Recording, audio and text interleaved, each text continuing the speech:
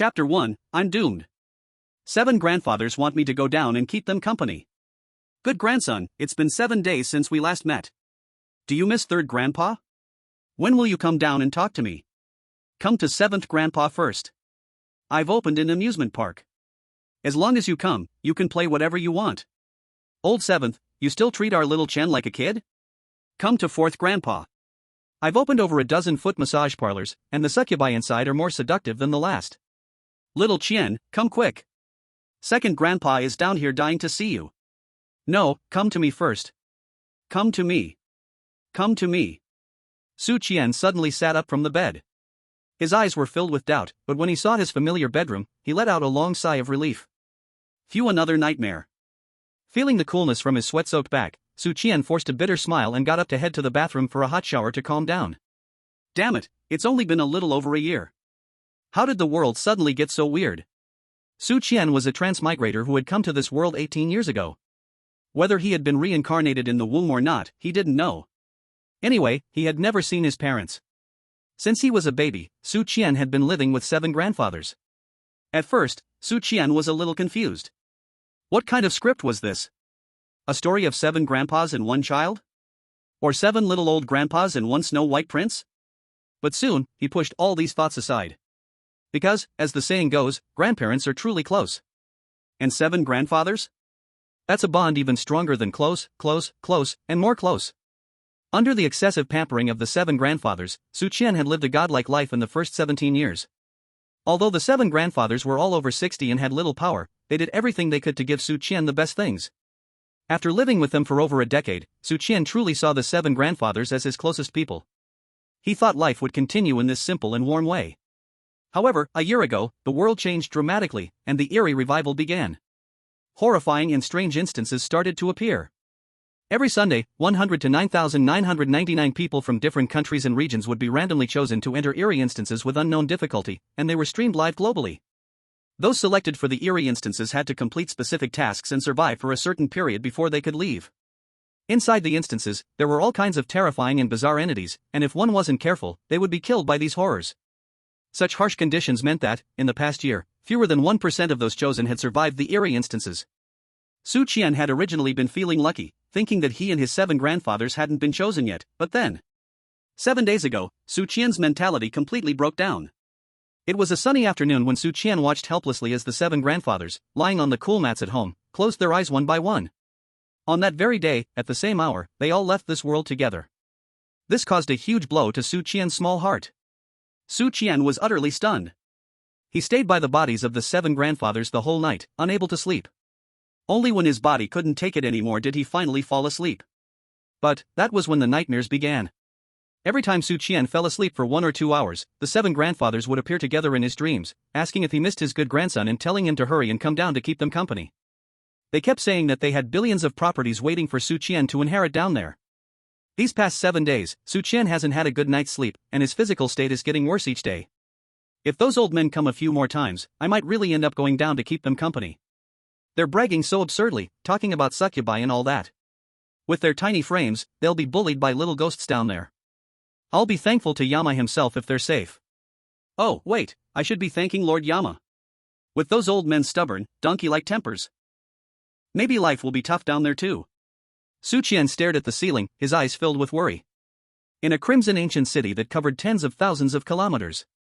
At the seat of the city lord's mansion, on the main throne, a man with a head full of white hair but an extremely strong build, sharp eyes, and an imposing aura that spread out with every movement, lifted his cup and drank it boldly. He shouted to the countless ghost kings and ghost generals kneeling below him. Ha ha, after living such a hard life in the human world for so long, it's finally time for me to return. Come. Keep playing the music. Keep dancing. It was nearly 11 o'clock in the morning. Su Qian picked up the laptop next to him. He was about to enter the livestream and see which unlucky people had been selected by the strange dungeon this time. An hour before entering the dungeon, the strange livestream would announce the list of participants and confirm the dungeon this time. When Su Qian opened the livestream, the number of online viewers had already exceeded 1 billion. This was normal, since there was only one livestream like this worldwide. Who doesn't cherish their life? Only 2 minutes left until the list is announced. Ancestors, please bless me, don't let me be chosen. Winning the lottery has nothing to do with me, but this damn strange dungeon, please don't come after me. My father gambles, my mother is ill, my brother is studying, the family is counting on me to earn money, I can't be selected. Strange coin big brother hello. I'm beautiful, my voice is sweet, I'm delicate and gentle, as long as you protect me to survive the strange dungeon, I'll do anything you want. Oh God. I don't want to fall into your arms so soon. Damn it. Why doesn't our great Han Empire have any reliable gods I can hug for protection? In the face of supernatural phenomena, it seemed that praying to the gods had become the only thing everyone on Blue Star could do. The 2 minutes felt extremely long. Finally, the death list appeared. To be honest, over 99% of the world's population was staring at this list. Su Qian was no exception. However, within a few seconds, his vision went black. The first name on the death list was, to his shock, his own. Su Qian. Ma Jiaqi. Austin Gill. Jin Jixian. Mamono Kocha. The list was very long, with over 1,000 names. Those not chosen laughed happily, while those chosen could only rage helplessly. Su Qian's mind was filled with 1,000 curses, but he forced himself to calm down, comforting himself. It's okay, there are so many people chosen this time, the strange dungeon can't be that brutal, maybe it'll kill us all. Besides, maybe it's just a simple F-level dungeon. If we keep a low profile, the chance of survival is still quite high. Su Qian finally managed to calm his heartbeat and continued to look at the dungeon level and introduction. Dungeon name, Twilight City. Dungeon level, S-level, warning. Extremely dangerous. Well, this was it. Su Qian's heart, which was hanging by a thread, completely died. Chapter 2, S-level dungeon. The stolen strange items. Dungeon introduction, a private domain created by a supreme existence from the strange realm for someone, here, they are everything. The dungeon introduction was very short and didn't provide much information, but almost no one paid attention to this description. When they saw the S-level dungeon, the livestream exploded. S-level dungeon. Oh my god, this seems to be the first time an S-level strange dungeon has appeared in so long. The last A-level dungeon had 600 people enter, how many made it out alive? If I'm not mistaken, only one made it, and he went crazy not long after. He's still in the mental hospital now. These 1,000+ people are really doomed. An S-level dungeon, this can't even be called a desperate survival, they're just going to be sacrifices for those strange beings. The livestream had already sentenced the more than 1,000 chosen people to death. Su Qian was also desperate, but he thought maybe there was still hope for him. The National Strange Dungeon Subsidy Center, which one was the most recent? C*CK. 26 kilometers, will I make it in time? Su Qian quickly called a car through Didi and rushed out of his house. The National Strange Dungeon Subsidy Center is a new department set up by Long Country specifically for the unlucky people chosen by strange dungeons. As long as you show your ID, you can receive items that can help you survive better in the strange dungeon. The most basic item is some strange coins, and slightly more advanced items are objects containing strange energy. The higher the content of strange energy in an item, the stronger the attraction it has towards the strange beings. Su Qian remembered that just 4 months ago, a brave warrior brought back 500 pairs of stockings used by female strange beings from a D-level dungeon. Later, many people used those stockings in E-level and F-level dungeons, and after encountering ghosts, they managed to survive by trading them. That warrior was awarded the highest honor by Long Country and was deeply admired and appreciated by countless people. It is said that even his family genealogy had a page dedicated to this guy. Young man, what are you thinking? We're here, hurry up and get out of the car. The driver's voice pulled Su Qian back to reality. Su Qian sighed and gave up his unrealistic daydreams, waved at the driver, and hurried towards the subsidy center. At this moment, there were only 12 minutes left until noon. Under normal circumstances, the time should have been more than enough, but what Su Qian didn't expect was that there were already more than 10 people in line ahead of him. Damn, has my lucky goddess fallen asleep? Why did they all show up right now to get subsidies? A feeling of unease and impatience surged in Su Qian's heart. He cursed under his breath, but there was nothing he could do. He could only obediently stand at the back of the line and pray that the staff would be a bit faster. Time passed quickly, but for Su Qian, it felt like a century. However, his prayers seemed to have worked. Just as only 2.5 minutes were left, it was finally Su Qian's turn. The person handing out strange coins was a young lady, fairly pretty, but Su Qian didn't have the mind to pay attention to that at the moment.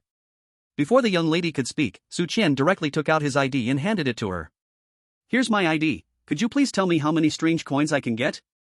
Will we receive any items containing strange energy this time? Since Su Qian was the last unlucky soul of the day, the young lady answered patiently. Normally, each person gets 50 strange coins, but since you're entering an S-level dungeon this time, Long Country has decided to give each of you 200 strange coins. As for items with strange energy, there are some. Each person will receive a lighter with at least 40% strange energy. A smile finally appeared on Su Qian's face, and he sighed with relief. Long Country was still reliable. Although the total amount of strange coins in the country wasn't much, they still did their best to ensure the safety of their citizens. Not to mention the strange energy lighter. If he encountered some low-level strange beings, he would have the capital to trade for survival. The young lady was recording the personal information from the ID into the machine while occasionally sneaking glances at the man in front of her, whose features were handsome, although his skin was a bit too pale, making him look unhealthy. She sighed quietly in her heart. An S-level dungeon, let alone just 200 strange coins, even if it were 100,000, or even 1,000,000 strange coins, no one could say for certain that they would survive in there. The strange beings that have already appeared include those who cannot be bribed with strange coins. What's more, this was an unprecedented S-level dungeon. Would strange coins and strange energy items even be effective? It was completely unknown. The information on your ID matches. Here are your 200 strange coins and the strange energy lighter. As long as it comes into contact with any part of your body, you can bring it into the dungeon. Good luck. The young lady first handed Su Qian 2 yellow coins, made of an unknown material, each engraved with the value 100. She then passed him a dark green lighter. From its appearance, it seemed like a regular lighter, but once held, Su Qian could feel a faint, eerie chill emanating from it. Su Qian reached out and took the mysterious coins and the strange lighter, about to leave, when suddenly, a foul-mouthed voice came from nearby. Damn it, get the hell out of my way. If you delay me getting the eerie coins, not even 100 of your worthless lives will be enough to compensate. As the voice drew closer, a chubby man, around 30, sweating heavily and holding a wallet, puffed up as he ran over. Hurry up, get me the eerie coins, give me as many as you have. Here's a $2 million check, if it's not enough, I'll add more when I come out. The man wiped the sweat from his forehead after running a few steps and, seeing the young lady's lack of movement, immediately scowled and yelled. Damn it, get me the eerie coins now. What the hell are you standing there for? Do you know who I am? If I die, your entire family will pay for it. The staff lady had already figured out that this man was about to enter the dungeon. She was originally thinking of skipping the identity verification process and giving him 200 eerie coins and the strange lighter. After all, human lives should always come first, other procedures could be put aside. But upon hearing this man's curses, the lady's anger was also provoked. Coldly, she replied. Sorry, you must show an ID to receive the 200 eerie coins. It's the rule. You have 1 minute left. Damn, worthless piece of trash, pretending to be all high and mighty. Even at this point, the man still cursed a few more times before finally taking out his ID from his wallet and slamming it onto the counter. Although the lady was deeply annoyed, her professional demeanor took over, and she handed over the 200 eerie coins and the strange lighter to the man. Damn, what the hell are 200 eerie coins gonna do? Seeing the man continuing to curse even after getting the eerie coins, Su Qian silently stepped a few paces to the side. From the man's earlier behavior, Su Qian strongly suspected he was a mentally ill patient with underdeveloped brain function and an underdeveloped cerebellum, suffering from some sort of hypermasculine syndrome. It was better to stay far away from him. The time on the phone was ticking down, and Su Qian's mood was growing more and more uneasy. Finally, only 10 seconds were left before entering the S-level dungeon. In some inexplicable way, Su Qian felt as if something was watching him. The feeling was particularly intense, and there was even a sense of familiarity. But before he could think more, the unexpected happened. The man, still cursing, suddenly took a few large strides and pushed Su Qian hard. Su Qian hadn't expected this man to sneak attack him. By the time he reacted, the 200 eerie coins and the strange lighter he had been holding had already fallen to the ground. With only 3 seconds left on the countdown, Su Qian could only watch as the man picked up his eerie coins and strange lighter from the ground. And he heard a disgusting, mocking remark. Look at you, you weakling, you don't look like someone who will survive. I'll just take your stuff. Heh, don't worry, if you die in there, I'll take good care of your wife. Chapter 3, Is this trade fair? Outside a huge, dark red city with an enormous ground area. A massive white light flashed, and around 1,000 people appeared on the ground. Welcome to the S-level dungeon, Twilight City. Number of players in this dungeon, 1180. Number of players from Long Country, 180. The number of players entering Eagle Country, 180. The number of players entering the Empire of the Rising Sun, 100. The number of players entering Little Japan Country, 250. The number of players entering Kimchi Country, 200. The global live broadcast is now on. Please check your task list, players. The only purpose for you coming here is one. Complete the tasks, survive. Complete the tasks, survive. Or complete the tasks, survive. Good luck to all. When the ancient, magnificent, yet filled with a dark, bloody atmosphere, ancient city appeared on the screen, the billions of people waiting in the live broadcast room immediately exploded. Wow, the city walls must be hundreds of meters high. This scene, no wonder it's an S-level dungeon. I'm already mourning for these people. After hearing survive 3 times, I really wonder if anyone will survive in the end. Ha ha. Our great Han Empire has sent in 200 people this time. The countless rewards of this S-level dungeon must belong to us. I remember last time you, Kimchi Country, sent 400 people into a sea-level dungeon, and not a single one made it out alive. And now you're daydreaming. The tasks should be announced soon. I wonder how many tasks there will be this time. Last time, for an A-level dungeon, everyone got 6 tasks. Some unlucky ones even received a ridiculously difficult task: get 10 hairs from a ghost king, something that's impossible for a human. I hope this time the tasks for my Dragon Country brothers and sisters are a bit easier. Player Su Qian from Huagua, hello. Please check your task list. Task 1, receive positive reviews from 10 ghost general level succubi at the Red Sleeve Son House. Task progress, 0/10. Task completion points reward, 10. Task 2, obtain the personal tokens of 3 ghost king level city guard leaders. Task progress, 0/3. Task completion points reward, 15. Task 3. Task 10, obtain a strange essence at the Lord's Mansion. Task progress, 0/1. Task completion points reward, 100. Task deadline, 7 days. Reach 60 points to choose to leave the dungeon. Reach 100 points to double your rewards. Reach 200 points to receive a mysterious reward. The emotionless electronic voice echoed in Su Qian's mind, and there were as many as 10 tasks. But Su Qian's attention wasn't on that. His cold eyes kept scanning around. Although more than 1,000 people had been pulled into the dungeon, each country's landing area had been separated. So Su Qian quickly spotted that greasy, fat figure about 10 meters away. At this moment, a small group of people was surrounding him, seemingly chatting about something. It seemed that the fat man noticed Su Qian's gaze and turned his head toward him. He was stunned for a moment, but soon showed a contemptuous smile and walked toward Su Qian.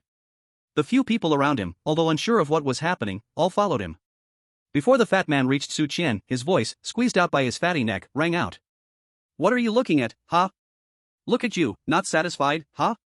Come on, your father is right here, come hit me if you dare." The fat man, relying on his numbers, provocatively challenged Su Qian without a trace of fear on his face. But just as the man was about to continue his arrogant words, a deafening thunder suddenly sounded from the sky, causing him to jump in shock. "Damn, this hellish place even has thunder? You scared the hell out of me.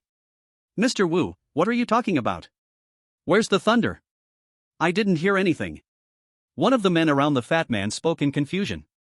"Damn, are you deaf? You didn't hear such a loud thunder?"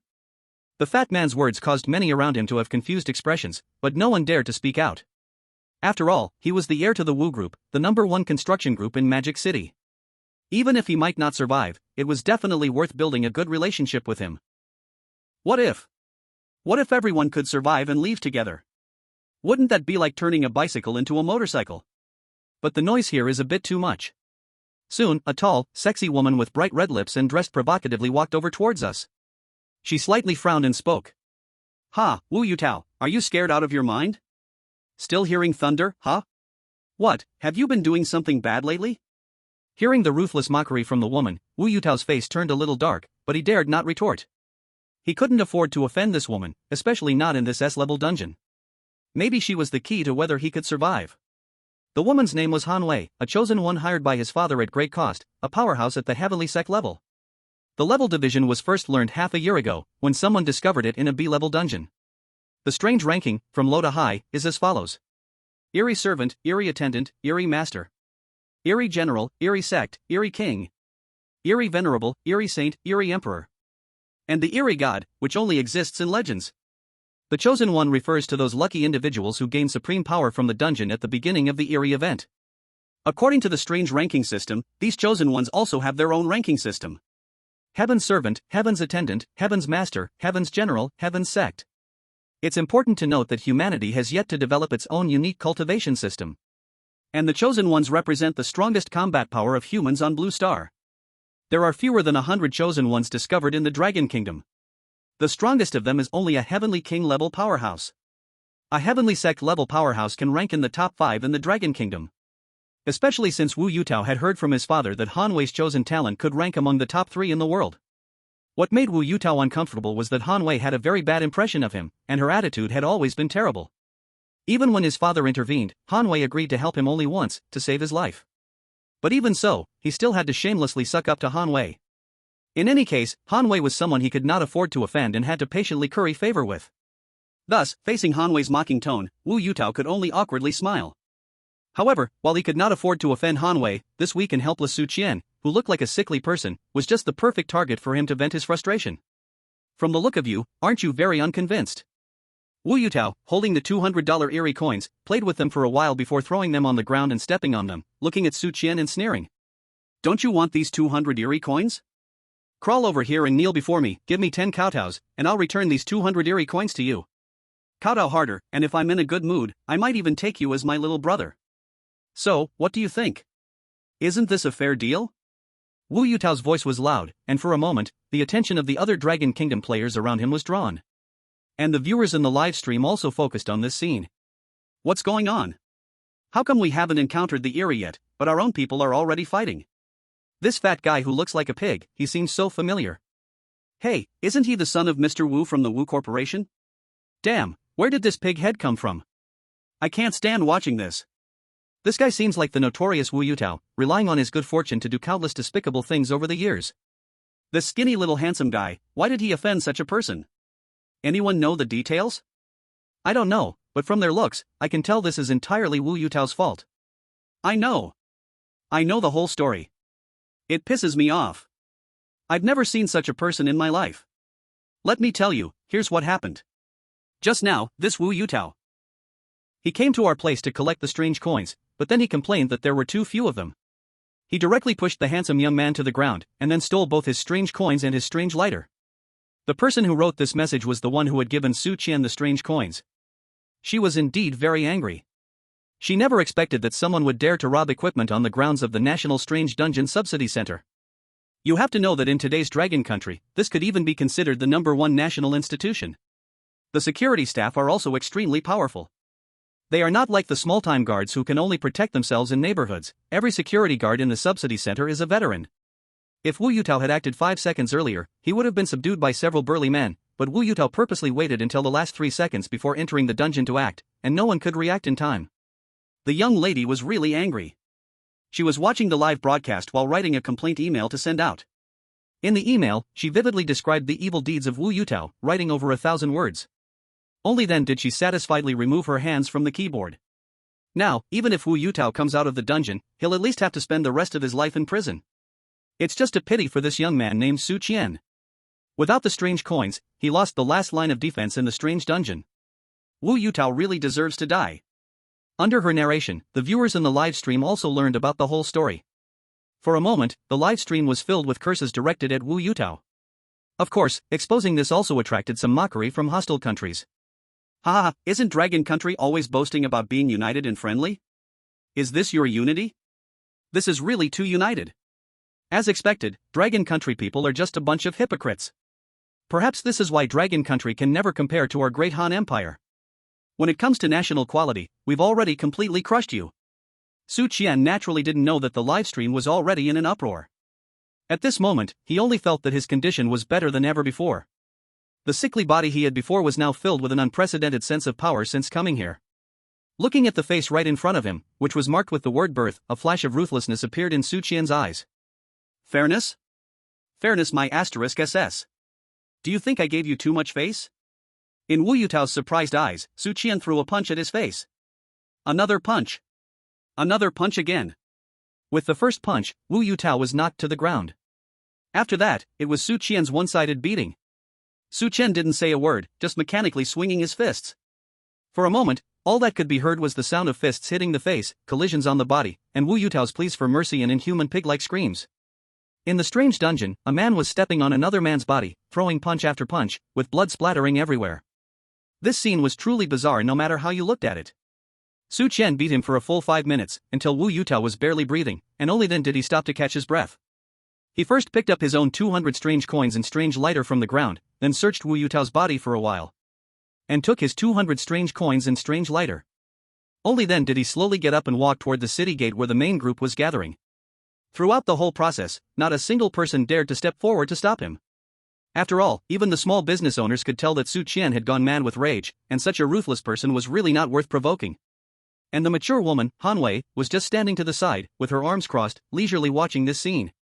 Sometimes, when Su Qian hit too hard, she would gently nod. It wasn't until Su Qian finished his one-sided beating that she reluctantly walked in front of Wu Yutao, whose features were already distorted. She elegantly touched her black pencil skirt, slowly crouched down, and placed her hand in front of Wu Yutao's nose, which was still bubbling with blood. Still breathing. I promised to save your life, and I have kept my promise. After saying that, she turned and left. Since the person was still alive, the 50 million she had earned could be said to be entirely justified. As for what would happen to Wu Yutao later, whether he would live or die, what did that have to do with me? At this moment, the viewers in the live stream were also stunned. Isn't this guy supposed to be so brave? Isn't he afraid of being retaliated by the Wu group after coming out? Big brother, are you brain dead? This is already an S-level dungeon, are you thinking about all that nonsense? Besides, if this little brother really makes it out, wouldn't he be treated like a treasure by the country? Who's afraid of a mere Wu group? I don't understand what you guys are saying, what fight? Wasn't Wu Yutao just lying all over the place when he came in? This is so exciting, I can't stand it, I need to go fight with my wife. You better really go fight. Doesn't anyone think he hit too hard? It's just 200 trick coins, why beat someone like this? The person upstairs better shut up. Can the saint just get out of the live stream? People like this will behave after entering a D-level dungeon.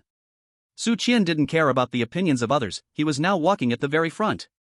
While the other Dragon Country contestants instinctively kept a distance of more than 10 meters from him. A middle-aged man wearing gold-rimmed glasses quietly said to his companion beside him, "This young man is too ruthless. We should keep our distance, in case we get involved." Yeah, look at how badly Wu Yutao got beaten, his mother wouldn't recognize him. For a few hundred trick coins, he almost killed the guy. This man is crazy. But it is really satisfying. That Wu Yutao is worthless. Satisfying or not, we can't afford to mess with someone like him. It's better to stay away. Their voices were very low, but Su Qian still vaguely heard some of it. He didn't care. In this place, being soft-hearted was just asking for death. He felt great now, his body full of strength, even the fatigue from not having slept for 7 days had completely disappeared. He didn't know why, but he knew it was a good thing. Han Wei, following behind the crowd, looked with great interest at Su Qian's back. Interesting. I thought he was just a weakling who couldn't even tie a chicken. Didn't expect him to be such a tough character. She had originally been very disgusted with this mission, protecting a useless Wu Yutao was simply wasting her time. Now, she felt that this S-level dungeon trip might not be so boring after all. The huge dark red city gate opened, inside was a deep and dim place, unclear to the eye. Cold winds blew from the city gate, carrying a smell of decay and blood. Everyone stopped at the entrance of the gate. We're going in like this? A young girl's voice trembled. What else? The mission is in the city, aren't we going in to die if we don't? A big man beside her said impatiently. Su Qian didn't hesitate, and took the first step into the city of dusk. As soon as he entered the city, the light suddenly dimmed, and the city gate behind him slammed shut. Looking back, there was no way back. The streets inside the city were very wide, and the buildings on both sides were bizarre, towering into the sky, casting large shadows. The street was empty, only some broken paper money fluttered in the wind, and the atmosphere was oppressive to the extreme. Gulyolu. Someone unknowingly swallowed their saliva, and the sound was especially clear in the dead silence. Everyone, don't get separated. We're more people, it should be safer. Someone suggested. Everyone subconsciously gathered towards the center. At this moment, a skinny black shadow wobbled out from a corner at the end of the street. It walked in a strange way, its limbs twisted, and its joints made click-click sounds. Strange. A scream burst out from the crowd. Everyone became tense, and some people had already started to shake. Don't panic. This is just the lowest level ghost servant. It has no intelligence, and with so many of us, there's nothing to fear. A man who seemed somewhat experienced shouted, trying to calm everyone down. The ghost servant seemed to be attracted by the sound, its movement suddenly stopping, and then it charged toward the crowd. It was fast, creating a gust of wind as it moved. The crowd stirred, and a few of the more timid people began to retreat. Su Qian stood at the very front, and he hadn't expected to encounter the strange phenomenon so quickly. He held both of the ghostly lighters he had grabbed from Wu Yutao in his hands, ready to trade at any moment. The ghost servant charged directly toward Su Qian. Su Qian's heart skipped a beat, and he was already prepared to use the lighters as a toll to clear his way. However, just as the ghost servant was less than a meter away, it suddenly slammed on the brakes and stopped in place. Its faceless face seemed to be filled with confusion. It first wobbled in front of Su Qian. Then, to everyone's shock, it actually took 2 steps backward, turned around, and ran away at an even faster speed than when it came. The entire team of Dragon Country contestants fell into complete silence. In the livestream chat, the barrage of comments froze for 3 seconds, then exploded. What the hell? What's going on? It ran away? Is this ghost servant here for a joke? It charges in, says hello, then leaves? Something's wrong. Look, it seems to be afraid of Su Qian. Why? What did Su Qian do? He was just standing there. Su Qian was also confused. He looked down at the 2 lighters in his hands. Could it be, these 2 ghost lighters are so powerful? Just holding them makes the ghost run away? Chapter 5, this Su Qian must be the long-lost descendant of our pickled cabbage country.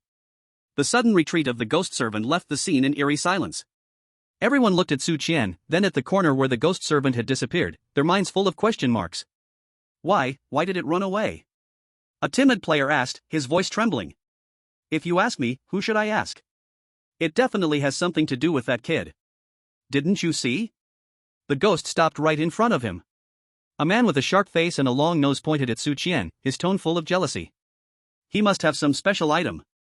Something that drives away ghosts. As soon as he said that, it immediately resonated with everyone. Yes. It must be like that. Otherwise, it doesn't make sense. No, wait, what he's holding looks like one of those ghost lighters we all got from the Dragon Country, right? But I remember those things don't have that much power, do they? Others were puzzled, and soon someone braver spoke up to Su Qian. Ahem, this little brother, not sure if you have some special item on you, can you show it to everyone? Hearing this, everyone's gaze toward Su Qian changed, their eyes shifting from fear to greed and desire. In the ghostly dungeon, a tool that can drive away ghosts is priceless. It could save a life. Yes, little brother, just show it to us. It won't cost you anything, right? We're all from Dragon Country, so this small thing, I'm sure you won't refuse, right? Su Qian naturally understood what these people were thinking. He sneered inwardly. These people, really, healed their scars but forgot the pain. They had just seen how he beat Wu Yutao, and now they were thinking of taking advantage of him? Although showing them the lighters was a simple task, Su Qian had no intention of doing so. There's a saying in this world, give them an inch, and they'll take a mile. If he shows it now, who knows what they'll want next? First, they might ask to play with the item, and then who knows what else they'll do. So? Oh? If you want to see, you can come over and take a look? Su Qian sneered, raising his eyebrows as he spoke. His voice wasn't loud, but it was enough for the people around to hear clearly. Seeing Su Qian like this, the few people who had just been eager to make a move immediately remembered Wu Yutao's miserable state, and they instantly shrank their necks. This guy is a maniac, he fights without caring for his life. For an uncertain tool, it's not worth risking your life. Han Wei stood aside, silent. She also thought that the tool in Su Qian's hand was what made the difference, but she was more curious about what kind of tool could make the strange entities retreat without a fight. Obviously, it couldn't be the strange lighter distributed by the National Subsidy Center. Although this thing was somewhat useful, it definitely didn't have such an effect. Could it really be a special tool that Su Qian brought himself? Just as everyone's thoughts wandered, 2 more strange entities appeared at the other end of the street. Their target was clear, this group of living people. Here they come again. The crowd tensed up once more. What are we afraid of? We have brother Su Qian here, someone quick-witted shouted. Others quickly realized and moved to shield Su Qian. Brother Su Qian, we're counting on you. Yeah, we're all from Dragon Country. You have to protect us. Su Qian cursed silently in his heart at these fence-sitters. But in action, Su Qian didn't refuse, he also wanted to take this opportunity to verify something. After all, the entities in front of him were just the lowest-level strange entities, not very dangerous. Otherwise, if he encounters higher-level strange entities in the future, he would still be holding that strange lighter, and by then, he wouldn't even know how he would die. Su Qian quickly gripped the lighter and walked toward the 2 strange entities. Everyone held their breath, and the more than 1 billion viewers in the live stream also had their hearts in their mouths. Su Qian stepped closer, and the 2 strange entities noticed him.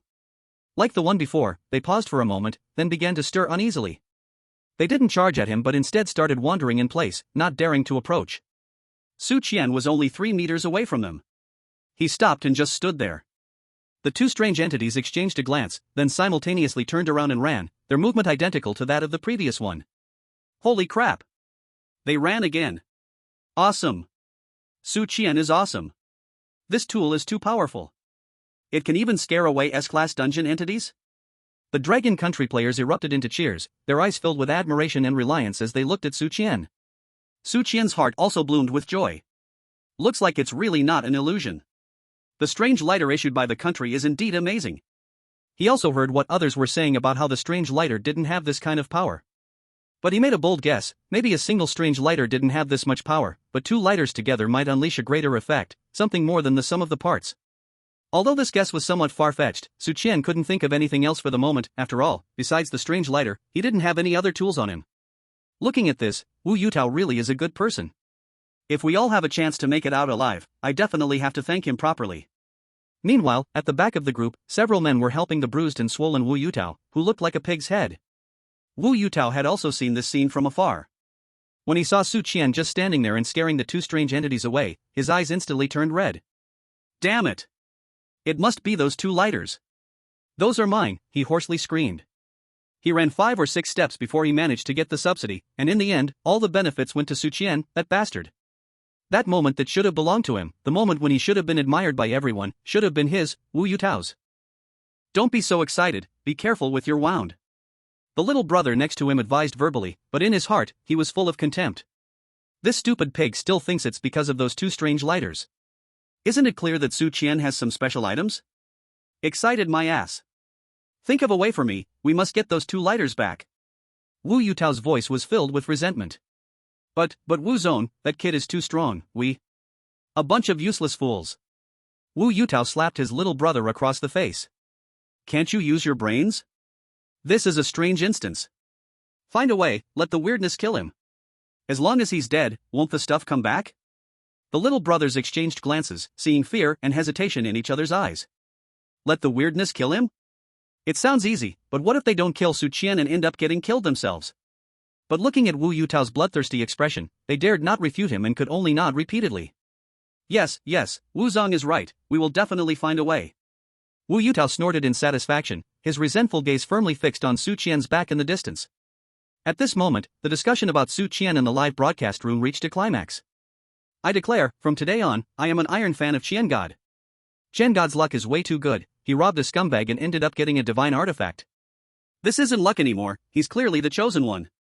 The person above, stop talking nonsense, the chosen one is someone who awakens special abilities, Su Qian clearly relies on items. Who cares what it is, as long as it's amazing. Our dragon country might actually have a chance in this S-rank instance. In foreign live broadcast rooms, various think tanks were urgently analyzing.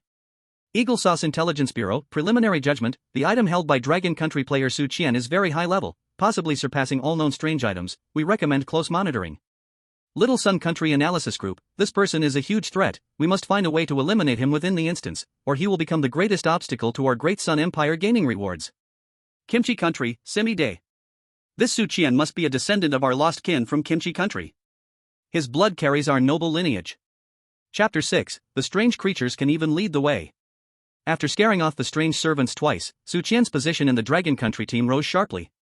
Now, he walked in the center, surrounded by people protecting him, afraid something might happen to him.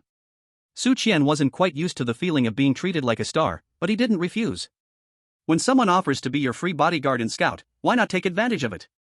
Qian God, where are we going now? The clever man from before approached and asked, his name was Zhao, the boss of a small company. Yeah, this city is like a maze, we can't just keep walking around the streets. Another woman spoke up. Su Qian looked at his task list. Task 1, get good reviews from 10 strange general-level succubi at the Red Sleeve Song House. Task 2, obtain the personal token from 3 strange king-level city guards. Task 10, obtain a source of strangeness at the city lord's mansion. These tasks were more absurd than the last, especially the last 2. Just hearing the names, one could tell they were not easy. Let's find a place to settle down and gather some information. Su Qian said. His plan was simple, first find a safe zone, like a beginner's village, and learn the basic rules of this Twilight City. But where can we find one? Zhao asked, voicing everyone's thoughts. This city seemed empty, not a living soul in sight, let alone an inn. Su Qian was also stumped. He looked at the empty street, and suddenly a flash of inspiration hit him. Since these strange creatures are afraid of me, can't I ask them for directions? This idea was bold, even a little crazy. Ask the strange creatures for directions? Who would even think of such a thing? The viewers in the live broadcast room also heard his muttering. No way? Qian God is going to communicate with the strange creatures? Crazy, crazy, although the eerie being scared him, communication is a different matter, right? I think we can give it a try. What if it works? Su Qian decided to give it a shot. He told the others to wait in place, and walked alone toward an alley. Sure enough, not far ahead, a ghostly servant holding a lantern floated out of the darkness. This ghostly servant appeared more complete than the previous ones, a female figure dressed in ancient-made clothing, though her face remained a blank sheet. She held the lantern, and when she saw Su Qian, her body visibly stiffened for a moment. Su Qian didn't just stand there like before. He took a ghostly coin worth 100 from his pocket and, imitating a scene from a movie, extended it towards her. This, young lady, I want to ask for directions. He felt a little foolish for doing this, but still braced himself to do it. The female ghost servant did not take the ghost coin. She just looked at Su Qian, her body trembling slightly. Su Qian was a bit disappointed. Is it not possible? He was about to retract the ghost coin when the female ghost servant suddenly moved. She didn't speak, she just slowly bent down and performed an ancient curtsy. Then, she extended her pale hand and pointed towards the east side of the street. After doing all this, she took the lantern and floated deeper into the darkness, disappearing from sight. Su Qian stood frozen in place. Did she just give me directions? He felt as if his worldview had been completely shaken. Ghosts not only run, but they can bow, and give directions? The live stream exploded again. What did I just see? Did the ghost give Chen God a bow? My god. This can't be explained by just a prop anymore. It even gave directions. Qian God really communicated successfully with the ghost. This is no longer just good luck, this is the treatment of a beloved child. The players from Dragon Country also saw this scene, their mouths wide open, unable to say anything. They looked at Su Qian's back, feeling that he was no longer just a person, but a god wrapped in human skin. In all the time the eerie instances had appeared, no human had ever been treated like this. Su Qian suppressed the shock in his heart. No matter what, having a direction was better than running around like a headless fly. He returned to the team and pointed eastward. That way, let's go and check it out. No one objected. Now, to these players, Su Qian's words were like a sacred decree. The team followed Su Qian, heading in the direction the female ghost servant had pointed. After walking for about 10 minutes, an ancient building appeared before them. A plaque hanging on the building bore 3 words written in elegant calligraphy, Yuelai Inn. An inn. It's really an inn. Great. We finally have a place to rest. The crowd cheered. They looked at Su Qian with even more awe. Qian God, you're truly our savior. Zhao said excitedly. Su Qian waved his hand, but inwardly he muttered, is this luck a bit too good? Asking for directions and directly finding an inn? The inn's main door was open, and dim yellow light streamed from within. A middle-aged man dressed in the attire of an innkeeper, with 2 small mustaches, was sitting behind the counter, leisurely using an abacus. He was also a ghost, but looked much more advanced than the outside ghost servants, at least resembling a person. Seeing the large group of people enter, the ghostly innkeeper looked up, his face expressionless. When his gaze passed over Su Qian, the hand using the abacus paused for a moment. Do you want to stay? The ghostly innkeeper spoke, his voice hoarse and dry. Yes, we want to stay. Su Qian walked forward, there are so many of us, how many rooms do we need? How much does it cost? The ghostly innkeeper looked at Su Qian, then glanced at the more than 100 players from Dragon Country behind him. He didn't answer Su Qian's question, but instead took a sign from under the counter and placed it on the table. Accommodation, 10 ghost coins per person, per night. Food, price to be calculated separately. Rules, no fighting inside the inn. Do not damage any items in the shop, or you will bear the consequences. 1 night for 10 ghost coins, this price isn't cheap, but it's not outrageous either.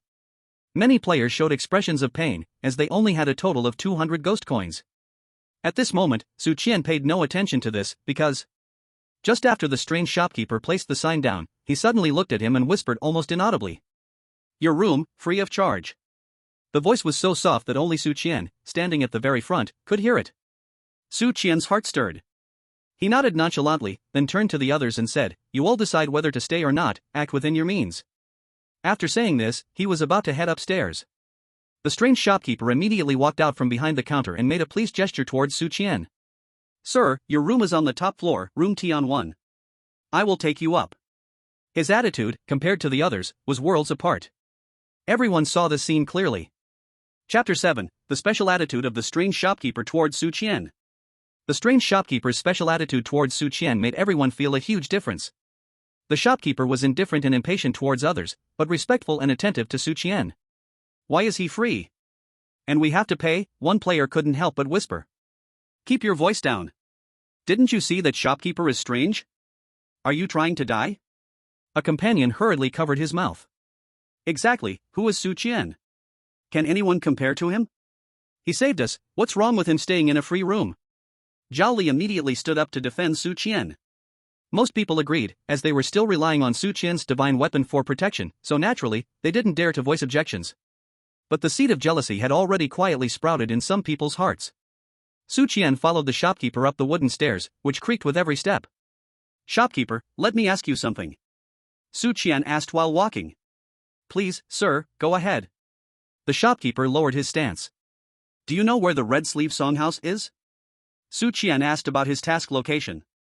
Upon hearing these 4 words, the shopkeeper's footsteps faltered for a moment. He turned around and looked at Su Qian, his hoarse voice carrying a hint of advice. Sir, that's not a good place, especially for you living people. Oh? Why? Su Qian became interested. It's a den of gold, and a hero's tomb. Once you enter, whether you make it out unscathed depends on your own skills and your wallet. The shopkeeper added, of course, you might be an exception. These words were vague, but Su Qian caught the implication. I understand now, thank you, shopkeeper. Su Qian nodded, I wonder if you can tell me where it is? You don't need to thank me.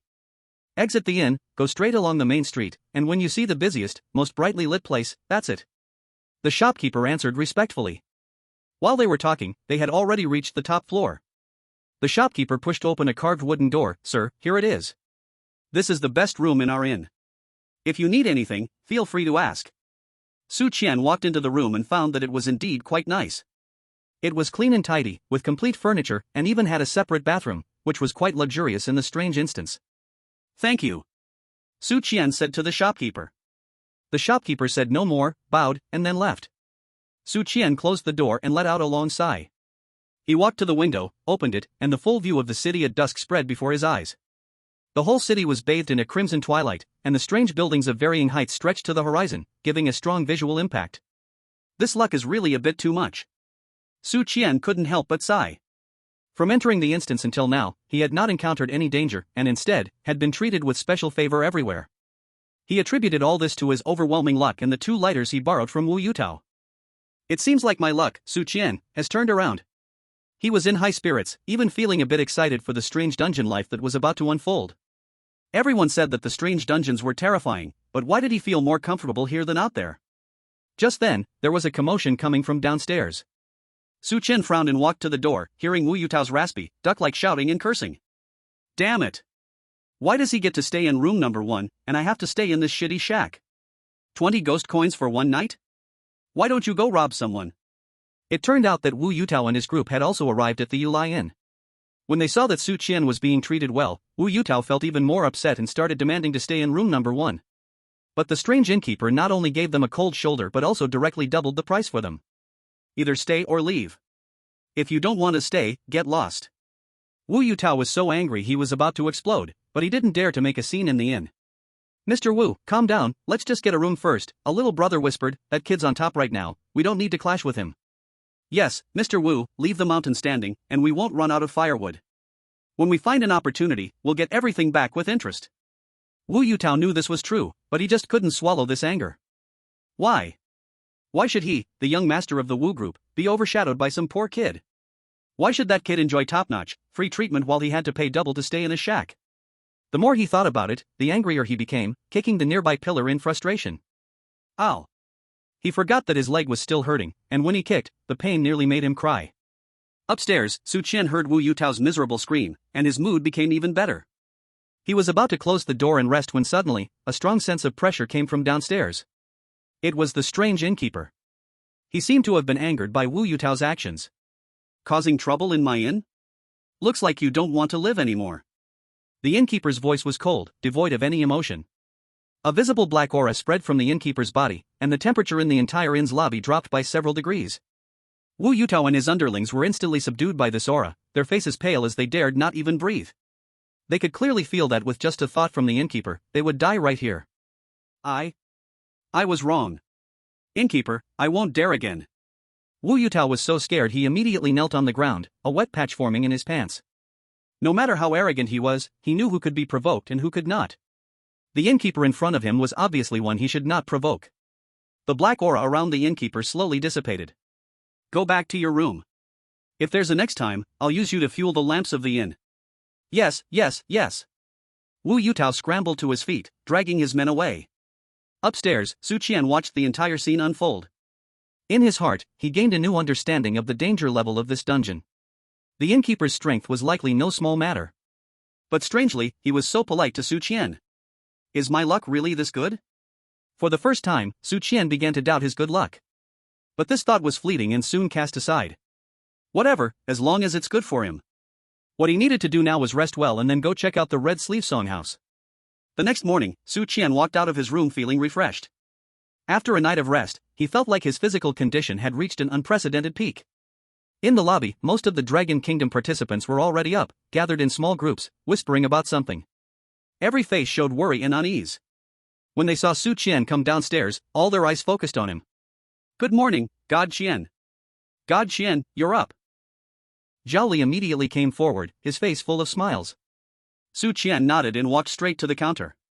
The strange shopkeeper was already waiting there, a hearty breakfast steaming on the table. Guest, your breakfast. Qian didn't hold back, sitting down and starting to eat. Others looked at Qian's buns, fried dough sticks, and soybean milk, then at the dry black bread in their hands, all one by one drooling with envy.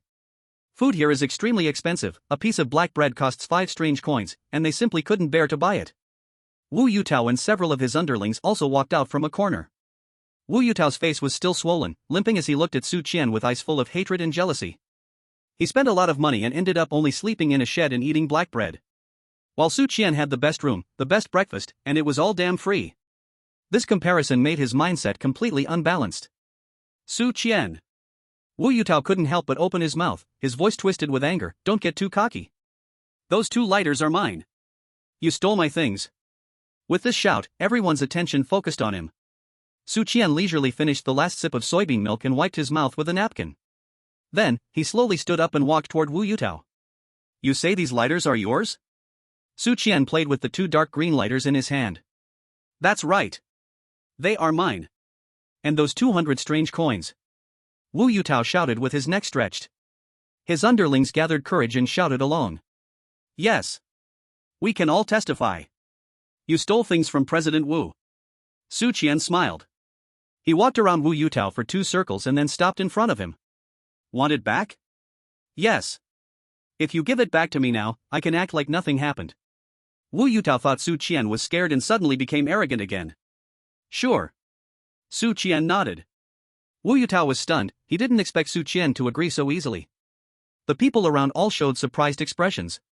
Could it be that Qian was truly afraid of Wu Yutao's family background and wanted to settle things peacefully? Just as Wu Yutao reached out to take them, Qian pulled his hand back. But, there is a condition. What condition? Wu Yutao frowned. Qian revealed a playful smile on his face, and word by word, he returned Wu Yutao's words from yesterday intact. Crawl over here, kneel in front of me, and give me 10 head knocks, and I will return these 200 strange coins to you. Hit your head harder, maybe if I feel good, I might take you as my little brother. How about it, is this deal fair? As soon as he finished speaking, the whole place fell into silence. The live stream's bullet screen instantly filled up. Damn. Magnificent. Qian God is awesome. Using their own methods against them. Refreshing. So refreshing. Ha, Wu Yutao is a fool now, his face is all swollen. Wu Yutao's face instantly turned the color of pig liver. What a humiliation. In front of all the Dragon Country contestants and dozens of billions of viewers worldwide, he was humiliated by his own words. You are looking for death. Wu Yutao trembled with anger, raising his fist to charge forward. But as soon as he took a step, a chilling killing intent enveloped him. It was the strange shopkeeper. The shopkeeper stood behind the counter, not even moving, just coldly looking at him. Wu Yutao's movements froze in place, the courage that had just risen vanished without a trace. He recalled the terror of nearly dying last night. What's wrong? Not daring anymore? Qian took a step forward. With this step, everyone in the inn, whether it was the shopkeeper or the little servant sweeping the floor, stopped their actions and all fixed their gaze on Wu Yutao and his group. An invisible pressure enveloped the entire hall. Wu Yutao and his underlings' legs weakened. They felt countless eyes staring at them. If they dared to move, they would be torn to shreds. Wu Yutao's lips trembled, unable to say a word. Kneel. Su Qian's voice was not loud, but carried an undeniable authority. Thud. One of Wu Yutao's small brothers completely broke down, kneeling down directly. Don't kill me. Don't kill me. With one person taking the lead, the rest couldn't hold on either, and one by one, they knelt down to the ground. In the end, only Wu Yutao was still standing. His face was pale, sweat pouring down like rain, and his body shook like a leaf. Dignity in life, he had to make a choice. At that moment, a cold female voice rang out. That's enough. It was Han Wei. She slowly walked down the stairs, standing between Su Qian and Wu Yutao. Everyone is a contestant from Dragon Country. Now that there is a great enemy at hand, we should unite, not fight among ourselves. Her words eased the tense atmosphere in the room. Su Qian glanced at Han Wei. He knew this woman was strong. She was a bodyguard hired with a lot of money by Wu Yutao's father. He did not want to clash with such a powerful person right now. Since Miss Han has spoken, I will give this face. Su Qian retracted his imposing aura. As he spoke, the oddities in the inn returned to normal, as if nothing had happened. Wu Yutao felt as if he had been granted a huge pardon, collapsing onto the ground, gasping for breath. Su Qian walked up to him, crouched down, and patted his swollen face. Remember, the thing is now mine. If there's another time, it won't be as simple as bowing your head. Having said that, he turned and walked out of the Yuelai Inn without looking back. From today on, he would let everyone know that in this scenario, he, Su Qian, was the rule. Han Wei watched Su Qian's departing figure, lost in thought. She certainly did not genuinely want to protect Wu Yutao. His life or death was of no concern to her. She said this mainly to test Su Qian. However, this man seemed to be more mysterious and powerful than she had imagined. Who exactly is he? Why do these oddities listen to him so well? The curiosity in Han Wei's heart grew stronger. Chapter 9, Going to the Red Sleeve Song Workshop. Su Qian stepped out of the Yuelai Inn. The sky outside was still that crimson twilight. He took a deep breath, feeling great with the endless strength inside him. He did not mind at all what had happened in the inn. People like Wu Yutao were not worth his concern, but if they insisted on coming to fight him, he didn't mind moving his muscles a bit. God Qian, wait for me. Zhao Li jogged out from the inn. He was wearing a fawning smile, coming close to Su Qian. God Qian, where are you going? Why don't I accompany you? More people can provide more protection. Su Qian stopped and turned back to look at him. I'm going to the Red Sleeve Song Workshop. He did not hide his destination. Zhao Li's expression changed slightly. Red Sleeve Song Workshop? That place. I heard it's not a good place. He lowered his voice. The oddities inside are not like those outside. I heard they have bad tempers, especially towards us living people. Su Qian knew this already, the boss had also warned him. But the first task on his task list was right there. Not doing tasks was like slowly waiting for death. I know what to do. Su Qian replied with just 4 words, then continued walking forward. Zhao Li looked at Su Qian's back, hesitating for a moment, but ultimately didn't dare to follow. He felt Su Qian had some skills, but a place like the Red Sleeve Song Workshop was just too dangerous. He did not want to put his little life at risk. In the lobby of the Yuelai Inn, the atmosphere was still somewhat oppressive. Wu Yutao slumped on the ground, gasping for air. He really thought he was going to die just now. The few small brothers kneeling on the ground were not much better off, their faces pale. Han Wei stood by, not looking at Wu Yutao, but looked in the direction Su Qian left. This man, more and more, was becoming impossible for her to see through. The imposing aura that just made the entire inn respond in a strange way definitely did not belong to an ordinary person. Even someone as strong as her, a heavenly sect-level expert, could not make these anomalies obey so easily. Could he also be a child of destiny? But he didn't have the unique energy fluctuations of a chosen one on him. Miss Han. Miss Han. Wu Yutao's voice pulled Han Wei back from her thoughts. He struggled to sit up from the ground, his face filled with both fear and resentment. That bastard. How dare he treat me this way? I must kill him. Han Wei turned her head, looking at his swollen face that resembled a pig's head and said, I only promised to spare your life, not to help you seek revenge. Her voice was very cold. Furthermore, I advise you to be more careful with your words, and do not provoke him again. Wu Yutao was stunned. Why? Miss Han, you are a heavenly sect-level expert. Are you afraid of a wild kid who came out of nowhere? He couldn't understand. To him, Han Wei was synonymous with invincibility. Han Wei did not explain. She couldn't be bothered to tell Wu Yutao that the invisible pressure Su Qian exuded just now even made her feel a slight palpitation. That was not a suppression of power but a kind of intimidation that seemed to come from a higher level. That's all I have to say. Whether you want to continue to seek death is none of my business. After saying this, Hanwei turned around and walked straight up the stairs back to her room. She didn't want to say another word to a fool like Wu Yutao. Wu Yutao looked at Hanwei's departing figure, trembling with rage. Damn it! Stinky Mark! Took 50 million from my dad, and this is all he can do? Just wait until I get out, you will be sorry. He cursed under his breath. Then, he looked at the few trembling underlings beside him. A bunch of useless trash. Why aren't you helping me up? One underling hurriedly stepped forward to assist him. Boss Wu, what should we do now?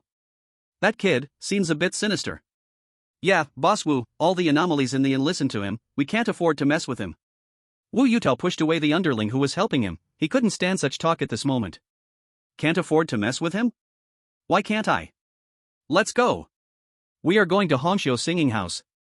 Wu Yutao limped towards the inn's entrance. The humiliation he suffered today would be repaid doubly. He would let Su Qian know what the consequence of offending him, Wu Yutao, would be. In the live broadcast room, the scene that just occurred in the inn had completely boiled over. Wow! God Qian is so dominant. He scared Wu Yutao to the point of peeing himself. That line "kneel down" was unbelievable. I, a big man, felt weak in the legs after hearing it. Did you see? All the anomalies in the inn moved. That scene was amazing. This can't be explained by props, right? Who exactly is Su Qian? Why do the anomalies obey him? I have a bold guess, this S-level dungeon wouldn't be open just for Su Qian, would it? As soon as this comment appeared, it instantly sparked a huge reaction. Wow! Brother upstairs, that idea has some merit. Didn't the dungeon introduction say? A supreme existence of the strange realm created a private domain for someone, could it be Su Qian? Hiss, the more I think about it, the more likely it seems.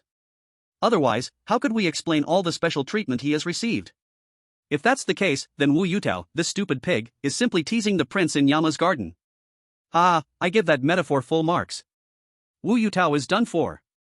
In the high-level conference room of Dragon Country, the atmosphere was equally heavy. Several big shots looked at the live broadcast of Su Qian on the screen, silent for a long time. Have we investigated Su Qian's background yet? An elder finally spoke.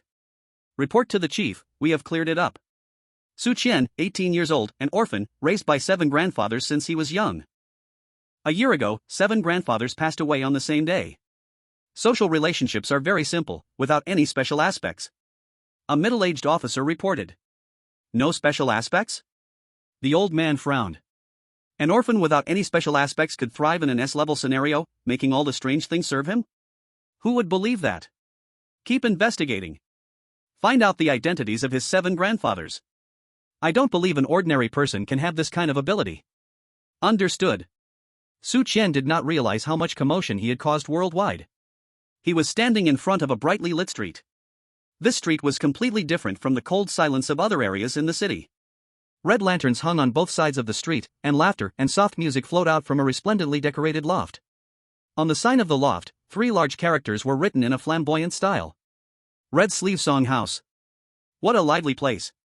Su Qian murmured to himself. He adjusted his clothes and stepped towards the loft. He could faintly sense that there were countless powerful auras inside this loft.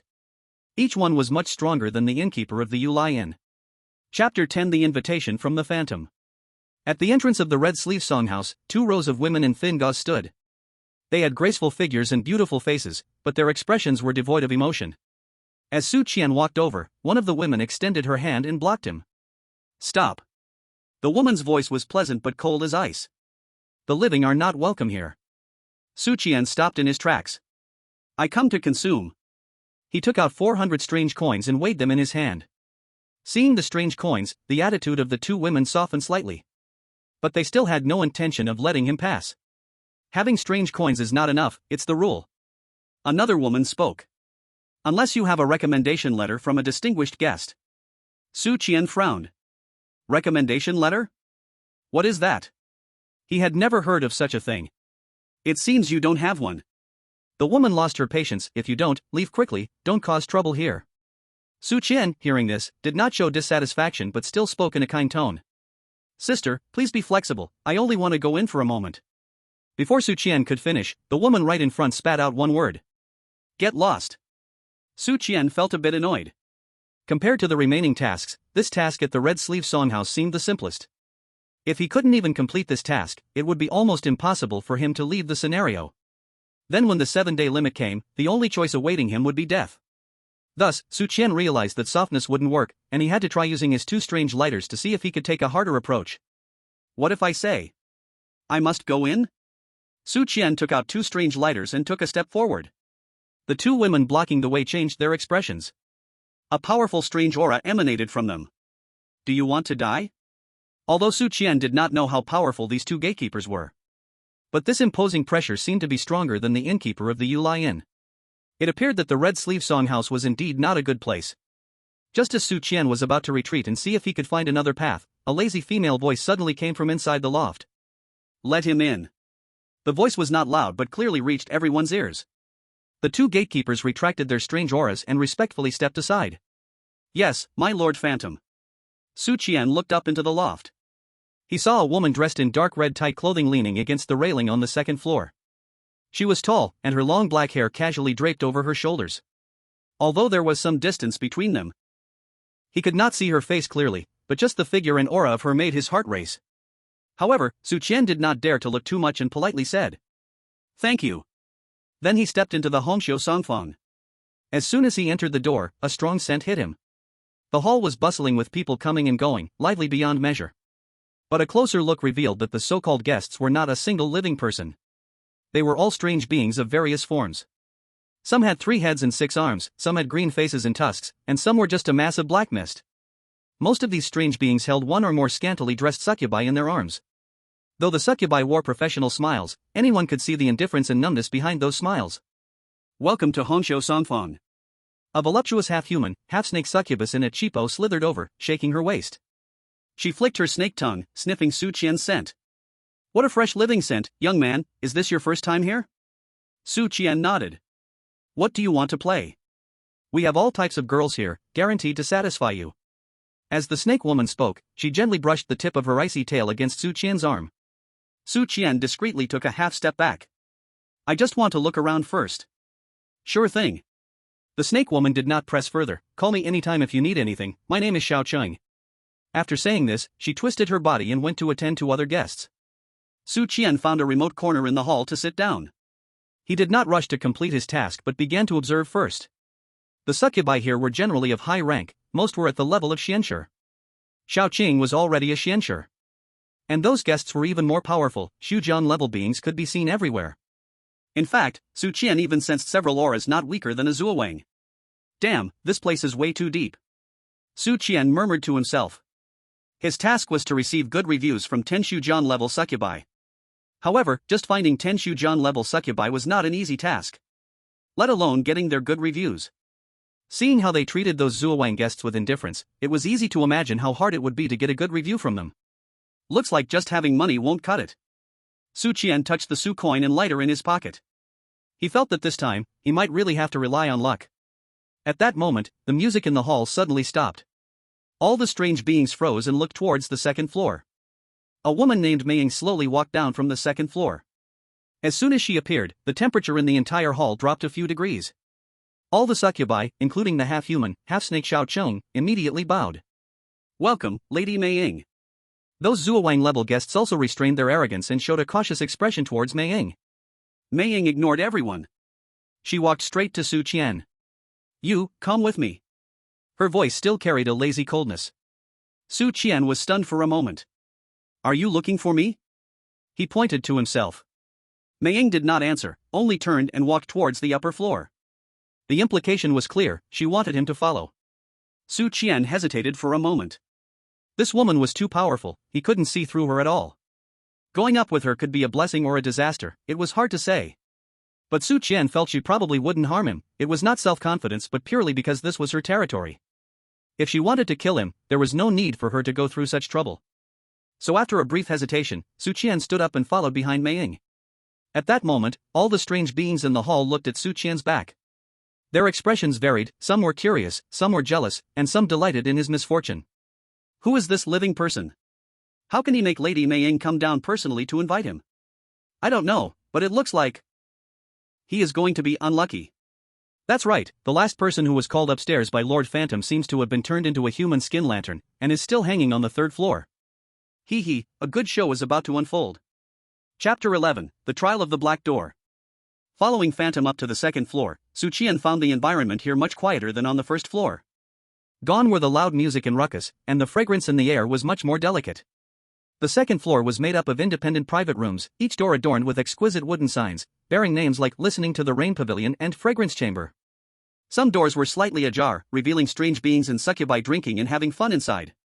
The clientele here was obviously more upscale than on the first floor, with strengths at least at the level of Eerie Kings. The succubi serving them were of higher ranks, most of them Eerie Masters. Phantom did not stop on the second floor but continued to lead Qian up to the third floor. The third floor was even quieter than the second, and could even be described as somewhat desolate. The long corridor only had a few lanterns hanging, emitting a dim glow. Qian noticed that the lampshades of those lanterns had a strange texture. They looked like some kind of leather. Don't look at them. Phantom suddenly spoke from ahead. They are made of human skin. Qian's brow twitched. The last living person I called up here, that's his skin. Phantom's tone was very flat, as if she was speaking about something insignificant. Qian's footsteps paused for a moment. Are you threatening me? He felt a bit uneasy inside, but didn't show it on his face. You can interpret it that way. Phantom stopped and turned around. This was the first time Qian looked at her so closely. Her features were exquisitely beautiful, her skin pale, and her lips a natural crimson. The entire person looked like a perfect piece of art. But she gave off a chilling aura that made one feel they should keep their distance. Tell me, who are you really? Phantom asked. Why do those lowly strange beings fear you so much? Qian's heart skipped a beat. So she called him up for this. I don't know what you're talking about. Qian decided to play dumb. He couldn't just say, maybe it's because I'm just lucky, right? Don't know? Phantom laughed with interest. The owner of the Yuelai Inn is an old sly fox, the best at reading the room yet never easily bows to others.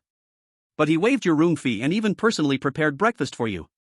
And those eerie servants on the road, who usually approach living people due to instinct, turned away when they saw you. Do you think all this is just coincidence? Qian fell silent. He indeed felt that his luck was a bit too good. But he really didn't know why. Apart from those two strange lighters, he had nothing special about him. But he couldn't easily take out those two lighters. What if they were really top treasures and Phantom wanted to kill him after being tempted? Thus, Qian could only choose to take a gamble. I really don't know. Qian shook his head. I'm just an ordinary person, maybe a bit luckier than others. He thought this explanation was the most reasonable. Phantom gazed into his eyes, silent for a long time. She seemed to want to read something from Qian's face. But Qian's expression remained calm. After a long while, Phantom spoke again. Is that so? Since you're just an ordinary person with good luck, what do you want to do in my Red Sleeve Song Studio? Qian sighed in relief, knowing he had temporarily passed this trial. I came to complete a task. Qian straightforwardly took out his task list, as there was nothing to hide about it. Task 1, obtain good reviews from 10 eerie general-level succubi at the Red Sleeve Song Studio. Phantom glanced at the task content, a playful smile appearing on her face. 10 good reviews from extraordinary succubi? Do you know how many extraordinary succubi we have in the Red Sleeve Song House? Qian's heart tightened. How many? Not more, not less, exactly 10. The Phantom extended a finger. Moreover, they never give good reviews to any customers, especially to the living. Qian's face suddenly darkened. Isn't this just playing with me? There are only 10, and they never give good reviews. How could this task possibly be completed? So, I advise you to give up, the Phantom said. While I'm in a good mood now, hurry and leave, or you might just save your skin. Qian did not speak. He stared at the task list, his mind racing. The task seemed impossible. But by convention, tasks in bizarre instances could never truly be impossible to complete. There must be some key point he hadn't thought of. What if I insist on trying? Qian raised his head. He was not someone who gave up easily. The Phantom seemed to have expected his response. Fine. But there are rules in the Red Sleeve Song House. If you want to win the favor of the extraordinary succubi, first, you must have the qualification to meet them. How do I qualify? It's simple. The Phantom pointed to a door at the end of the corridor. Pass the test behind that door. Qian looked in the direction she pointed. It was a pure black door, without any decorations, exuding an ominous aura. What's behind the door? You'll know once you enter. The corners of the phantom's mouth curled into a mysterious arc. A word of warning, since this door was established, no living person has ever walked out from within. Su Qian's heart sank. This was clearly a trap. But now, it seemed he had no other choice. Alright, I accept the challenge. Su Qian walked towards the black door. He knew it was dangerous and risky, but in this S-level bizarre instance, where was there safety without risk? Watching Su Qian approach the door, the phantom did not move. She just watched quietly. In fact, she could directly order the 10 extraordinary succubi to give Su Qian good reviews. But she did not do so. She wanted to see what this man, who was also hard for her to fathom, was truly capable of. At that moment, in the live broadcast room, all the viewers held their breath. Did I hear wrong? What did that woman called the phantom say? A test? That black door looks so scary, what's behind it can't be anything good. Will Qian really go? This is clearly a banquet of doom. The viewers from Dragon Country felt their hearts leap to their throats. Although they had full confidence in Su Qian, the situation before them looked like a dead end. In the live rooms of Eagle Sauce, Little Japan, and Pickle Country, however, there was mocking ridicule. Ha, this Dragon Country person is finally going to pay for his arrogance. So naive, did he really think he could walk through the S-level instance just by luck? The Red Sleeve Songhouse is a den that devours people without spitting bones. He's doomed. The Phantom is a top-tier powerful figure, how could a human possibly pass her test? Just wait and see him turned into a human lantern. Exactly, he thought he was invincible just because he scared off a few low-level strange servants with props? Now he has to face real terror. The analysts from Little Japan passionately explained in front of the screen. Ladies and gentlemen, please see that this Su Qian's previous success was completely based on information gaps and low-level bizarre instincts. But now he faces highly intelligent and absolutely powerful higher-level anomalies. This kind of test cannot be passed by clever tricks and luck, so I predict he will die within 3 minutes. Chapter 12, Has the live broadcast gone black? Su Qian naturally could not see these comments and analyses from the outside. All his attention was focused on that pure black door now. There were no patterns on the door, just like a black square ripped out of emptiness, making one feel uneasy just by looking at it. There was even an ominous aura seeping out from the cracks of the door. Damn it, this is just pushing a duck onto the shelf. Su Qian couldn't help but curse inside. He knew he had no options left now. The task required him to get 10 good reviews from the deceitful level succubi, and the shadow had made it very clear, to see those 10 succubi, he had to pass this test. This was the only way. Give up the task and leave this place? That would be a slow death. When the 7 days were up, he would still be dead. I'm betting everything. Su Qian was determined in his heart. Since entering this instance, he had been betting. Betting that he could remain calm, betting that he could get the subsidy, betting that he could defeat Wu Yutao, betting that those strange beings would really be afraid of him. So far, he had won every bet. His luck was absurdly good. I refuse to believe that this luck can suddenly disappear. Su Qian flexed his wrist, no longer hesitating, and strode towards that black door. Every step he took echoed in the heartbeats of all the spectators. Step, step.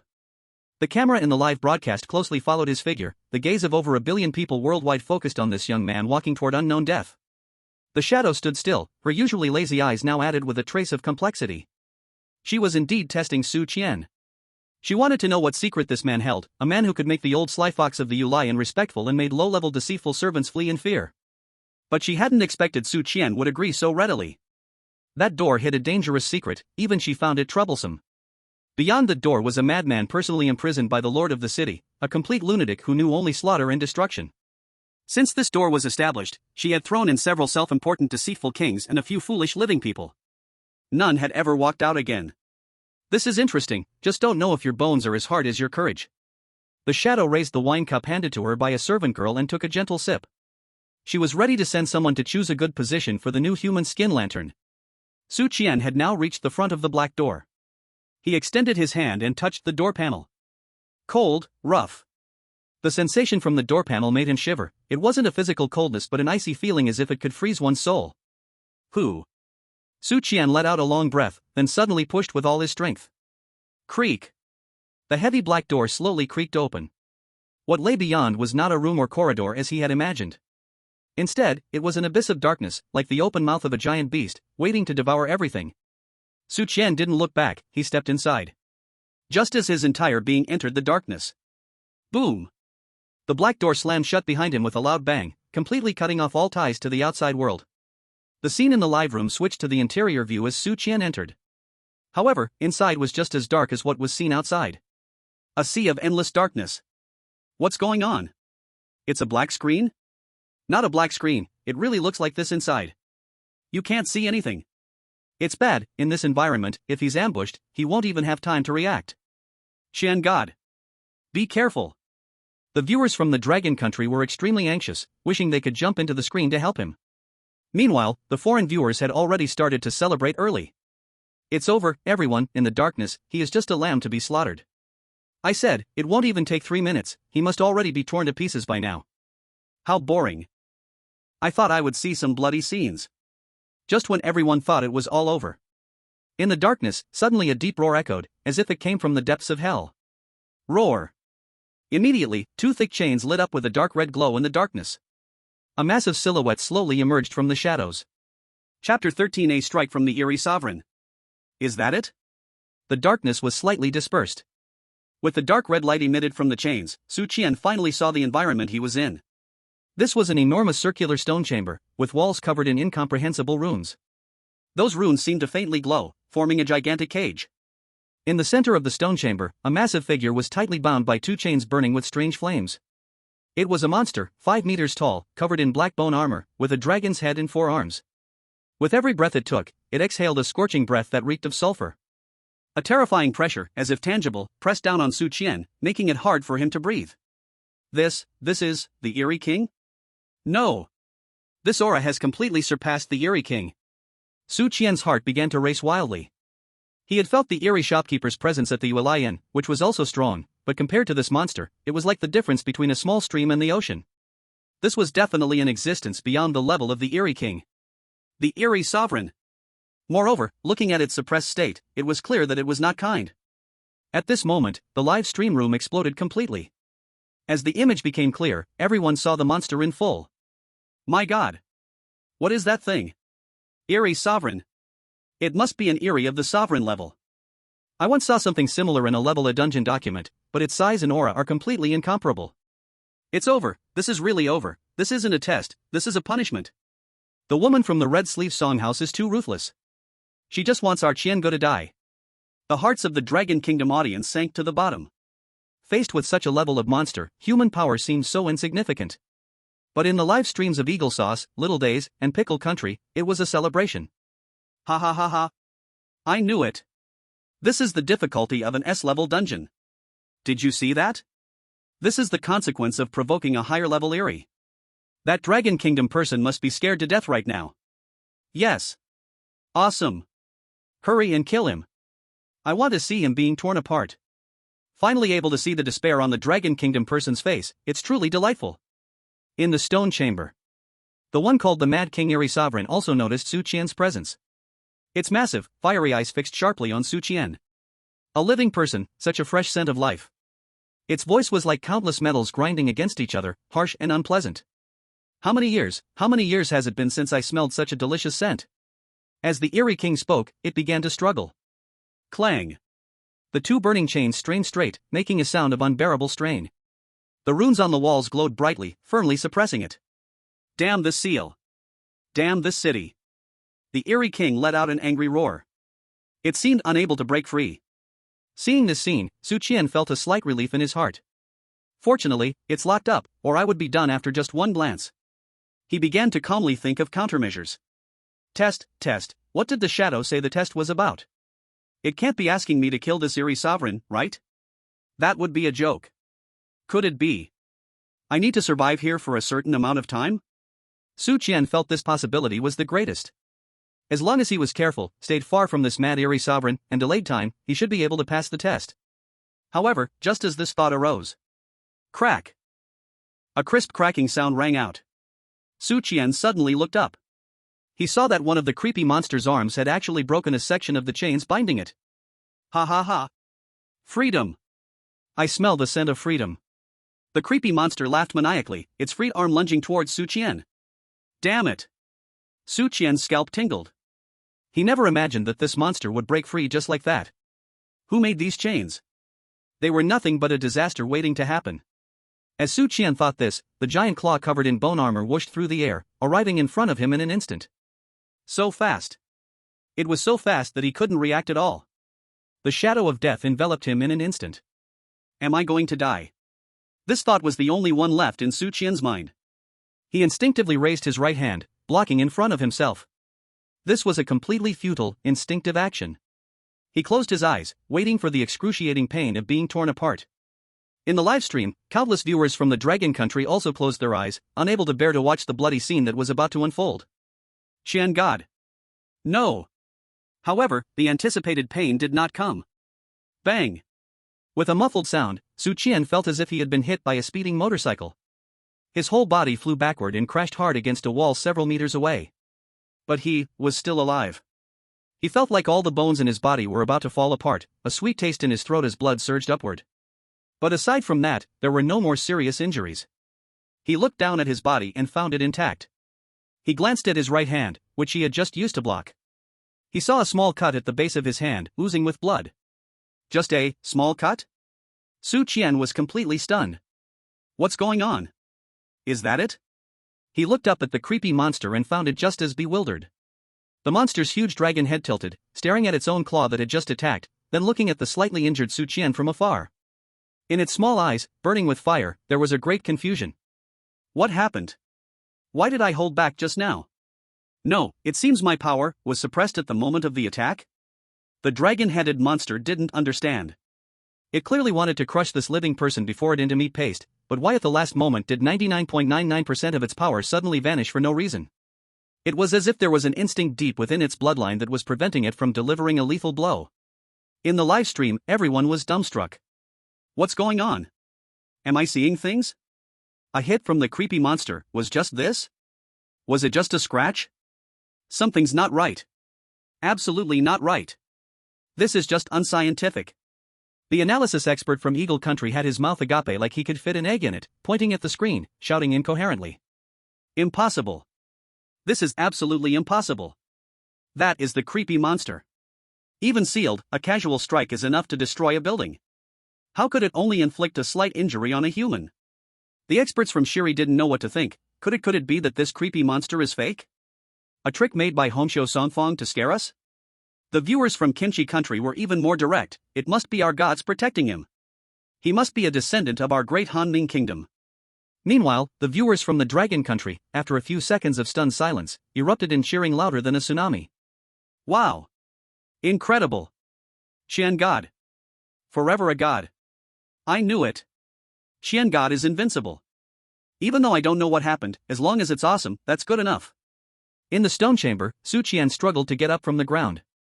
He wiped the blood from the corner of his mouth, looking at the similarly dazed creepy monster. Is this guy joking with me?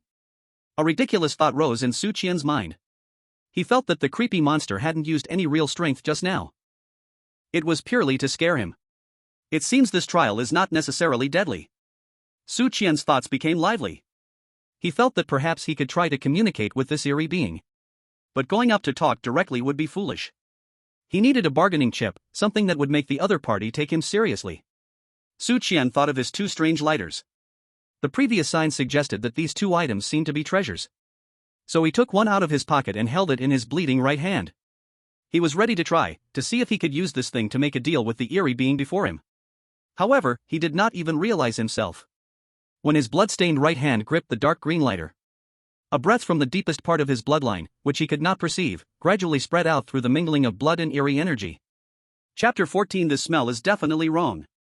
When Su Qian held the lighter stained with his own blood in his hand, the atmosphere in the stone chamber underwent a subtle change. That change was very slight, like a drop of water falling into the sea. Ordinary people could not perceive it at all. Su Qian himself felt no abnormalities.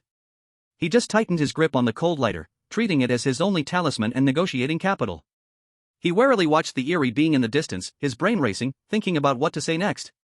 Hey, big guy, how about we talk? I'm not your enemy, I'm just passing through.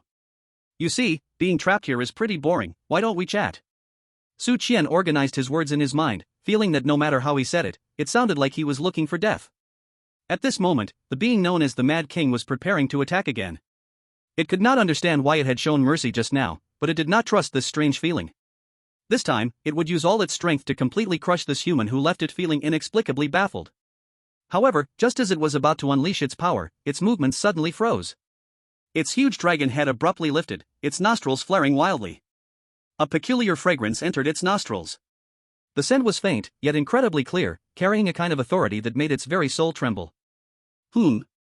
What is that smell? A trace of confusion flickered in the fiery eyes of the eerie being. This stone chamber had been sealed for over 1,000 years. Aside from the smell of sulfur from itself and the persistent stench of blood, no other scent had ever appeared.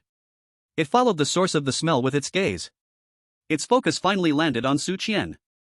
More accurately, it landed on Su Qian's bleeding right hand. The source of the scent was there. Su Qian felt a chill run down his spine under its gaze. Damn, why does this guy look at my hand so strangely? Does it have a hobby of collecting human body parts? No wait, that smell, what is it sniffing?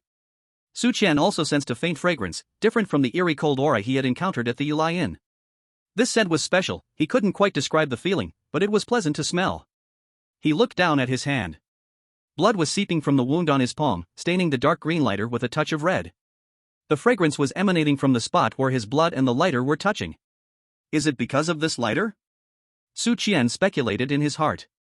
At this moment, the expression on the eerie being's face had changed from confusion to shock, finally transforming into deep apprehension and fear. It was not sniffing at the lighter. It was sniffing Su Qian's blood. That fragrance was too familiar to it.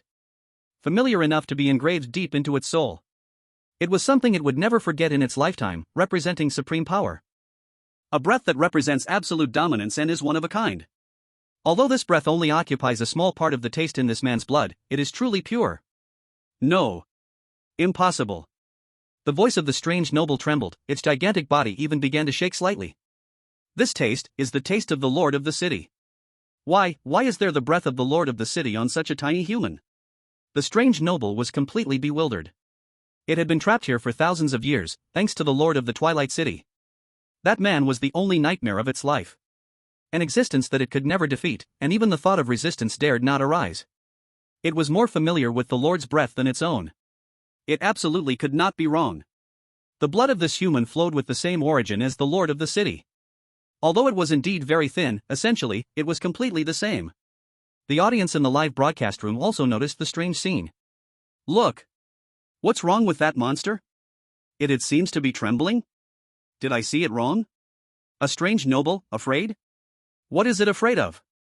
Is it afraid of the lighter in Qian's hand? What exactly is that lighter? Everyone felt that it was the lighter that emitted the breath that terrified the strange noble. The intelligence department of Eagle Sauce had already classified the lighter in Su Qian's hand as a top-level strategic anomalous item. We must find out the source of this lighter. Why did it appear in the Longwei Assistance Center? Does Longwa hide some secrets that we don't know?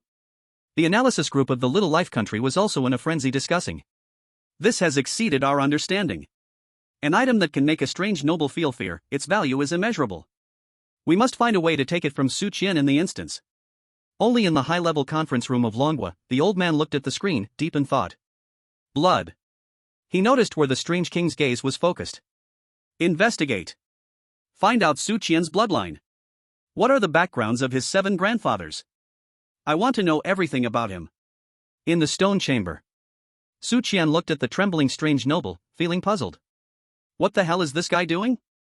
Just now it looked like it wanted to eat me, but now it's like it has seen something eerie? Oh right, it is an eerie being. Could it really be that this lighter is so awesome? It directly scared the strange noble silly? Su Qian felt that this possibility was the greatest. He steeled his courage and took a tentative step forward. Roar! The strange noble was startled by his movement, retracting quickly and letting out a terrified low growl. It looked like a rabbit being eyed by a tiger. Su Qian. Audience in the live room. Everyone was dumbfounded. This scene was simply too bizarre. A terrifying strange noble, 5 meters tall, was cowering in a corner scared of a human who was 1 meter 80. Is this reasonable? It is not reasonable. Looking at the cowardly state of the strange noble, Su Qian's courage grew. He raised the lighter in his hand and stepped forward a few more steps. Hey, big guy, what's wrong with you? Weren't you pretty arrogant just now? Su Qian's tone carried a hint of teasing. Hearing his words, the strange noble trembled even more. It didn't dare to answer at all. Its mind was now a complete mess. The breath of the Lord of the City, the body of a human. Could it be that the Lord of the City left bloodline out there? A descendant flowing with the bloodline of the Lord of the City? This thought appeared like a lightning bolt, splitting the strange noble's chaotic mind. It felt as if it had found the truth. It must be this way. How great in existence the lord of the city is it not normal to leave a few illegitimate children out there? This human in front of me must be the offspring of the lord of the city lost outside. Isn't that the little master of the Twilight City? Understanding this, the mysterious lord's gaze towards Su Qian instantly changed. From fear to awe, and even carrying a hint of flattery? It looked at Su Qian, then glanced at its own remaining half of the chain, suddenly feeling that this might be its once-in-a-lifetime opportunity. A chance to get out of this damned cage. A chance to atone for past mistakes and regain the trust of the city lord. Just as Su Qian was preparing to continue testing, the mysterious lord suddenly took action. Its massive body slowly knelt down on the hard stone ground in front of Su Qian and the billions of viewers in the live stream. Chapter 15, The Mysterious Lord Kneels, the audience is stunned. Boom! A loud sound. That enormous body, like a small mountain, crashed heavily onto the hard stone floor. The entire stone chamber shook, stirring up a large cloud of dust. The remaining chain, with its movement, made a loud clank sound, falling limply to the ground. The mysterious lord knelt down. Its fierce dragon head bowed deeply, almost touching the ground. In an incredibly humble and respectful manner, it faced Su Qian. At this moment, time seemed to freeze. Su Qian was stunned. He held the lighter, frozen in place, his mind completely blank.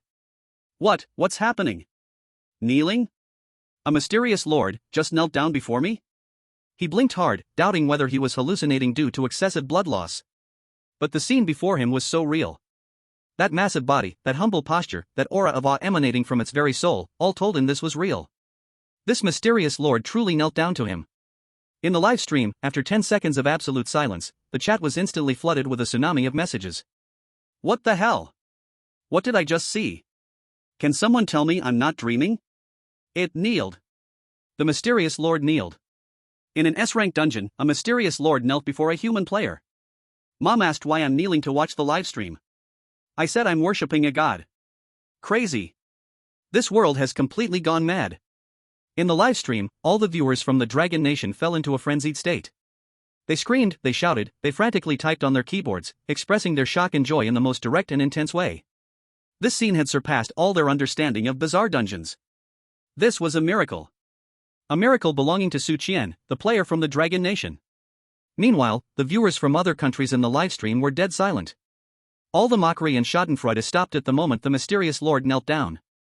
The chief analyst from Eaglesaw stared blankly at the screen, his tactical analysis pen dropped to the ground, completely oblivious. His mouth opened and closed, but no sound came out. His brain, his knowledge system, his proud professional analytical skills were shattered in that moment. Impossible, how could this happen in a bizarre dungeon? He could only repeat that phrase unconsciously.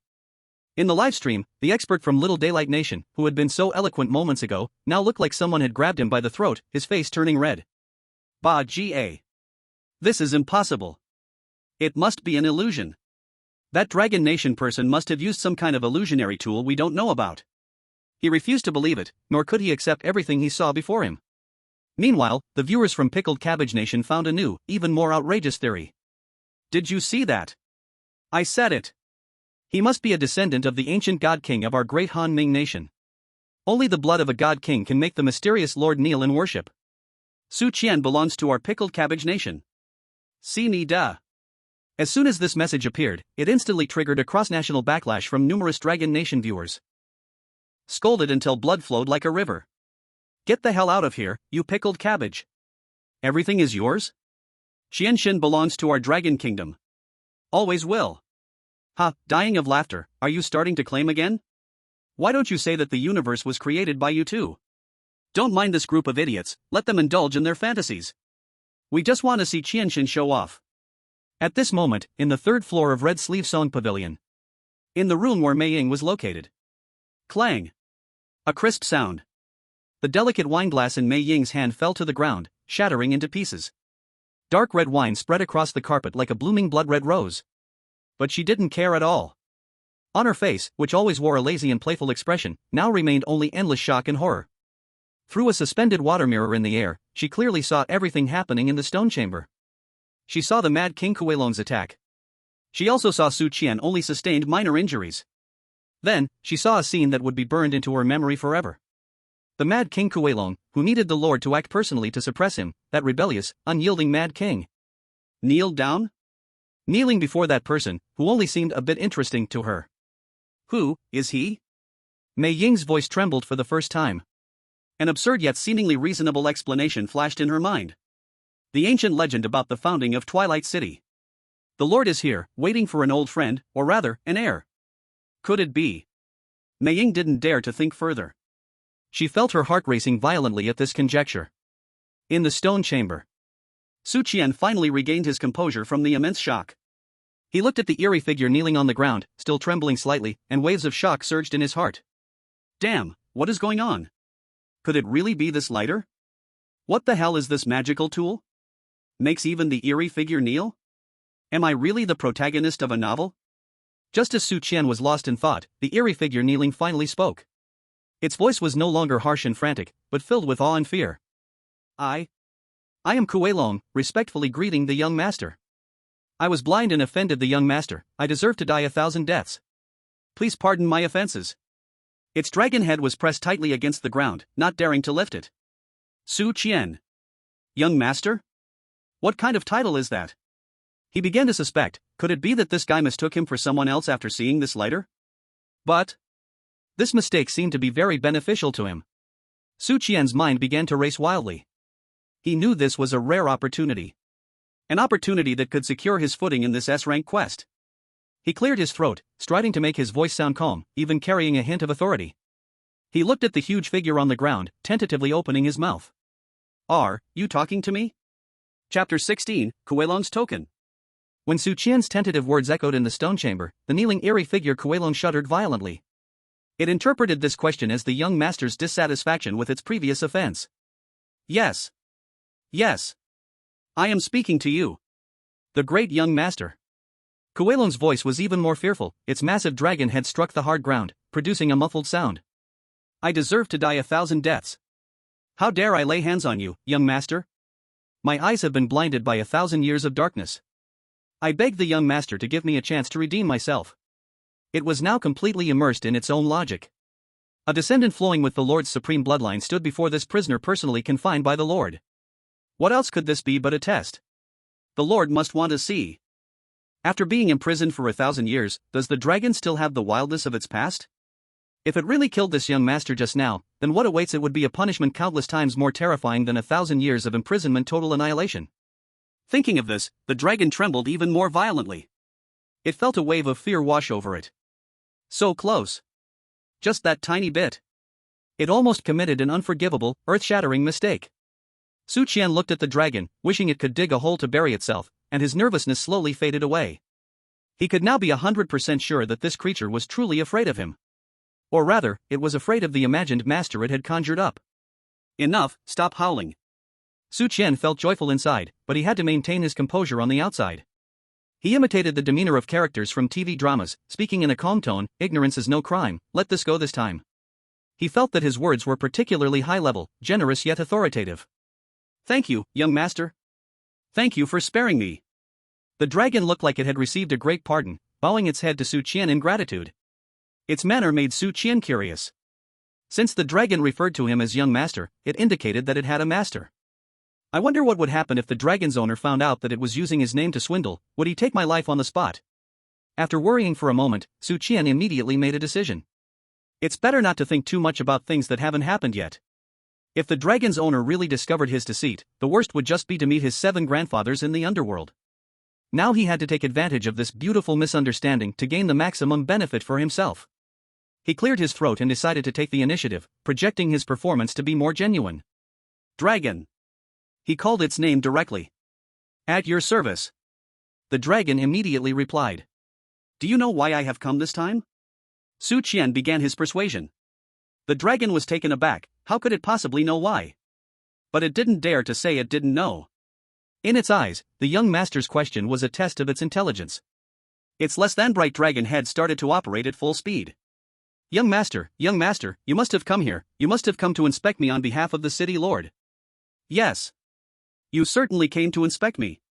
To see if I have genuinely reflected upon my mistakes in these 1,000 years. The more the dragon spoke, the more it felt it was right. Su Qian nodded, realizing that the dragon's master must be the lord of this S-level dungeon, Twilight City. Thinking of this, Su Qian no longer worried. If the city lord discovered his trickery, death was inevitable anyway with no chance to fight back. You actually have some sense. Su Qian gave it a nonchalant affirmation. The dragon instantly felt overjoyed. Thank you, young master. I will definitely perform well and will not disappoint the city lord and you. Su Qian nodded, then changed his tone to become serious. Since this is an inspection, I cannot come empty-handed and leave empty-handed. You've been locked up for 1,000 years, you must have made some progress, right? Speak, what abilities do you have, or what can you do for me? Su Qian got straight to the point, starting to demand benefits. He felt that he needed to be straightforward with such a not-so-bright creature. At this moment, the viewers in the livestream had become completely numb. I don't know what to say. What is Su God doing? Is he extorting a dragon? This isn't extortion, this is simply a leader inspecting work with subordinates reporting their results. I would call this weird workplace PUA. I learned it. Next time I see my boss, I'll say it like this. To the brother upstairs, if you dare to say this to your boss, I'll respect you as a man. I will definitely contribute to your funeral. The audience from the Dragon Kingdom was joyfully joking around. Meanwhile, the audience from abroad had begun to question their own lives. They completely could not comprehend the scene before them. A human was training a strange dragon as if it were a grandson. This shattered all their understanding of power, class, and the whole world. The intelligence department of the Eagle Country urgently held a high-level meeting. The topic of the meeting was simple: an urgent assessment of the identity of Dragon Kingdom's contestant Su Qian, and the unknown threat he represents. They believed that Su Qian's existence might be even more subversive than the strange resurrection itself. Inside the stone chamber, Kuei Long felt anxious upon hearing Su Qian's words. It was locked up here, spending every day just sleeping, daydreaming, and cursing the city lord. What progress could it make? As for what it could do for the young master, it was locked up and could do nothing. This. Kuei Long was sweating with anxiety, if it had sweat, that is. It was afraid of giving a poor answer and displeasing the young master in front of it. Seeing its expression resembling constipation, Su Qian sighed inwardly. Damn, it seems there's no hope of this silly dragon proactively offering tribute. He decided to give a hint. Never mind, I won't make it difficult for you. Su Qian waved his hand, looking very generous. Let me ask you, I came down this time with several tasks. One of them is to go to a place called Red Sleeve Song House and get 10 good reviews from high-level charm demons. Do you have more understanding of this place? Su Qian directly asked about his task. He felt that this strange king had been locked up for over 1,000 years and must know some insider information.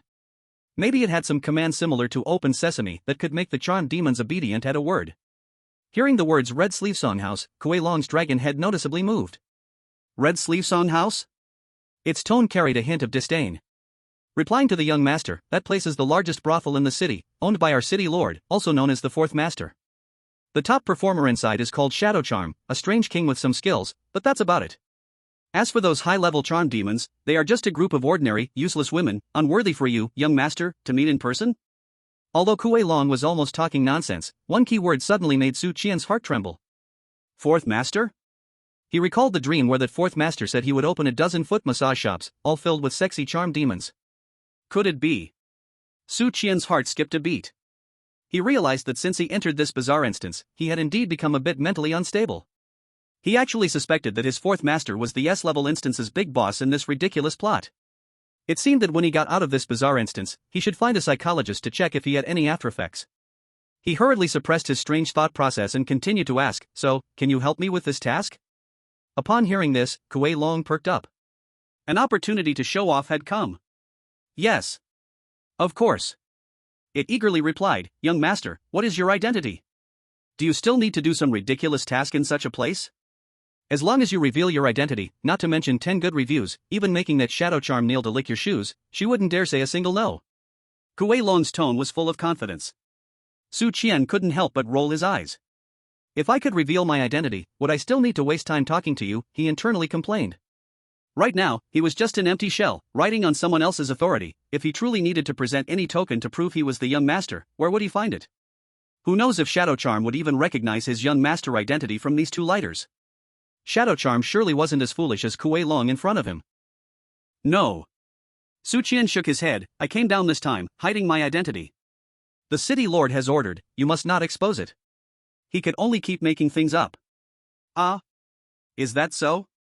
Kuei-long immediately felt a bit disappointed, but soon thought of something. Young master. I have a way. It spoke excitedly. Although you can't reveal your identity, you can take my token. You can say that you were sent by me, Kuei-long, to take care of some business at the Hongqiu House.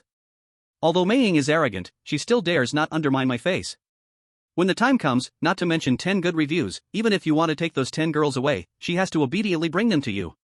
Chapter 17 Kuei-long's Treasure, The Cunning Heart Core. Your token? Su Qian looked at Kuei-long, feeling a bit anxious inside. You are locked up here, is your token still useful? He doubted how much face a prisoner could have. Kuei-long seemed to see Su Qian's doubts and quickly explained, Young master, you are unaware. Although I am locked up here, I was one of the strongest generals under the city lord back then. In this Twilight City, from the cunning king down to the cunning servants, who doesn't know the name Mad King Kuei-long? If you take my token and say you are my brother, Ming will definitely not dare to trouble you. Kuei-long said earnestly, patting its chest loudly. Su Qian was half convinced. Alright, then what is your token? Young master, please wait a moment. As Kuei-long spoke, it opened its large, bloody mouth. Su Qian was startled by this action, thinking it was going to eat someone, and instinctively took 2 steps back. However, Kuei-long struggled to make a few hissing sounds from its throat, before poofing out a piece of black scale. The scale was about the size of a palm, covered with complicated patterns, exuding a powerful air of cunning. Young master, this is my life-saving reverse scale. Kuei-long cautiously pushed the scale towards Su Qian with its claw. This has my unique aura, everyone who is old in this city will recognize it.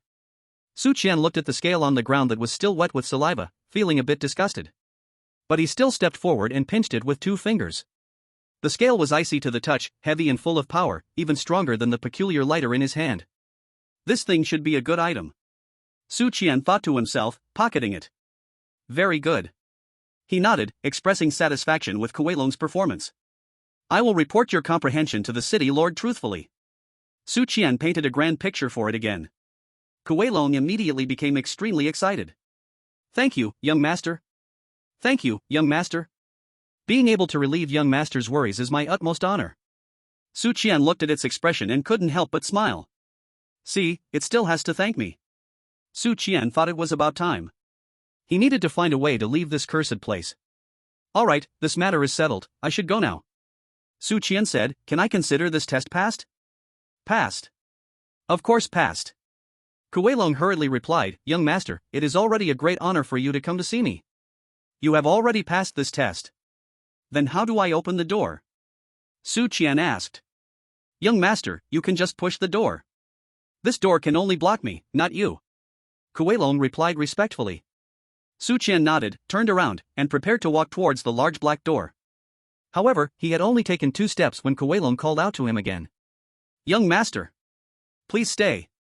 Su Qian turned back, what else is there? He feared this guy would come up with some more troubles. Kuei-long's face revealed a conflicted and pained expression. After hesitating for a long time, it finally gritted its teeth and said, young master, I still have one more item here that I want to present to you. Oh? Su Qian's eyes brightened. Another unexpected gain? What is it? He became interested. This is something I possessed back then. After slaying a blind and foolish phantom lord, I took out its heart core from within. Kuei-long spoke as he struck the side of a wall with his intact arm. Boom! The stone wall shattered, revealing a hidden compartment inside. Inside the compartment, something the size of a fist, resembling black crystal, was slowly pulsating, emitting a heart-stopping energy fluctuation. Phantom Lord Heart Core. Kuei-long's tone was filled with reluctance. This thing is immensely useful even for phantom lords, capable of greatly enhancing strength. I had planned to keep it for myself, but upon meeting the young master today, what is just a heart core? This item, I gift to the young master, as a token from me. Kuei-long spoke with righteous earnestness, but Su Qian could hear the deep pain in his tone. Su Qian's heart raced. Phantom Lord Heart Core. Just hearing the name tells you it's a top-grade treasure. Something that even phantom lords value so much, its worth is likely beyond measure. I'm rich. This time I really am. Su Qian felt wild joy inside, yet he put on a nonchalant expression on his face. He imitated Kuei-long's previous tone and said lightly. Just a mere phantom lord heart core, very well, considering your loyalty, I shall accept it. As he spoke, he walked to the compartment, taking out the still pulsating phantom lord heart core. Holding the heart core, a surge of immense power flooded into his body, making him feel so good he nearly moaned. Good stuff. Absolutely good stuff. Su Qian suppressed his excitement, putting the hardcore into his pocket. The live stream audience had completely gone wild. Wow. Phantom Lord Hardcore. What is that? It sounds super impressive. Phantom Lord offering treasures. Who dares write the script? I'm ready to argue with anyone who does. Qian not only came out unharmed but also hoodwinked a Phantom Lord, got a token, and obtained a treasure? Is this something a human can do? Eagle sauce experts? Little life experts? Come out and analyze this. Stop yelling, they have already gone to the rooftop to queue. The barrage of comments from Dragon Kingdom audience was filled with triumphant joy. They dug up all the mocking remarks made against Su Qian before, striking back one by one. It was simply too satisfying. In the stone chamber, Su Qian, having gained benefits, felt content and was ready to leave. Alright, Kuei-long, I see your loyalty. Reflect well here, and when I come next time, I hope to see a different you. Su Qian finished speaking and turned around, striding towards the black door. He was now eager to leave, wanting to breathe in some fresh air outside this oppressive place. Kuei-long knelt on the ground, respectfully sending Su Qian off as he left. As Su Qian's hand was about to touch the large door, he couldn't help but call out in an almost pleading tone, "Young master. When you meet the city lord, please say a few kind words for me. I have been here for 1,000 years. I truly know I was wrong." Su Qian's steps paused for a moment. He did not turn back, only lightly responded with a hum. Then, he extended his hand and pushed open the heavy black door with force. A long-lost light shone in from outside the door. Su Qian squinted and stepped out. With his departure, the black door slammed shut once more. Inside the stone chamber, eternal darkness and loneliness returned. Only Kuei-long remained eerie, lying on the cold ground, not knowing whether to cry or to laugh. Chapter 18 Extreme Shock of the Phantom Shadow.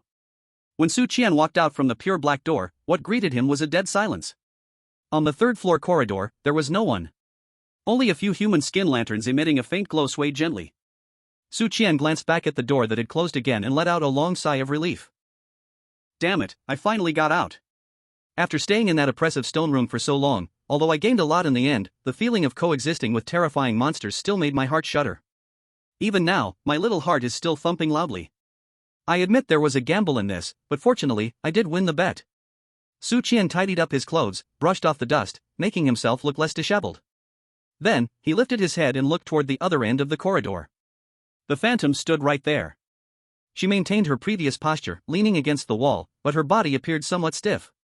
Near her feet, a broken wine glass and a pool of dark red wine stains stood out strikingly. Su Qian took a step forward, walking towards her. As he approached, he could clearly see that the face of the phantom, which always wore a lazy and playful smile, now displayed nothing but undisguised shock and daze. She stared directly at Su Qian, as if looking at a devil crawling out of hell. You got out?" The phantom spoke, her voice dry and hoarse, completely devoid of the calm and laziness from before. The image on her water mirror only showed the scene of Kuei-long kneeling. So she didn't know exactly what happened afterward. "Yeah, I got out." Su Qian shrugged and said in a relaxed tone, the challenge inside wasn't too hard, just a bit stuffy. He decided to go all out with the pretense. He did not mention Kuei-long kneeling, nor did he say what benefits he gained. Sometimes, this understated attitude is more impactful than any boasting or bragging. Sure enough, hearing Su Qian's words, the phantom's body swayed slightly. Not too hard? A bit stuffy? If she had heard this before seeing the scene in the water mirror, she would have doubted her ears. After all, the one locked inside was the Mad King Kuei-long. The one who once stirred up bloody chaos in Twilight City, forcing the Lord to step in personally to suppress him. Even sealed for 1,000 years, his ferocity had not diminished in the slightest. Those eerie kings she previously threw and couldn't even last 3 minutes before being torn apart by Kuei-long. Yet, the scene of Kuei-long kneeling was still vivid, so she had no doubt that the man before her was boasting. Kuei-long? The phantom's lips turned pale as she struggled to utter this name. What did you do to him afterward? This was what she was most concerned about. If Kuei-long was killed by him, things would get serious. Though she hated that madman, Kuei-long was a prisoner personally ordered to be imprisoned by the Lord. His life or death could only be decided by the Lord. If Su Qian took it upon himself to kill him, no matter how big his background was, it would probably end badly. Hearing the phantom's question, Su Qian smiled. This was the effect he wanted. "Oh, you mean that big guy?" Su Qian pretended to think for a moment and then said, "We hit it off quite well, I think his strangeness isn't bad, quite reasonable. We even agreed that when he comes out, we'll drink together." The phantom was completely at a loss for words. Hit it off? Good person? Quite reasonable? Plans to drink together? Do these words have anything to do with that mad King Kuei Long? If she hadn't seen Kuei Long kneeling with her own eyes, she would definitely think the man before her was a madman. At this moment, in the live broadcast room, the audience watching this scene had already lost it with laughter. Ha ha ha. I can't take it anymore. Shenshin is too good at acting cool. A Kuei Long that's quite reasonable? Plans to drink together? I want to know the depth of the Phantom's psychological shadow right now. Killing with words. This is even harsher than a direct slap in the face. Phantom, I've been in the eerie realm for hundreds of years. I've never seen something so outrageous. Look at the expression on Phantom's face, she's already starting to doubt her life. The audience from Dragon Nation was overjoyed. Meanwhile, the foreign experts and analysts had faces as gray as ash. Their previous analyses and predictions now seemed like a series of jokes. They tried to use their learned knowledge to explain everything happening before them, but found that all their theories seemed so pale and powerless in front of Su Qian. Eerie, he is the true eerie one. The chief analyst for Eagle Sauce sat in his chair, lost and helpless. He knew that from this day forth, the world's understanding of eerie copies would be completely rewritten. And rewriting everything was the young man named Su Qian from Dragon Nation. In the corridor, Phantom took a deep breath and slowly exhaled. Her ample chest rose and fell violently, showing her inner turmoil. She forced herself to calm down. She knew that the man before her was absolutely not someone she could provoke. His mystery and strength had far exceeded her imagination. The legend about the young master floated back into her mind, clearer than ever before. She looked at Su Qian, and her gaze had completely changed. No longer was it that previous scrutiny and curiosity. In its place was a deep sense of respect, along with a hint of fear that even she herself had not noticed. She gently bit her lip, then hesitated no longer, but slowly bent her waist and gave Su Qian a 90-degree bow. This gesture was one she would only use in front of those legendary figures at the Red Sleeve Songhouse. Previously, Phantom was blind and rude, I hope. Your Excellency forgives my offense. Her voice was filled with humility. She dared not use her previous address, not even daring to call him by name, only using the term Your Excellency to substitute. Seeing her this way, Su Qian knew he had achieved his goal. What he wanted was precisely this effect. He had to let this group at the Red Sleeve Songhouse understand that he, Su Qian, was not a soft persimmon that could be squeezed at will. Lady Phantom, you are too polite. Su Qian took a step forward, giving a slight lift. It's just a test, nothing to speak of. He appeared courteous, but the invisible aura he radiated made Phantom not even dare to raise her head. Your Excellency, you have passed the test. Phantom straightened herself, but her posture remained extremely low. According to our rules, you have the right to meet the 10 beauties of our Red Sleeve Songhouse. As she spoke, she led the way ahead. Please follow me. Her back was no longer the graceful swing it had been before but seemed somewhat stiff and awkward. Su Qian followed behind her, though his back was already soaked with cold sweat, his face wore a relieved smile. He knew that from now on, this Red Sleeve Songhouse had truly become his domain. Chapter 19, Meeting the 10 Beauties, the task begins. Led by Phantom, Su Qian passed through a long corridor and arrived at a different area on the 3rd floor. Unlike the previous cold and oppressive area, this place was clearly much more luxurious and bright. Thick Persian carpets covered the floor, valuable paintings hung on the walls, and a unique, refreshing fragrance filled the air. This is the Fragrance Pavilion, the exclusive area for our 10 top ladies of the Red Sleeve Songhouse, the 10 Beauties.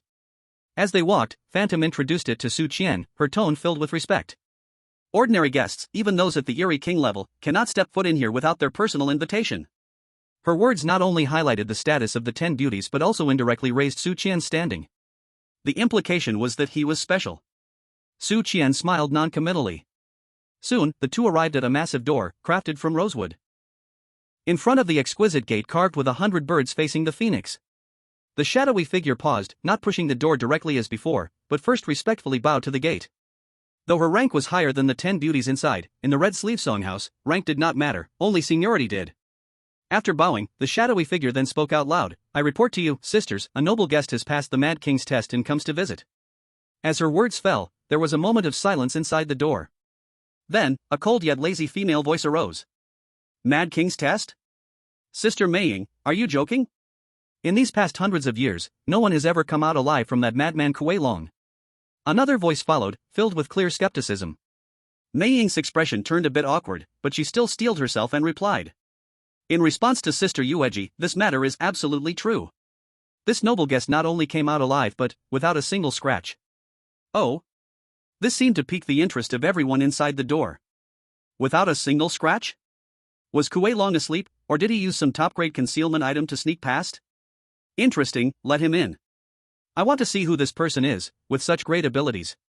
As the last voice fell. Creak. The exquisite rosewood gate slowly opened inward. A richer wind, mingled with 10 different scents, blew out from the door. Su Qian squinted his eyes and looked inside the door. Behind the door was an incredibly spacious and luxurious hall. The decorations in the hall were magnificent, with the ground paved in Han white jade and the ceiling inlaid with countless fist-sized luminous pearls, lighting up the entire hall as bright as day. In the center of the hall, around a massive round table made of white jade, sat 10 uniquely beautiful women, each looking more otherworldly than the last. Some of them played the zither, some sipped tea, some painted, while others groomed themselves before mirrors. Each person formed a stunningly beautiful picture. But the aura they exuded was incredibly terrifying. Each one was at the level of a strange general. This was the top elite 10 beauties of the Red Sleeve Song House. As Su Qian stepped into the hall, 10 pairs of beautiful eyes simultaneously landed on him. Those 10 gazes held curiosity, scrutiny, disdain, and amusement. Being stared at by so many powerful mysterious beings, any ordinary human would likely weaken at the knees. But Su Qian appeared unusually calm. He had seen strange nobles kneel before, would he fear merely 10 strange generals? Though they were indeed beautiful, Su Qian had no mood to appreciate beautiful women right now. His mind was focused on one thing, his task. Task 1, gain the favor of the 10 strange general-level demonesses in the Red Sleeve Song House. Task progress, 0 out of 10. Looking at the task panel, Su Qian's gaze began to sweep over the 10 beautiful women before him.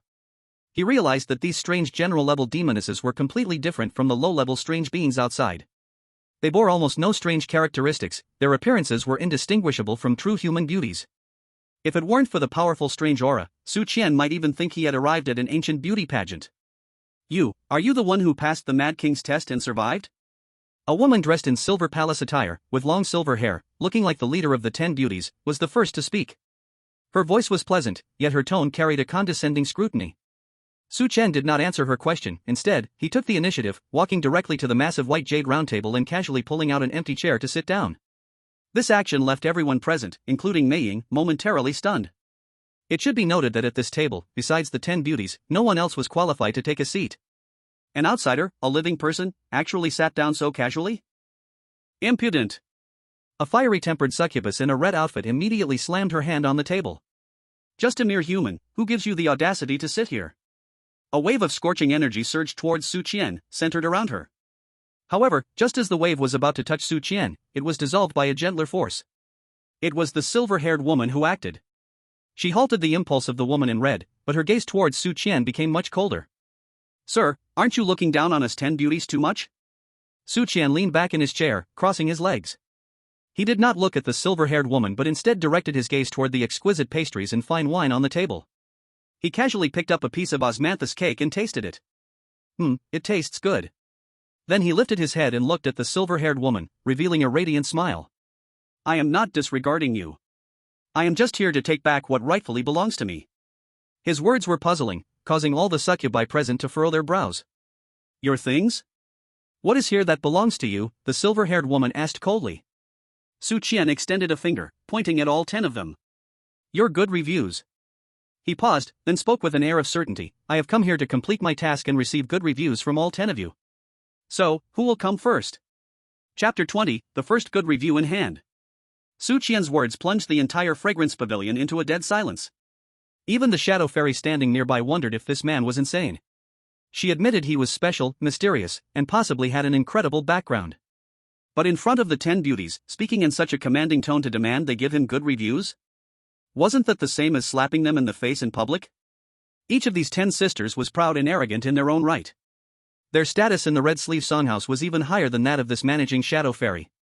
Even a guest of the King of Tricks would have to be polite. Sure enough, the next second, the fiery-tempered woman in red stood up again. Human, you really are asking for death. Her name was Yanji, the hardest to deal with among the 10 beauties. This time, the silver-haired woman, Yuji, did not stop her. Clearly, Su Qian's arrogance hit her bottom line. A wave of scorching eerie energy instantly locked onto Su Qian, and Yanji wielded a long whip engulfed in flames. Today, I will tear apart that ignorant mouth of yours. In the live broadcast, the hearts of all the viewers soared to their throats. It's over, Qianshin has gone too far this time. These 10 women look quite fierce, it's going to be a fight. Those people in the Eagle Sauce livestream room are starting to yell again, saying Qian won't last 3 seconds. Baga. Kill him. Let this arrogant Dragon Kingdom person know the power of our great Sun Empire's eerie beings. Shiba. This is the difficulty of an S-level dungeon. That previous eerie honor must have been an actor. In the foreign livestream room, mocking voices began to flood in again. They believed Su Qian's luck had run out. Facing an eerie honor, perhaps he was just lucky that the opponent was sealed. But now, facing 10 fully empowered eerie generals, what could he do?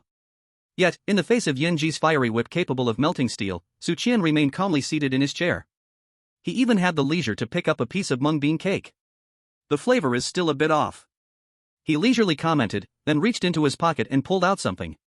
It was neither eerie coins nor a lighter. Instead, it was a palm-sized scale, slightly wet with saliva, appearing shiny and dark. He casually tossed the scale onto the white jade round table. Clang! The scale clashed against the jade table, producing a crisp sound. I don't like trouble. This is something my friend asked me to do. Just give me a face, everyone will save some trouble. The fiery whip of Yanji stopped hard, less than half a meter away from Su Qian. She didn't want to swing it down. It was because, when that piece of scale appeared, a furious yet familiar aura of a higher being instantly covered the entire hall. The 10 succubi in the hall all changed their expressions at once. Yuji even stood up directly from her seat. She fixed her gaze on the seemingly ordinary scale on the table, her voice trembling slightly. This is the reverse scale of Kuei Long? How is it possible that Madman's reverse scale ended up in the hands of a living person? The other succubi also revealed horrified expressions. They were all veterans of Twilight City, so they naturally recognized this scale. Mad King Kuei Long. That name once made the entire Twilight City tremble. His reverse scale was more important than his own life. Don't even mention giving it away, anyone daring to touch it would be met with his wrath. But now, this reverse scale was casually tossed on the table by a living person. What does this represent? The hearts of all the succubi were stirred up in a storm. The audience in the livestream was also confused. They hadn't seen the scene where Kuei Long gave Su Qian the dragon scale. What is that? A broken scale? Why are they reacting so strongly? Is this scale some kind of treasure? I don't know, but judging from their expressions, it seems like they're really afraid of this scale. The audience from Dragon Country was in a fog. Meanwhile, experts from abroad began to analyze furiously. Eagle Sauce Analysis Team, preliminary judgment, this is a biological scale containing powerful eerie energy, and its owner's level is at least the peak of Eerie King, possibly even eerie respect. Little Sun Information Bureau, the aura on this scale is violent, chaotic, and filled with a desire for destruction. Its master is definitely an extremely dangerous being. Kimchi Country, this must be a scale from our ancient divine beast. Stolen by this Dragon Country person. Get lost. Everything belongs to you. In the hall. Su Qian looked at their shocked expressions, his heart was rejoicing, and the pounding in his throat calmed down again. In order not to destroy his image, he deliberately acted so arrogantly, but he actually didn't know whether Kuei Long's reverse scale was as useful as he claimed. But looking at it now, the iron-faced Kuei Long's authority really does work well. Su Qian raised the wine cup on the table, took a gentle sip, and calmed his beating heart again, not answering Yuji's question. At such times, the more you say, the more you get wrong. Maintaining mystery and letting them guess is the most brilliant approach. Indeed, Su Qian's silence, in their eyes, was a form of tacit approval, an arrogance that didn't care to explain. Yuji's chest rose and fell violently. Her mind raced. A living person, holding Kuei Long's reverse scale, passed the Mad King's test, and now sat here swaggering, letting them give praise. This series of events pointed to a possibility that was unimaginable yet seemed to be the only reasonable one. This living person not only knew Kuei Long but their relationship was extraordinary. Even, their status might be above Kuei Long. And the only one in Twilight City who could make that madman Kuei Long willingly give up his reverse scale, besides the lord of the city, could it be anyone else? Could it be? Yuji did not dare to think further. Her gaze towards Su Qian had completely changed. The previous scrutiny and coldness vanished without a trace. In its place was a deep sense of caution and awe. She took a deep breath and signaled to Yanji, who was still holding the whip. Yanji also reacted, though she still felt 100 protests in her heart. He reluctantly put away the flaming whip. "Sir, what is your relationship with Lord Kuei Long?" Yuji asked cautiously. Su Qian put down his wine cup and smiled. "Friends." He only said 2 words. "Friends?" The 10 succubi looked at each other in confusion. Kuei Long, that madman who doesn't recognize even his own family, has a friend? And a living friend at that? No one would believe such a story. But that reverse scale cannot lie. They would rather believe that Kuei Long was forced to surrender than to think he could make friends. So, the only explanation is that the man in front of them had strength or background so powerful that even Kuei Long had to bow down to him. Realizing this, their gazes toward Su Qian became filled with even more awe. In the livestream, the viewers from Dragon Country were already laughing hysterically. Friends? Ha ha ha. Qianshin is such a talker. Spouting nonsense with a straight face, and they believe it. Is this the power of information disparity? I declare, Qianshin is not only the king of pressing, but also a master of deceiving. Eagle Sauce and Little Sun are already arguing in the chat. They can't understand why a single scale has such power, and they're cursing the strange NPCs as fools. Let them curse, a bunch of country bumpkins who've never seen the world. In the Great Hall, Yuji fell silent for a moment, then made a decision. She gave Su Qian a slow bow. Since you are a friend of Lord Kuei Long, then you are a distinguished guest of our Red Sleeve Songhouse. A mere compliment is naturally no trouble at all. After saying this, she extended her jade hand and gently pointed at the air in front of her. A golden light flew from her fingertip and entered Su Qian's body. Ding! Congratulations! You have received a compliment from the succubus Yuji of the Ghost General level. Task progress, 1 out of 10. The crisp system notification echoed in Su Qian's mind. Done. The first compliment, in the bag. And it was much easier than he expected. Su Qian's smile became even brighter. Chapter 21, The Bet of Flame G. Yuji's actions left the other 9 succubi stunned. They never expected that Yuji, who was always the proudest and most principled, would so easily give a compliment. This was completely unlike her style. Flame G couldn't help but speak up, Sister Yuji, you. Yuji raised her hand, silencing her words. She looked at Su Qian, and respectfully said, You have traveled a long way, you must be tired. Why don't you rest here for a while and taste our signature tea and snacks? As for the remaining compliments, my sisters will naturally present them one by one. Her words were no longer a suggestion, but a decision on behalf of the other 9 succubi. Although some of them were dissatisfied in their hearts, Yuji held great prestige among the 10 beauties, and since she had spoken, the others dared not say anything more. Moreover, if even Kuei Long, such a powerful existence, had softened, what could they, mere ghost generals, use to oppose him? Wise people know when to yield.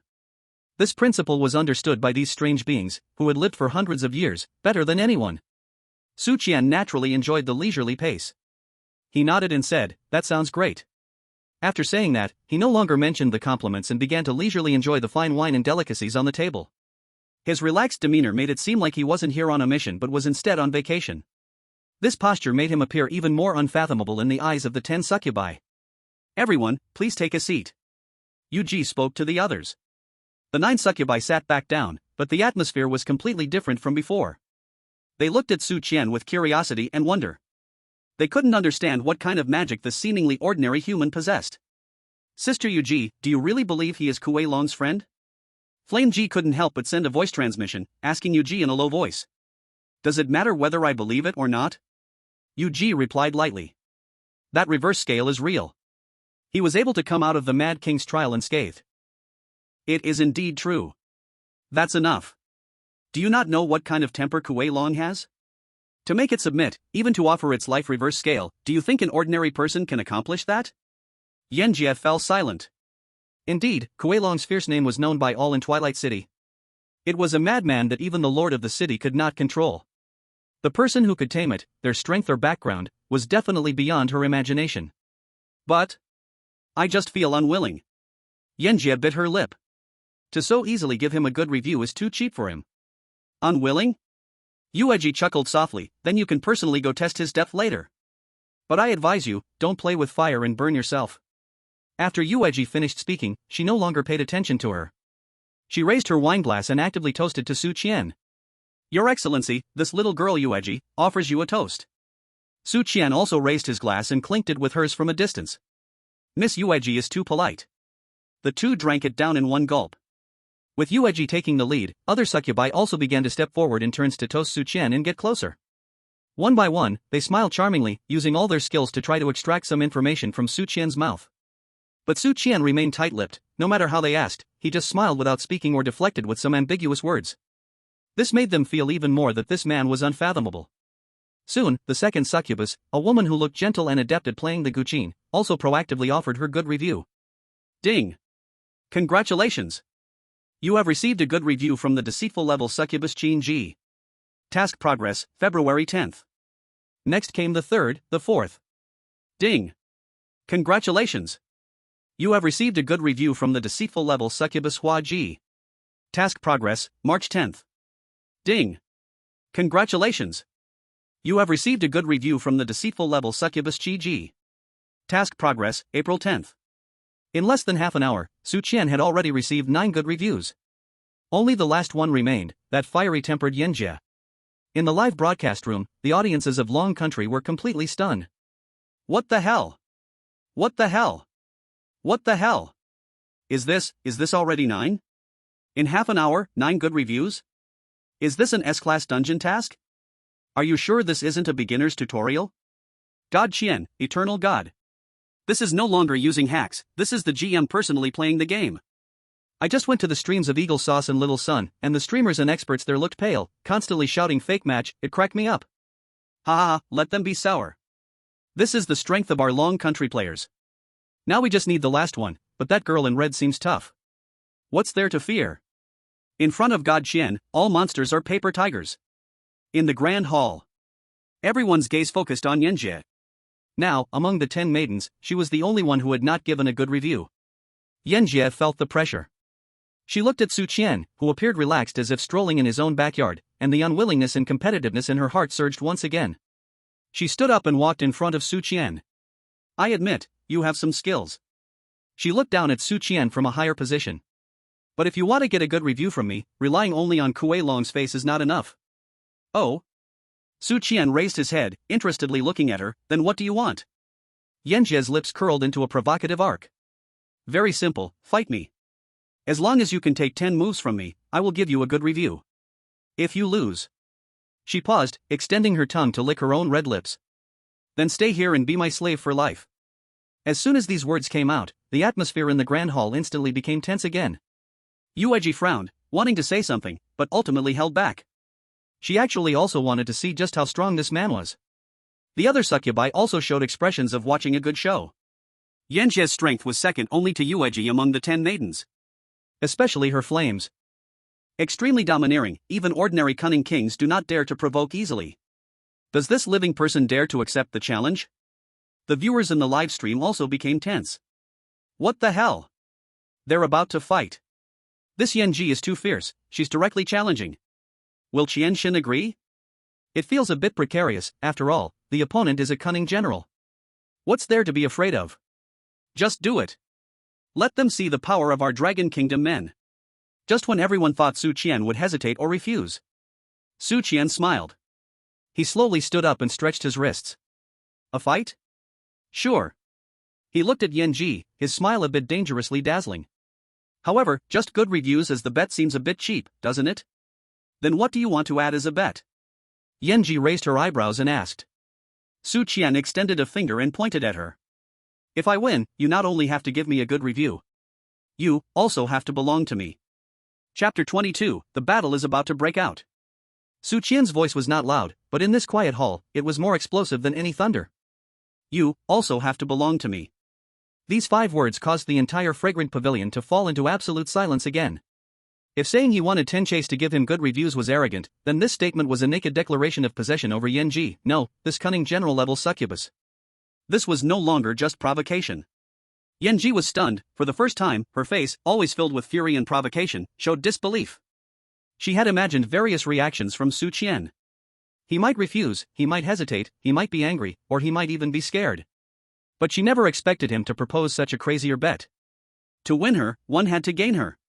What right did he have? What did he think she was? A mere item he could wager at will? After a brief moment of shock, blazing anger followed. Ha ha. Ha ha ha. Yanji laughed in extreme anger, her fiery whip reappearing in her hand, flames burning brighter than before, casting a slightly twisted reflection on her stunning face. Good. What an arrogant living person. I've lived for 500 years, and this is the first time I've seen something so reckless. I agree. Today, I'll make you understand that some bets are ones you can't afford with your life. She was completely enraged. Beside her, the phantom demon looked helpless, knowing that things would turn out this way. This man really knew how to fan the flames. As for the other succubi, they had expressions full of amusement. Giggling, Yanji's sister is really angry this time. A succubus skilled in illusions covered her mouth and chuckled. This living person is also interesting, he actually dared to provoke Yanji, I kind of admire him. Admiring is one thing, but he's going to suffer a big loss today. Yanji's wrath of the heavens is not something to joke about. Only Yuji remained silent, neither laughing nor speaking. She just looked at Su Qian, trying to see even a trace of tension or regret on his calm face. But there was none. Su Qian still looked as calm as ever, he even made a gesture to Yanji, inviting her to continue. Since the bet is set, shouldn't we find a spacious place? So we don't damage the flowers and plants here. In the live stream room, this statement from Su Qian had already caused an explosion. What the hell? What the hell? What the hell? I'm so shocked. Qianshan, take my knees. You also have to belong to me. What kind of talk is this from a domineering president? So cool. As a man, my legs turned to jelly after hearing it. If I were Yanji, I'd just surrender right there. The person above, wake up, she's a cunning general, a whip could turn you to ashes. In the live stream room of the Dragon Kingdom, there was a frenzy of admiration and excitement. Meanwhile, in foreign live stream rooms, there was a flood of mockery and curses. Madman. This Dragon Kingdom person is completely insane. Who does he think he is? A god? An expert from Eagle Sauce shouted in the live stream. He is seeking his own death. Yanji is a tricky general. Her strength is immense. As a human, even if he has a bit of cleverness, he cannot be her opponent. Baga. Kill him. You must kill him. Let him pay the price for his arrogance. Make him know that our Daylight Empire's strange dignity cannot be provoked. Shiba. I said long ago that this Dragon Kingdom person has a problem in his head, and now it seems true, he is about to be burned to a crisp. They all believed that Su Qian's good luck had run out and that his arrogance would finally cost him his life. In the Great Hall. Yuji looked at the tense situation between the two, letting out a soft sigh. Since both of you have made a bet, please follow me. She stood up and walked towards a door at the back of the hall. Behind the fragrant pavilion, there is a martial arts arena suitable for both of you to display your skills.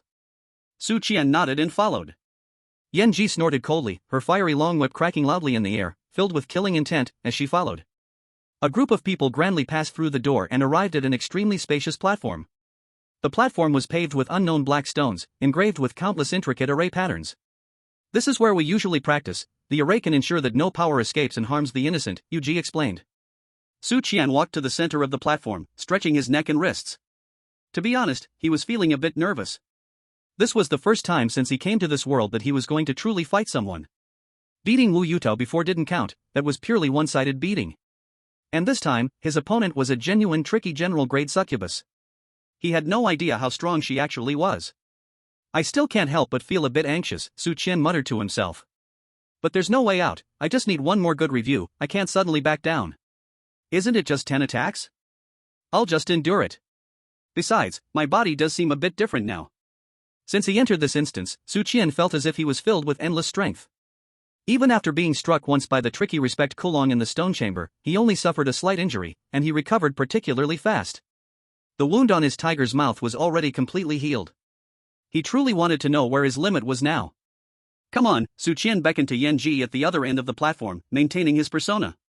Quick battle, quick decision, I am pressed for time. Seeking death. Yanji was completely provoked by his gesture and could no longer hold back. She shouted angrily, her figure instantly disappearing from her original spot. In the next second, she had already appeared in front of Su Qian, her fiery whip carrying the momentum of burning everything, striking fiercely at Su Qian's face. The scalding heat made the surrounding air begin to warp. The live broadcast camera presented this scene clearly before all the viewers. Everyone held their breath. The battle was about to begin. Chapter 23 One Punch. Victory and defeat are clear. Yanji's attack was fast, precise, and fierce. That long whip burning with raging flames drew a lethal arc in the air, whistling as it tore through the air, heading straight for Su Qian's face. With this strike, she did not hold back at all. She wanted to make this arrogant living person pay the price for his recklessness in the most direct and brutal way. She wanted him to know that a tricky general's dignity could not be provoked. At this moment in the live broadcast room, everyone's hearts were in their throats. It's coming, it's coming. They're about to fight. If this whip hits solidly, he might end up black and blue, right? Qian God, quickly dodge. Don't take it head on. The Dragon Kingdom's audience had sweaty palms from anxiety. Meanwhile, the foreign viewers were already showing smug smiles. It's over. I bet anyone would. This arrogant dragon country person absolutely can't take even one blow. Ah, I said, in the face of absolute power, any clever tricks are just jokes. Baga. Lady Flame Queen, you did beautifully. This is the correct way to open the mystery. However, just when everyone thought Su Qian would be shaken to his core by this whip, Su Qian's action took everyone by surprise. He did not dodge or evade. He didn't even block. He just stood there quietly, allowing the burning flame whip to hit him solidly. Bang! A crisp sound echoed in the training ground. The flame whip struck Su Qian's chest, exploding in a brilliant burst of sparks. A powerful impact cracked the black rocks beneath Su Qian's feet, creating several fissures. However, Su Qian himself only swayed slightly, then, there was nothing more. He remained steady in place, not taking a single step back. His shirt had burned a large hole, revealing slightly pale skin underneath. On the skin, there was only a shallow white mark. Not even a broken skin. At this moment, the entire world seemed to be muted. In the training ground, Tenpins and the Phantom stood with their mouths agape, their expressions frozen on their faces. In the live broadcast room, billions of viewers, whether they were from Dragon Country or foreign lands, were all dumbfounded. The bullet screens had also come to a standstill. In everyone's minds, there was only one thought left. What did I just see? Lady Flame Queen herself was also dazed. She maintained her whip-swinging posture, staring blankly at Su Qian. She knew better than anyone how much power she had just used. That was 80% of her strength. Don't say a living person, even an equally powerful anomaly would definitely be seriously injured just taking that whip. But this man in front of her. Not only did he take it, but he was also completely unharmed? How is that possible? Is that it? Su Qian looked down at the shallow white mark on his chest, feeling the two strange lighters press tightly against his skin in his pocket, and his heart soared with joy. Sure enough, he had bet right. He had completely found the pattern. As long as these two strange lighters came into contact with his skin, his ability to withstand the impact from anomalies would soar. The facts prove this. These two strange lighters were simply artifacts. After secretly rejoicing, Su Qian raised his head, looking at Lady Flame Queen, maintaining his persona. His tone carried an unmistakable hint of disappointment. Did you not eat? Put. In the live broadcast room, countless viewers drinking water directly sprayed it onto the screen. Did you not eat? This highly insulting phrase, coming from Su Qian's mouth, somehow felt so natural. Oh my god. Oh my god. Oh my god. I don't even know what to say except oh my god.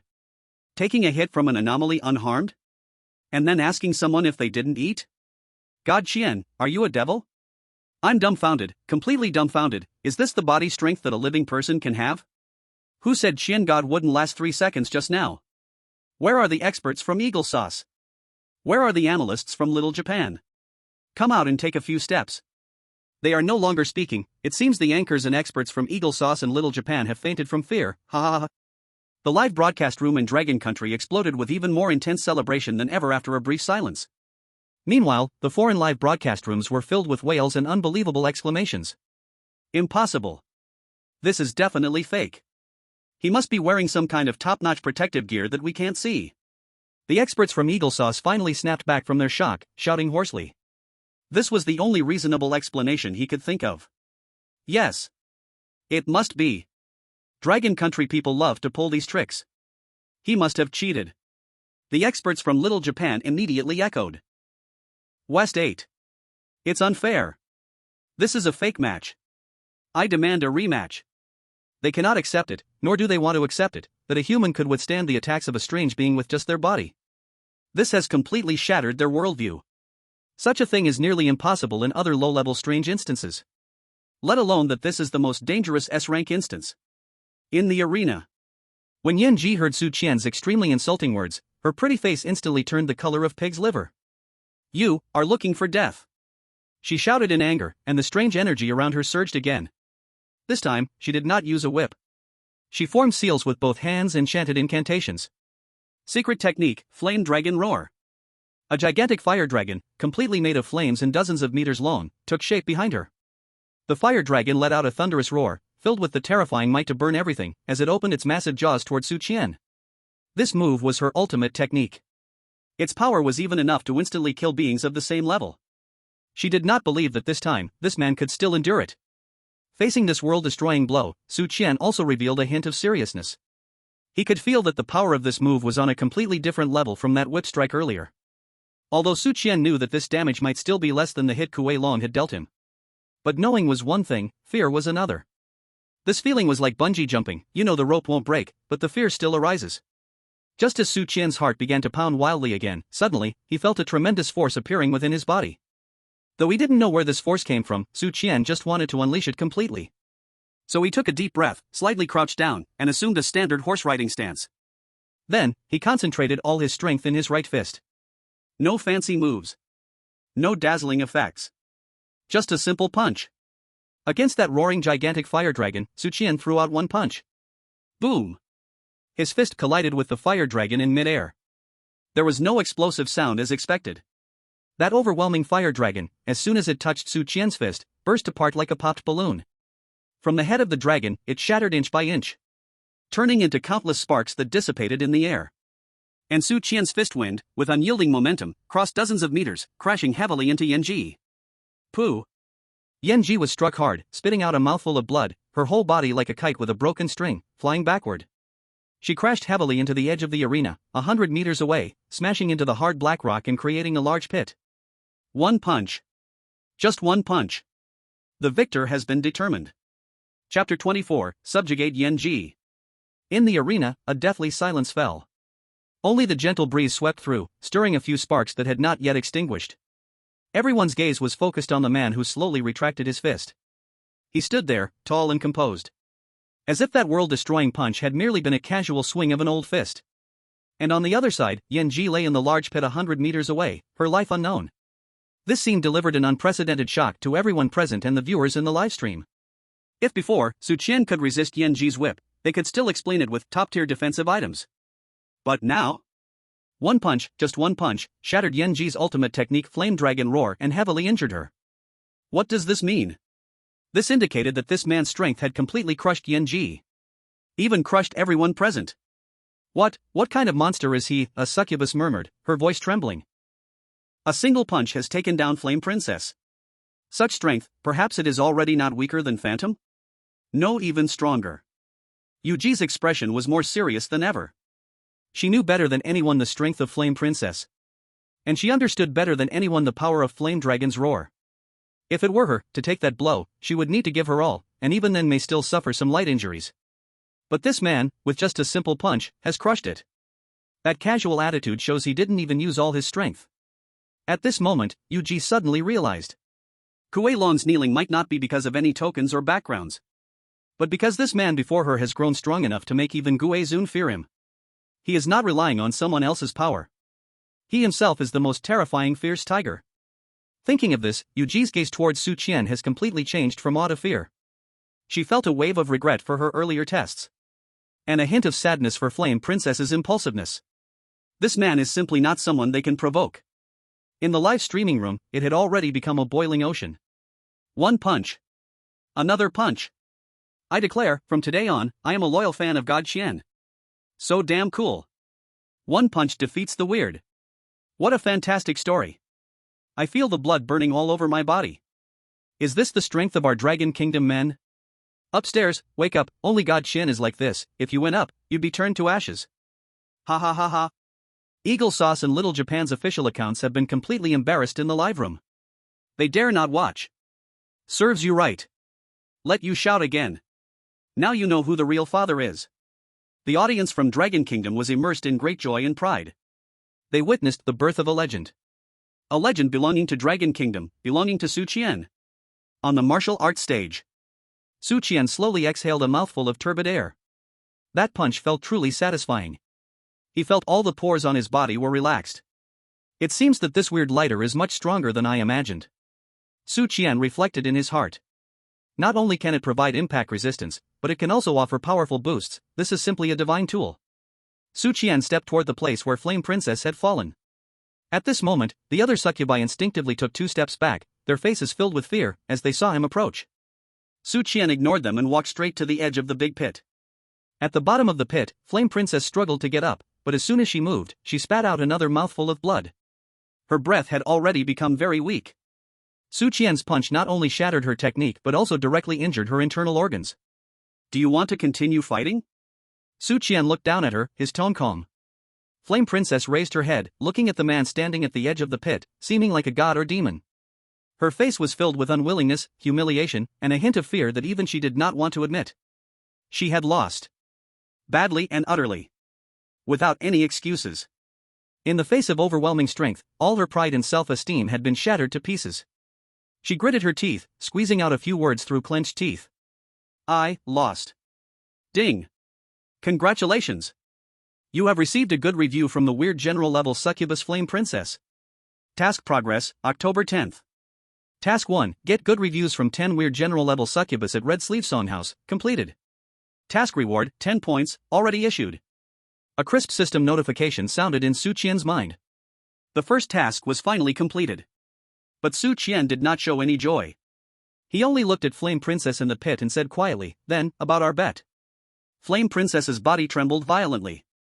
She remembered the wager that made her feel shame and anger.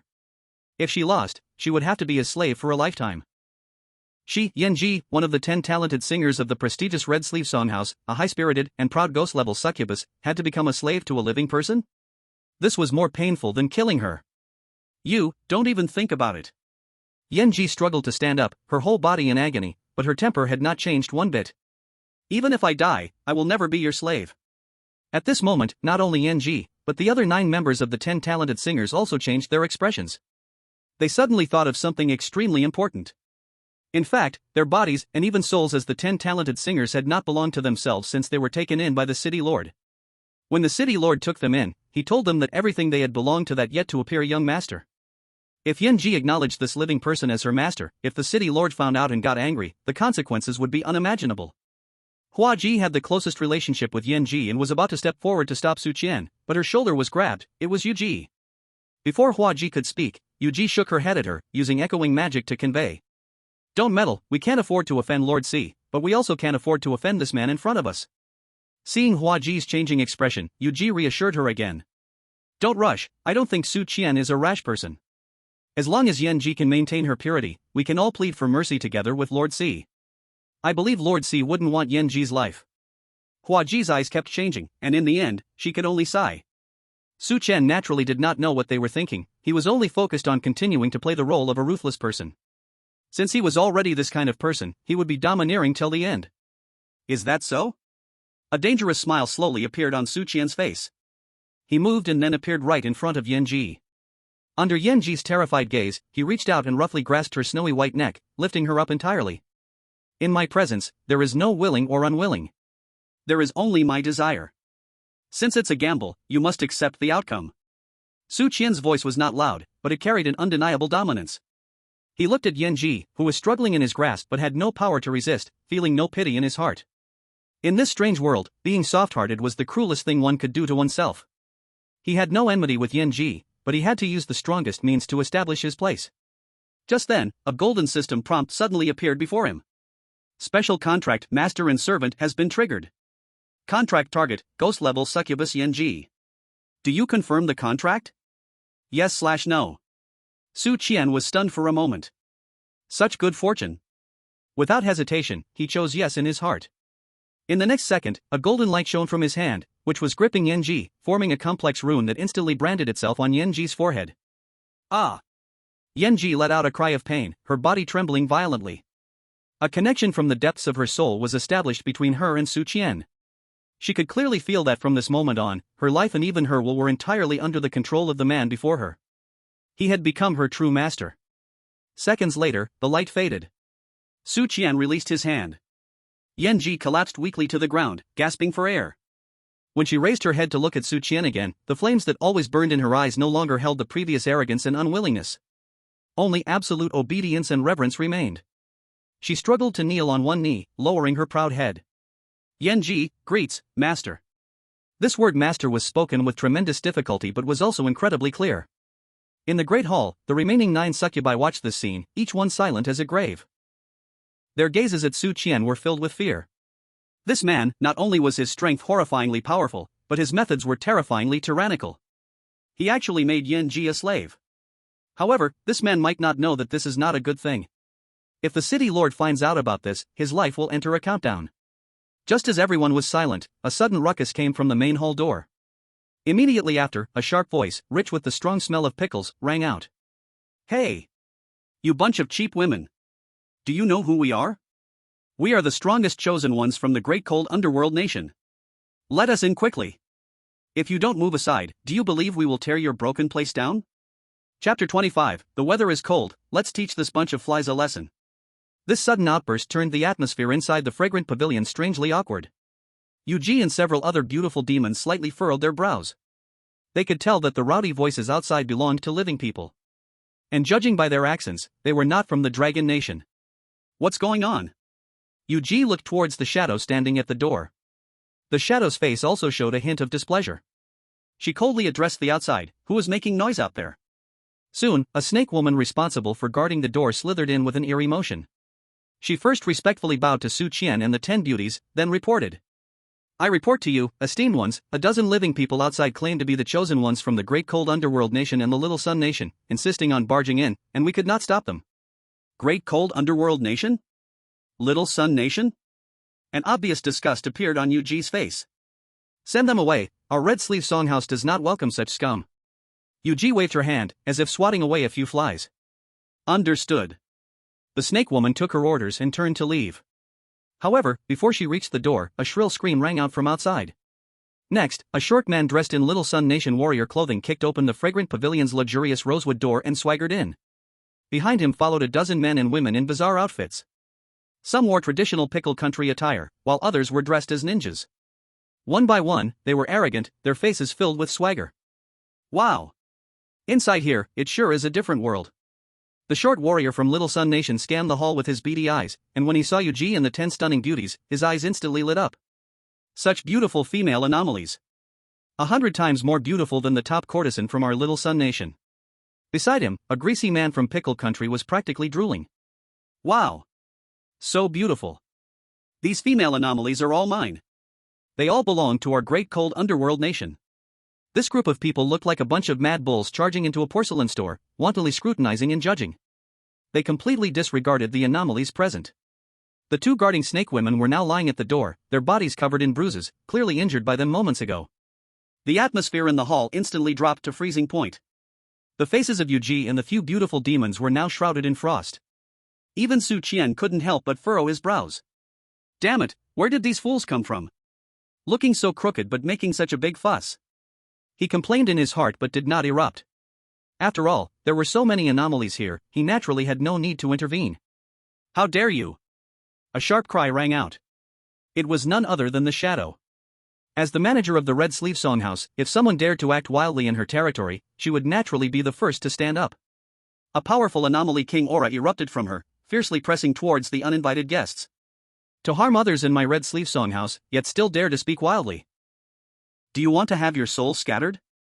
The voice of the Shadow was filled with icy killing intent.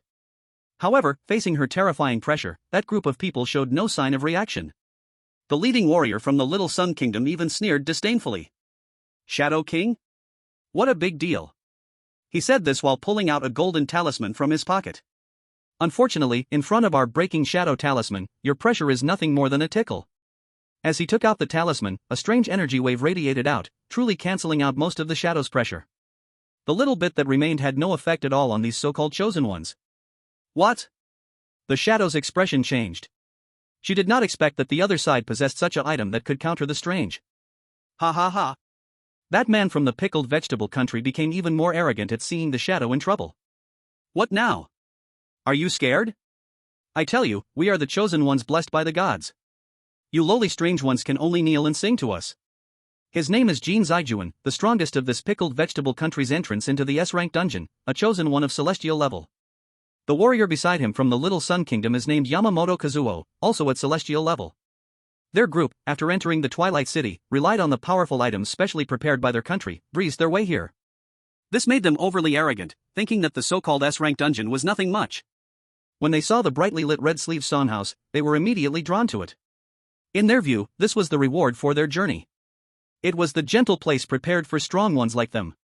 In the live broadcast room, viewers from the Little Sun and pickled vegetable countries immediately went wild at this scene. Sugoi. Yamamoto-kun is so cool. With the breaking shadow talisman, who can compete? Ha ha ha, did you see? This is the power of our great little Sun Empire's chosen ones. That Dragon Kingdom person is just lucky. Yes. Jin Zaijuan Appa is amazing.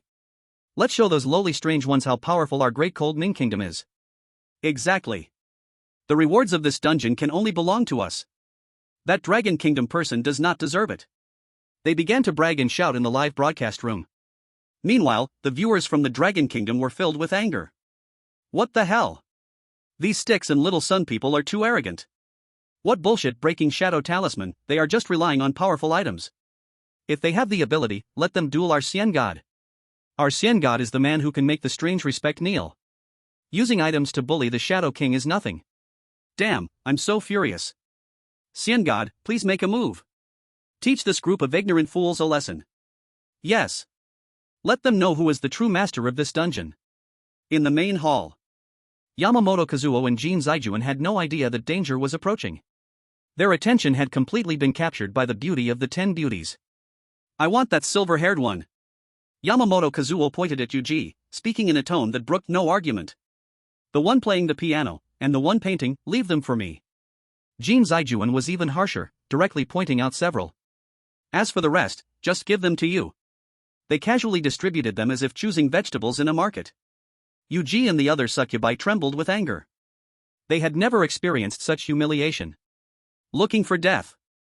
Yuji could no longer bear it. A long sword made of moonlight appeared in her hand, ready to strike. However, at that moment, a lazy voice suddenly sounded. Wait. It was Su Qian. He remained seated, leisurely sipping tea.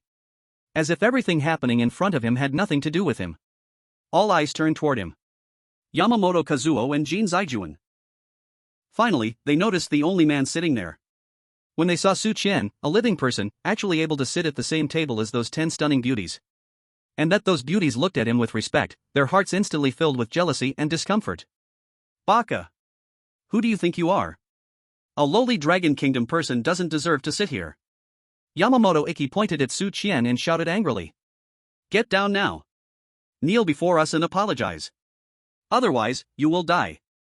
Jin Zaijun also joined in hollering, get out. Those women beside you are ours now.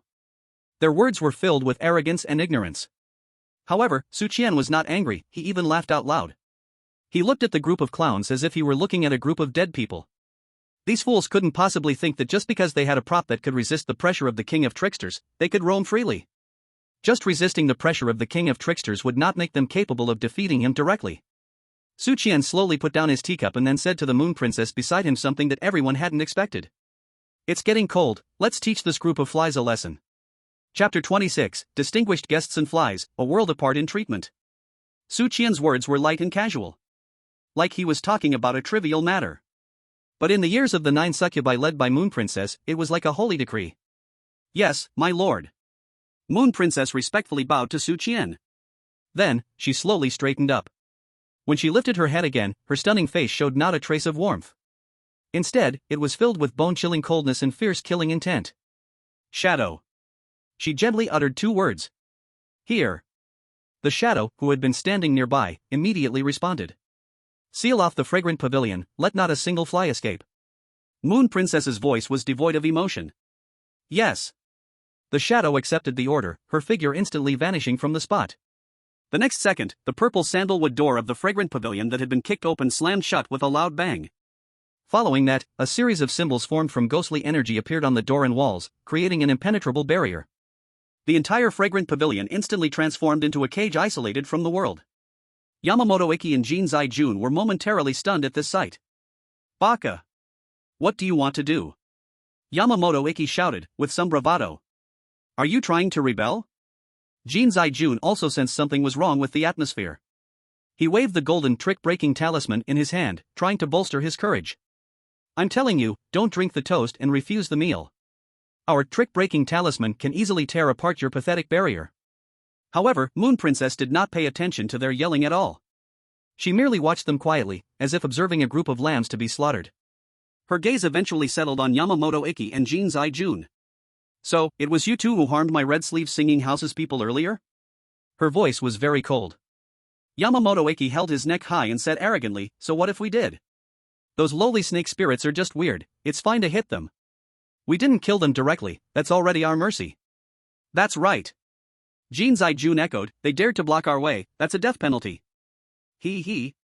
Moon Princess smiled. That smile was breathtakingly beautiful. But in that smile, there was endless coldness and cruelty. Very well. Since you admit it. Then, according to the rules of my red sleeve singing house, harm one of my people, and I will break your 4 limbs. Dishonor my sisters, and I will draw their souls and light the sky lanterns. As her words fell, in the great hall, aside from Su Qian and Yanji, the remaining 9 succubi all stood up. 9 powerful ghostly auras soared into the sky. The Qinchi in one of their hands revealed an ancient zither made of white bones.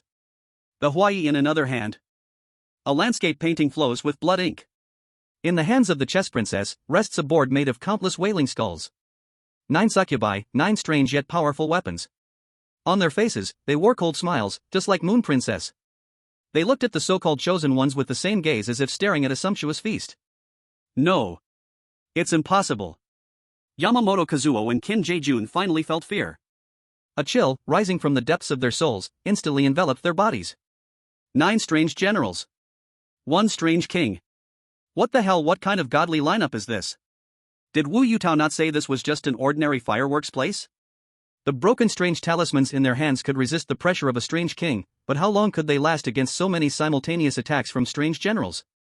It dawned on them that they seemed to have provoked an existence they shouldn't have. Misunderstanding?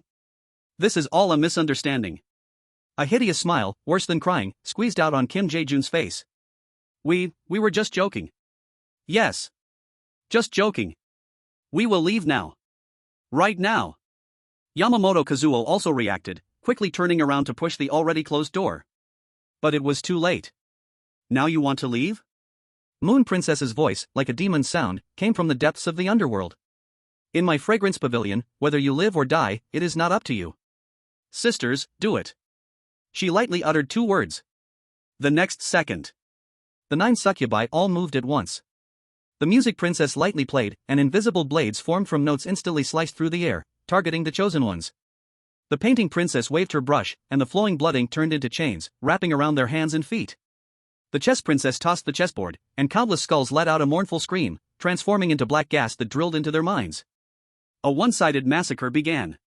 There was no need for the phantoms to take action, as under the joint attacks of the 9 strange generals, the so-called chosen ones had no power to resist at all.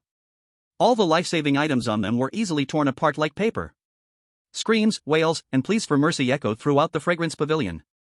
But the 9 succubi showed no mercy whatsoever. On their faces, there was even a hint of enjoyment. It seemed torturing these arrogant living beings was a very interesting thing. In the live broadcast room, the audiences from Little Day Country and Pickled Cabbage Country were completely dumbfounded. They stared blankly at the bloody and cruel scenes on the screen, their minds blank. No. Yamamoto-kun. Kim Jae-jun Appa. How could this happen? This is impossible. They are our strongest chosen ones. How could they be so vulnerable? Those 9 women, are they demons? Despair and fear instantly shrouded their hearts. Meanwhile, the viewers from Long Country in the live broadcast room were overjoyed. Holy shit. Holy shit. So fierce. Is this the true strength of the weird in an S-class dungeon? Well done. Well done. This is how to deal with those arrogant sticks in Little Days. Ha ha ha, weren't they pretty arrogant just now? Why are they acting like dead dogs now? Qian is so awesome. With just one sentence, she let this group of female weirdos take care of them. This style is off the charts. I've discovered a problem. Why were they polite when Qian came, serving tea and pouring wine, but when this group came, they immediately started fighting? Upstairs, aren't you just stating the obvious? What is our Qian's identity? She is their honored guest. What are those idiots? They are flies barging in. Can the treatment be the same? Ha, I give this analogy full marks. Same living beings, but the treatment difference is just too big. I declare, from today on, I am Chuenshin's diehard fan. Who dares to harm him, I will be the first to disagree. Inside the Great Hall, Su Qian still leisurely sat in his chair, sipping tea and eating pastries. Although everyone was human, he looked at the chosen ones rolling and wailing on the ground without the slightest sympathy. In his eyes, sometimes humans were more terrifying than the bizarre. Su Qian shook his head, then turned his gaze to Yuji. Miss Yuji. He spoke. What instructions do you have, Your Excellency?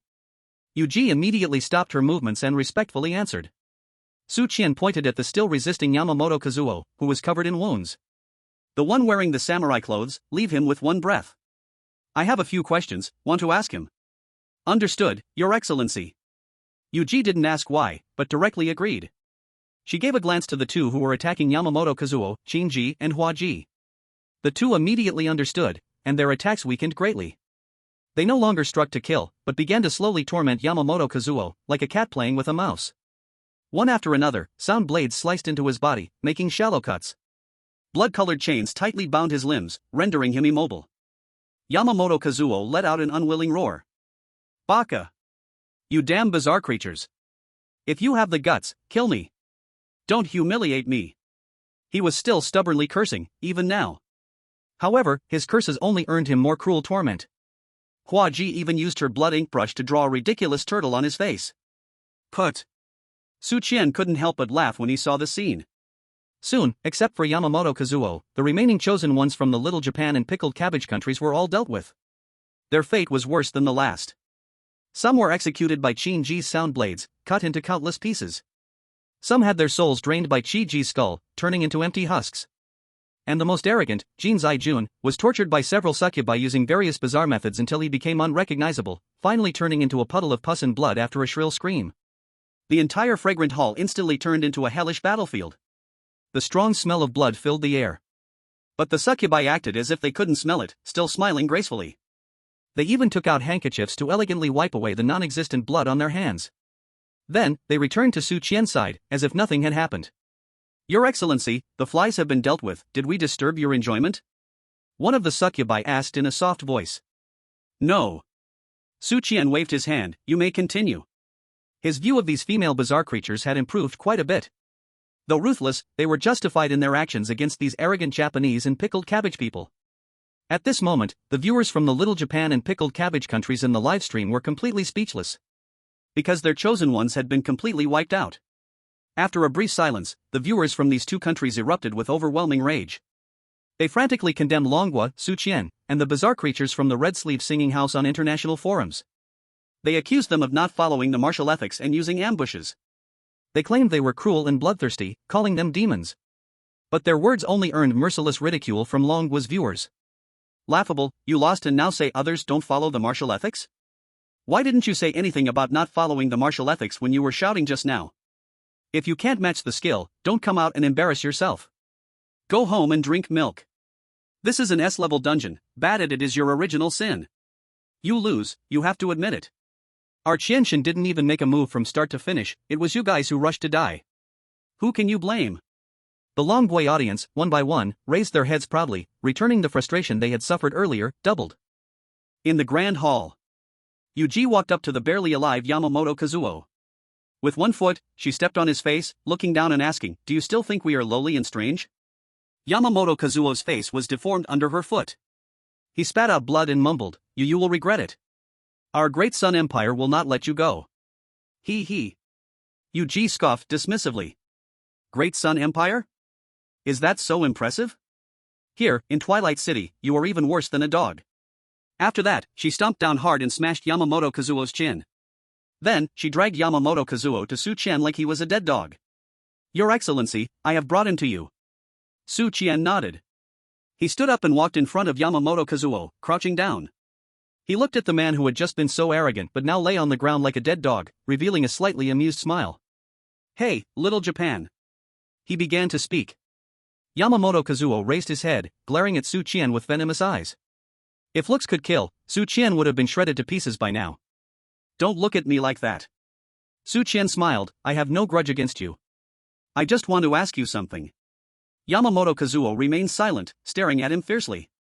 How did you find this place? Su Qian asked his most concerned question.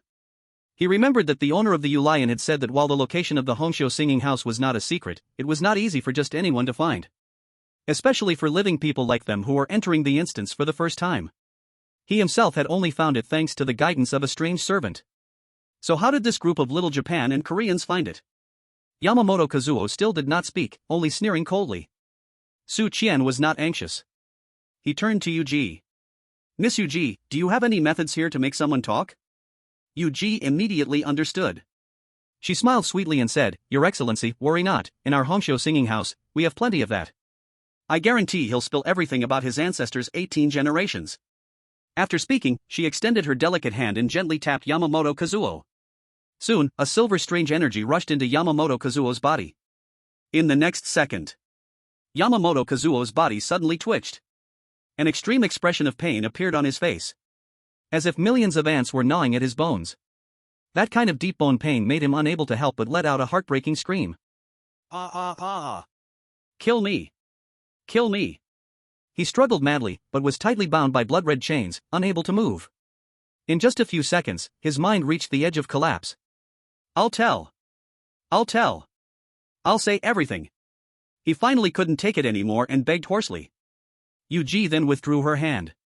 Yamamoto Kazuo slumped on the ground, gasping for breath, drenched in sweat. He looked at Yuji with eyes full of fear. This woman was simply a devil. Su Qian nodded with satisfaction. If you had cooperated earlier, you wouldn't have had to suffer, would you? He asked again. Now, tell me how you found this place? This time, Yamamoto Kazuo did not dare to hide anything.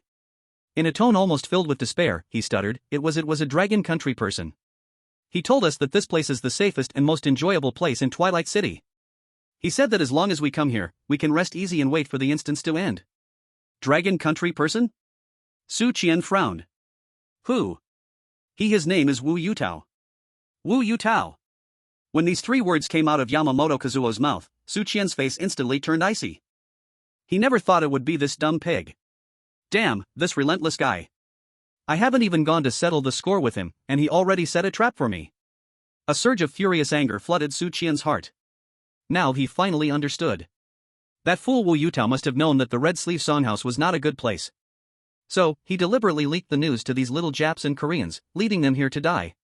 His purpose was simple. He wanted to use someone else's hand to kill me. Using the hands of these seductive demons from the Red Sleeve Songhouse to eliminate me.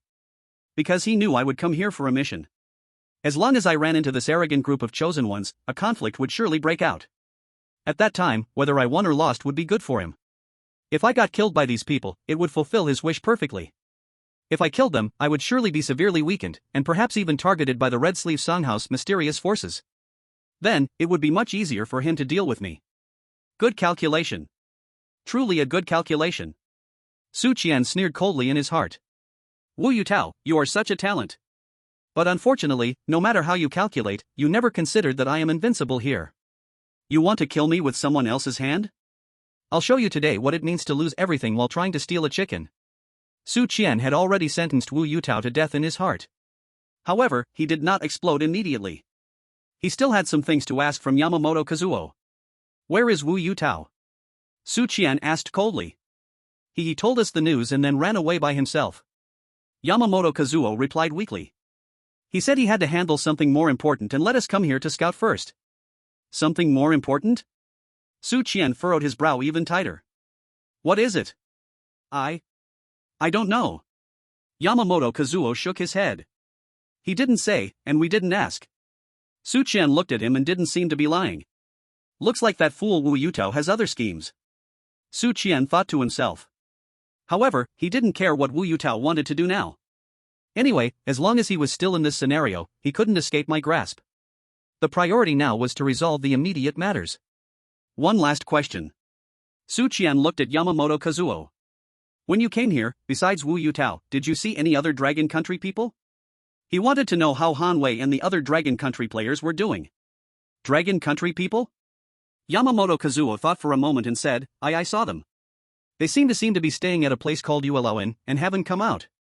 We went to find them, hoping they would come with us, but were chased away by a very powerful woman. She said not to provoke someone we shouldn't, or we would face the consequences. A very powerful woman? Su Qian immediately thought of Han Wei. It seemed Han Wei was still a bit smart, not following Wu Yutao into chaos. This also made him breathe a sigh of relief. After all, those people were also compatriots of the Dragon Country. If they died because of Wu Yutao's foolishness, it would be too regrettable. Alright, I've finished my questions. Su Qian stood up, no longer looking at Yamamoto Kazuo on the ground. He said lightly to Yuji, this person, just leave him to you. Yes, my lord. Yuji replied respectfully. Then, she showed a cruel smile to Yamamoto Kazuo. Let's turn him into lamp oil. Just hang him at the entrance of the fragrant pavilion, so everyone can see what happens to those who offend us, the Red Sleeve Songhouse. Yes, Sister Yuji. The two seductive demons stepped forward, dragging the screaming Yamamoto Kazuo away like a dead dog. Soon, the great hall returned to calm. As if that bloody slaughter had never happened. But the rich smell of blood in the air. Yet it reminds everyone that more than 10 people have just died here. At this moment in the live broadcast room, the audience from Longwood exploded after learning the truth. Damn! Wu Yutao! It's that beast again. Mother Fasterus Kerr. This scoundrel dares to collude with outsiders to harm our Qian. People like him should be judged mercilessly. Executed with 1,000 cuts. Qian, go kill that bastard. Eliminate the harm for the people. Wu Group, huh? I remember. After work, I will go dump on their company's doorstep. The one above, take me with you. In an instant, the entire internet in Longwo was flooded with curses directed at Wu Yutao and Wu Group. Wu Group's stocks plummeted as soon as the market opened. Countless angry shareholders rushed into Wu Group's headquarters, demanding refunds. Wu Yutao's father, the chairman of Wu Group, was so furious upon learning of all this that he suffered a stroke and was sent to the ICU.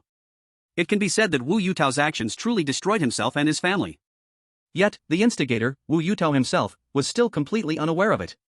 At that moment, he was hiding in a dark corner of Twilight City, wearing a smug smile. Su Qian, you bastard, by now, you should be fighting with that bunch of little Japs and Koreans, right?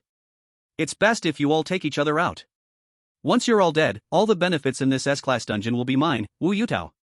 And that stinky bitch Hanwei, once I get powerful, I will deal with you first. Wu Yutao was still lost in his dreams. Meanwhile, in the fragrant hall of Winxi. After handling Yamamoto Kazuo's affairs, Su Qian's mood improved significantly. Although he was annoyed by Wu Yutao's stunt, overall, today still felt like a great gain. Not only did he complete the first mission and earn 10 points, but he also got a peak level made for free. Of course, the most important thing was that he confirmed the uses of the two strange lighters. He also tricked that naive Kyle Long into giving him a reverse scale and a piece of strange pride core. The only problem was, he had no idea how to use this strange pride core. Next up, it's time for the second task. Su Qian opened his task panel again. Task 2, obtain the personal token of the 3 leaders of the Strange King level City Guard Army. City Guard Army? Su Qian silently repeated this in his mind, then decisively chose to ask Yuji. Lady Yuji, how much do you know about the City Guard Army? Yuji, hearing his question, immediately replied respectfully. Replying to you, my lord, the City Guard Army is the regular armed force of our Twilight City, responsible for maintaining order within the city and fending off external enemies. The Guard Army is divided into 3 camps, each commanded by a leader of Strange King level. They are, the Eastern Camp Leader, Blood Butcher Meng Zhan. The Western Camp Leader, Ghost Han Wangli. And the Northern Camp Leader, Bonli Xian. These 3 are all capable generals under the City Lord, possessing great strength and distinct personalities. Especially that Eastern Camp Leader Meng Zhan, he has a fiery temper, looks down upon us flower girl types, and hates the living the most. If you go to find him, my lord, it may get a bit troublesome. Blood Butcher Meng Zhan, Ghost Han Wanli, Bonli Xian. Su Qian muttered these 3 names, just hearing their names and titles made him think that each one was more sinister than the last. Especially that Meng Zhan, based on Yuji's description, Su Qian had already formed an image of a hot-tempered, particularly hostile youth towards the living in his mind.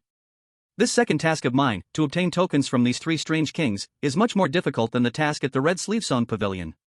My lord, these 3 leaders are stationed year-round in their respective military camps and rarely go out.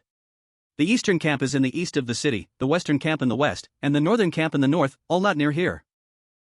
Yuji respectfully explained to Su Qian. I understand now, Su Qian nodded, already making a plan in his heart. Although Yuji said that the masked warrior was not to be trifled with, Su Qian decided to be the first to seek him out. You have to pick the hardest persimmons to squeeze. Problems must be solved at their roots. As long as he could handle this most difficult one, the remaining 2 would surely not be a problem. Moreover, he now had the dragon's fated reverse scale in hand. According to that clumsy dragon, this thing in Twilight City was like a pass to walk sideways. Although it seemed that the effect here wasn't as magical as the dragon boasted, it indeed played a crucial role. Thinking about it, dealing with those 3 so-called guard generals should be enough. Thank you, Miss Yuji, for clearing my doubts. Su Qian stood up and thanked her again before preparing to leave. And before leaving, he certainly wouldn't forget to take his little maid with him.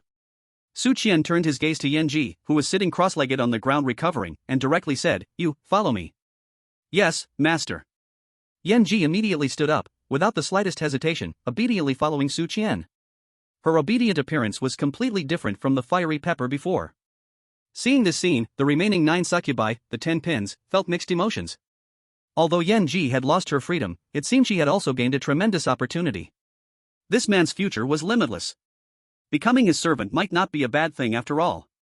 Of course, the premise was not to be discovered by the lord of the city, otherwise. I bid you farewell. Yuji, along with the remaining 8 pins, deeply bowed to Su Qian's departing figure. Su Qian casually waved his hand, not looking back, and walked straight out of the fragrant pavilion with Yanji. All the strange happenings in the Red Sleeve Singing House, whether it be guests or succubi, showed expressions of shock upon seeing Yanji following Su Qian. That was Yanji. One of the 10 pins of the Red Sleeve Singing House, the one with the hottest temper, the one who looked down on male strange beings. Now, she was obediently trailing behind a living person like a little maid? This world is simply too crazy. In the live broadcast room, when viewers from Long Country saw this scene, they erupted again. Damn! Is God Qian taking a maid to conquer the world? So cool. Yanji. That's a strange general. Just like that, she was completely subdued by God Qian? I'm amazed. Look at her little wifey look, where's the arrogance from just now? God Qian is awesome. Where is God Qian going? To the next mission location? It seems he's going to find the commander of a city guard. It sounds tough. What's there to fear? Our God Qian even fooled a strange noble, what's a few strange kings? The viewers from Long Country were filled with blind confidence in Su Qian. Meanwhile, the foreign live room showcased a different scene. Humph, what skill is it to subdue a woman? Just luck. An expert from Eagle Sauce remarked sourly. The city guard is not like these women from the Red Sleeve Singing House. They are real warriors. That Long Country man is walking to his death. Baka. I bet he absolutely won't get the tokens from those 3 commanders. He will be torn to shreds. The viewers from Little Day's country were still stubborn. They had just witnessed their country's chosen son being wiped out, and now they were filled with anger, eager for Su Qian to meet his end. Shiba. That's right. The commander of the guard is clearly the truly powerful existence in this scenario. That Long Country man is doomed. The viewers from Pickled Cabbage Country followed suit, rallying their support. They seem to have forgotten how their nation's chosen son turned into a puddle of filth. Su Qian, of course, was completely unaware of these external voices. At this moment, he was walking down the wide streets of Twilight City with Yanji. Master, forgive the servant for speaking too much, this road we are on is the way to Dongying. Flame Princess followed Su Qian, hesitantly whispering. Her voice no longer had the previous fierceness, but instead carried a hint of timidity. She obviously thought that Su Qian was going the wrong way, as at the end of this road was Mangzhan. Su Qian nodded, I know. Master, Mangzhan has a bad temper, and his strength is immense. He is the hardest to deal with among the 3 commanders. Hearing Su Qian's reply, Flame Princess was clearly stunned for a moment and then worriedly reminded him. Should we plan carefully?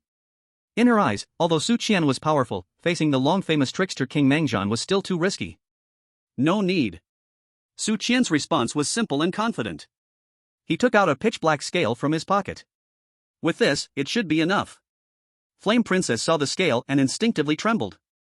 That was the inverse scale of the Kueilong. Although she still didn't understand how Su Qian got this item, she knew how terrifying the meaning behind that scale was. Perhaps, the master really has complete confidence? Thinking of this, Flame Princess ceased her chatter and silently followed Su Qian, guiding him. Soon, a huge military camp filled with a chilling atmosphere appeared in front of the 2. At the entrance of the camp, there stood 2 rows of strange soldiers dressed in black heavy armor, holding long spears. Each of them was tall and exuded a cold and bloody aura. Unlike the enchanting demonists from the Red Sleeve Songhouse, these soldiers were true machines of slaughter. There was not a trace of life on them, only pure stillness, existing solely for battle. Seeing Su Qian and Flame Princess approach, the 2 rows of soldiers moved in unison, crossing their long spears to directly obstruct the way of the 2. This is a military restricted area, no entry for outsiders. The leader of a small squad said in a deep voice. Underneath his helmet, 2 burning soul fires glowed. I am looking for your commander, Mangzhan. Su Qian stated directly. The commanding lord is not someone you can just meet whenever you wish. The small squad leader snorted coldly. Get lost quickly. Otherwise, you will be killed without mercy. Their attitude was much more aggressive than the guards at the Red Sleeve Songhouse. This was a military camp, where rules and discipline were observed, regardless of one's wealth. Flame Princess frowned at this scene, about to step forward to reason with them. She was now Su Qian's servant, and her master's face was her own. However, Su Qian raised his hand to stop her. Don't rush. Su Qian smiled and then said to the small squad leader, you go tell your commander that an old friend has come to visit. Old friend? The small squad leader looked Su Qian up and down, revealing a look of disdain on his face. Our commanding lord hates living people the most, how could he possibly have a living friend like you? Kid, I advise you not to make a fuss here, just get lost. Su Qian heard this and was not angry, he had anticipated this outcome. He sighed and said, since that's the case, I'll just have to go in myself. After finishing his words, he disregarded the long spears of those soldiers and strode directly toward the military camp. Seeking death. The small squad leader shouted angrily. Take him down. Dozens of long spears, with a piercing sound, stabbed toward Su Qian from all directions. However, just as those long spears were about to hit Su Qian. Stop! A voice like a great bell rang out from deep within the military camp. Immediately, a terrifying pressure instantly enveloped the entire entrance of the camp. Those soldiers who were about to attack Su Qian suddenly froze in place. All movement stopped in place. The long spears in their hands were less than 1 centimeter away from Su Qian's body. But that 1 centimeter was like a chasm, impossible to bridge. The squad leader was so overwhelmed by the pressure that he knelt down on one knee. Say, Commander! His voice trembled as he shouted. Suddenly, a towering figure over 3 meters tall emerged from deep within the barracks, cloaked in blood-red armor, with only a pair of burning, blood-red eyes visible.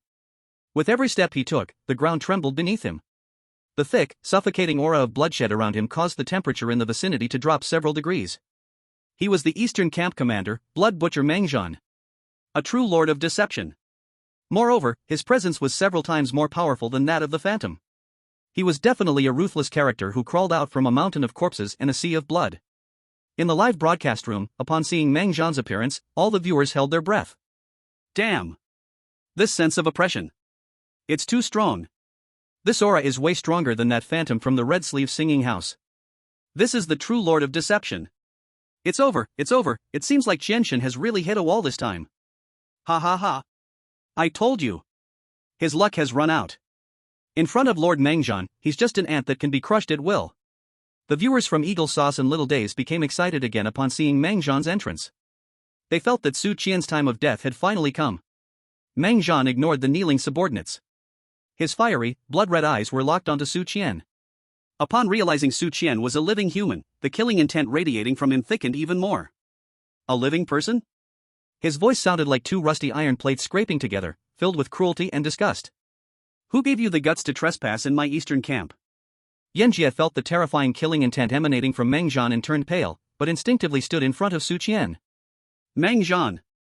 Do not be rude. This is... She wanted to reveal Su Qian's identity. However, Su Qian pulled her back once again. He stepped out from behind Yanji and faced the terrifying pressure of Meng Zhan directly. He looked at the blood-red giant before him with no fear at all on his face. Instead, a hint of a smile appeared. So, you are Meng Zhan? Su Qian spoke. I came to find you because I wanted to borrow something. Borrow something? Meng Zhan laughed as if he had heard the greatest joke. A humble living person dares to borrow something from me? I am only interested in your head and bones. He stretched out his enormous hand and slowly pressed it down towards Su Qian's head. Now, kneel down and bow. Then I will personally twist off your head and use it as my wine cup. This is your greatest honor. His movement was slow, but the terrifying pressure began to distort the space around Su Qian. Yanji's face showed a look of despair. She knew that Meng Zhan was truly intent on killing. In the face of such absolute power, could her master withstand it? Chapter 31, The Grudge Between Meng Zhan and Kuei Long. Facing Meng Zhan's giant hand descending like a mountain, Su Qian remained standing without moving. He did not show the fear that Yanji imagined he would. He simply watched Meng Zhan quietly, with a smile that had not changed at all. This posture made Meng Zhan's burning blood-red flames flicker slightly. A bit of courage. There was a hint of surprise in Meng Zhan's voice. Unfortunately, having courage alone is useless. His palm continued to press down. However, just as his hand was about to touch Su Qian's head, Su Qian finally moved. He did not dodge, nor did he block. He simply took out a pitch-black scale leisurely from his pocket. Then, just like before in the red sleeve singing house, threw it casually on the ground. Clang. The scale fell to the hard ground, making a crisp sound. I said, I'm here to borrow something. Su Qian's voice was still so calm. My friend asked me to come, everyone give face, let's talk nicely. Meng Zhan's palm paused in midair. His pair of burning blood flames locked tightly onto the ordinary scale on the ground. The atmosphere at the military camp's gate, in this moment, suddenly froze. Soon, a violent aura more terrifying than when Mang Zhan had appeared, erupted fiercely from him. Boom! The entire eastern camp seemed to shake violently under this aura. Around, those soldiers kneeling on the ground were directly blown away by this aura, spitting black smoke, unaware of their fate. Even Yanji, who stood behind Su Qian, was pressed back repeatedly by this aura, her face as pale as paper. She looked at Mang Zhan in horror. She had never seen Mang Zhan unleash such terrifying killing intent. It was an overwhelming hatred that cared nothing for life and death. Kuei Long. Mang Zhan gritted these two words out through his teeth. His voice was filled with endless anger and resentment. He suddenly raised his head, his blood-colored eyes fixed intently on Su Qian. You, are that traitor's friend? Seeing his reaction, Su Qian's heart suddenly sank. Damn it, what's going on? This reaction is strange. Isn't that idiot Kuei Long supposed to be well connected? Why does this guy's reaction seem more excited than seeing his father's murderer? Countless thoughts flashed through Su Qian's mind in an instant. He suddenly realized that he seemed to have messed up a bit. At this moment, the viewers in the live broadcast room were also dumbfounded upon seeing this scene. What the hell? What's going on? Why did Mang Zhan explode all of a sudden? Wasn't that scale a powerful item? Why does it feel like it backfired? It's over, from Mang Zhan's stance, he looks like he's going to devour Su Qian. Ha ha ha. I knew it. I just knew it would turn out this way. In the live broadcast rooms of Eagle Sauce and the Stick Country, a thunderous cheer erupted. This fool. He actually brought Kuei Long's thing in front of Mang Zhan. Doesn't he know that Mang Zhan and Kuei Long are deadly enemies? A specialist from Eagle Sauce, who had crazily researched the S-level mysterious dungeon Twilight City these past few days and understood its world background, shouted excitedly in the live broadcast. Deadly enemies? What's going on? Tell us quickly. The audience immediately pressed for more. That specialist cleared his throat, speaking in a smug tone. According to the world background data studied by our intelligence department, 1,000 years ago, Kuei Long instigated a rebellion in Twilight City, and it was Mang Zhan, Wanli, and Liu Qiyun who were responsible for suppressing it. That battle shook the heavens and the earth. Although Kuei Long was eventually suppressed by the Lord of Twilight City, the three leaders were also severely injured by Kuei Long. It can be said that they have a blood feud. This Dragon Kingdom person, holding Kuei Long's token, went in front of Mang Zhan and claimed to be Kuei Long's friend. Isn't that equivalent to seeking death? Ha ha ha. So that's how it is. This Dragon Kingdom person is really foolish. West Ba. He's doomed now. Lord Mang Zhan will definitely not let him go. Shi Ba. Great. This Su Qian is finally going to die. Upon learning the truth, the foreign audience members gloatingly seemed to have already seen Su Qian being torn to shreds by Mang Zhan. And the viewers from Dragon Kingdom, after hearing this news, felt their hearts drop to the depths of despair. What the hell? No way? There's this kind of backstory? This is bad. Su Qian has been tricked by that idiot. What to do? What to do? Su Qian run. He probably can't escape now, the speed of the Eerie King. How could the humble god escape? Now we can only pray that the humble god's items are not one-time use and can block the Trickster King's attack a few more times. Despair and frustration began to spread in the Dragon Kingdom's live broadcast room. At this moment, at the camp's entrance, Mang Zhan had slowly raised his weapon. It was a blood-colored giant axe as big as a door. On the blade, countless wailing and vengeful souls were wrapped. The traitor's allies deserve to die. Mang Zhan's voice was like a sentence from hell. Today, I will use your blood to honor my brothers who died long ago. He raised the giant axe high, gathering a terrifying power strong enough to split the heavens. Die. With a roar, the blood-colored giant axe came crashing down towards Su Qian's head with devastating force. The space seemed to tear apart under this blow. A huge shadow loomed over Su Qian's head. Damn it! Set up! Su Qian cursed the ancestors of Kuei Long in his heart. He had no time to think, instinctively reaching into his pocket, gripping the two icy lighters tightly. Brothers! Whether we live or die this time depends on you. Chapter 32, Not Brothers? Mang Zhan also knelt?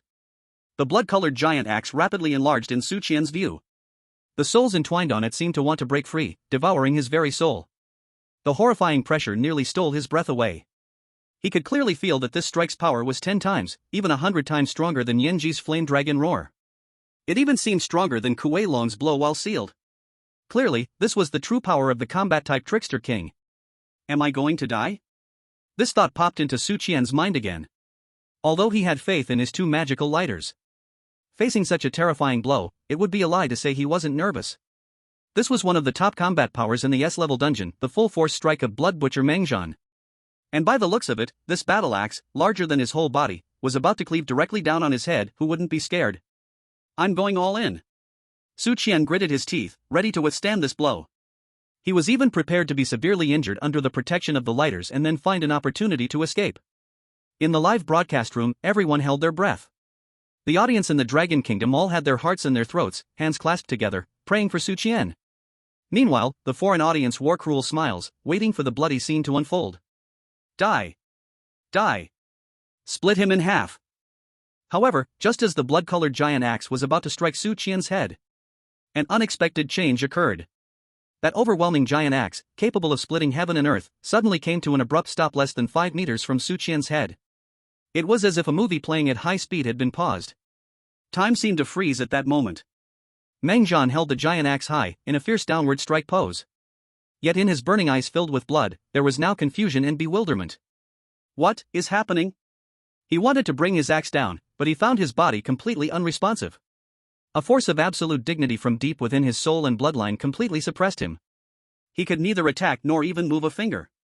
This is... A terrifying thought flashed through Mengjian's mind. However, before he could comprehend it, a power he could not resist surged from his legs. Thud. A sound so dull it was almost unbearable. The blood butcher Mengjian, towering over 3 meters tall like a demon god, actually knelt down straight. His knees crashed heavily onto the hard ground. Boom! The ground around him, within dozens of meters, instantly became web-like cracks. The blood-red giant axe in his hand also fell to the ground with a clang. Silence. Deathly silence. The whole world seemed to lose its sound at this moment. Su Qian was stunned. He maintained his stance, prepared to resist, staring blankly at the blood-red giant kneeling before him, less than 5 meters away. Again kneeling? He rubbed his eyes, doubting if he was dreaming. This was the blood butcher Mengjian. Not sealed, a real, genuine ghost king. Just like this, kneeled before me? And, right when it was about to kill me, suddenly it knelt down? Isn't this script a bit too outrageous? If Kuei Long kneeling to him was due to mistaking him for some young master, hoping for a few good words to be said to the city lord so he could be let out sooner, then why did the blood butcher Mengjian kneel? At this moment, Yanji behind Su Qian was also completely petrified. She opened her red lips, her beautiful eyes wide open in disbelief at what she saw. That is Mengjian. The blood butcher Mengjian, who was tyrannical and unrestrained. Actually kneel to her new master? She felt like her worldview had been completely overturned at this moment. In the live stream room, there was an absolute silence that lasted for half a minute. Billions of viewers, whether from Long Country or foreigners, were all motionless as if cast under a spell. The barrage stopped completely. Everyone's brains were in a state of shutdown due to this shocking and bizarre scene before them. A top ghost king from an S-class dungeon, about to kill a human player, suddenly dropped his weapon and knelt down? What the hell, is this some strange operation? Illusion? Acting? Or did this bizarre dungeon actually have a bug? After a long time, the first barrage finally floated up in the live stream room. Am I seeing things? Then came the second, the third. What the hell? Kneeling again. Mengjian also kneeled. My god. Can anyone tell me what is happening? Why? I'm dumbfounded, I'm really dumbfounded, I feel like my brain isn't enough. God. Qian God is not human. He is a god. After a brief silence, the live stream room burst into an unprecedented and wild wave of barrages. Meanwhile, in the foreign live stream room, those who were just gloating, waiting to see the show, now all looked as if struck by lightning, their expressions dazed and speechless. No, it's impossible, this absolutely cannot be. The American experts slumped in their chairs, repeating this phrase unconsciously. Illusion. It must be an illusion. This is some kind of large-scale illusion used by that Long Country person. The Japanese experts shouted hoarsely, trying to find a reasonable explanation for this incomprehensible scene. This is cheating. Blatant cheating. I demand a thorough investigation by the officials of the Bazaar Dungeon. The viewers from the Pickled Cabbage Country directly began to throw a tantrum. They could not accept, nor would they admit, that a person from the Long Country could make such a powerful and desireless Ghost King kneel. This was no longer a question of strength. This was simply nonsense. At the gate of the military camp, Meng Zhan knelt on the ground, his massive body trembling violently with humiliation and anger. He wanted to stand up, but he found that the pressure from deep within his soul was like an insurmountable mountain, pinning him down so he couldn't move. What have you done to me? He raised his head, those burning blood-red eyes fixed firmly on Su Qian. The voice became distorted from extreme anger. He would rather believe that Su Qian used some strange means he didn't know than think about the terrifying possibility that made him afraid. Su Qian looked at him and felt 1,000 question marks in his heart. What did I do? You ask me, I ask who? I damn also want to know what I did. He was silently cursing madly in his heart. I just held the lighter tighter, and then you knelt? Do these two lighters have the aura of a king, able to make people bow down? Although he felt confused inside, Su Qian still looked calm and inscrutable on the surface. He watched Meng Zhan kneeling on the ground, slowly putting away the awkward posture that was ready to resist. Then, he imitated the ultimate masters in TV dramas, clasped his hands behind his back, and lightly said, I didn't do anything. It's you who wants to kneel. Chapter 33, Twice in full bloom, Meng Zhan kneels again. Su Qian's words were light but felt like the loudest slap, hitting Meng Zhan's face hard. It's you who wants to kneel. What a humiliation this is. Roar. Meng Zhan let out an extreme roar of anger. As the great blood butcher Meng Zhan, the leader of the eastern camp in the city of Twilight, a ghost king who fought his way out of mountains of corpses and seas of blood. How could he voluntarily kneel to a humble living person? This was even more painful than killing him. I will kill you. Meng Zhan's rational mind was consumed by endless anger and humiliation at this moment. He no longer thought about why this happened. In his mind, there was only one thought. Kill the man in front of him. Use his blood to wash away the incredible shame he had received. Get up. For me. A terrifying power erupted from Meng Zhan's body like never before. His massive body trembled violently as he truly began to stand up little by little from the ground. With every inch he stood up, the ground beneath him cracked a little. Although the soul pressure was strong, it seemed unable to completely suppress a ghost king overwhelmed by anger. Oh? You can still stand? Su Qian was somewhat surprised to see this scene. Behind him, Yanji became even more nervous and stood in front of him again. Master, be careful. He's going to fight to the death. In the live broadcast room, all the viewers' hearts also tightened once more. Wow. He stood up. This ghost king is strong. Even under that mysterious pressure, he can still stand. Did Su Qian mess up this time? Did he push him too hard?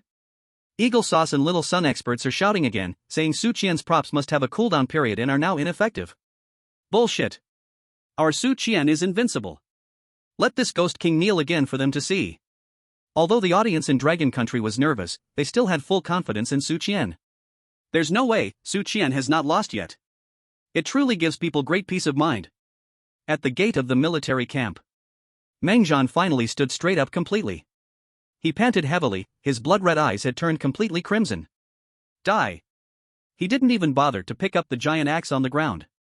Instead, he directly extended his fist, bigger than a sandbag, condensing all his strength, and slammed towards Su Qian. This punch had no fancy techniques. Only the purest, most extreme power and speed. Wherever the fist passed, even the air was compressed, making a piercing explosive sound. The power of this punch was even more terrifying than the blow he just made with the axe. This was his all-in gamble, containing all his anger and humiliation. He wanted to use this punch to smash the man in front of him, along with everything behind him, into dust. And facing this earth-shattering punch, Su Qian's face again showed a hint of seriousness. He could feel that. This punch cannot be avoided. He reached into his pocket again, tightly gripping the two lighters. Come on. Let me see, is your punch as hard as this lighter, the trickster king? Su Qian took a deep breath, preparing to pose for a counter-punch. Anyway, if the lighters couldn't protect him, it would mean death. And if these two lighters saved him, then this pose would look cooler and raise his status a bit. However, just as Su Qian was about to throw his punch, that familiar and bizarre scene unfolded once more. Meng Zhan's terrifying fist, capable of shattering mountains, once again halted less than 5 meters from Su Qian's face. It was as if an invisible wall stood in front of him. No. Despair appeared on Meng Zhan's face. That feeling once again returned. That absolute authority from deep within his soul, which he could not resist, descended once more. And this time, it was even 10 times stronger than the last. Thud. Without any suspense. The blood butcher Meng Zhan, who had just barely stood up, felt his legs go weak again and kneel heavily on the ground. And this time, he knelt even harder and more completely than before. Boom! The ground in front of the military camp gate collapsed significantly due to his kneeling. He sank into a large pit nearly half a meter deep. Silence. Once again, silence. If the first kneeling had shocked and confused everyone, then this second kneeling left everyone numb. In the livestream, the bullet comments paused for several seconds before someone slowly typed a line. Damn, I'm used to seeing this. Then came roaring laughter and teasing like a tsunami. Ha ha ha ha. I knew it. I knew it would be like this. Double kneeling. The trickster king kneeling again. What a world masterpiece. Mengzhan, don't I have any dignity? Please, just give me a quick end. I would call this the art of kneeling. Where are the eagle sauce experts? The little sun experts? Why are they silent again? Have they gone to the rooftop to line up? Stop shouting, I just took a look. The Eagle Sauce livestream has nearly crashed due to too many viewers. The audience from Longhua had completely lost their minds with laughter. Meanwhile, the foreign audiences fell completely silent. They no longer knew what words to use to describe their feelings at that moment. If the first kneeling was a coincidence, a prop, then what about this second time? Same place, same person, same way. This could no longer be explained as a coincidence. This indicated that perhaps that person from Longhua possessed a power that could trigger an absolute suppression, one even the Trickster King could not resist. Monster, he is the real monster. The chief analyst from Eagle Sauce, in a daze, took off his headphones. He knew there was no need to continue analyzing this live stream, because everything happening before his eyes was completely beyond his understanding. He felt like all his years of research had gone to waste. At the entrance of the military camp, Mengzhan, kneeling in the pit, had completely given up resisting. It wasn't that he didn't want to fight back, but he realized he couldn't do anything at all. That pressure was like an imprint born within his bloodline, an insurmountable chasm. He finally began to confront the terrifying possibility he had been avoiding. That feeling which arose from his soul, urging him to kneel and submit. He had only felt it once before, on one person. That person was the master of this Twilight City. The one who created this city and raised him from a mere trick servant to the supreme trickster king. The lord of the city. But why? Why does a humble living person have the spirit pressure similar to that of the city lord? Mengzhan's mind was instantly in chaos. He couldn't understand. And just as he fell into confusion and despair, two figures slowly walked out from deep within the military camp. Hee, old Meng, what are you doing? A teasing laugh rang out. In broad daylight, giving such great respect to a living person, people who don't know would think you have betrayed us. Chapter 34, Three Commanders Strike Together, a Terrifying Combination Technique. Hearing this voice, Mengzhan suddenly raised his head from the pit. He saw two figures, just like him, clad in heavy armor, standing not far away and looking at him leisurely. One was relatively thin, with countless ghostly hand patterns carved on his armor. It was the West Camp Commander, Ghost Hand Wanli. The other was even more bizarre. His armor was entirely made of eerie white bones, even his helmet was a huge skull. It was the North Camp Commander, Liu Qiyun. These two were the other two commanders of the Guard Army in Twilight City, apart from Mengzhan. They happened to come to the East Camp today to discuss matters, and had just been observing everything happening at the entrance from the military camp's lookout tower. When they saw Mengzhan kneel for the first time, they thought he was deliberately playing tricks on that living person. But when they saw Mengzhan kneeling into the pit again in an even more awkward posture, they finally realized that something was wrong.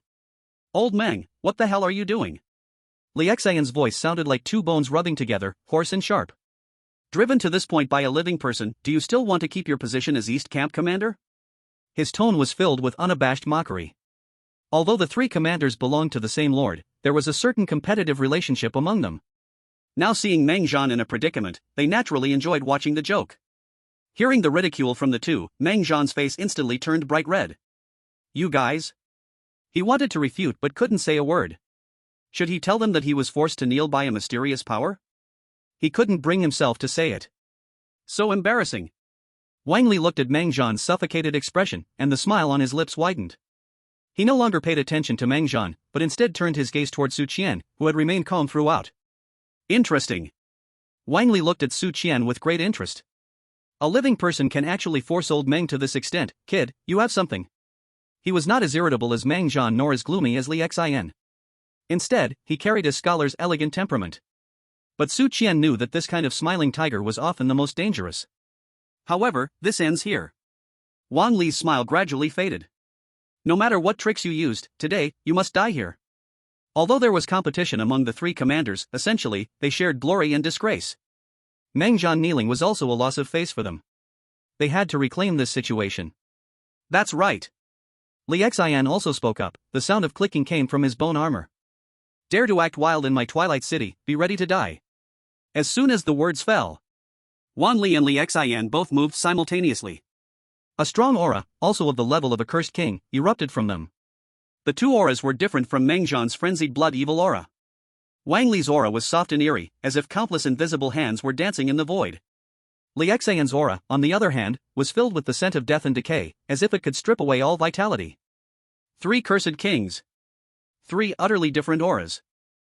In that moment, an equally terrifying aura locked onto Su Qian. The pressure was stronger than ever before. The sky above Donying changed dramatically due to the intertwining of these three auras. Behind Su Qian, Yanji was already struggling to stand under this pressure, having to kneel once more just to hold herself up. Her face was filled with horror. The three commanders actually intended to join forces against their master. This was completely unresistible. The live stream room erupted once again. Damn. Three ghost kings. It's really over now. Even one Meng Zhan was so fierce, and now three are coming together. Who can withstand this? Qian God, run. Stop pretending. If you don't run now, there truly will be no chance left. Eagle Sauce and Little Japan's audience are celebrating again, saying that with three ghost kings teaming up, even Jesus can't save Qian God. Damn it. This infuriates me. These stupid weirdos, why don't they play fair and gang up on him? The audience from Long Country wiped their foreheads in cold sweat for Su Qian once again. Although they had confidence in Su Qian, the scene before them was simply too terrifying. Those were three top ghost kings from S-level dungeons. At the military camp gate. Facing the united pressure from the three ghost kings, Su Qian's expression finally grew serious. He could feel that each of these guys was not much weaker than Chu Long. After all, Chu Long had been sealed for over 1,000 years, even though he was a ghost lord, his strength had dropped to the weakest among ghost lords. But the three ghost kings before him, who had just fought their way out of a sea of corpses and blood, were at their peak condition. Together, the pressure made it feel as if breathing was becoming a bit difficult for him. Damn, do we really need to go this far? Su Qian's heart felt a bit weak. If one can't beat you, you call for two helpers? You weirdos really are united. He secretly mocked while tightly gripping the two lighters in his pocket. When faced with uncertainty, just squeeze the lighters, bros. This was his biggest reliance in the weird world. Kid, if you die at the hands of us three brothers, you can be proud. Wang Li sneered coldly. He was the first to strike. Weird technique, 1,000 machine ghost hand. With a wave of his hands, countless ghostly hands formed from black gas instantly filled the entire sky. These ghostly hands spread like wildfire, reaching out to grasp Su Qian from all directions.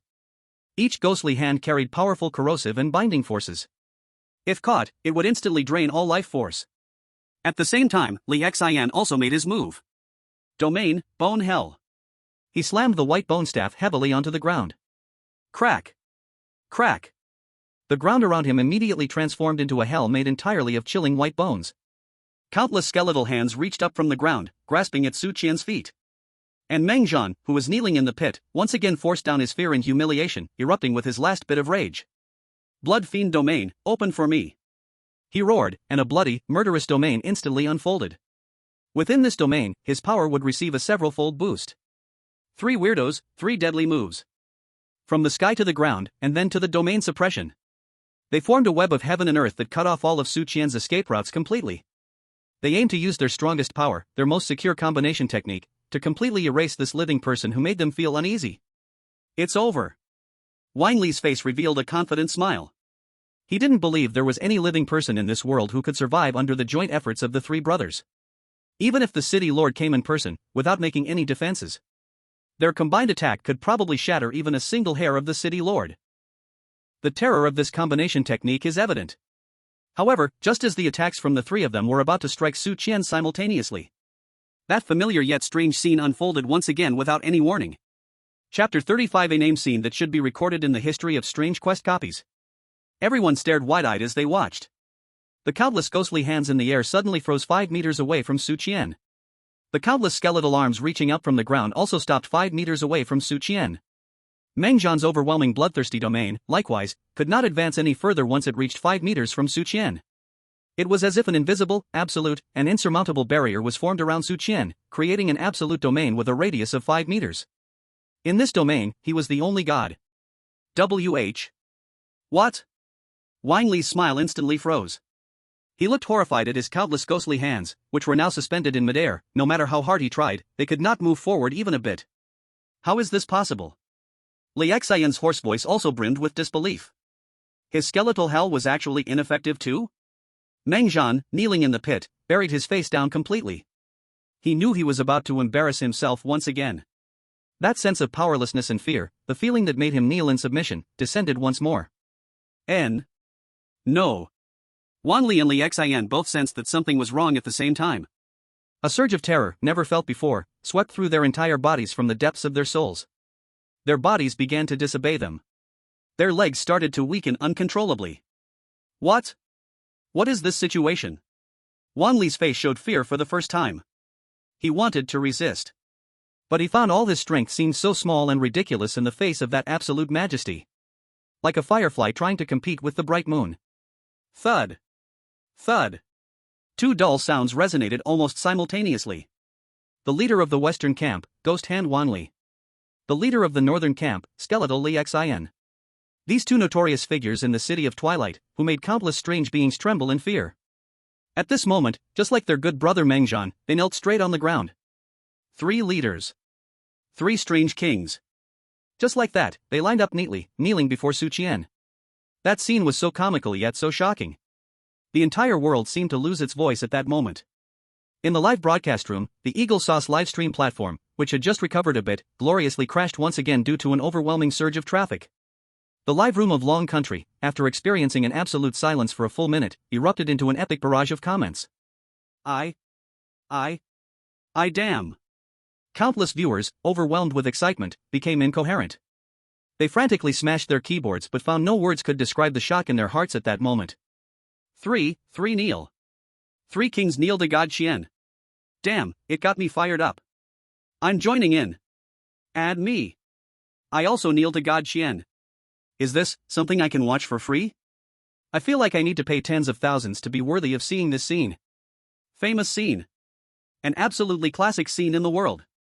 I declare, this screenshot will become the most iconic moment in the history of Strange Quest copies in Long Country, no, the whole world. Where did that group of Eagle Sauce and Little Days go? Where are they? Why are they silent again? Did the internet cable get scared and break? Don't ask, just assume they went to the rooftop again. I bet it's a bit crowded up there today. I declare, from today on, God Qian is my only faith. Who dares to slander him? I will follow the internet cable and tear their house apart. The viewers of the Dragon Kingdom had completely gone mad. They had never imagined that one day, they could see such ridiculous, such shocking, such uplifting scenes in a live broadcast of an S-level bizarre instance. A human player made 3 bizarre kings kneel before him. This was no longer just a satisfying story. This was simply a myth. At the entrance of the military camp, Su Qian looked at the 3 figurines kneeling neatly in front of him, and he was completely stunned. No way, it really happened? He touched the 2 lighters in his pocket. What exactly are these 2 treasures of mine? Our Dragon Kingdom actually has such divine artifacts, and I found them by chance? Could it be that I really am the child of destiny? Su Qian's mind was a mess of thoughts. Behind him, Yanji had completely frozen in shock. She looked at the 3 powerful leaders who once made her look up in awe, even daring not to meet their gaze, now kneeling so humbly before her master. She felt her understanding being shattered and reformed in that moment. She suddenly realized that losing to her master and even becoming his servant was not really something to be ashamed of. In fact, there was even a hint of pride. After all, although she lost to her master, she had not knelt. The commander Meng Zhan had knelt 3 times. The corners of Yanji's mouth involuntarily turned upward. Meanwhile, the 3 kneeling commanders could not smile at all. Their mood was complicated to the extreme. Meng Zhan felt despair. He had completely given up resisting, kneeling there like a dead dog, silently doubting humanity, bizarre life. I knelt to a human 3 times? What is the meaning of my existence anymore? Liu Qiyun felt fear. His skeletal body trembled violently, as if it would fall apart at any moment. Only Wang Li remained calm. After experiencing the initial shock and fear, he was the first to force himself to calm down. He knelt on the ground, not struggling like Meng Zhan and Liu Qiyun. He just lowered his head, and his brain was working faster than ever. Something is wrong. Too wrong. That feeling. That feeling of trembling and submitting from the depths of his soul. This was not the first time he felt it. When was the last time? Wang Li's memories began to race back. 100 years? 500 years? 1,000 years? Finally, a long-forgotten image, buried deep in his memory, emerged. It was 1,000 years ago when he was just a small leader who had recently advanced to a bazaar general. That day, he had the fortune to see that man from afar. The one who created this city, and in the eyes of all the bazaar beings, was the supreme god. The city lord. At that moment, he felt the same. Just like now. It was that feeling, requiring no reason, no words, just standing there made you want to kneel, to offer everything you had. That absolute crushing from the level of life. It's the city lord's pressure. Wang Li's heart stirred with immense waves. He suddenly raised his head and looked at the calm living person before him. Why? Why does a living person have the city lord's pressure? Could it be? A ridiculous yet seemingly reasonable thought frantically grew in his mind. Chapter 36, Wang Li's frantic speculation. Wang Li's mind raced at that moment. Countless clues were quickly linked together in his mind. City Lord. That supreme being, who had disappeared for nearly 1,000 years, suddenly returned just 7 days ago. And this living person appeared in Twilight City only recently. The timeline seemed to align. The reverse scale of Kuelong. Kuelong, that madman, was personally suppressed by the lord of the city. His fear of the lord of the city can be said to be deeply rooted in his bones. But apart from the lord of the city, he looked down on all other strange beings. However, he gave his most important life scale to a living person? This is unreasonable. Unless this living person's identity is so special that even the madman Kuelong has to bow down, even wanting to please. And the identity that can make Kuelong want to please, in this dusk city, who else could it be besides the lord of the city? But, the one before me is clearly a living person. A living person with warm blood flowing, a living person with the breath of life. The lord of the city is the supreme strange emperor, naturally cannot be a living person. So, there is only one possibility left. In Wang Li's mind, it seemed as though a lightning bolt flashed, illuminating all the fog. The illegitimate child. This living person must be the bloodline left by the lord of the city. It's the lord of the city's illegitimate child. As soon as this thought appeared, Wang Li suddenly felt that everything made sense. Why does a living person carry the pressure of the lord of the city? Because his bloodline flows with the lord of the city's essence. Though thin, it is inherently the same. Why did Kuelong give him the reverse scale? Because that seemingly mad Kuelong, who was actually smarter than anyone, must have sensed the bloodline aura on him, so he wanted to please this young master to exchange for his chance to regain freedom. Why can he make the proud Yanji willingly be his servant? Because he is not an ordinary living person at all, he is the future heir of this dusk city. He is the legitimate young master of all strange beings. So, the leaders who were personally promoted by the lord of the city would trigger this kneeling mechanism engraved in their souls when facing this young master. Everything seems to make sense. The more Wang Li thought, the more he felt his guess was correct. He even began to admire his own cleverness. So, it is like this. Wang Li murmured to himself. He felt he had grasped all the truths. He felt a wave of fear for his previous foolishness and rashness. They were actually planning to team up to kill the lord of the city's offspring? If the lord of the city knew, the three of them would probably die 1,000 times over. Thinking of this, Wang Li's back was instantly drenched in cold sweat. In the live broadcast room, the viewers naturally had no idea about Wang Li's short psychological activity. They only saw the three strange kings kneeling on the ground, their expressions varied. Look, that one named Wang Li seems to have stopped trembling? Did he figure something out? Even if he figured it out, what can he do? He still has to kneel obediently. I feel like things might take a turn. Experts from Eagle Sauce and Rizi country have started analyzing again, saying this must be the side effect of the humble god's artifact, that the three strange kings are about to break free and tear the humble god to pieces. Let them analyze, a group of afterthoughts. Their faces were swollen, yet they are still analyzing. The viewers in Longwa had completely lost respect for those so-called experts. In the face of one miracle after another created by the humble god, any analysis appeared so pale and powerless. At the entrance of the military camp. Having figured everything out, Wang Li immediately made a decision. He must immediately remedy the tremendous mistake he had just made. He no longer tried to resist that pressure. Instead, he actively lowered his head deeply, even adopting a more humble, more respectful posture. Taking a deep breath, Wang Li decided to first verify his guess. He looked at Su Qian. In an unprecedented respectful tone, he carefully spoke. May I ask? Your Excellency, what is your relationship with our Lord City Master? As soon as he said this, both Mang Zhan and Li Xian were stunned beside him. These two brash men had not yet recovered from the humiliation of kneeling, completely unaware of why Wan Li made such a statement. And Su Qian, hearing Wang Li's question, also felt a jolt in his heart. Again, it was about the city master. Kuei Long thought he was the young master, and now this Wang Li was suddenly asking him this kind of question. Su Qian quickly thought in his mind and decided to maintain this profound and mysterious demeanor. City master? He feigned confusion and raised an eyebrow. I'm not familiar with him. He decided to play dumb, leaving Wang Li to come to his own conclusions. Su Qian's decision was completely correct. His words "not familiar" entered Wang Li's ears and directly transformed into another meaning. Not familiar? A lost illegitimate child, not familiar with his irresponsible father, isn't that quite normal? In fact, it might even carry a hint of resentment. Wang Li felt that his guess was further confirmed. Your Excellency, please do not be angry, it was I who overstepped. Wang Li lowered his stance even more. Then, he asked another question. Then, what is your relationship with Kuei Long? Why would he give you his life's reverse scale? This question was the key among keys. If they could figure out this question, then everything would be clear. Su Qian looked at Wan Li's probing eyes, knowing he could no longer play dumb. He thought for a moment and decided to half-truthfully deceive him. Kuei Long? He smiled and used an obviously natural tone to say. He offended me. I originally wanted to kill him. It was he who voluntarily offered his reverse scale to me to save his life. What, do you also want it? While speaking, Su Qian took out that piece of black scale and weighed it in his hand. His words were extremely arrogant. But in Wang Li's ears, it sounded like thunder crashing. Offended him? Wanted to kill him? Kuei Long voluntarily offered up his reverse scale to save his life? This was all matching up. That unruly madman Kuei Long could not possibly surrender his reverse scale because of the threat from a living person. Unless he recognized this living person's true identity. Kuei Long definitely knew that if he did not offer his loyalty, what awaited him would be a punishment more terrifying than death. So, he would so readily admit defeat.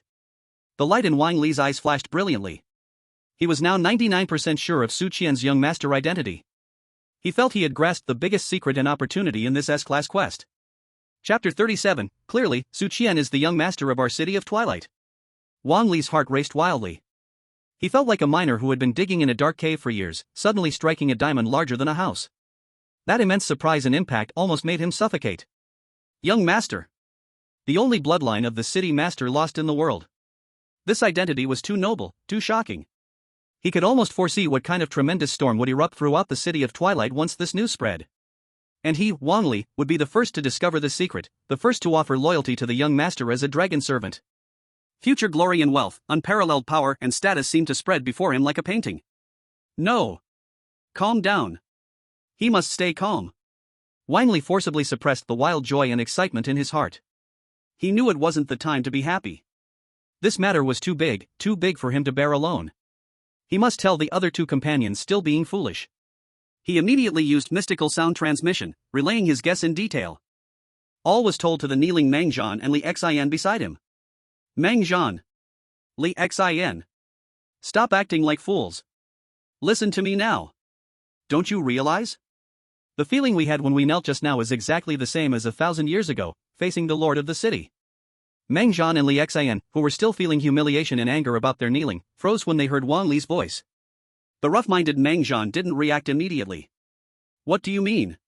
Are you saying that this living person is connected to the lord of the city? No kidding. Wang Li replied impatiently, it's not just a connection. I suspect he is the lord of the city's long-lost son. What? Mang Zhan and Li Xian exclaimed simultaneously in their thoughts. Impossible. How could the lord of the city have a living son? Mang Zhan still couldn't believe it. Why is it impossible? Wang Li immediately rebutted, the lord of the city has been missing for 1,000 years, who knows what he has been doing outside? Is it unusual for him to have a son or daughter left behind? And think about it, why would that old fox Kuei Long so readily give up his own life's reverse scale? That's because he definitely felt the bloodline aura of this young master just like us. He wanted to grab this biggest leg to hug before us. Li Xian, who was as thin as a bamboo pole, was quicker in thought than Mang Zhan. After hearing Wang Li's analysis, he also found it very reasonable. Wang Li is right, this is all too coincidental. The lord of the city just returned, and this young master shows up. Moreover, the bloodline suppression on him that we cannot resist is absolutely not fake. I can't think of any other possibility besides being the lord of the city's offspring. Meng Zhan still found it hard to accept, but after being told by the two of them, he began to waver. Are you saying we just attacked our young master? Sweat broke out on Meng Zhan instantly. If that's the case, then what he did just now was no different from treason. What else do you think? Wang Li snorted coldly. We three were dangerously testing the edge of death just now. Especially you, Meng Zhan. If that sword of yours had truly struck down, I estimate the lord of the city could have turned you into ashes 1,000 times. Meng Zhan's body began to tremble uncontrollably. Now he felt a wave of dread wash over him. He had almost made a huge catastrophe. Then, what should we do now? Meng Zhan's voice was trembling. What else can we do? Wang Li said, of course, we need to find a way to make up for the mistake we just made. We will offer our most sincere apologies and loyalty to the young master. This is our only chance. But, what if we guessed wrong? What if he isn't the young master? Liu Qiyun was still a little uneasy. Guessed wrong? Wang Li laughed. If we guess wrong, the worst that can happen is that the three of us fall here today. But what if we guessed right? Then the three of us will become the existence of this Twilight City, second only to the young master above all. Do you dare to take this gamble? Wang Li's voice was full of temptation. Meng Zhan and Liu Qiyun fell silent. They were weighing their options, thinking deeply. On one side, there was a bottomless abyss that could lead to their destruction. On the other side, there was a paradise that might lead them to a meteoric rise. A few seconds later, Meng Zhan, the rough man, was the first to make up his mind. Let's do it. Fortune favors the brave. I, Meng Zhan, take this gamble. Liu Qiyun hoarsely said, I also take the gamble. Very good. A slight smile appeared on Wang Li's face. Since we have reached an agreement, let's follow my plan. We must welcome the return of our young master with the most grand manner. The three of them, in front of Su Qian, used their mental communication to complete this high-stakes gamble that would decide their future. And all of this, Su Qian naturally had no idea. He simply saw that the faces of the three ghost kings kneeling before him changed constantly. Sometimes shocked, sometimes frightened, and sometimes seeming to have made a firm resolution. What are these three guys up to? Su Qian mumbled to himself.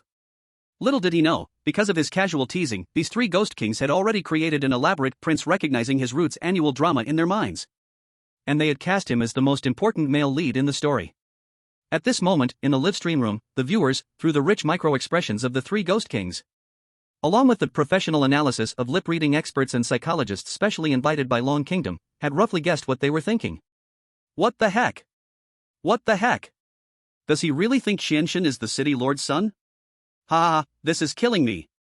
These three ghost kings are too cute, adding drama to their own act. What is the power of information disparity? This is the power of information disparity. Qian said nothing extra, and they've imagined a whole story. I call it the power of imagination. Who would dare say imagination is useless from now on? Wu Yutao, I'm so freaking done. I worked hard to design, wanting to borrow a knife to kill, and you three just handed the knife to him and claimed a father? Wu Yutao is no longer important, he's probably being chased like a dog by all the weirdos in the city. Let's just watch how Qian continues to show off. So excited. Can't wait. I wonder what kind of grand gift these three ghost kings will prepare for our prince. The viewers of Long Kingdom turned into audience members, setting up their small stools, ready to enjoy the upcoming show. Just then, Wang Li, who was kneeling on the ground, finally spoke again. This time, his voice was no longer tentative and cautious. Instead, it was filled with unprecedented respect and sincerity. He bowed deeply to Su Qian. Subordinate. Commander of the Western Guards, Wang Li. I pay my respects to the young master. Chapter 38, The Test of the Bloodline Sensation Sphere. Wang Li's call of I pay my respects to the young master was like thunder in the clear sky, exploding throughout the entire eastern camp. It not only startled Meng Zhan and Liu Qiyun beside him but also left Su Qian completely dumbfounded. Younger master? Su Qian froze for a moment. His first reaction was, damn, why does this guy sound just like that iron-headed Kulong? But he quickly realized that this was probably again due to his mysterious lighter's influence. This lighter is truly a miraculous item. While Su Qian was marveling, Meng Zhan and Liu Qiyun also came to their senses. Seeing that Wang Li had taken the initiative to pledge his loyalty, they felt anxious. Damn. Wang Li is such a sly guy. He beat me to it. Meng Zhan silently cursed and hurriedly imitated Wang Li, bowing deeply to Su Qian. Subordinate. Commander of the Eastern Guards, Meng Zhan. I pay my respects to the young master. I was blind not to recognize Mount Tai and deserve to die 1,000 deaths. I beg the young master to punish me. His voice was even louder and more sincere than Wang Li's. He looked as if Su Qian were his long-lost father. Liu Qiyun was not to be outdone, his skinny, bony body also fell to the ground. Subordinate. Commander of the Northern Guards, Liu Qiyun. I pay my respects to the young master. The 3 Ghost King commanders all knelt in front of Su Qian, calling him young master in unison. Meanwhile, the hundreds of ghost soldiers around them had buried their heads low, their bodies trembling like aspen leaves. This scene was truly impactful. In the live stream room, all the viewers were once again shocked by this magical reality. Holy crap! Holy crap! Holy crap! It's real! They really acknowledged him. The 3 Ghost Kings collectively paying respects to the young master. What a spectacle! What grandeur! Totally overwhelming. I declare this is the most astonishing scene in the history of Weird Dungeon live streaming. The most amazing, the most shocking scene. There is no other. Qian Shun. From today on, you are my only faith. I'm going to replace the statue of Guangong in my house with your photo. Awesome. So awesome. This is even better than winning 5 million for myself. The audience in Long Country fell into a frenzy once again. They felt their blood burning, the immense pride and honor made each of them feel honored. At the entrance of the military camp, Su Qian looked at the 3 great leaders kneeling before him with reverence and felt overjoyed. Not bad, this move is still profitable. Not only did I avoid a fierce battle, but I also gained 3 subordinates at the level of the Guai Wang for free. All good things, nothing bad at all. Su Qian cleared his throat, trying to make himself look less like he wanted to laugh. He had to hold himself together. He had to play the role of the prince undercover. Everyone, please get up. He imitated the tone of those big figures in TV shows and said calmly. Ignorance is no crime, let the past be the past. Thank you, young master. The 3 felt as if a great pardon had been granted and hurriedly got up from the ground, still bowing and not daring to raise their heads. Young master, you truly are. The foolish Meng Zhan could not help but want to confirm. However, before he finished speaking, Wang Li next to him sharply jabbed him with his elbow. Shut up. You idiot. Wang Li scolded in a low voice using sound transmission. Is the young master's identity something you can casually ask about? Since the city lord hasn't disclosed it, it shows his deep intention. We, as subordinates, only need to know and obey. Why ask so much? After being scolded by Wang Li, Meng Zhan finally realized, quickly closing his mouth and daring not to say another word. Su Qian looked at the 3 of them exchanging glances and could roughly guess what they were thinking. He chuckled to himself, this Wang Li was indeed a talent. He didn't have to say anything, and Wang Li had already filled in all the gaps himself. It saved him a lot of trouble.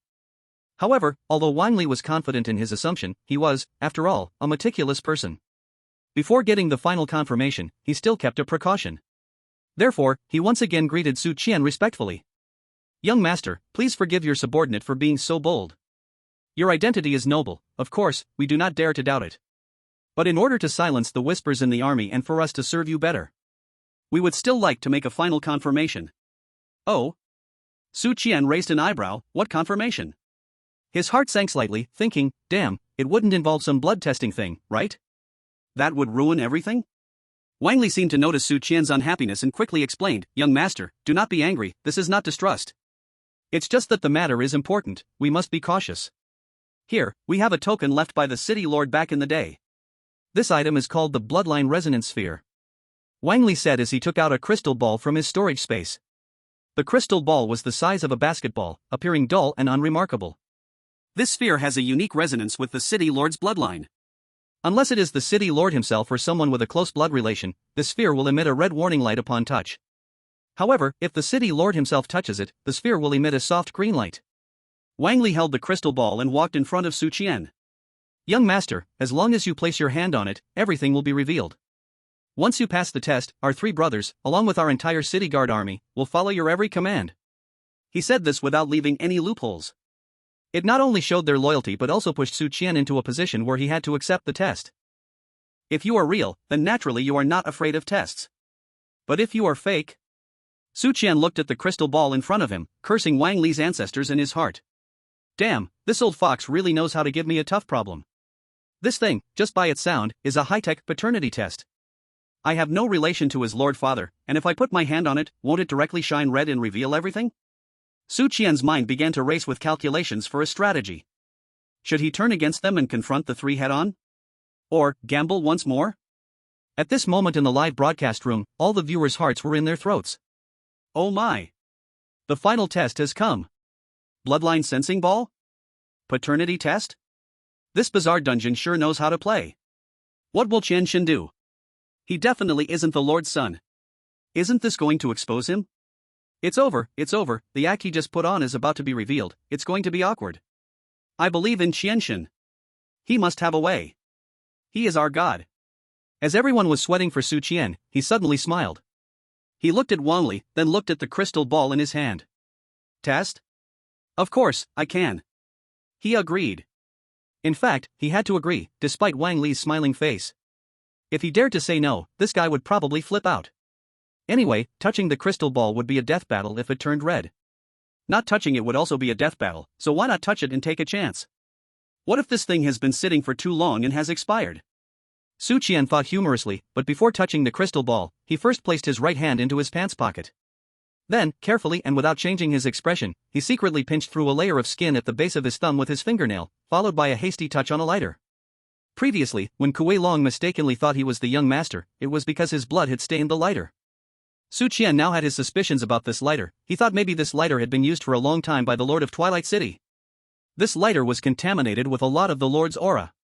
That's why Kuei-Long mistook him for the so-called young master. Su Qian thought more and more it made sense, otherwise, how could he explain why other people's strange lighters weren't as powerful as his two strange lighters?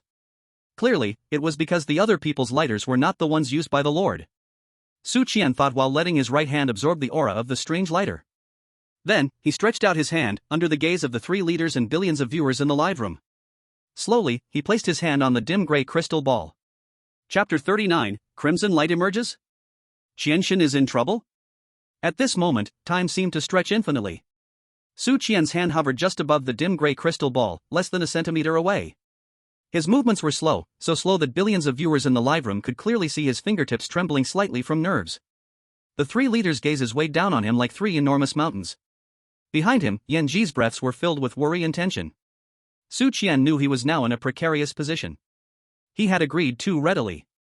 If he were to withdraw his hand now, all the established prestige would crumble in an instant.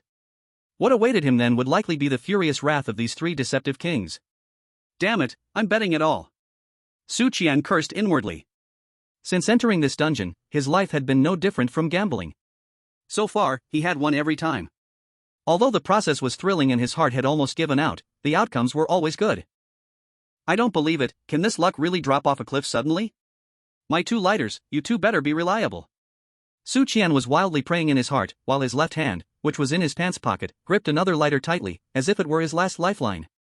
Across from him, Wang Li was just as anxious. This was also his high-stakes gamble. If they win, the 3 brothers will become true vassals of this Twilight City, stepping straight into the heavens. If they lose, they will be shamed today. If the city lord finds out, their lives could be at risk. But Wang Li firmly believed in his judgment. The pressure from the bloodline absolutely cannot be false. The young master must be real. In the live broadcast room, discussions about this parentage test had completely blown up. It's coming, it's coming. The final judgment is coming. Damn, I'm so nervous, my heart is about to jump out. Qian, please hold on. Hold on to what? This time it's definitely going to get exposed. That thing sounds like high-tech, how could it possibly be fooled? Exactly. Just wait and see, once that red light shines, those 3 deceitful kings will definitely turn on him, tearing the kid to pieces. Baka. It's finally going to end. This liar from the dragon country will finally pay for his arrogance. Come on. Hurry up and touch it. I can't wait to see his downfall, being torn apart by the deceitful kings. In the live feeds of Eagle Sauce, Little Japan, and Kimchi Country, the comments were filled with schadenfreude. All their so-called experts were promising, without a doubt, that Su Qian could not create a miracle again this time. Science cannot be defeated by the tricks of charlatans. In the Dragon Country's live room, although most viewers were extremely tense, countless others were cheering wildly for Su Qian. Qian, we believe in you. You are our god. That's right. Qian must have a way. When has he ever let us down? Exactly. A bunch of foreign bumpkins, what do they know? Our Qian is unstoppable. Everyone, don't panic. If things go wrong, I will step in. Upstairs, you are really something, but I like you. Under the gaze of billions of people around the world, some nervous, some expectant, some gleeful at others' misfortune, Su Qian finally stopped hesitating. he took a deep breath and pressed his right hand, stained with his own blood and the scent of the lighter, heavily onto the grayish crystal ball. 1 second. 2 seconds. 3 seconds. The crystal ball showed no reaction whatsoever. It was still that dull gray look. In the live room, experts from Eagle Sauce and Little Japan could no longer contain themselves. Did you see that?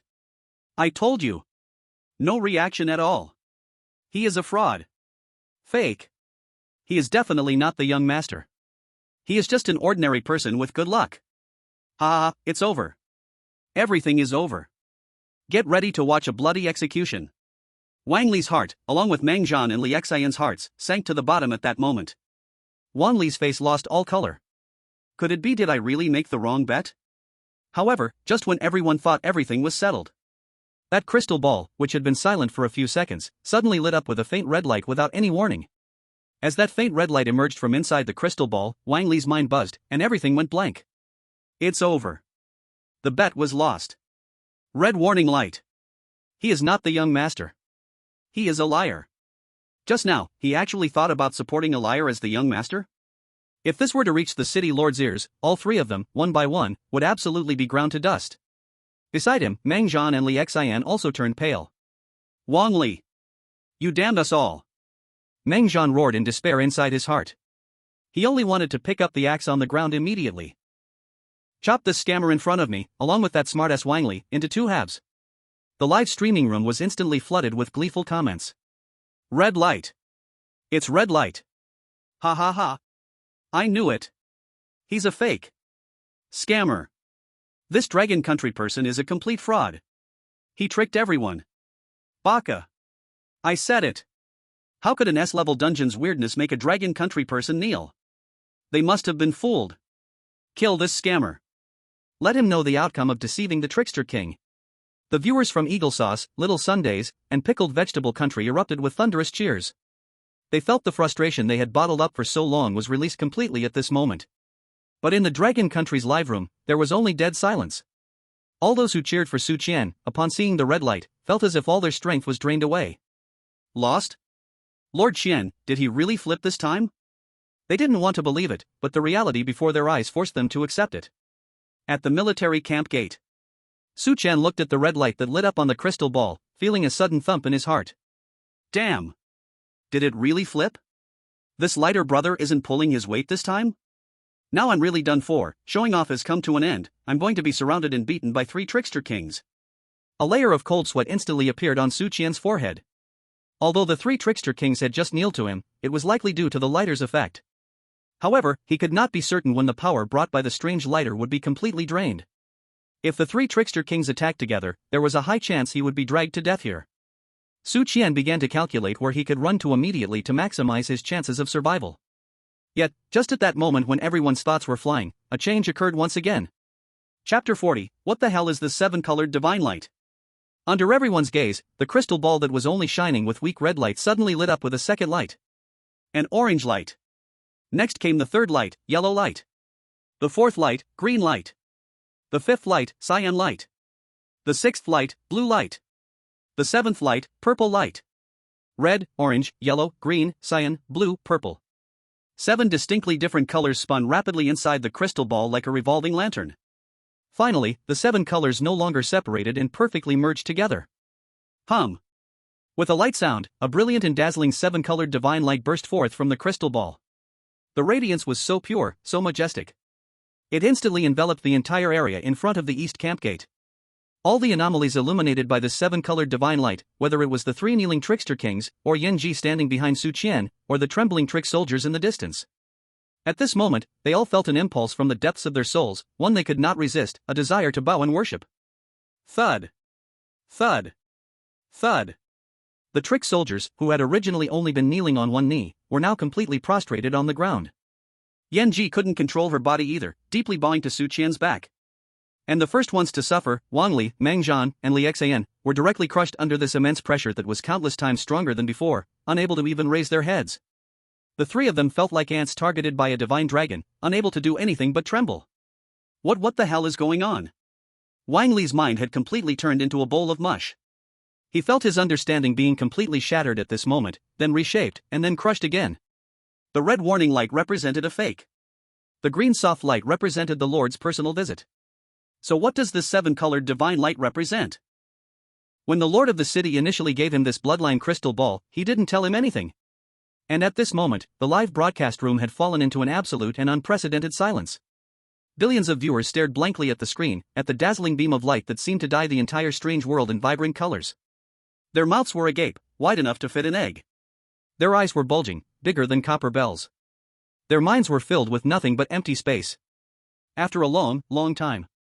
In the Dragon Kingdom's live broadcast room, someone finally typed a line of text with trembling hands. Who can pinch me? Tell me, am I dreaming? Then came a barrage of messages like a volcanic eruption. Holy crap! Seven-colored divine light. It's seven-colored divine light. My God! What kind of celestial effect is this? Is this a paternity test? This must be a miracle. I'm dumbfounded, I'm really dumbfounded. I feel like my CPU is about to overheat. What kind of bloodline is this? Qian, could he really not be human? Is he a celestial being descended to Earth? What happened to those foreign experts who were shouting just now? Where are they? Why aren't they talking? Did they all jump off a building together? At this moment, in the live broadcast rooms of Eagle Sauce, Little Life, and Pickled Cabbage Country, there was indeed complete silence. Those so-called experts and analysts looked like puppets whose souls had been drawn out, slumped in their chairs, eyes devoid of spirit. Their treasured strange science, the logic they firmly believed in. In the face of this miracle that could not be explained by any theory, was shattered into pieces. Liars, all liars, strange scientific theories are all fake. An expert from Eagle Sauce muttered to himself, then rolled his eyes, directly frothing at the mouth and fainting. At the army camp gate, Qian looked at the dazzling and friendless seven-colored light show in front of him, completely dumbfounded. What the hell, what is this situation? Wasn't it supposed to be red light warning, green light passing? What the hell is this rainbow? If you didn't say this was a strange item bloodline crystal ball, I'd think this guy was actually a disco ball. Qian's mind was also filled with questions. He completely couldn't understand why this situation occurred. He just mixed his blood and the breath from the lighter according to previous experience, and then pressed it up.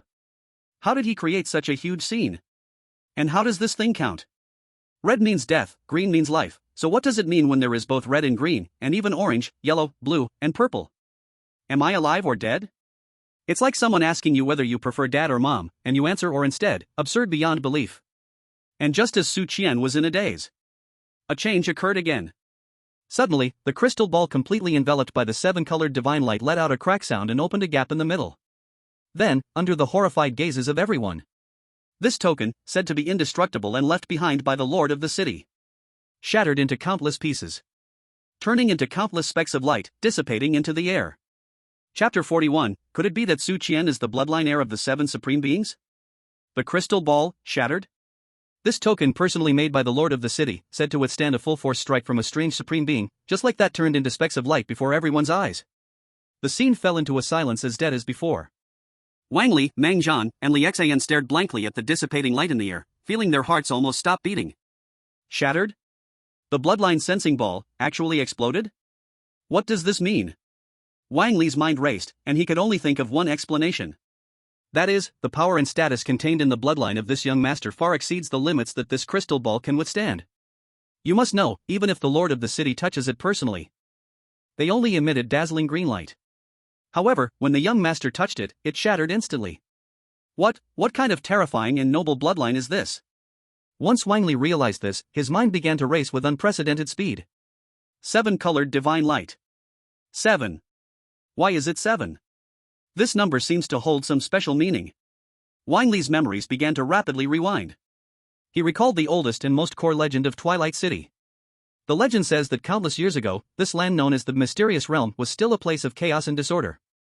Until 7 supreme existences, like 7 shining stars, broke through the dark sky and descended here. They joined forces to suppress all rebellions, sweep away all evil spirits, establish order, and divide territories. In the end, they created the vast and powerful Mysterious Realm Empire. And their city lord was one of those 7 supreme existences. As for the other 6, they vanished after the empire was established, never to appear again. Some say they were the city lord's brothers. Some say they were the city lord's comrades in arms. Others say they were actually one entity with the city lord. Legends vary, but one thing is certain, those 7 were supreme existences, enough to make the entire mysterious realm tremble. 7. 7 colored divine light. 7 supreme existences. A ridiculous yet seemingly the only reasonable thought flashed through Wang Li's chaotic mind like lightning. He suddenly raised his head and looked at the still bewildered Su Qian. He felt his breath quickening. Could it be that this person is? He didn't dare to think further. Because this guess was too crazy, too subversive. If before, he suspected Su Qian was the illegitimate son of the city lord, it only shocked and delighted him. Now this new guess filled him with a soul-deep fear and awe. He immediately used strange energy to transmit his new, even more outrageous guess to Meng Zhan and Liu Qiyun beside him. Meng Zhan. Liu Qiyun. I think I understand. Understand what? Wang Li, don't be so dramatic, my heart can't take it. Meng Zhan, this reckless man, was almost driven to madness by today's series of events. 7 colored divine light, these 7 colors don't you think resemble the representative colors of the 7 lords in our mysterious realm legend? Wang Li's voice trembled slightly with excitement as he transmitted it. What? Liu Qiyun's hoarse voice was also filled with shock. Wang Li, are you saying? Exactly. Wang Li's voice was firm. I suspect that this young master may not just be the child of the city lord alone. He is the shared bloodline of those 7 supreme existences. The common heir. Flowing in his veins is the imperial blood of the 7 lords. As soon as Wang Li made this guess, Meng Zhan and Liu Qiyun were utterly dumbfounded. In their minds, it was as if a nuclear bomb had been thrown in, leaving them dizzy. The shared bloodline of the 7 supreme existences? What the hell, what kind of concept is this? This is no longer just an illegitimate child, this is simply a divine son. No wonder his bloodline power is so domineering, so terrifying, that even the bloodline sensing orb personally crafted by the city lord couldn't withstand it and burst. Because it isn't just one person's bloodline power, it is the bloodline power of 7 supreme existences, fused together.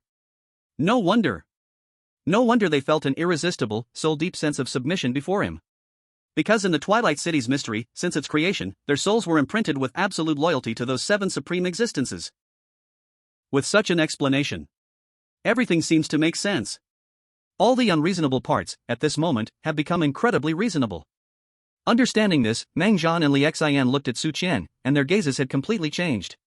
If before, they only regarded Su Qian as a young master who needed to be flattered.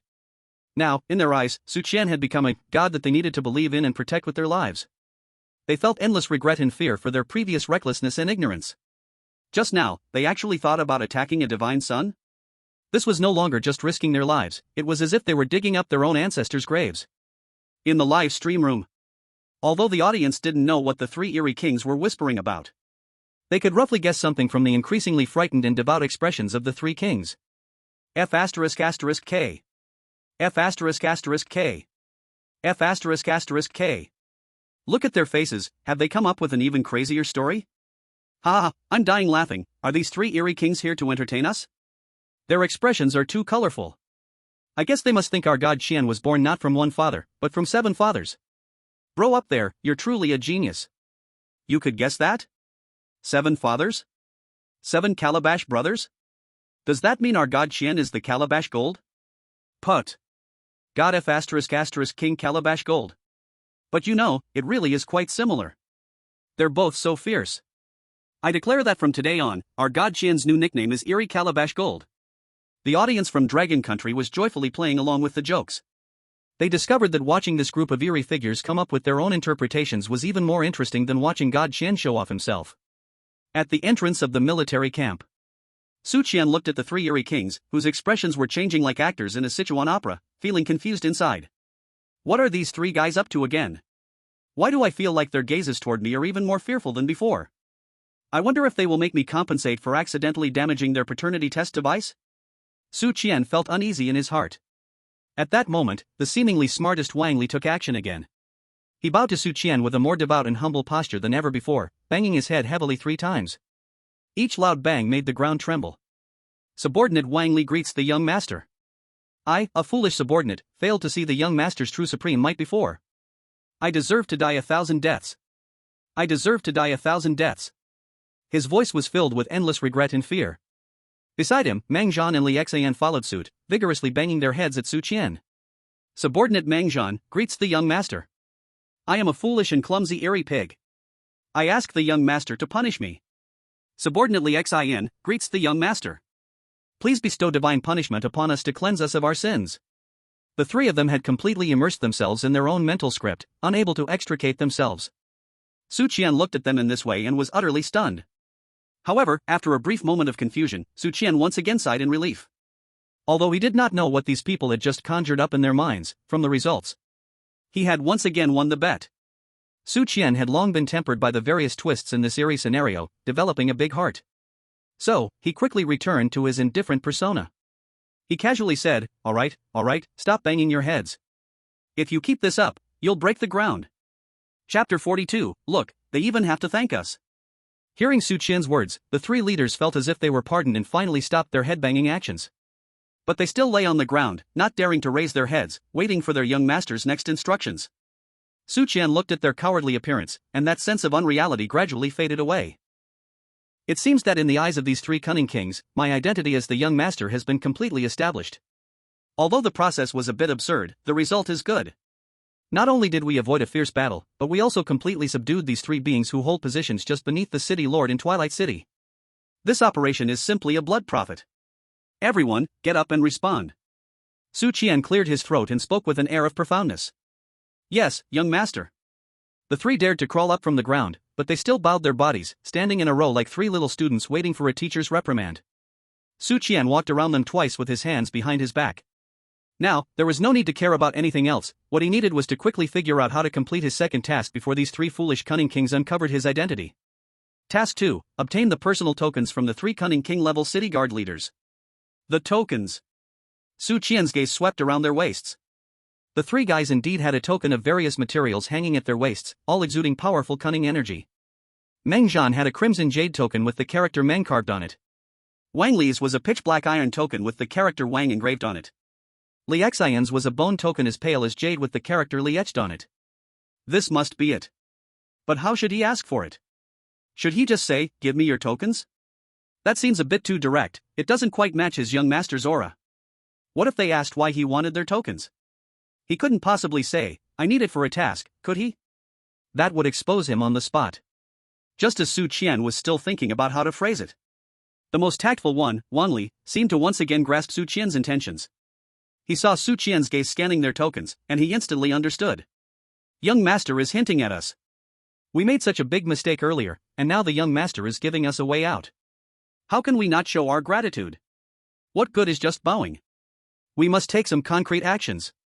Thinking of this, Wang Li's eyes instantly lit up. Another opportunity to perform has come. He immediately used cunning energy to transmit sound to Meng Zhan and Li Xian beside him, saying, Meng Zhan. Li Xian. You two fools. What are you still dawdling for? Didn't you see the young master looking at our tokens? Tokens? Meng Zhan, this dimwit, still didn't realize, what do we need to look at the tokens for? You're really a strange pig. Wang Li was almost exasperated, the young master is giving us a chance. Let us present our tokens. To show our loyalty. Oh. I understand. Meng Zhan suddenly realized. Li Xian immediately understood as well. The three exchanged looks, and in an instant, they reached a consensus. In the next second, Wang Li was the first to unfasten his black iron token from his waist, then raised it high above his head and respectfully handed it to Su Qian. Young master. This is my commanding token. With this token, seeing the token is like seeing me in person, and I can mobilize my 100,000 troops in the western camp. Today, I am willing to present this token to the young master. From now on, everyone in the western camp, including myself, will obey the young master's orders. I'd go through fire and water, never hesitating to die.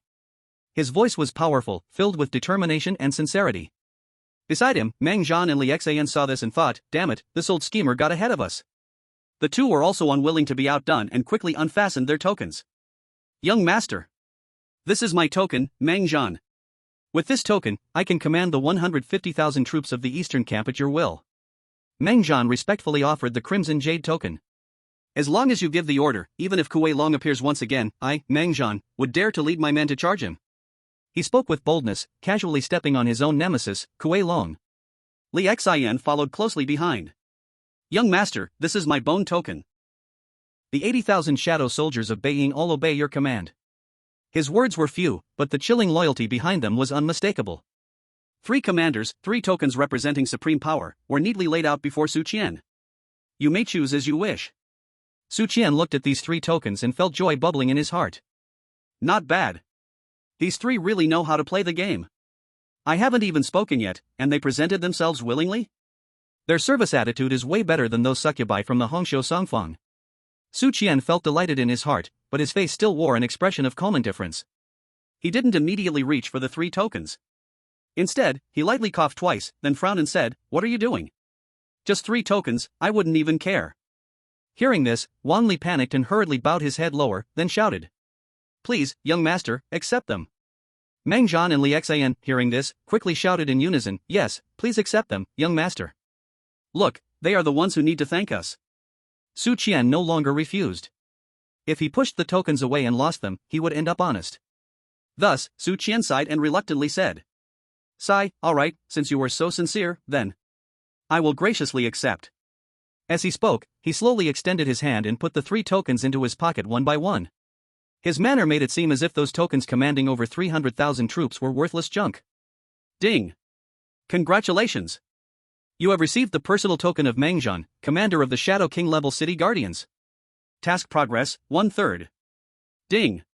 Congratulations!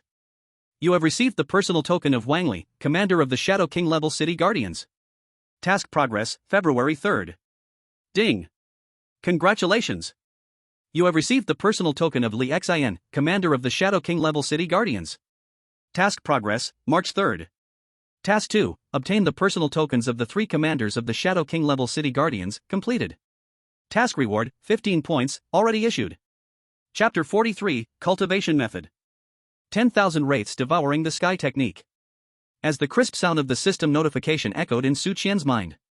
This meant the second task was completed in an incredibly easy manner. Su Qian's mood was simply fantastic. Meanwhile, the viewers in the live stream had become completely numb upon seeing this scene. What else can I say? What else can I say?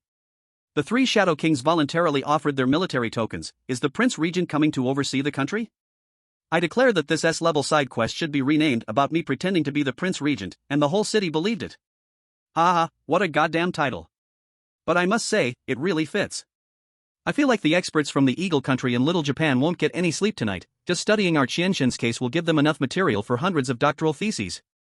Forget about them, right now, I just want to know what Qianshen's next task is. Is he going to the Lord's mansion to directly claim the throne? The audience from Long Country were now treating this S-level bizarre side quest livestream as a super thrilling show. Previously appeared B-level and C-level weird side quests, who didn't watch while feeling anxious? Who would have thought that this S-level bizarre quest would leave them exhilarated instead? The only thing Long Country viewers hoped for now was to see their Qianshen create even more outrageous miracles. At the entrance of the military camp, the 3 commanders sighed with relief when they saw Su Qian reluctantly accept their tokens. To them, the fact that the young master accepted their tokens meant he had forgiven their earlier offense. Their gamble had paid off. Wang Li's face once again showed that signature smile. But this time, that smile carried. No longer were there tests and calculations, but rather a sincere respect and joy filled the air. Young master, what are your plans next? Wang Li took the initiative to ask. I wonder if the 3 of US brothers can be of service to you. Meng Zhan and Liu Qiyun immediately chimed in, yes, young master. If you have any commands, just say the word. Up the knife mountain or down the fire sea, we won't even frown. They were genuinely eager to perform well in front of their newly recognized young master. However, Su Qian felt a headache upon hearing their words. Damn it, why are these 3 guys sticking to me like glue? This won't do. If my identity is exposed at some point, it would be a disaster. Su Qian complained inwardly. He needed to find a way to send these 3 guys away. Otherwise, how could he proceed with his upcoming tasks?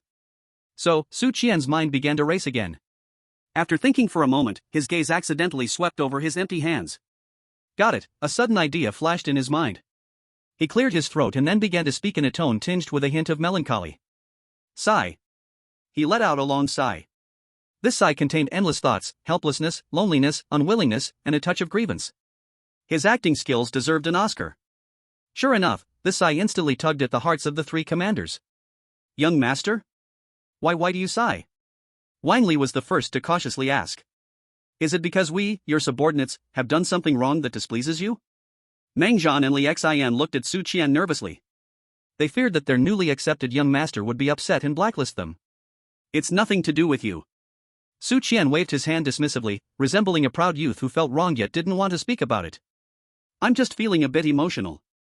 He lifted his head and gazed at the crimson twilight sky at a 45-degree angle, his voice filled with sorrow.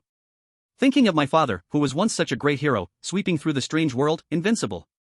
Yet, as their only bloodline, I can only have this divine blood, unable to unleash even the slightest power.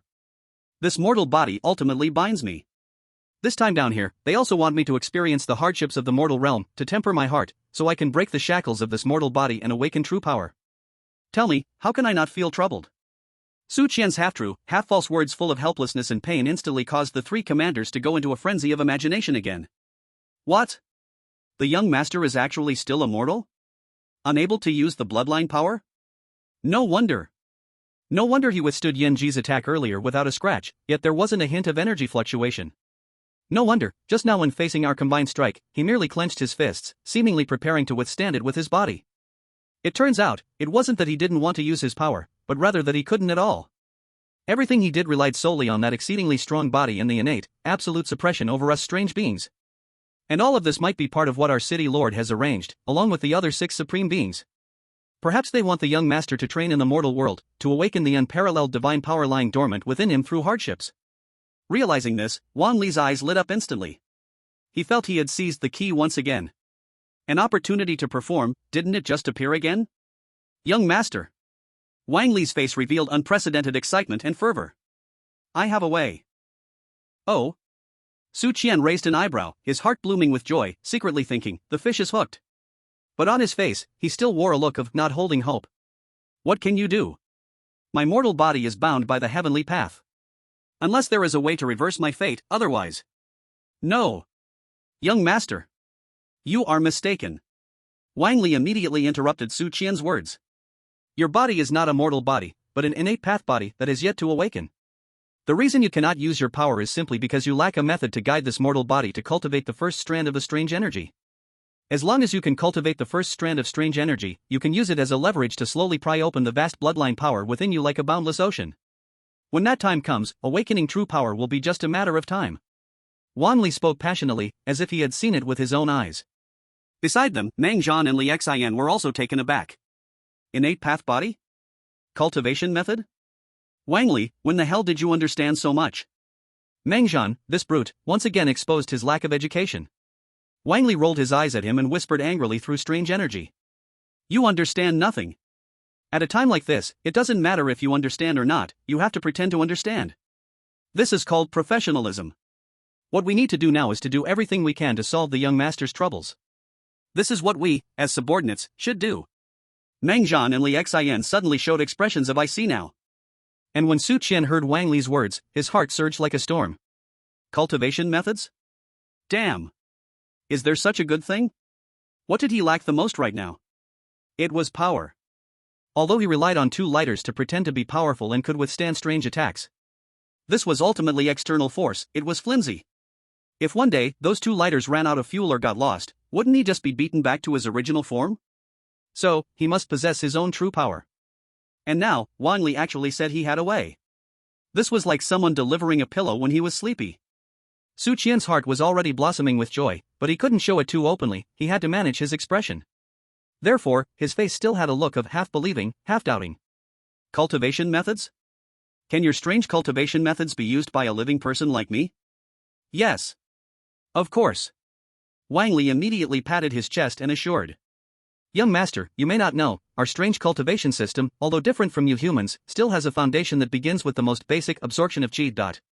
And here, we happen to have a top-tier post-heaven cultivation method specially prepared by the city lord back in the day. While saying this, Wang Li carefully took out a black jade slip emitting a ghostly glow from his storage space.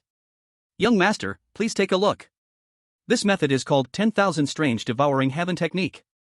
This 10,000 Strange Devouring Heaven Technique was created by the city lord, gathering the essence of many schools, and took 100 years of effort to produce the supreme method most suitable for living people to cultivate. This method allows you to directly devour the strange energy between heaven and earth, even the sources of other strangeness, to strengthen yourself. When cultivated to the extreme, you can even achieve a sacred body, impervious to all laws. The city lord said when he left this method, it was prepared for a fated person, but now that I think about it, that fated person must be you, young master. Wanli reverently presented the jade slip with both hands. He felt that what he said was simply flawless. It not only elevated the value of this technique, but also perfectly explained why they had a method suitable for living people to cultivate. On top of that, it reaffirmed Su Qian's identity as a chosen one. It was simply a 3-in-1 achievement. I, Wanli, am truly a genius. And Su Qian, looking at the black jade slip in front of him, felt his breath quicken. 10,000 ghosts devouring the heavens technique. Devour strange energy, strengthen oneself. The flesh becomes sacred, all laws cannot invade. Damn. This sounds way too awesome. Isn't this just tailor-made for me? I'm rich. This time it's really happening. Su Qian forcefully suppressed the impulse to hug Wanli and give him a kiss on the spot, making a great effort to maintain his high-cold persona. This time, he did not refuse anything again, fearing that he would lose this marvelous technique. He immediately extended his hand and took the jade slip. Then, he felt the texture of the jade slip, suppressing his inner excitement, and spoke in a tone of "It's not bad." It seems okay. Since it's your heartfelt intention, I will reluctantly accept it. The live audience from Dragon Country went completely wild upon seeing this scene. Damn. The cultivation technique. It's a cultivation technique. 10,000 ghosts devouring the heavens technique. That name just screams dominance. Are we humans finally going to have our own cultivation system? Qian God. You are the hope of all humanity. What about the high-ranking officials of our Dragon Country? Quick! Quick! At all costs. We must record this technique. It's more important than any strategic weapon. Eagle Sauce's intelligence department is probably smashing their keyboards into pieces, haha. At this moment, all of Dragon Country fell into a state of immense joy and excitement due to the emergence of this technique. They knew that starting today, human history would open a brand new chapter. Su Qian tucked the jade slip named 10,000 Ghosts Devouring the Heavens technique into his pocket, feeling the coolness that came from it, his mood naturally brightened. Ahem.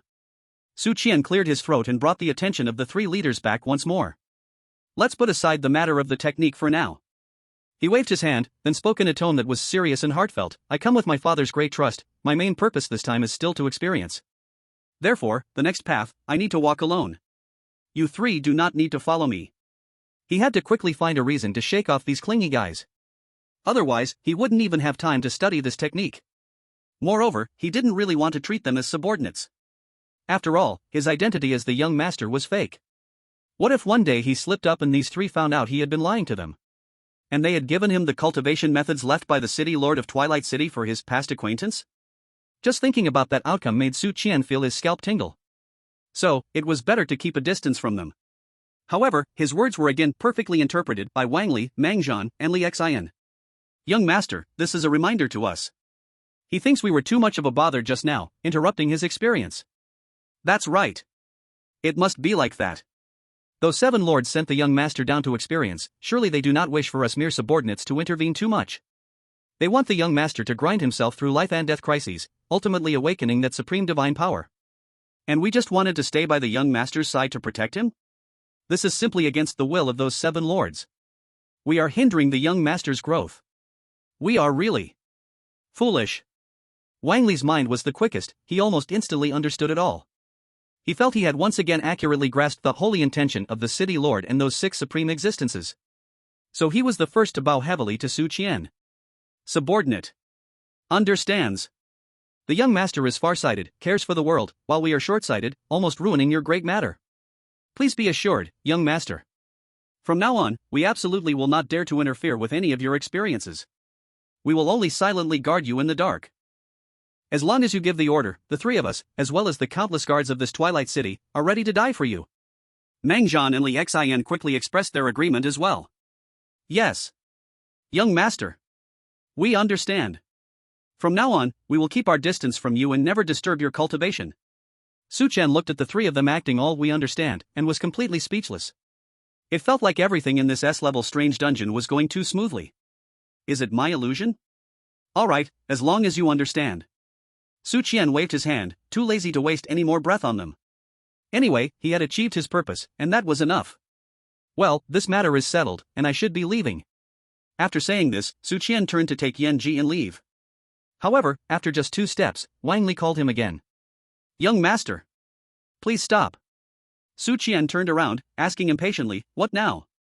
He was afraid these guys would pull some trick again. Surely they haven't thought of another way to test his bloodline, right? But Su Qian was clearly overthinking. Wang Li was giving him a flattering smile. Then he took out 3 items from his pocket. A blood-red sachet, a pitch-black compass, and a short flute made of bone. Young master, while you are training outside, as your subordinates, although we cannot be by your side, we must prepare some small gadgets for your protection. Wang Li respectfully handed the 3 items over.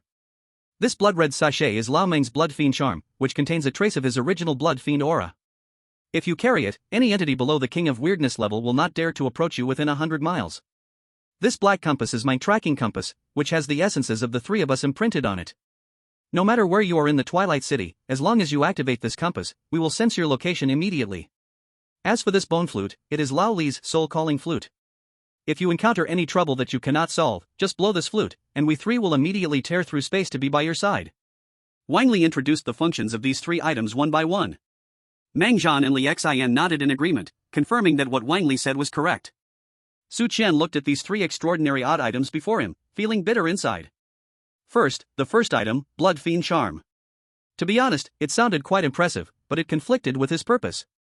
The first thing he planned to do was to study the 10,000 weirdness devouring sky technique, and once he completed the study of this cultivation method, he would surely go into hiding, specifically hunting down those low-level weirdness to devour their original aura to strengthen himself. If he carries this charm, any entity below the King of Weirdness level will not dare to approach him? How is he supposed to devour anything? That's purely a side effect. As for the other 2 items, one summons and the other actively monitors him, Su Qian didn't dare to use them either. What if, after he left, these 3 kings of weirdness suddenly discovered he was not their young master? Using this item then would be inviting the wolf into the house? However, after some consideration, Su Qian decided to take these 3 items with him. After all, they are treasures, how could he not take them? And in case he ever finds himself in a desperate situation, he could summon them 3 for a gamble. Thus, Su Qian took the 3 items and stuffed them into his pocket. Is there anything else? If not, I will really be leaving. No, nothing else. Wang Li quickly said, we humbly send off the young master. We humbly send off the young master. Meng Zhan and Liu Qiyun also shouted in unison. Su Qian then nodded in satisfaction and, with Yanji, left East Camp with big strides, not looking back. And until Su Qian's figure completely disappeared at the end of the street. Wang Li, Meng Zhan, and Liu Qiyun finally dared to slowly straighten up. The 3 glanced at each other and saw a hint of relief and uncontainable joy on each other's faces. Phew, finally sent this little ancestor away. Meng Zhan was the first to let out a long breath. Damn, I feel exhausted in front of him, even more than fighting with other ghost kings. What do you know? Wang Li rolled his eyes at him, this is like being with a tiger. We've just walked through the gates of hell today. But, Wang Li's face revealed an excited smile again, the greater the risk, the greater the reward. We guessed right this time. Liu Qiyun hoarsely said, exactly, the young master's identity is confirmed without a doubt. We are now, in this city of dusk, the first batch of dragon's attendants. Ha ha ha. Meng Zhan also laughed heartily. Wang Li, you old sly one, you really achieved something big this time. Once the young master ascends to the throne, your position as imperial teacher is unavoidable. Not at all. Wang Li was humble in words, but the pride on his face couldn't be hidden. This is all the result of the 3 of us brothers working together with one heart and one mind. Chapter 45, Devour the Source of 10,000 Ghosts, Proving the Path of Eternity. Su Qian walked briskly with Yanji, leaving the eastern camp. Not until the camp filled with a chilling atmosphere completely disappeared from view did Su Qian let out a long sigh, relaxing altogether. Damn, that scared me to death. He touched his still thumping heart, feeling as if he had just danced a tango at the gates of hell. Though the outcome was good, not only did he complete the task, but he also gained a top-level technique and 3 impressive-looking items. But the process was just too damn thrilling. Especially that bloodline sensing orb at the end, which almost made him flip right on the spot. Looks like this farce isn't so easy to pull off. Su Qian mused inwardly, gaining a clearer understanding of his situation. Everything he had now was built on the foundation of the fox assuming the tiger's might. Once this lie is uncovered, what awaits him will absolutely be an abyss of no return. No, I must quickly gain my own power. Su Qian clenched his fists, gripping the jade slip engraved with the tactic for devouring 10,000 ghosts tighter in his pocket. This was his true hope. Master, should we now return to the inn? Yanji, following behind, cautiously asked. Her mood was also extremely complex at this moment. What had happened today had impacted her far too much. First, she was severely injured by a punch, humiliatingly becoming a living servant.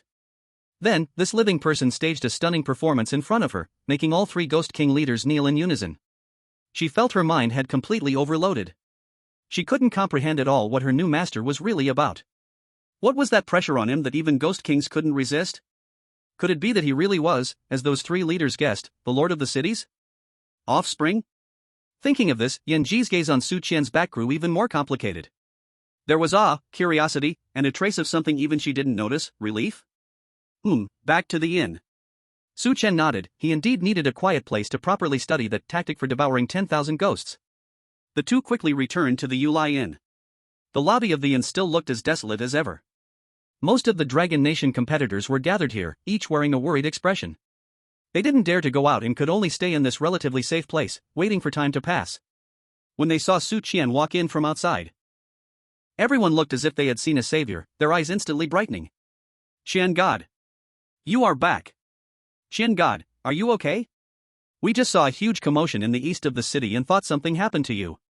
Zhao was the first to approach, concern written all over his face. I'm fine. Su Qian waved his hand. However, at that moment, a harsh whistle suddenly sounded from the other side of the hall. Oh, isn't this the little hero from Dragon Country? So, you went out for a stroll and brought back such a beautiful girl? A group of foreign men, dressed in various ways but all with arrogant expressions, walked out from the corner. They were the chosen sons of the Eagle Sauce Country, who had not followed Yamamoto Kazuki's group to the Hongsho-gu and thus had survived by luck. At this moment, their unabashed, desire-filled gazes were shamelessly sweeping over Yanji's stunning figure. Hey, beauty, what's the point of sticking with such a skinny Dragon Country guy? The leader, a muscular blonde-haired, blue-eyed man, stepped forward and raised an eyebrow at Yanji. Why not come with me? My name is Austin, the strongest chosen son from Eagle Sauce Country. I guarantee you will experience real pleasure. His words were filled with naked provocation and insult. The Dragon Country contestants in the hall revealed angry expressions, but dared not speak out. They knew this group of chosen sons from Eagle Sauce Country were powerful and not something these ordinary people could provoke.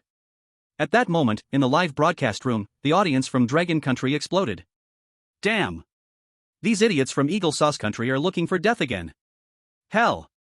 Do they really think our Chen God is made of clay?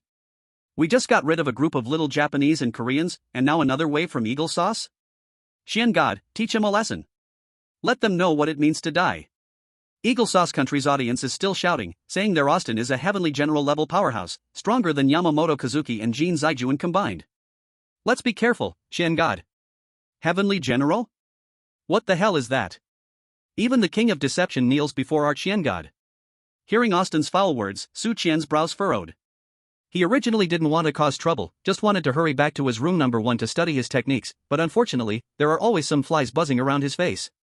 Just as Su Qian was about to speak, Yanji behind him moved first. She slowly raised her head, her eyes, always burning with flames, now icy cold. Get lost. She said only one word. But as her voice left her lips, a terrifying peak-level deception aura erupted with a bang. That aura swept through the entire lobby like a tangible cold wave. The temperature in the hall suddenly dropped to freezing point. The ordinary contestants from Dragon Country turned pale one by one, retreating repeatedly under the pressure of this aura. And the first ones to suffer were Austin and his few subordinates, as if struck by lightning. Their smiles froze instantly, replaced by endless shock and fear. Deception General? Austin's voice trembled. He never expected that this seemingly beautiful vase would actually be a powerhouse of such terrifying caliber. And, a peak-level Deception General. The pressure made even him, a heavenly general-level powerhouse, feel difficult to breathe and his legs weak. Thud. His few celestial-level subordinates behind him couldn't bear the pressure, their legs going soft, kneeling on the ground. Now, do you still want me to go with you? Yanji looked at Austin, who was as pale as a ghost, the corner of her mouth curving up with a cruel smile.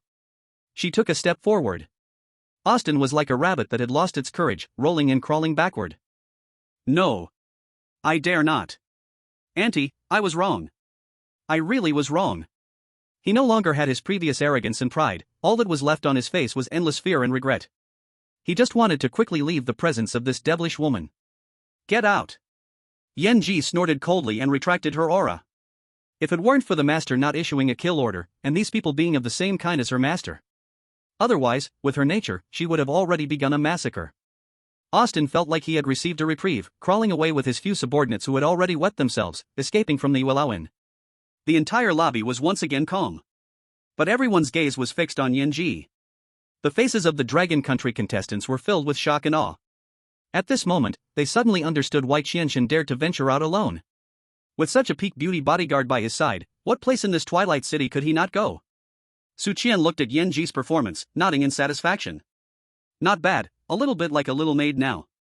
He patted Yanji's shoulder, then disregarded the astonished and envious eyes in the lobby, directly leading Yanji up the stairs to his room number 1. After realizing the importance of power once again, Qian couldn't wait to begin his path of cultivation. Within room number 1. Qian closed the door, shutting out all the noise from the outside world. Yanji stood silently at the door like the most loyal guard, motionless, protecting her master. Qian walked to the futon in the center of the room and sat cross-legged. As soon as he sat down, he took out the black jade slip engraved with the 10,000 guys devouring sky formula, holding it in his hands and examining it carefully. The jade slip was cold to the touch, with countless intricate and mysterious runes inscribed on it, making him feel dizzy just by looking at it. How do you use this thing? Qian studied it for a long time but couldn't figure it out. He couldn't possibly just snap it open like a book, could he? Yanji. Qian turned his head to look at Yanji, who was standing at the door. Master, what is your command? Yanji immediately bowed and replied. Do you know how to use this thing? Qian raised the jade slip in his hand. Yanji glanced at the jade slip and then replied. Returning to the master, this is a transmission jade slip. You just need to press it against your forehead and concentrate to read the information within. Oh, is it that simple? Qian suddenly realized, feeling like he had just acted like a country bumpkin. He no longer hesitated and immediately followed Yanji's instructions, pressing the cold jade slip to his forehead. Then, he closed his eyes and concentrated. Buzz. At the moment he focused, he felt his brain shake violently. Following that, an enormous torrent of information surged into his mind. 10,000 guys devouring sky formula. General outline. Heaven and earth are unfeeling, treating all things as dogs. The path of deception is heartless, using all beings as blood food. As cultivators, we must go against the heavens, seizing the world's creations, devouring the essence of all guises, using our bodies as a furnace, refining an unparalleled divine body, and proving eternal truth. Ancient texts filled with tyranny and the intent to kill appeared in Qian's mind. Next came the specific cultivation methods of this art. From the most basic breath-collecting chapter to the later body-refining chapter, spirit-devouring chapter, mind-transformation chapter, all the way to the final saint chapter. The entire technique is vast and profound, incredibly mysterious. Its core idea is devouring. Devouring the wandering Guqi in the world. Devouring the origin power of other strange things. Devouring all energies that can be devoured to strengthen oneself. This is simply a demonic art born for battle and slaughter. Damn. This technique is way too domineering. Qian was marveling in his heart. This was simply a divine technique tailor-made for him. Chapter 46, Slaughtering the Odd Servants, Harvesting the Source Odd Energy. Qian forcefully suppressed the excitement within him, starting to sit cross-legged according to the first level of the technique, absorbing energy, trying to sense the odd energy in the world around him. He closed his eyes, emptying his mind. Soon, he felt that around him, countless tiny and cold energy particles were floating in the air. These should be what is called odd energy. He attempted to operate the mind method of 10,000 odd swallowing heaven technique to absorb this odd energy into his body. However, when he tried to draw in that odd energy, he discovered that although there were many of them, they were exceptionally thin and mixed. He exerted extreme effort but could only absorb a tiny bit, and after bringing it into his body, he had to expend a lot of energy to refine and purify it, making it very inefficient. No, this is too slow. Qian opened his eyes, frowning. At this rate, let alone 7 days, even 7 years might not be enough to condense the first trace of source odd energy. The technique says that devouring the source odd energy dissipated after the death of odd creatures is the fastest way to cultivate. A passage from the technique flashed through Qian's mind. The so-called source odd energy is the essence of the power within the odd creatures. Every odd creature, after dying, will dissipate more or less source odd energy. Devouring this energy is far more efficient than absorbing odd energy wandering in the world. It seems I still have to go out hunting. A hint of a dangerous smile appeared on Qian's face. To others, this S-rank dungeon looked like a hell where one was likely to die. But now, to him, it seemed like a super training ground filled with experienced treasures prepared just for him. Thinking of this, Qian couldn't sit still any longer. He jumped up from his bed, his whole body filled with vigor. He opened the door and commanded Yanji, who was guarding outside. "Let's go, take me out to kill some odd creatures." Yanji was taken aback for a moment upon hearing this, then her beautiful eyes burst forth with admiration and fervor. As expected of the master. Just finishing a fierce battle, and now he wants to go hunt down odd creatures. Such a combative and powerful spirit was truly captivating. Yes, master. Yanji respectfully replied, then took the lead. Su Qian followed behind her, a faint smile at the corner of his mouth. The hunting game was just beginning. Su Qian followed Yanji out of the Yuelai Inn. The other Dragon Kingdom contestants in the inn saw Su Qian go out again so quickly, displaying expressions of confusion and worry. Where is Qian going again? Doesn't he rest for a moment? I don't know, but it looks like he is heading deeper into the city. Qian wouldn't be going to attack some tiger's den again, would he? That's too bold. We should just stay at the inn these 2 days, it's too dangerous outside. Most contestants chose the safest way to preserve their lives, which was to survive. As for tasks, it was only the second day, there was no rush to court death. On the streets of Twilight City, the scene remained cold and lifeless. The crimson twilight stretched the shadows of the two long. Master, what level of odd creature do you wish to hunt? Yanji followed Su Qian closely, asking in a soft voice. In her eyes, considering her master's strength, the target to hunt should at least be at the level of an odd general.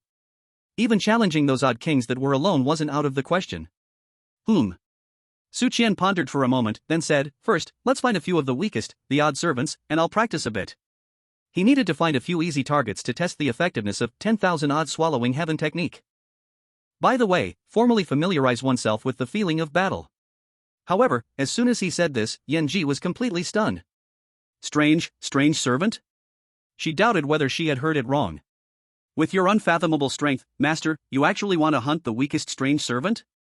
That thing, she could blow away a large area with a breath. Is master joking? Or is it? Suddenly, a flash of inspiration struck Yanji's mind. She understood.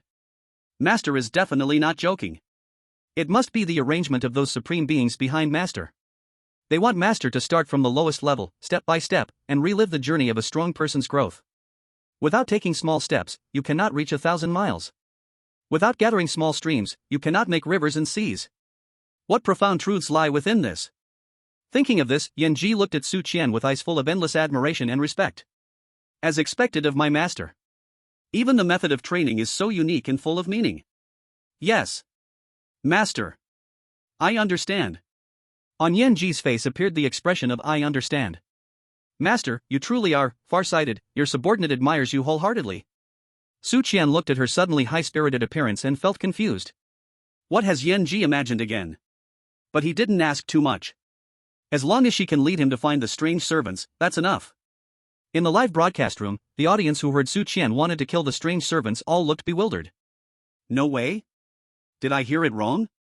Is Master Qian going to kill the strange servant? Why kill the strange servant? There's no reward for that. The experts from Eagle Sauce are jumping out again, saying that Master Qian is definitely scared, afraid to challenge stronger strange things, so he can only find the weakest strange servant to maintain his strong persona. Baka. I said he was a fraud. Now he finally shows his true colors. He has no strength at all, everything before was just props and tricks. Shiba. Coward. People from Longhua are all cowards. Once again, the foreign live broadcast room was filled with mockery and disdain. However, the audience from Longhua, though not understanding, chose to believe unconditionally. You know nothing. Our Master Qian's actions are not something you mere mortals can fathom. Exactly. There must be a deep meaning we don't know. Just wait and see. I guess Master Qian is definitely preparing for some big move coming up. Practicing with the strange servant first. Amidst everyone's chatter, Yanji had already brought Su Qian to a dark and damp alley. This was one of the most chaotic and dirtiest areas in the city of Twilight. It was also the favorite gathering place for strange servants. Master, this is Corrupted Bone Alley, and there are many strange servants inside, Yanji said respectfully. Su Qian nodded. You wait for me at the alley entrance, don't come in without my command. Also, take this. Su Qian handed Yanji the Blood Fiend charm pouch that disperses low-level strange energies for her to keep. He needed to act himself to gain the purest source of strange energy. Yes, master. Yanji obediently took the Blood Fiend charm and stepped back. After Su Qian did all of this, he stepped directly into the alley that emitted a foul smell. As soon as he entered the alley, a cold and eerie aura rushed towards him. In the darkness, twisted figures slowly began to approach him. They smelled the scent of a living person. That was the food they craved the most. This time, they did not flee as they had before. Because they no longer felt that terrifying bloodline pressure from Su Qian. In their eyes, Su Qian was simply a tender and delicious, two-legged sheep. Hiss. One of the closest strange servants let out an unpleasant hiss, suddenly lunging at Su Qian. Its claws.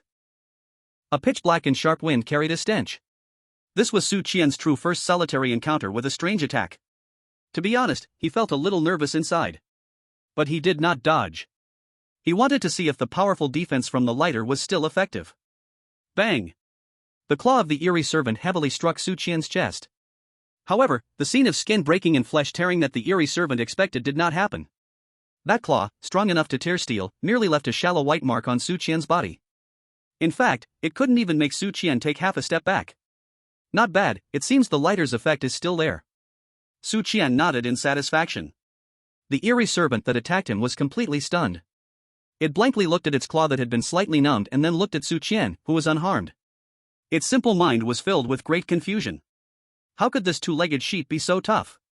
However, Su Qian would not give it the chance to think any longer. It's my turn. Su Qian shouted and unleashed a simple and brutal straight punch that hit the eerie servant's head hard. Boom! With a muffled sound, the eerie servant's head burst open like a smashed watermelon. Black liquid mixed with some unknown tissue splattered everywhere.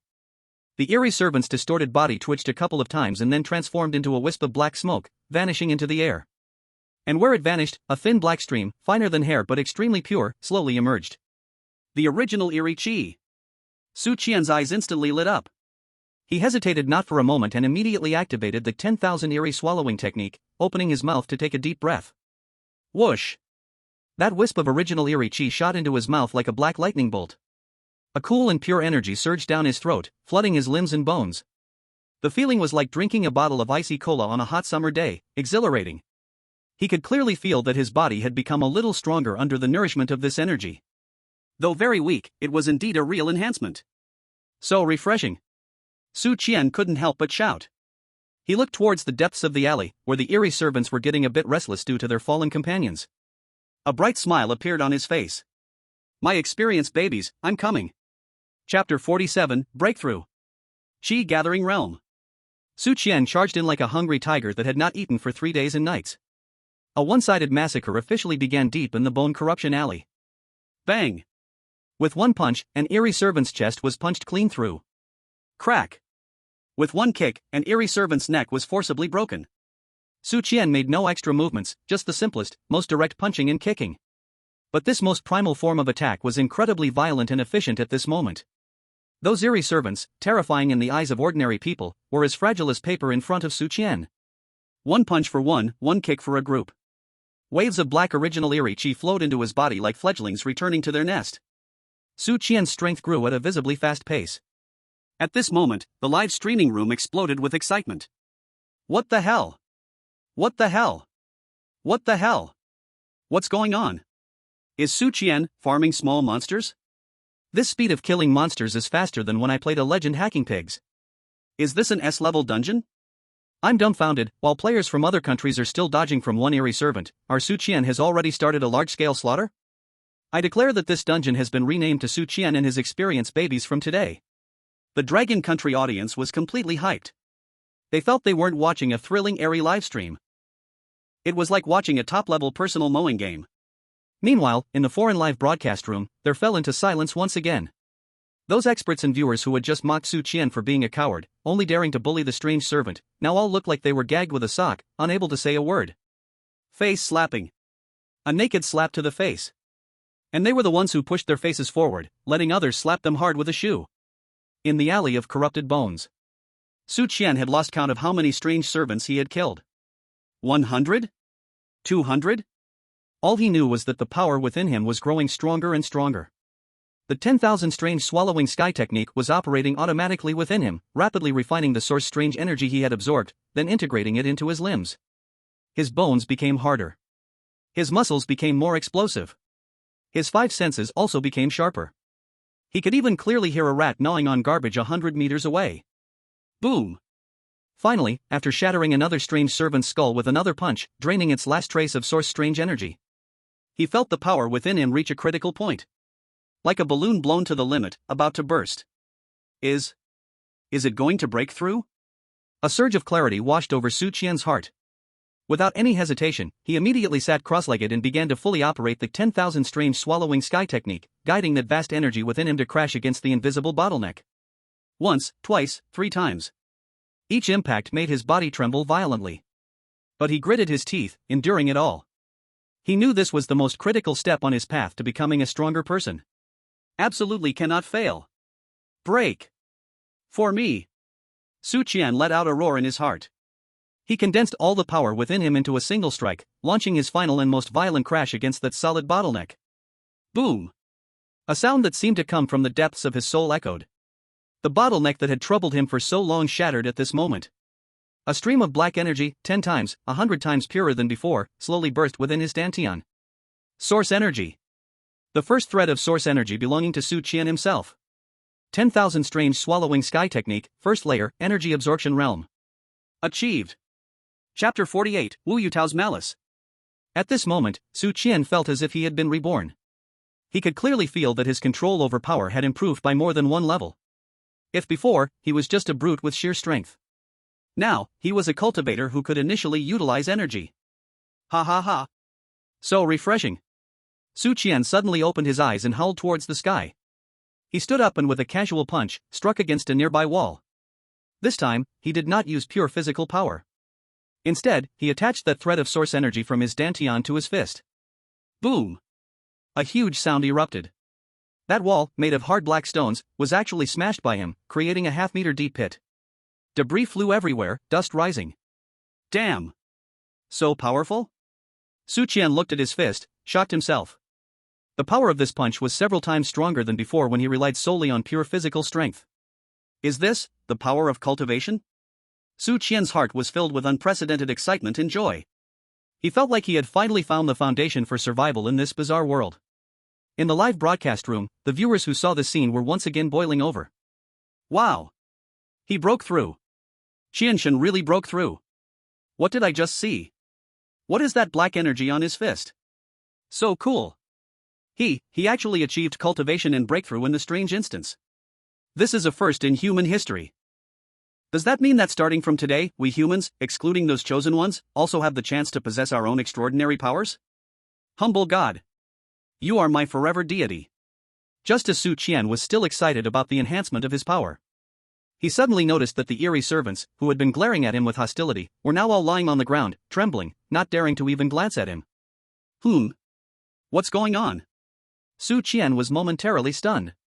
He looked down at himself and quickly understood. It was because of the aura of the sorcery energy radiating from him. For these lowest-level eerie servants, he was now a being of the same kind but far superior to them. It seems that killing eerie servants is no longer useful. Su Qian shook his head. Whether from the efficiency of obtaining sorcery energy or from the honing of battle experience, the experienced babies at the level of eerie servants could no longer satisfy him.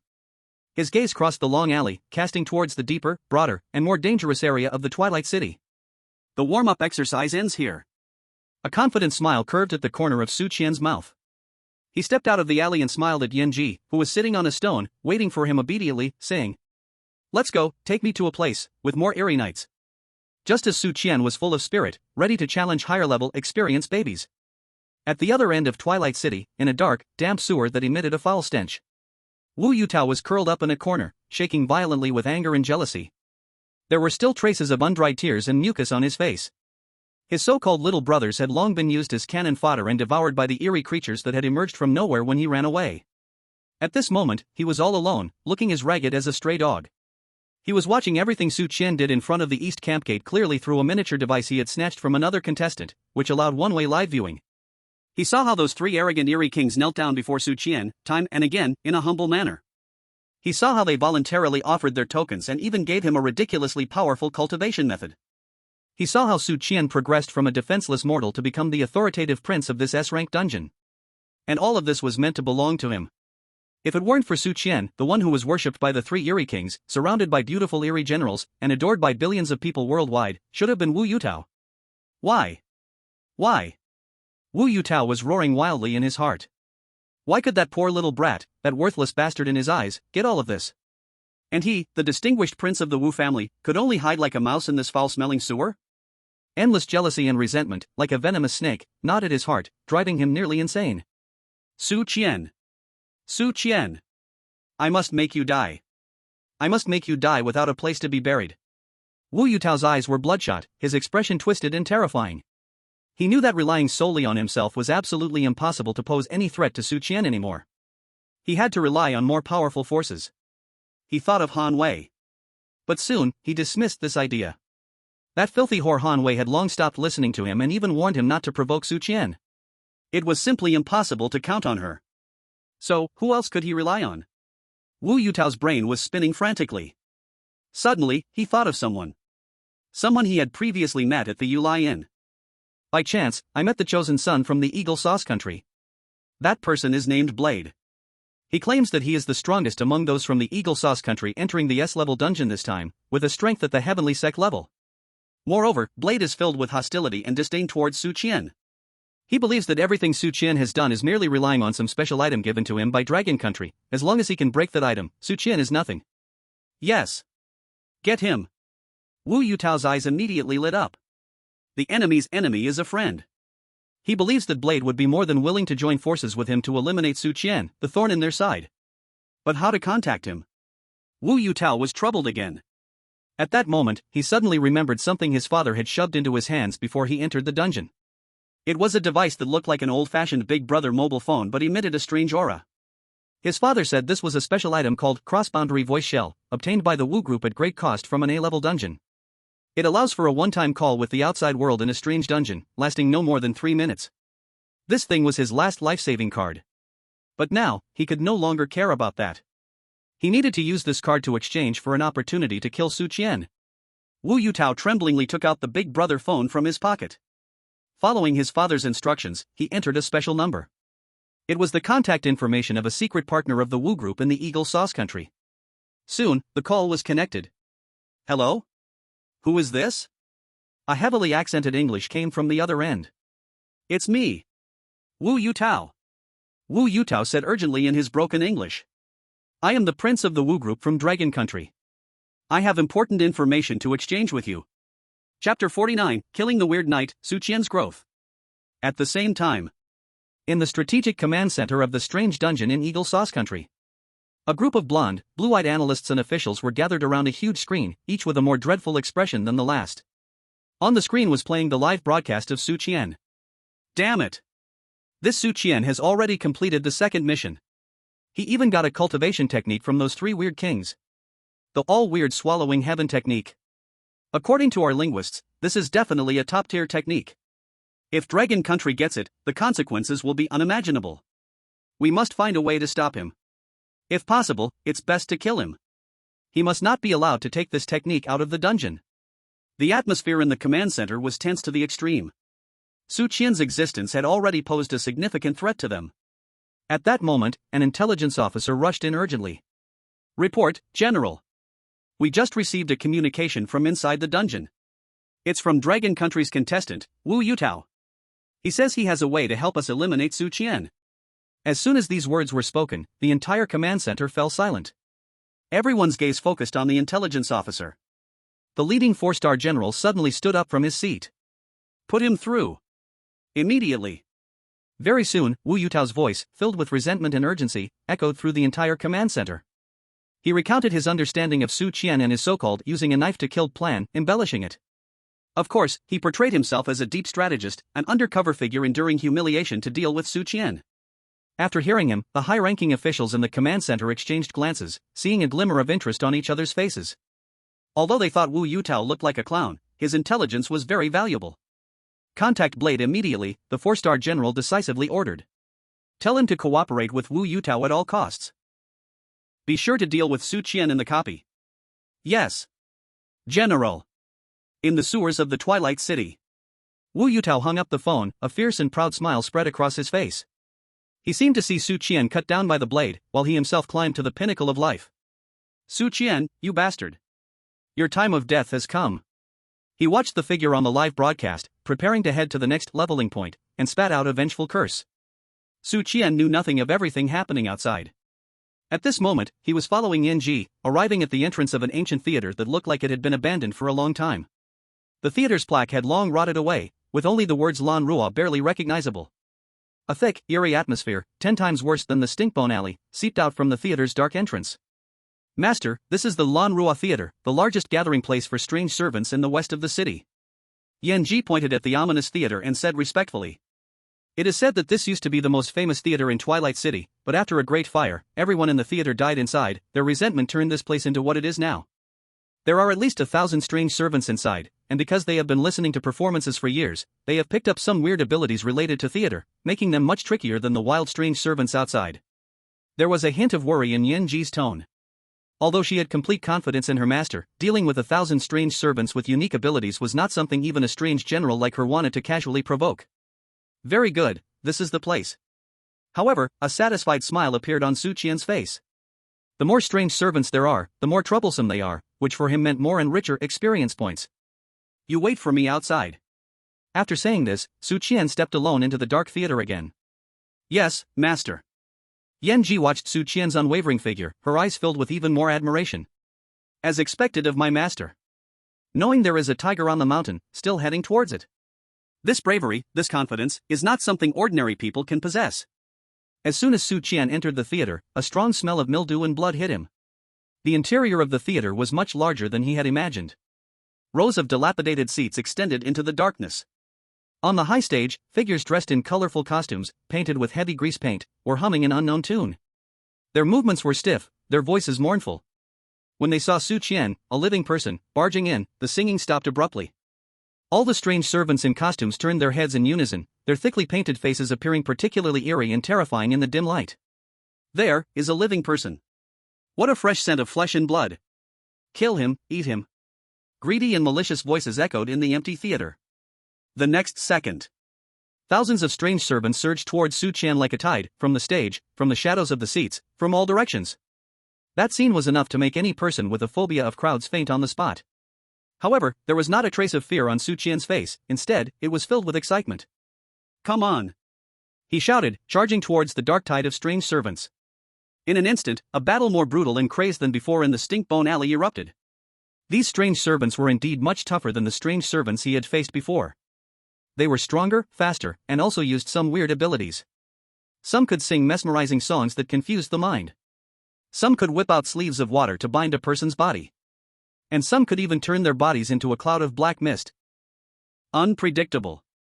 As soon as the battle began, Su Qian suffered considerable losses. He quickly bore wounds all over his body. Whip marks from water sleeves, internal injuries from magical sounds, wounds corroded by black mist. But these injuries meant nothing to him. His body, transformed by the 10,000 ghosts swallowing heaven technique, had an absurdly strong recovery ability. Often, just as he was injured here, healing would begin there.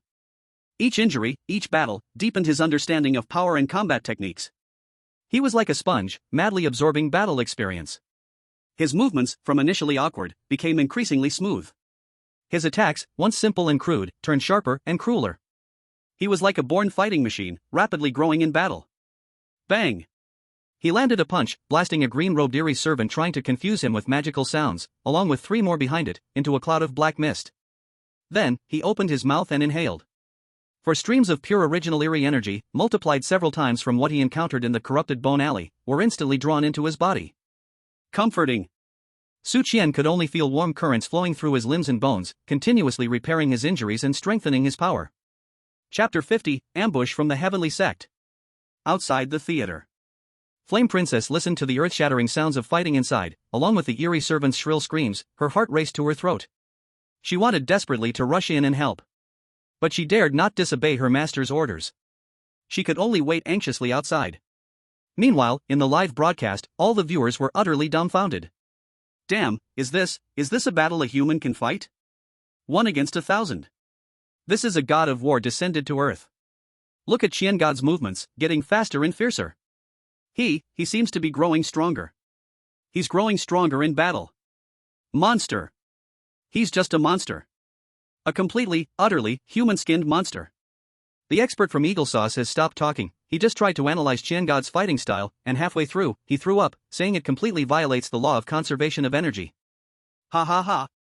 Trying to talk science with our Qian God? You must be joking. The battle lasted a full hour. when Su Qian stomped and crushed the last eerie head, draining its final trace of original eerie energy. The entire Lanrua theater had turned into a dead zone. The ground was covered in dismembered limbs and black bloodstains. And Su Qian, like a demon emerging from the hell of Shura, radiated a chilling and terrifying aura. Although his body was covered in scars and his clothes were in tatters, his eyes shone with frightening brightness. He could clearly feel that trace of original eerie energy in his dantian, which had swelled to its limit after absorbing the energy of over 1,000 eerie servants. Like a fat man who had eaten his fill, he could no longer consume anything. Now's the time. A bright light flashed in Su Qian's eyes. He once again sat cross-legged, beginning to push the second-level realm of the 10,000 ghosts swallowing heaven technique. Foundation establishment. With the previous experience, this time, he was familiar with the process. He guided the massive energy in his dantian, repeatedly washing his limbs, bones, and meridians according to the technique's pathway. Each wash felt like being scraped with a steel knife, utterly painful. But Su Qian gritted his teeth and remained silent.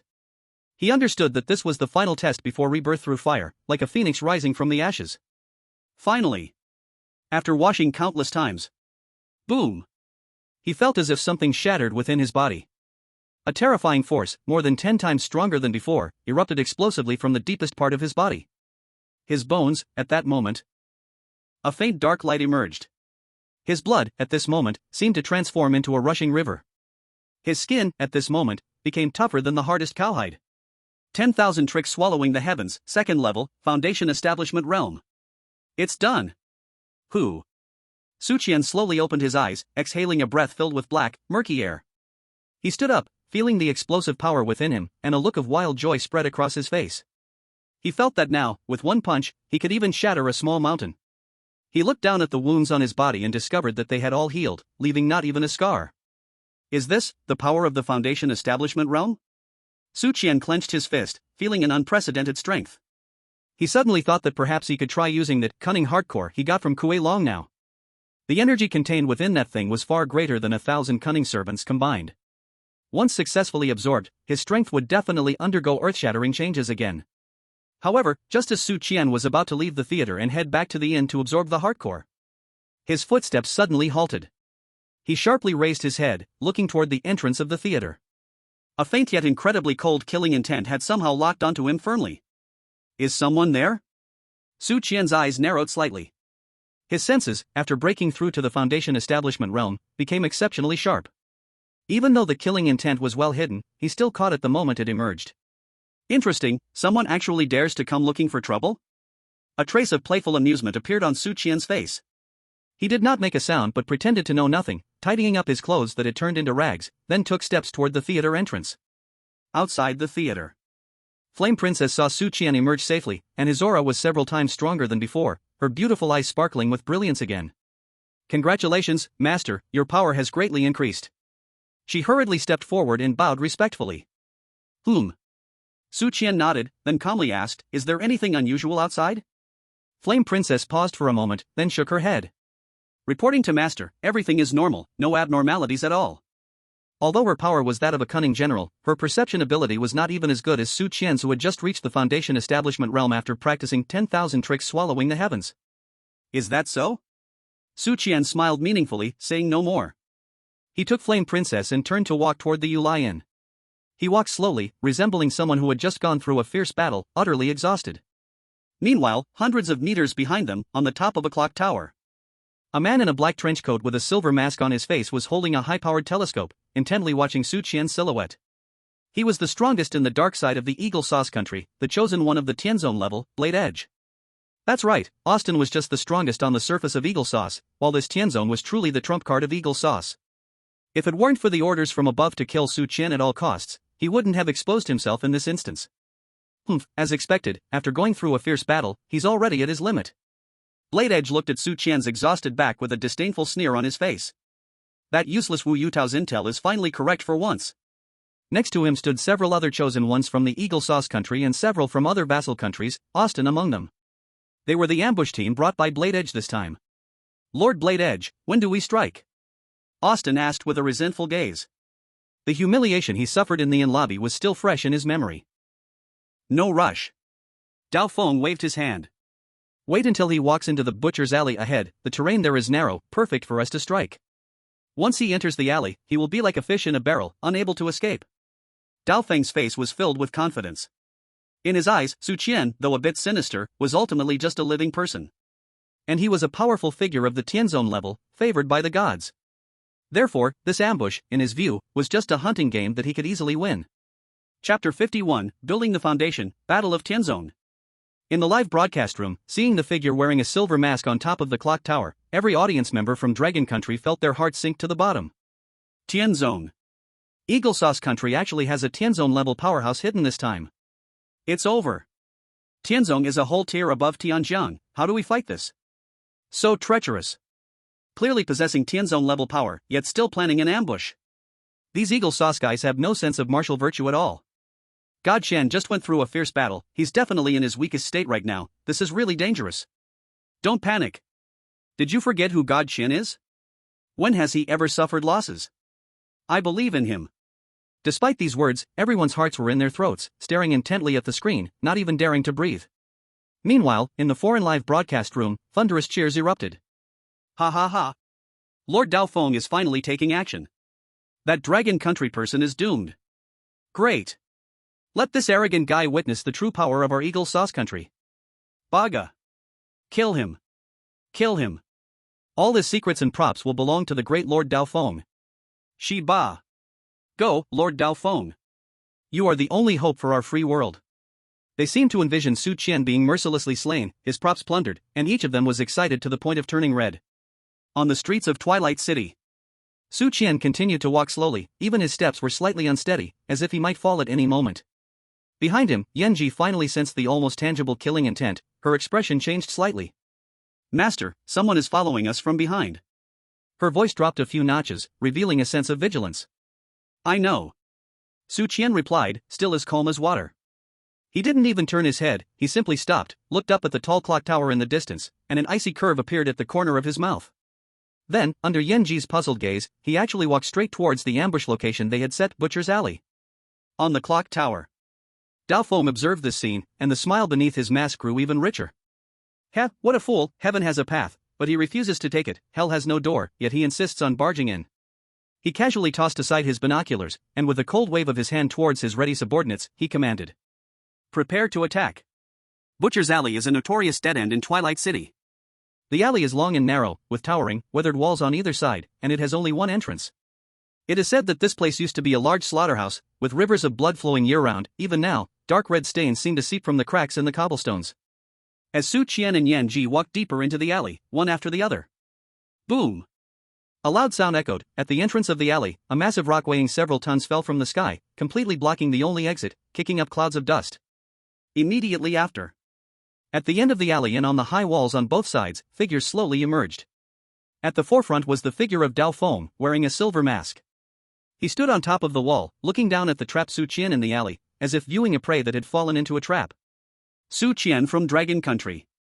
His voice came through the mask, imbued with an air of arrogance. Let me introduce myself, my name is Dao Feng, from the Great Eagle Sauce United States. He extended a finger and pointed at Su Qian in the air. Now, I give you a chance to live.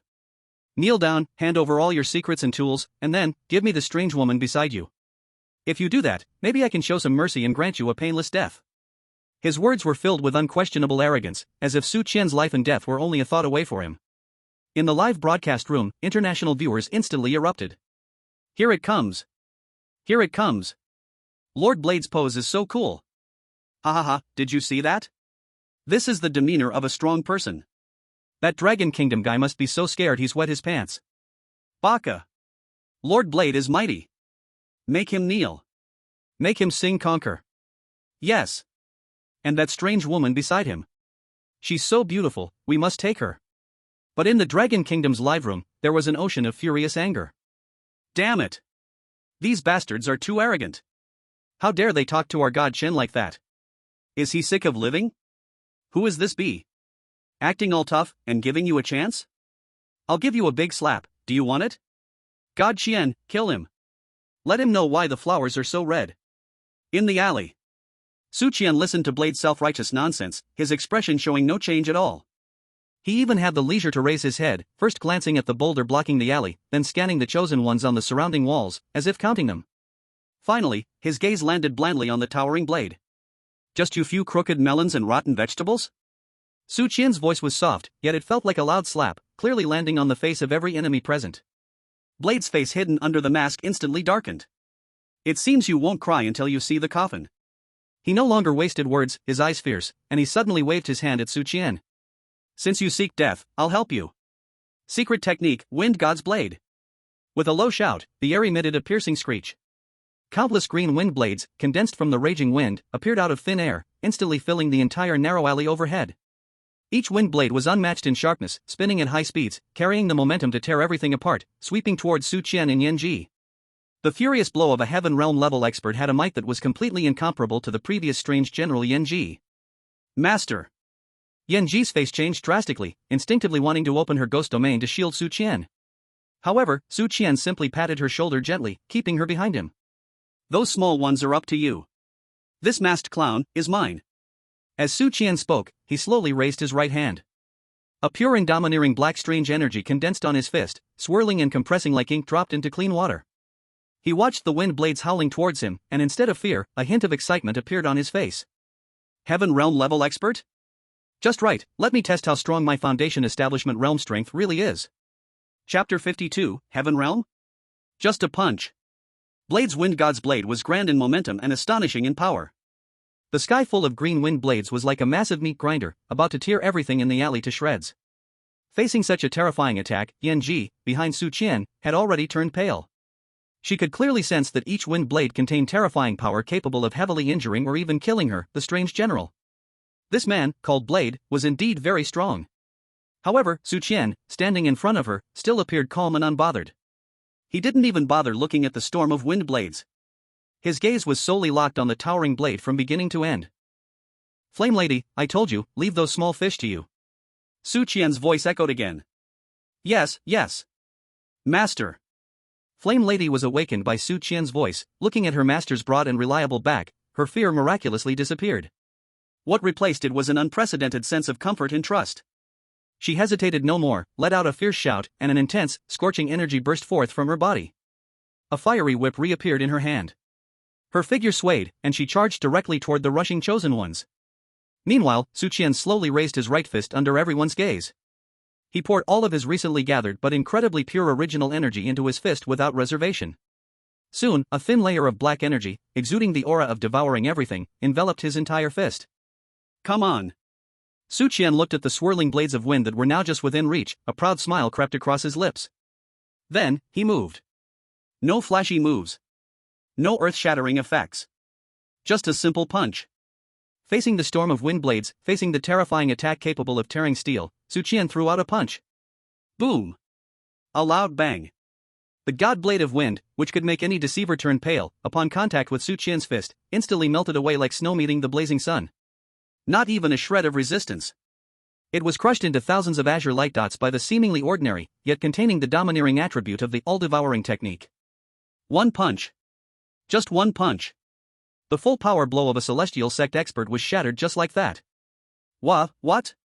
On the wall, the masked face of Blade Edge was completely filled with disbelief. His eyes widened, unable to believe what he just witnessed. His prideful god Blade of Wind was actually destroyed by a living person with just one punch? How could this be possible? That was one of his strongest attacks. Even peers of the same rank as celestial sect experts wouldn't dare to receive it head-on so easily. Who are you? Blade Edge's voice was tinged with fear for the first time. You are not a living person. You are also a chosen one. No, wait, the energy on you, it is not the power of the chosen. What kind of power is this? He could clearly feel the strange and domineering black energy on Su Qian's fist. It was a force he had never seen before, filled with an aura of devouring and destruction. Chosen one? Su Qian slowly withdrew his fist, a hint of disdain appeared on his face. Don't compare me to you trash that relies on divine blessings. He lifted his head and looked at the completely dumbfounded Blade Edge, speaking word for word. I am a cultivator. Cultivator. These two words clearly reached the ears of every person in the world through the live broadcast. At that moment, countless viewers felt as if something had shattered in their minds. Cultivator. A brand new, unfamiliar word, yet filled with boundless possibilities. A word representing that humanity could also harness extraordinary power through its own efforts. In the strategic command center of Dragon Country, an elderly general with white hair stood up abruptly upon hearing those two words, his face showing unprecedented excitement and fervor. Cultivator, cultivator. He murmured to himself. Quick! Record it. Every word Su Qian said, record it for me. This will be the first cornerstone for humanity to step into a new era. In the butcher's narrow alley, Blade Edge, after a moment of brief shock. In place of that, there was endless anger and jealousy. A cultivator? What a load of crap. In his eyes, this was nothing but Su Qian trying to be mysterious, making up a lie. Pretending to be a god. Dao Feng roared and leaped down from the wall. A blue long blade, formed from raging wind, appeared in his hand. I don't care what you are. Today, you must die. He held the sword with both hands, unleashing his Tian Zone level power without reservation. A more powerful aura than before soared into the sky. He would use his strongest power to kill this man who made him uneasy. Come on. Seeing him charge, Su Qian's face showed no fear, but was filled with battle intent. He also wanted to see just how strong his foundation building power really was. Boom! In an instant, the two were locked in battle. Dao Feng's swordsmanship was grand and powerful, every swing summoned gusts of wind, its might astonishing. As for Su Qian, he completely abandoned defense. He used his freakishly strong body to withstand Dao Feng's attacks. Then, with his fists infused with primal evil energy, he struck back, blow for blow against Dao Feng. Bang! Bang! Bang! Each collision of fist and blade erupted with deafening sound. The terrifying energy waves shattered the hard walls around them, creating massive cracks. The chosen ones who had wanted to watch the excitement were now being slaughtered by Yanji, crying and falling into chaos. Especially Austin, who finally realized the immense difference between a chosen one born purely from luck without battle experience and Yanji, who had survived in a bizarre dungeon for many years. The battle in the center of the alley quickly decided a victor. Though Dao Feng was indeed powerful, worthy of being a Tian Zone level expert. But in the face of Su Qian, this cultivator who seemed to have cheated, he was still lacking. His attacks could not break Su Qian's defense at all.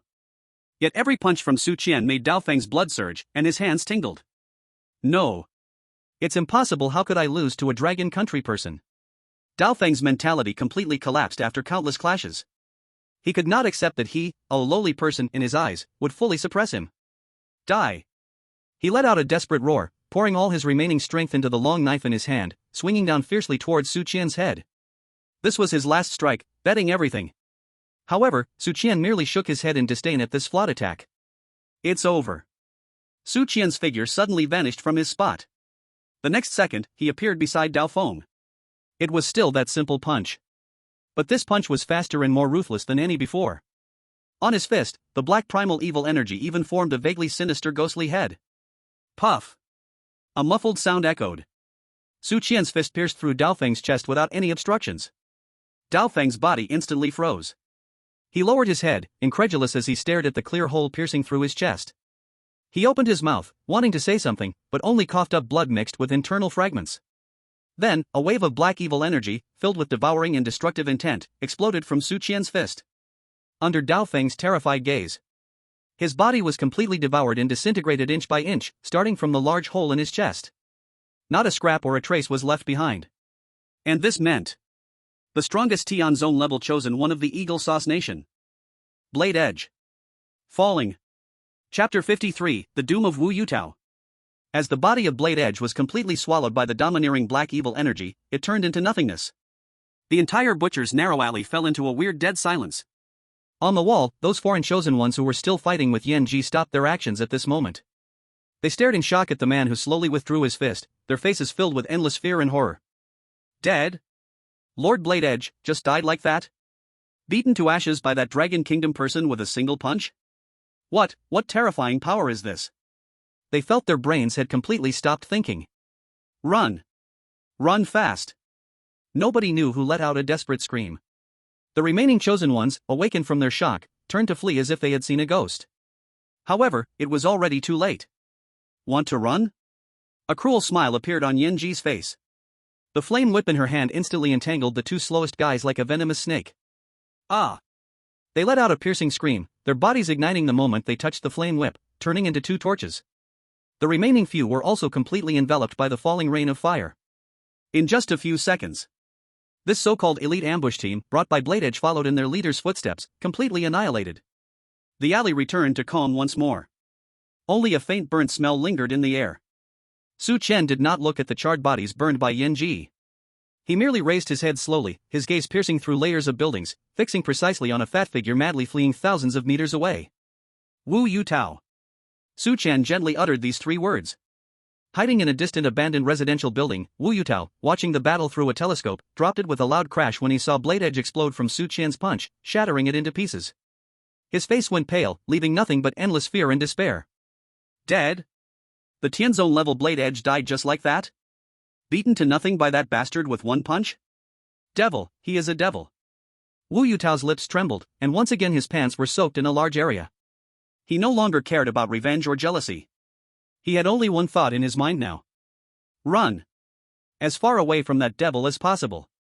He stumbled out of his hiding place, like a headless fly, frantically fleeing through the streets of the Twilight City.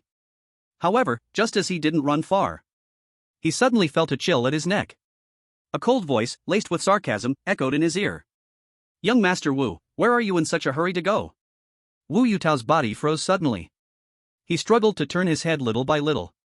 He saw Su Qian, who had appeared behind him silently at some point, smiling at him. Ah! Wu Yutao let out a scream of utmost terror, his eyes rolled back, and he fainted directly from fear. Su Qian looked at him in this cowardly state, disdainfully curling his lips. With such little courage, you want to play tricks? He grabbed Wu Yutao by the collar like a dead dog and turned to walk towards the Yuelai Inn. When Su Qian returned to the Yuelai Inn dragging the unconscious Wu Yutao, the Dragon Kingdom contestants in the lobby were all in shock at the sight. Isn't that Wu Yutao? How did he get dragged back by the god of Qian? He seems to have fainted from fear? As for Han Wei, upon seeing Wu Yutao, she was also momentarily stunned. She did not expect this fool to really provoke Su Qian again. And it seemed like he had clearly played himself in. Splash! Su Qian casually tossed Wu Yutao into the center of the hall, then dusted off his hands. The loud noise startled the unconscious Wu Yutao awake. As soon as he opened his eyes, he saw Su Qian standing in front of him with a big smile. That smile, in his eyes, was more terrifying than any evil ghost. Ah! Don't kill me! Don't kill me! Wu Yutao's mental defenses completely shattered at that moment. He rolled and crawled to kneel in front of Su Qian, clutching his thigh, crying and calling out with snot and tears. I was wrong.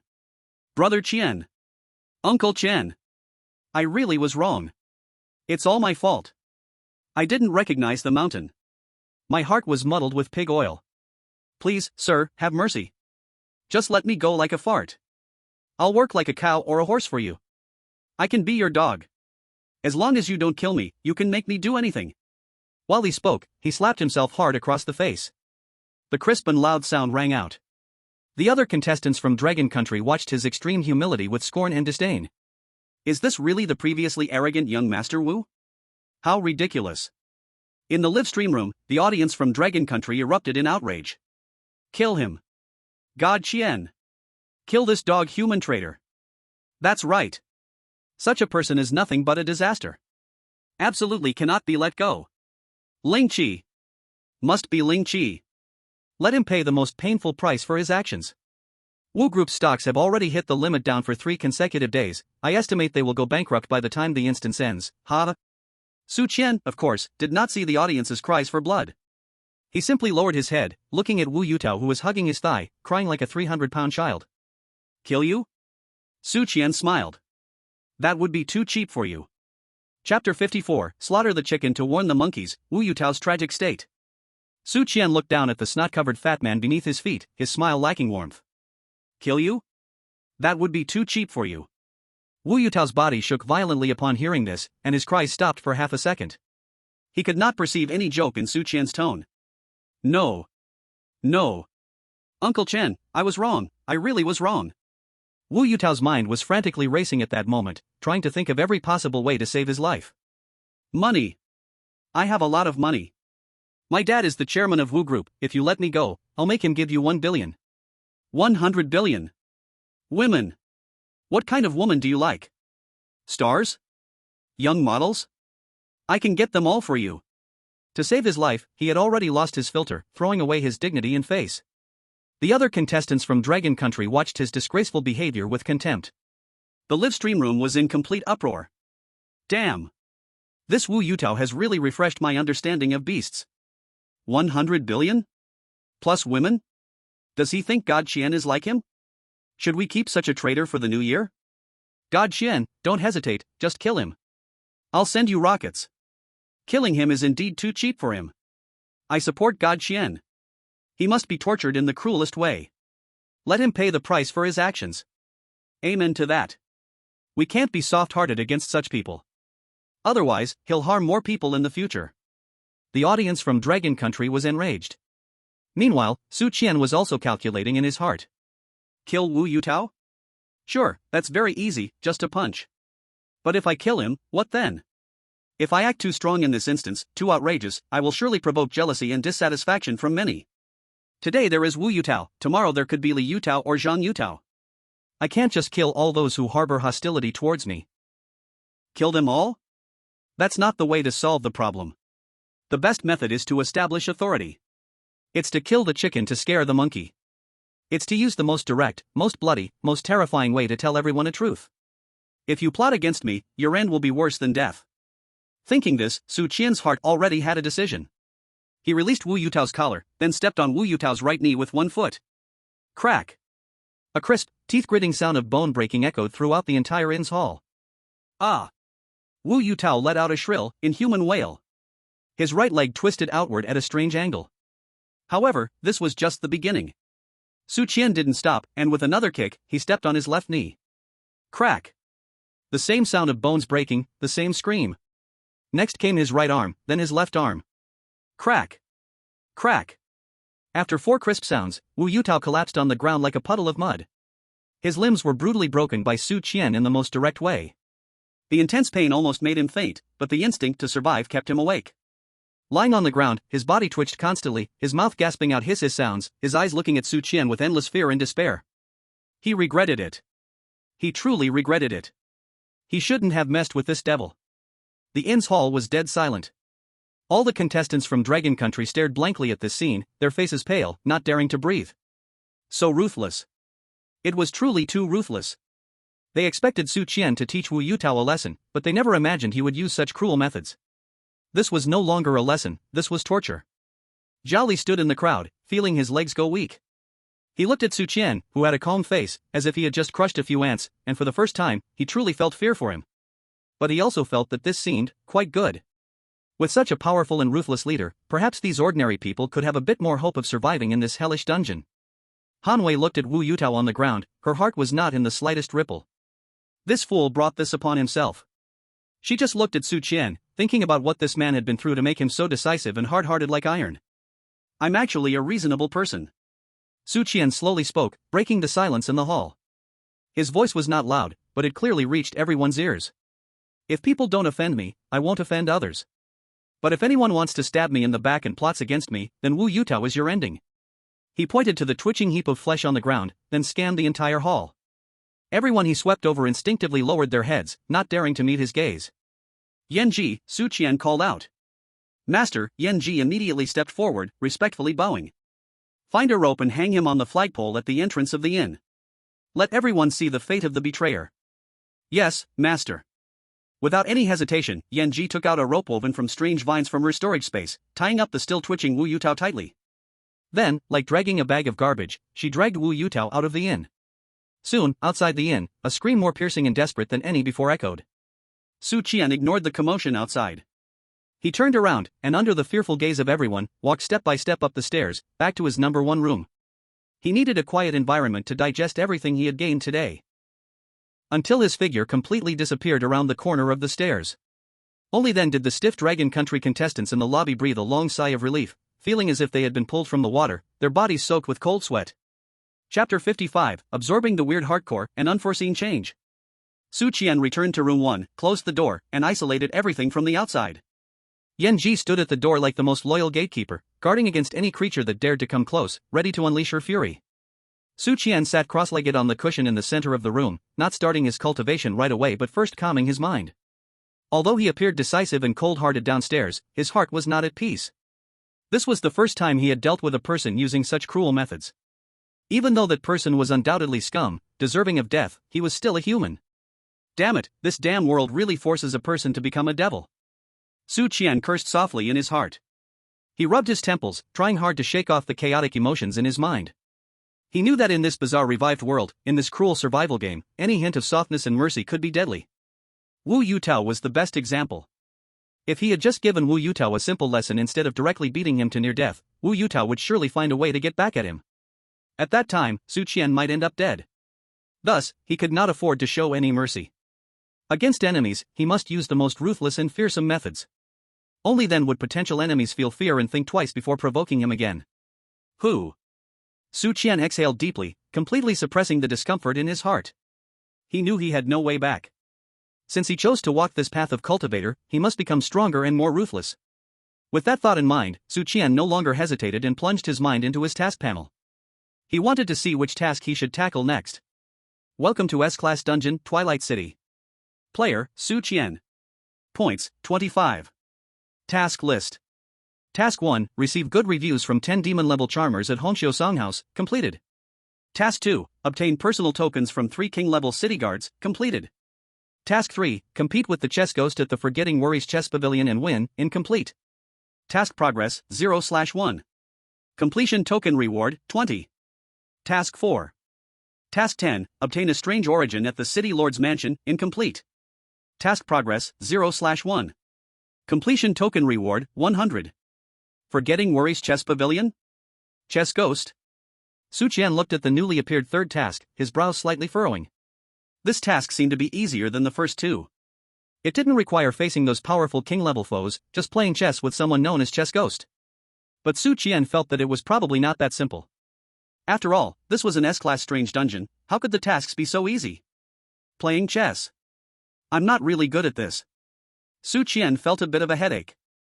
Although he was considered a top student in his past life, he truly knew nothing about the elegant art of Go. He only knew how to play 5 in a row, and he was the type to lose over and over. Looks like this task needs careful planning. Su Qian temporarily set aside the task for the moment. What he wanted to do most right now was to improve his strength. He took out the jade slip inscribed with the 10,000 weird swallowing world technique and the weird hardcore he obtained from Kuei Long. Should I cultivate first or absorb the hardcore first? Su Qian hesitated. Although the 10,000 weird swallowing world technique was overbearing, it required absorbing a massive amount of origin strange energy to cultivate, which was a gradual process. And this heart core of the Guizuan, the energy contained within it, is ready and vast. Once successfully absorbed, his strength will absolutely undergo a qualitative leap. But the risks are equally enormous. That is the heart core of Guizuan. The energy inside is fierce and chaotic. With his current newly established foundation, forcibly absorbing it could easily cause him to be torn apart by that overwhelming energy. Damn it, fortune favors the bold. Su Qian thought for a moment in his heart, and finally, he gritted his teeth and made a decision. First, absorb the heart core. What he lacked the most now is time. The time limit for this instance is only 7 days. He must improve his strength as much as possible within the limited time. Hunting those low-level anomalies step by step is safe, but too inefficient. If he wants to grow stronger in a short time, he must take some risks. Moreover, he also has the heavenly defying technique 10,000 anomalies devouring sky on him. The core of this technique is devouring and refining. Perhaps it can help him refine the ferocious energy in the Guizuan heart core. Thinking of this, Su Qian no longer hesitated. He cradled the still pulsating black heart core in the palm of his hand. Then, he took a deep breath and began to fully operate the 10,000 anomalies devouring sky. Devour for me. With a low shout, a powerful suction force erupted from his palm. The Guizuan heart core trembled violently. Immediately, a flood of terrifying energy, 100-fold, 1,000-fold larger than the combined essence of the thousands of anomaly servants he had absorbed at the Lanrua Theater, wildly rushed into his body along his arm. Boom! Su Qian felt as if billions of nuclear bombs were exploding simultaneously in his head. The energy was simply enormous, too frenzied. Like a flood breaking its dam, it violently crashed and wreaked havoc in his meridians. Puff! Su Qian spat out a mouthful of blood, and his face instantly turned pale. He felt as if his body was a balloon being blown to the limit, ready to burst at any moment from that terrifying energy. I'm screwed. This is going wrong. Su Qian's heart was instantly flooded with endless regret. He had underestimated the power of a Guizuan-level expert too much. This energy was something his current small foundation could not withstand. In the live broadcast room, the audience watching this scene was also dumbfounded. Damn! What is Qian God doing? Why is he spitting blood? What is that thing in his hand? A black heart? Still beating? The energy fluctuations emanating from it. My god. It's more terrifying than the 3 Guizuan put together. That must be a Guizuan level item. Crazy. Qian God is crazy. He actually wants to directly absorb the power of Guizuan? Is he out of his mind? Stop. Qian God. If this goes on, you will explode and die. The viewers in the Dragon Country were all extremely anxious, wishing they could rush into the screen to stop him. In the foreign live room, it was once again a scene of gloating. Ha ha ha. That fool. He finally played himself to death. Greed. This is the consequence of greed. Who does he think he is? A god? Still wanting to absorb Guizuan's power? Baka. Great. We don't have to do anything, and he'll destroy himself. Truly heaven is helping us. Hurry up and explode. I can't wait to see the fireworks. Under everyone's gaze, Su Qian's body began to swell at a visible rate. Blood beads seeped from the surface of his skin. He looked like a balloon stained with blood. The shadow of death hung thicker than ever, completely enveloping him. Chapter 56, Breakthrough. Golden Core Stage. Just as Su Qian felt he was about to be blown apart by that frenzied energy and his consciousness began to blur. The strand of original anomaly energy in his dantian, cultivated from the 10,000 anomalies devouring sky. Suddenly, without any warning, it began to operate madly. Like a giant beast that had slept for thousands of years, it was abruptly awakened upon sensing the smell of blood. Buzz. That strand of black, bizarre original energy instantly transformed into a small black vortex. A force of devouring power, more dominating and terrifying than ever before, exploded from the center of the vortex. The violent energy that was rampant in his meridians, nearly bursting him apart, upon encountering this black vortex, acted like it had met its king. Without any resistance, it was directly swallowed by the vortex in one gulp. Gulu Gelu. Su Qian could even clearly hear the strange swallowing sound coming from his dantian. That feeling was like a person on the brink of dying from thirst suddenly jumping into cool lake water. One word, refreshing. The intense pain that had felt like his body was being torn apart vanished without a trace in an instant. In its place was an unprecedented sense of comfort and satisfaction. He could clearly feel that the enormous energy contained within that bizarre core was continuously being devoured by the small vortex in his dantian. Then refined, finally transforming into the purest energy, merging into his limbs and bones. At the same time, his power was explosively surging at a terrifying speed. Foundation Establishment Early Stage. Foundation Establishment Mid Stage. Foundation Establishment Late Stage. Foundation Establishment Peak. In just a few breaths, his cultivation soared directly to the peak of the Foundation Establishment realm. Moreover, this momentum showed no signs of stopping. Boom! Another loud sound echoed from deep within his soul. The bottleneck he had just broken through in the Foundation Establishment realm was, under the impact of this immense energy, as fragile as a layer of window paper, easily pierced through. The third level of the 10,000 demons devouring heaven art, Gold Core realm. A gold core the size of a pigeon egg, entirely black, emitting a faint dark light, slowly began to form in his dantian. A force that was 100 times, 1,000 times stronger than before, feedback into his entire body from the gold core. What the heck? Is this the gold core? Su Qian was stunned. He felt as if he was dreaming.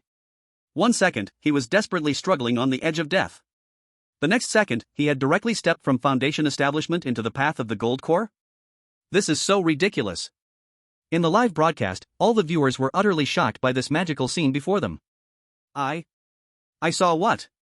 Qianshan, his aura, has become strong again. And countless times stronger. Wasn't he about to explode just now? How did he suddenly get better? And even broke through? Then, what realm is he at now? Heavenly Master? Heavenly General? Or Heavenly Sect? I don't know. But it feels so strong. Much stronger than that heavenly sect called Knife Edge before. Monster. Qianshan is a monster. His cultivation speed cannot be measured by common sense. The audience in Dragon Country, after a brief moment of shock, erupted into waves of amazement. In the foreign live broadcast rooms, however, there was silence. Those who were waiting to see fireworks earlier were like ducks caught by the throat, unable to say a word. They couldn't understand. They truly couldn't understand. Why? Why can this Dragon Country person always create such miracles that completely defy logic? Cheating. It must be cheating. But they had no evidence. They could only watch helplessly as the man who should have self-destructed in their eyes became stronger and stronger, instilling more fear in them. In Room 1, Su Qian's bizarre core had now shrunk by more than half. But the energy contained within it was still overwhelmingly immense. And the black gold core in Su Qian's dantian. Like an endless pit, it continued to madly consume. Initial stage of golden core. Mid stage of golden core. Late stage of golden core. Pinnacle of golden core. Not knowing how much time had passed. When Su Qian had completely absorbed the last trace of energy from the strange heart core, turning it to ashes. The golden core in his dantian had already grown to the size of a fist, with even faint golden patterns appearing on it. And his cultivation level had firmly stabilized at the pinnacle of golden core. Only a step away from the next realm, the nascent soul. Huff. Su Qian slowly opened his eyes, two beams of black light, as substantial as reality, flashed past from his eyes. He stood up, feeling the unprecedented, explosive power within him, as if it could destroy heaven and earth, and revealed an incredibly radiant smile. Pinnacle of golden core. Is this the power of the pinnacle of golden core? He clenched his fist, feeling that with one punch, he could even shatter that previous Tianzone-level blade of sharpness. This powerful feeling was simply too intoxicating. The 10,000 monstrous devouring heaven technique, what a wonderful thing it is. Su Qian sincerely sighed in his heart. This technique was simply a tailor-made bug for him. At that moment, a voice filled with worry and tension came from the doorway. Master, are you all right? Although she had been guarding outside the door, Yanji could still feel the violent energy fluctuations inside the room, as well as Su Qian's breath that was on the brink of losing control several times. Her heart was almost in her throat. I'm fine. Su Qian opened the door, showing a reassuring smile to the concerned Yanji. And I feel great. Yanji looked at this man, who was ragged but exuded a terrifying aura that made even her heart race, and her beautiful eyes shone with brilliance again.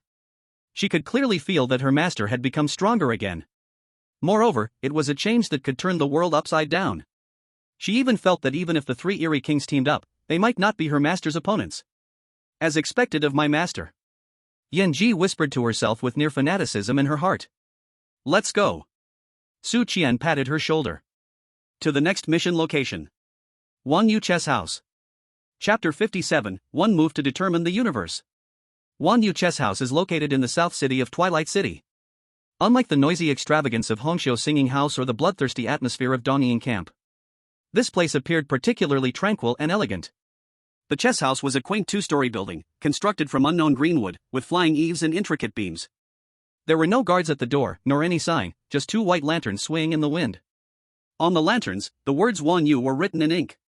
A faint scent of sandalwood, calming to the mind, wafted from within the chess house. Master, this is the Wan Yu Chess House. Yanji stood at the entrance, respectfully speaking to Su Qian. She looked at this seemingly unremarkable small building, but with a hint of seriousness on her face.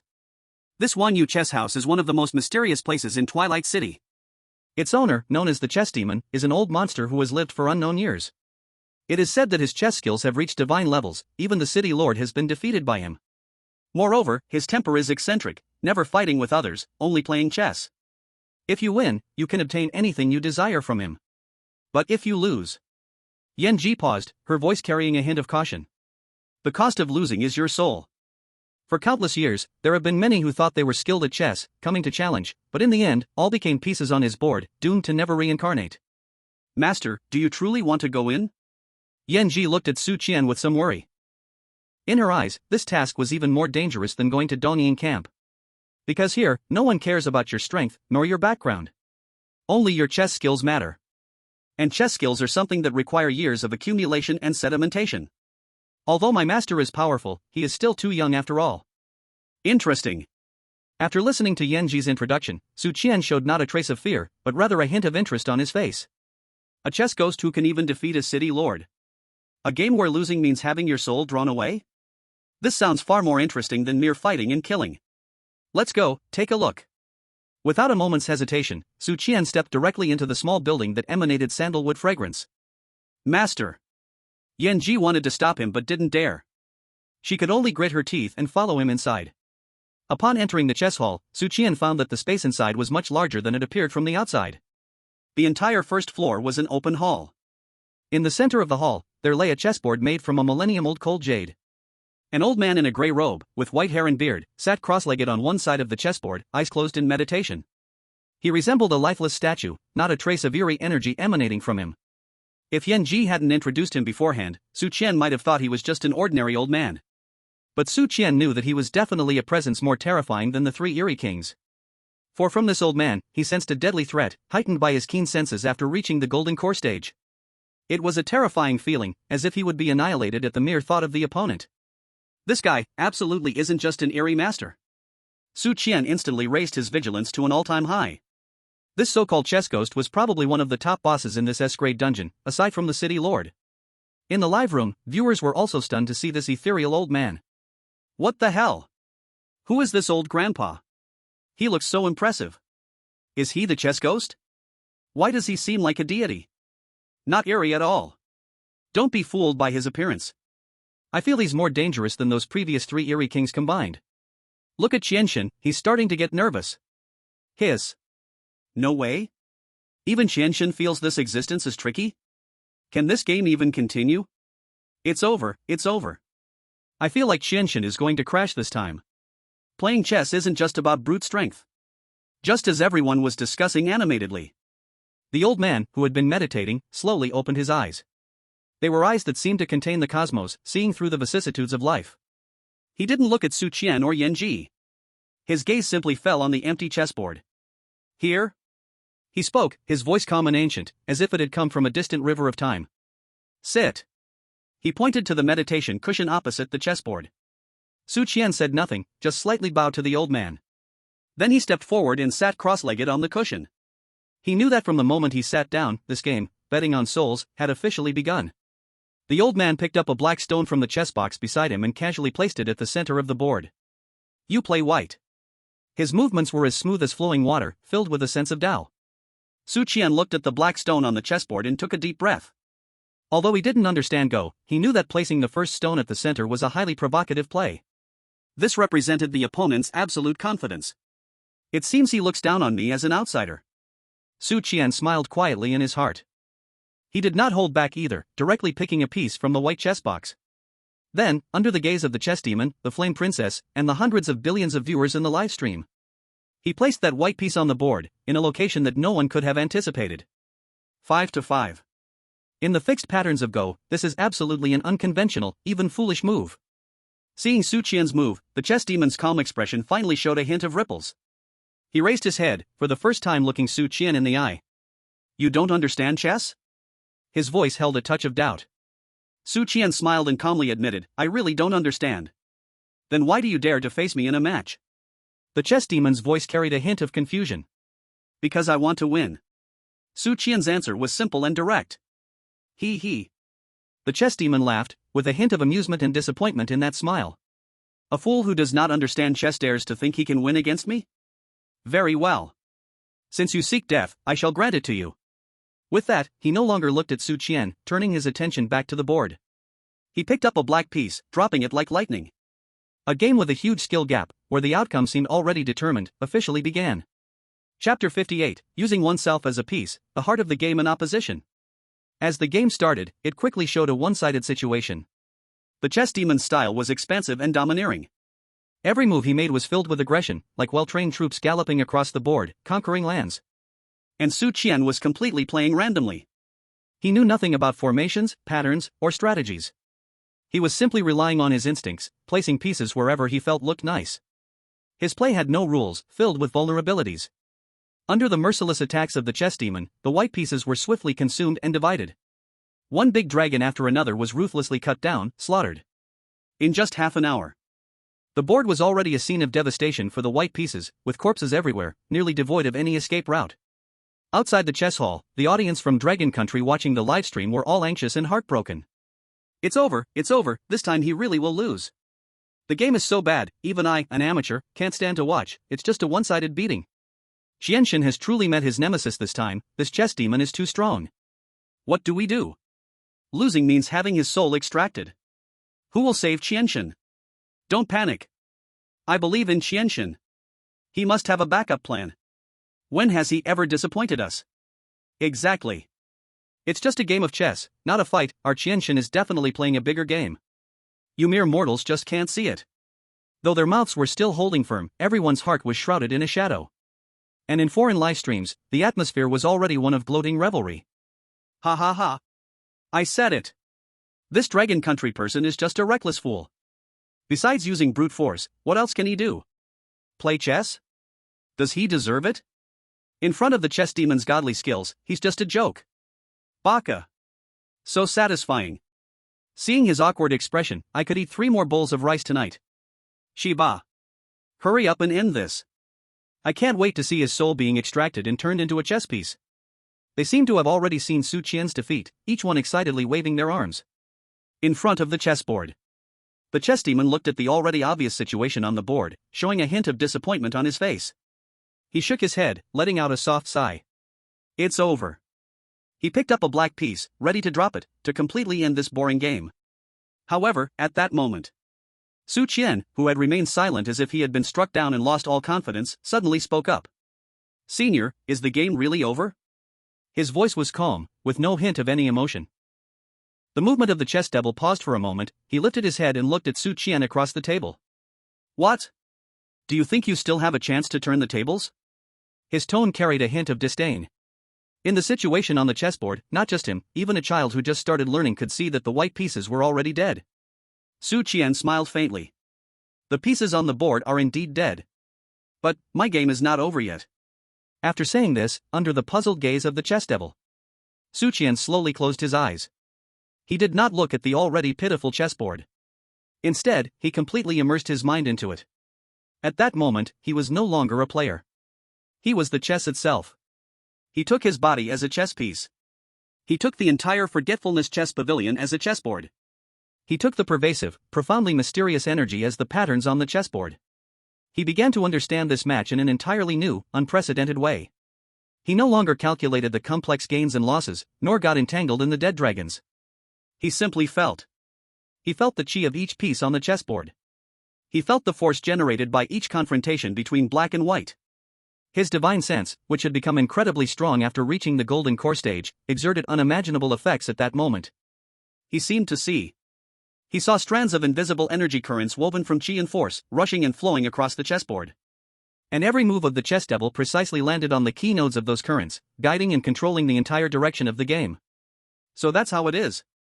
What's being played here is not just chess. It is the Tao. A wave of enlightenment surged in Su Qian's heart. He finally understood why the chess devil was so strong. Because he had already blended his Tao into the game. Every piece he played was not just a piece. It was an extension of his Tao. And he had only been using technique to compete with him. Using technique against Tao, there's no way not to lose. Since that's the case.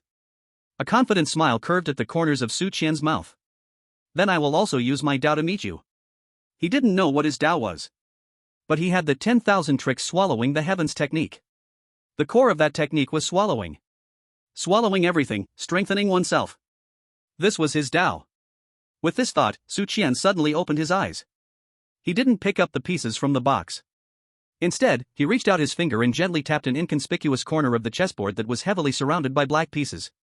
Buzz. With his tap, the entire chessboard shook violently. A surge of black, domineering, and devouring energy erupted from his fingertip.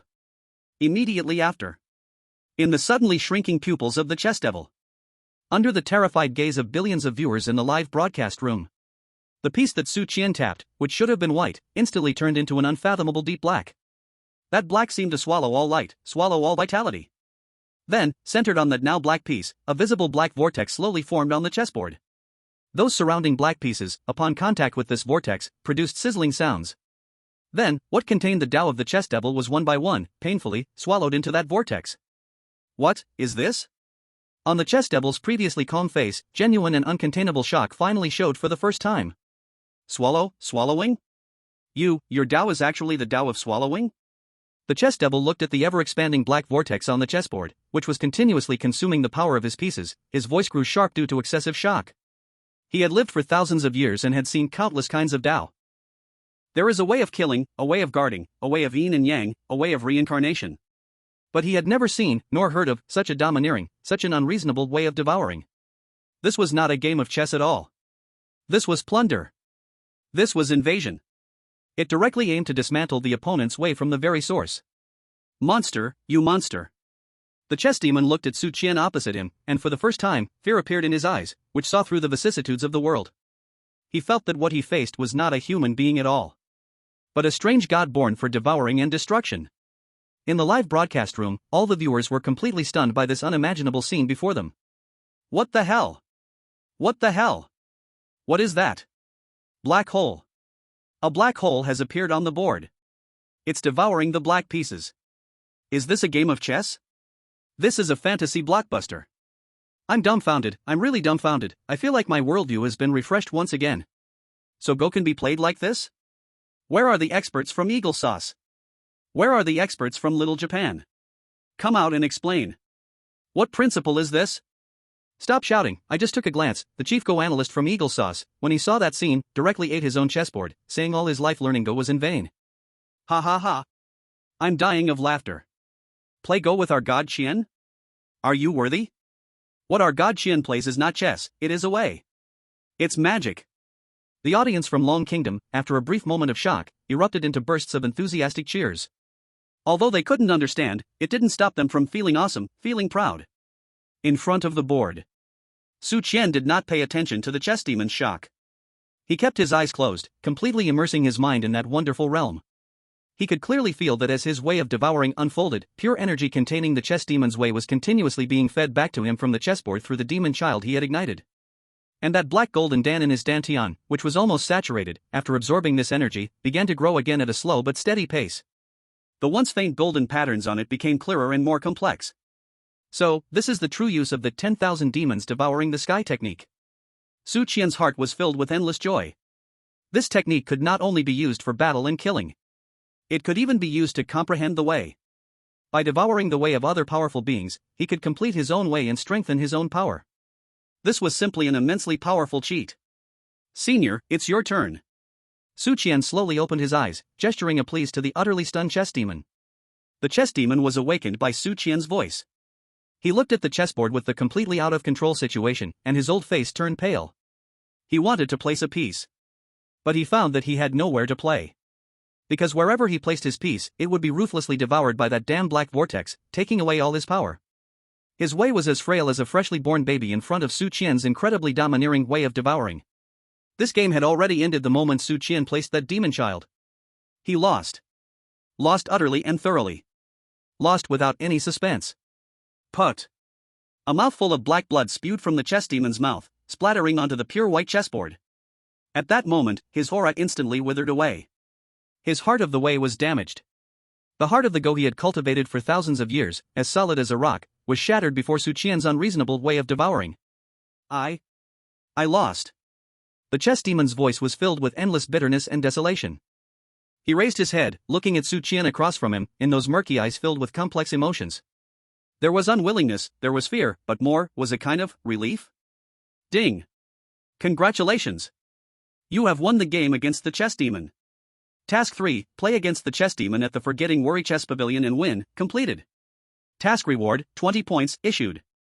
Special reward, loyalty of the chess demon. As the crisp system notification rang in his mind, Su Qian knew he had won again in a gamble. And, it seemed he had also received an unexpected extra reward. Loyalty of the chess demon? Just as Su Qian was checking this special reward, suddenly, the old man called the chess demon slowly stood up from the mat. Then, under the gazes of Su Qian, Yanji, and the tens of billions of viewers in the live broadcast, he deeply knelt before Su Qian. The movement was slow, but incredibly resolute. Old man. Niewei pays respects to the young master. His voice was hoarse and weak, but filled with unprecedented respect and devotion. Su Qian. Yanji. Live stream viewers. Again, kneeling? And again, paying respects to the young master? Hearing these 4 words today, their ears were almost calloused. In the live stream, after a brief moment of silence, the barrage exploded again. What the hell? Another one kneeling. Is this an S-class dungeon? Is this the scene of Qianshan selecting his harem, picking his crew? First a maid, then the 3 generals, now even this impressive-looking chess demon is kneeling? Is Qianshan planning to unify this dungeon? Paying respects to the young master. Again paying respects to the young master. I get it. I completely understand. Our Qianshan is the only prince in this dungeon. No one else matters. Ha, the expert from Eagle Sauce has completely lost it. He just performed a handstand and ate a keyboard in the livestream, saying science is dead, and he wants to convert to Qianshanism. Long live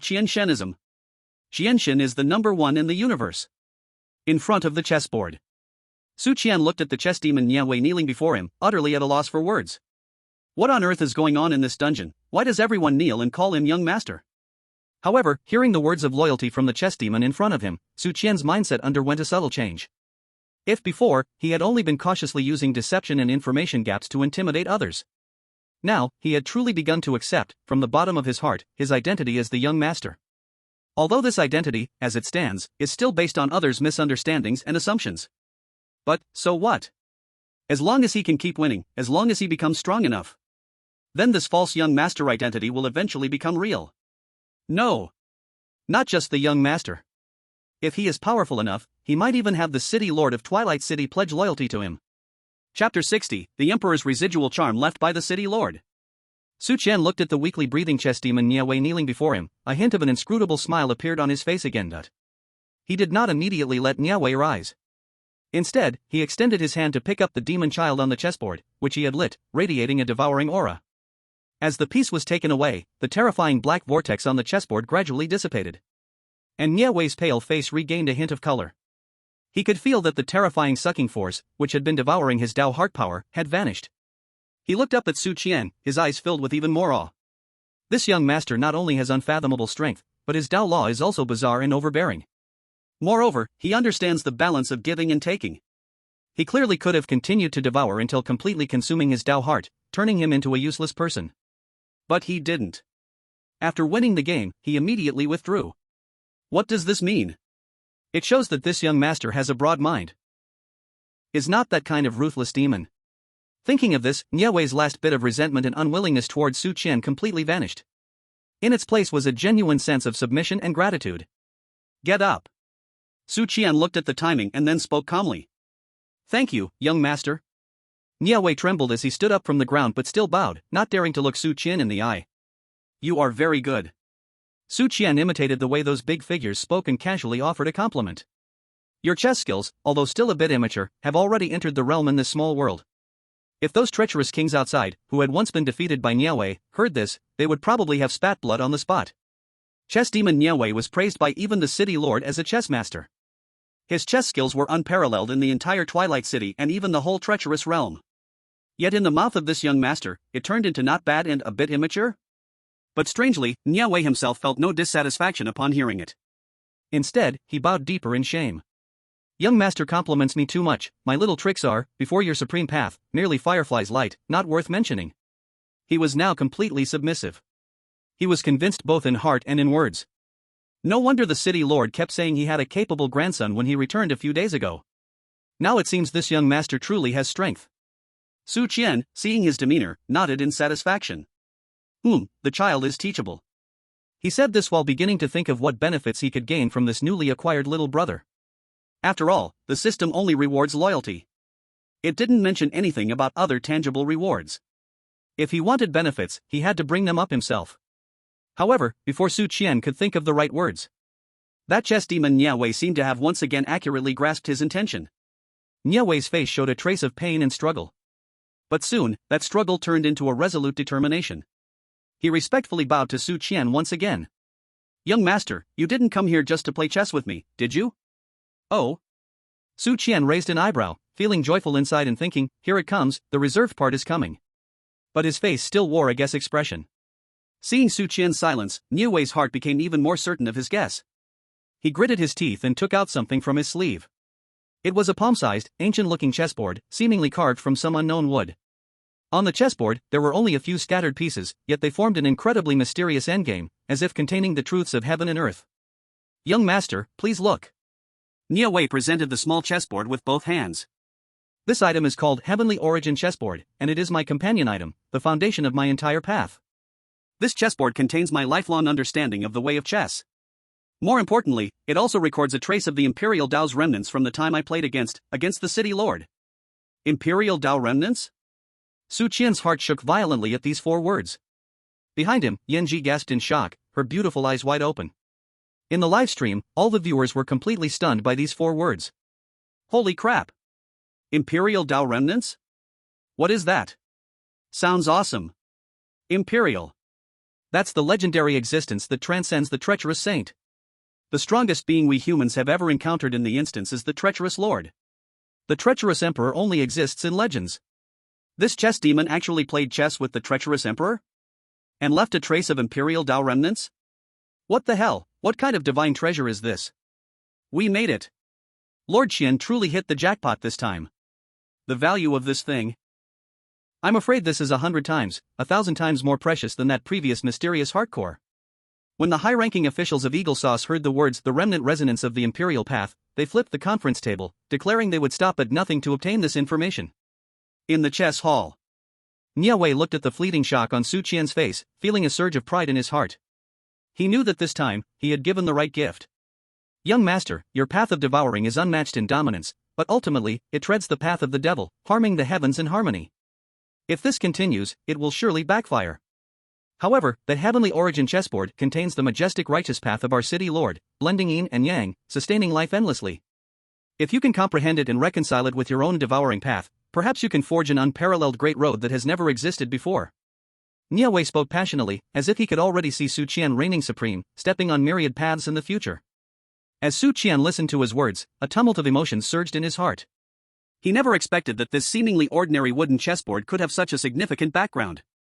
Played chess with the mysterious emperor? Still leaving behind a trace of the imperial path's resonance? Su Qian felt his mind was once again insufficient. He forced himself to suppress his shock and took the heavenly origin chessboard. The chessboard felt warm and smooth like jade. Meanwhile, an immense and mysterious aura surged into his mind through his arm.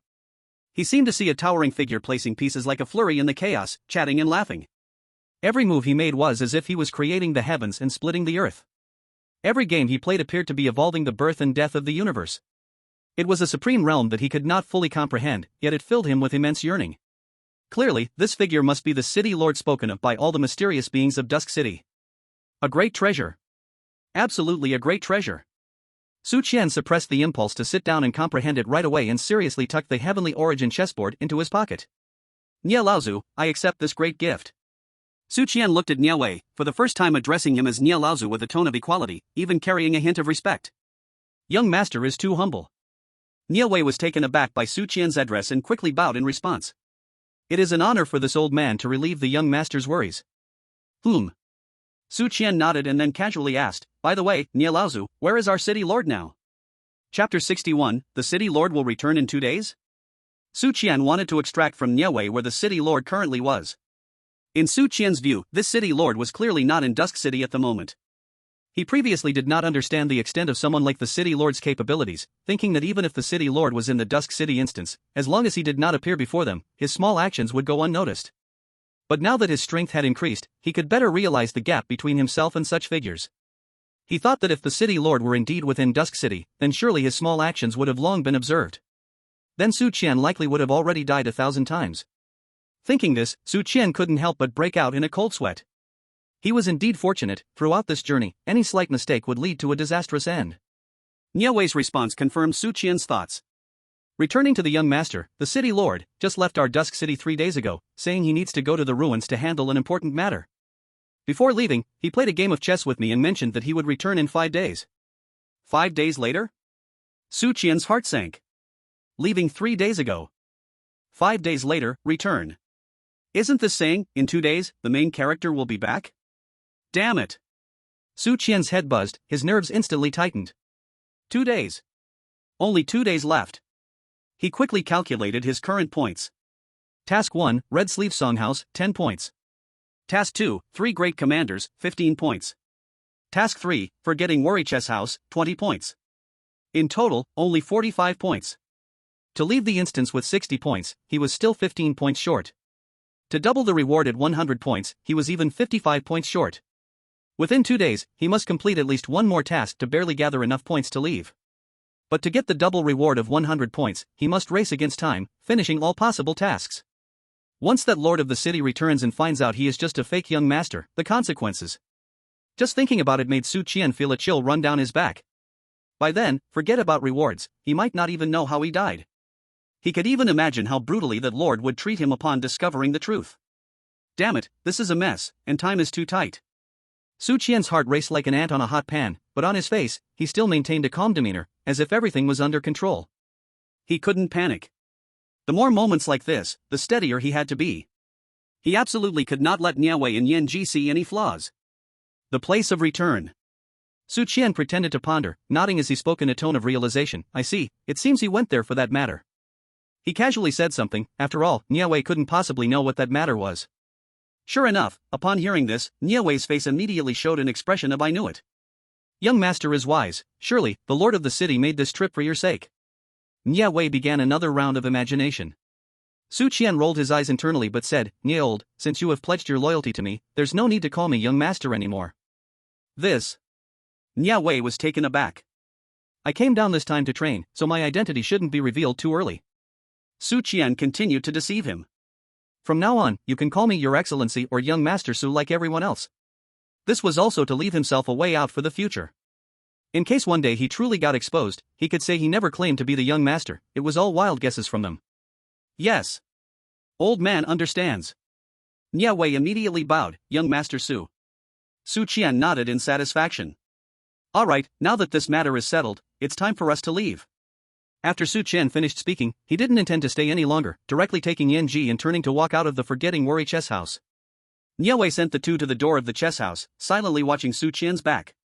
Until Su Qian completely disappeared at the end of the street, he slowly straightened up, his murky old eyes filled with excitement and emotion. The shared bloodline of those 7 lords. I, Niawei, am fortunate enough to become the guide for such an existence. Lord of the city, you are indeed playing a grand game. At this moment, in the live broadcast room, upon hearing the news the Lord of the city returns in 5 days, it instantly exploded. Damn. Damn. Damn. 2 days. Only 2 days left. The main character is coming back? Now there's a good show to watch. I bet 50 cents, Qianshan will crash on the spot. Ha ha ha. I said. This liar can't keep pretending forever. Now karma is here. Excellent. Hurry back, Lord of the City. Tear this arrogant Dragon Kingdom person to shreds. Yes. Our chance has come.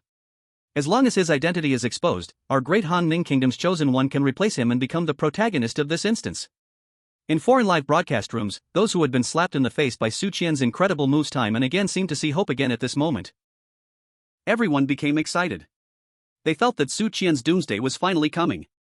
However, in the Dragon Kingdom's live stream, there was a wave of worry. It's over, it's really going to be a mess this time. Is the time a bit tight? Qianshan is only at 45 points now. To get another 15 points in 2 days isn't too bad, right? The key is seeing how Qianshan looks. Clearly, he wants to gamble for a double reward of 100 points. But the remaining tasks seem to get harder and harder. 2 days just aren't enough. Everyone, don't panic. Trust Qianshan. He must have a way. He is our light in the mysterious realm. Exactly. I believe in Qianshan. He will create miracles again. Although they said this, all the Dragon Kingdom's viewers felt their hearts in their throats. They knew that the next 2 days would be a real race against time and life for Su Qian. After leaving the Forgetting Worries chess hall, Su Qian's mood became somewhat heavy and urgent. Master, where are we going now? Yanji followed behind, keenly sensing Su Qian's change in mood. Su Qian did not answer immediately, but opened his task panel again. He needed to quickly plan his itinerary for the next 2 days, in the most efficient way to earn points. Task 4, go to the Wanjun Book Tower and find and read Volume 3 of The Mysterious Gods before sunset, not completed. Task progress, 0/1. Task completion points reward, 25. Task 5, go to the Underworld Blood River and find the tears of the sea monster in the sunken ship graveyard, not completed. Task progress, 0/1. Task completion points reward, 30. Su Qian's gaze quickly scanned the task list. Soon, he locked onto the 4th task. Wanjun Book Tower. This task offered a high points reward of 25 points, and it seemed like it did not require fighting, just finding a book. Most importantly, this task had a time limit before sunset. There were about 5 hours left until sunset. Time was very tight. This is it. Su Qian immediately made his decision. Yanji, do you know where Wanjun Book Tower is? Su Qian asked.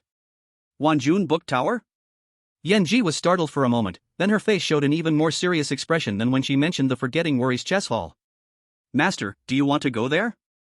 What's wrong? Is there a problem with that place? Su Qian felt a pang in his heart at her expression. It's a big problem. A rare fear appeared on Yanji's face. Master, that Wanjun Book Tower is one of the recognized forbidden areas in our Twilight City. It's even more dangerous than the Mad King Kuei Long's prison. Chapter 62, The Trial of the Wanjun Book Tower. To enter this door, 3 questions must be answered. More dangerous than Kuei Long's prison? Su Qian was also stunned to hear Yanji's words. He initially thought this was just a simple bookfinding task, and the difficulty shouldn't be too great. But now listening to Yanji, it seemed that the Wanjun Book Tower was a real den of danger. What is said about that place? Su Qian asked. Yanji took a deep breath, seemingly to calm her inner fear. She slowly said, Master, the Wanjun Book Tower appears to be our Twilight City's library, filled with countless ancient texts and techniques. But in reality, it is a man-eating place. Man-eating? Su Qian's brows furrowed. Exactly. Yanji nodded, her voice trembling slightly. The guardian of the Wanjun Book Tower is a strange old monster known as the Book Demon. No one knows how long he has lived, nor how powerful he truly is. All that is known is that what he loves most is to turn those who enter to find books into a human skin book on his shelf. It is said that over half of the books in that tower are made from skins and souls of the strange. Moreover, that book demon has a temper even stranger than the chess demon Yuelai. He never communicates with others. Anyone who dares to speak in front of him. Those who dare to enter will have their tongues torn out on the spot and made into bookmarks. If you want a book from him, there's only one way. That is to pass his test. Test? Su Qian felt like he had heard this word too many times today.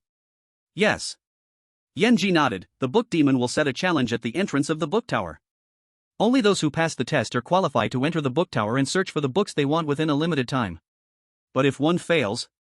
Yanji did not continue, but the meaning was already very clear. The fate of those who fail is naturally to become a new addition to his bookshelf. For countless years, countless self-righteous trick kings, even trick nobles, have tried to challenge the 1,000-volume book tower, wanting to obtain those legendary supreme techniques inside. But in the end, they never emerged again. Master, that place is really too dangerous. We should change the task. Yanji was truly scared. She would rather follow her master to fight with those 3 trick king leaders again than venture into that terrifying, devouring place. Meanwhile, in the live stream room, after listening to Yanji's introduction, the chat exploded. What the hell? Human skin books? Tongues torn out to make bookmarks? This is just too twisted. This book demon sounds scarier than the chess ghost and those 3 leaders combined. Is this the real difficulty of an S-level instance? It's over. Xianshin is really going to hit a brick wall this time. This task is not something a human can accomplish. The expert from Eagle Sauce has started analyzing, saying the death rate for this task is 100%, no chance of survival. Let's have Qianshin give up quickly. Exactly, Qianshin, don't go. Keep the Green Mountains, and you won't worry about firewood. Let's change the task. The viewers from the Dragon Country were all in a frenzy, desperately trying to persuade Su Qian in the comments. However, after hearing Yanji's introduction, Su Qian not only showed no fear, but instead revealed a slight smile of interest. A creature more dangerous than a trick noble? A pervert who turns the bazaar into books? Interesting, more and more interesting. He was currently troubled by his slow power increase. This so-called book demon sounds like an excellent source of experience. Moreover, the reward for this task is as high as 25 points. For him now, these 25 points are crucial. Let's go, take me there. Su Qian's answer was still so simple, so decisive. Master. Yanji was anxious. This is in order. Su Qian's tone was unarguable. Yes, master. Yanji, although unwilling, could only reluctantly obey. In her eyes, her master was great in every way, but he just loved to court danger too much. Under Yanji's lead, the 2 quickly arrived at the North District of Twilight City. A huge black skyscraper loomed before them, looking so eerie that it seemed capable of swallowing all light. At the entrance of the skyscraper, there was no plaque, no guards. Only a tight black door made of some unknown metal. Countless tortured and twisted faces were carved on the door, as if countless vengeful spirits were sealed inside. A chilling atmosphere, 100 times colder than the Lan Rua Theater, seeped out from the door's cracks. This was the book tower of 1,000 volumes. Master, this is it. Yanji's voice trembled slightly. Just standing here made her feel as if her soul was about to freeze from the cold aura. Su Qian nodded, said nothing, and directly stepped forward to the black door. He reached out his hand, ready to push the door. However, just as his hand was about to touch the door, a vibration occurred. An invisible barrier, filled with endless knowledge and wisdom, suddenly appeared before the door. He blocked his hand. Immediately, an ancient and imposing voice resonated directly in Su Qian's mind. The book tower, the sea of wisdom, fools are forbidden. To enter this door, 3 questions must be answered. First question, how high is the sky?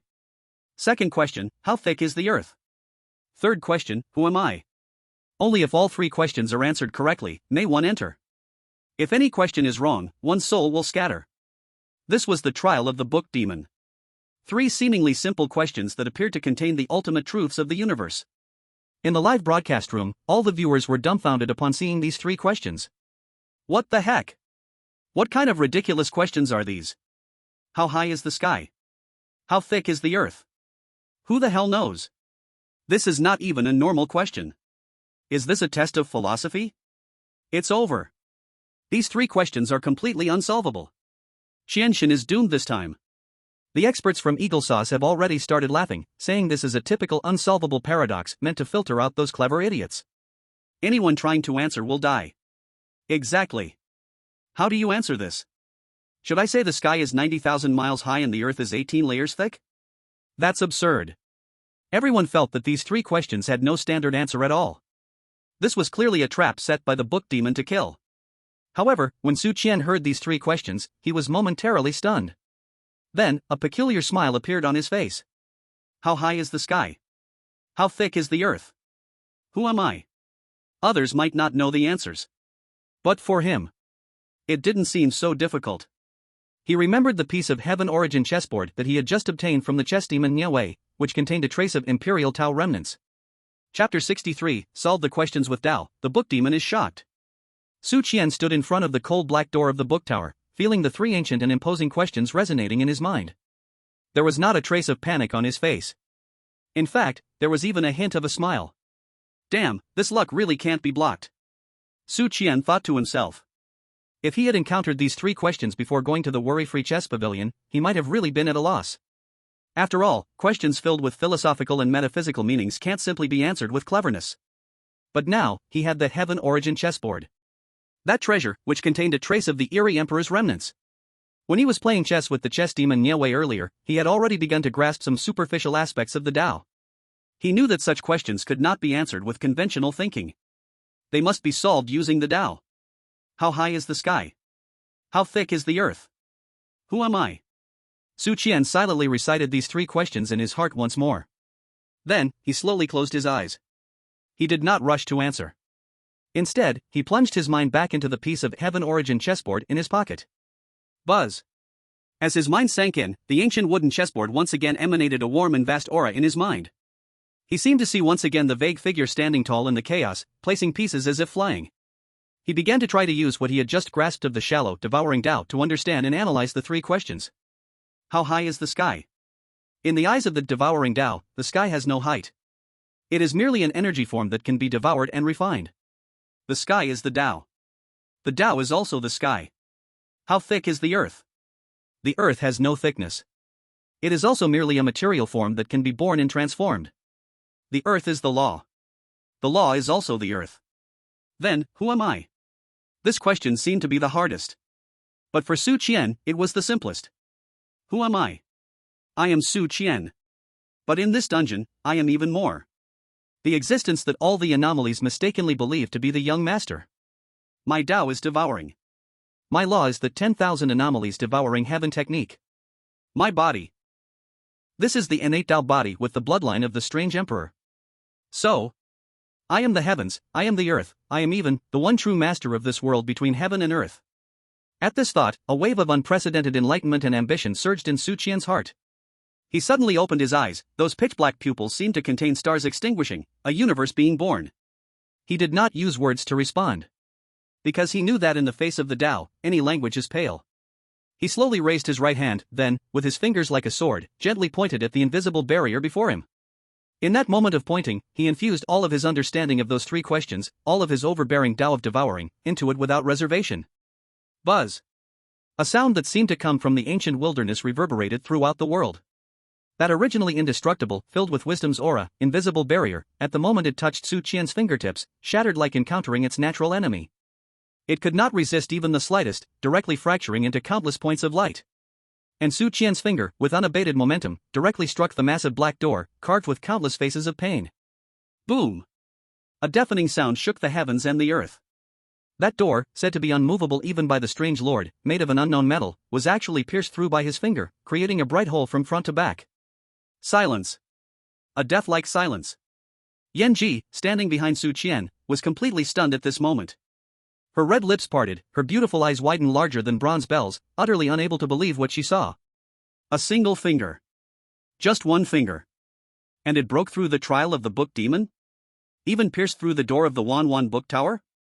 What terrifying, what heaven-defying power is this? She felt her mind was completely overwhelmed.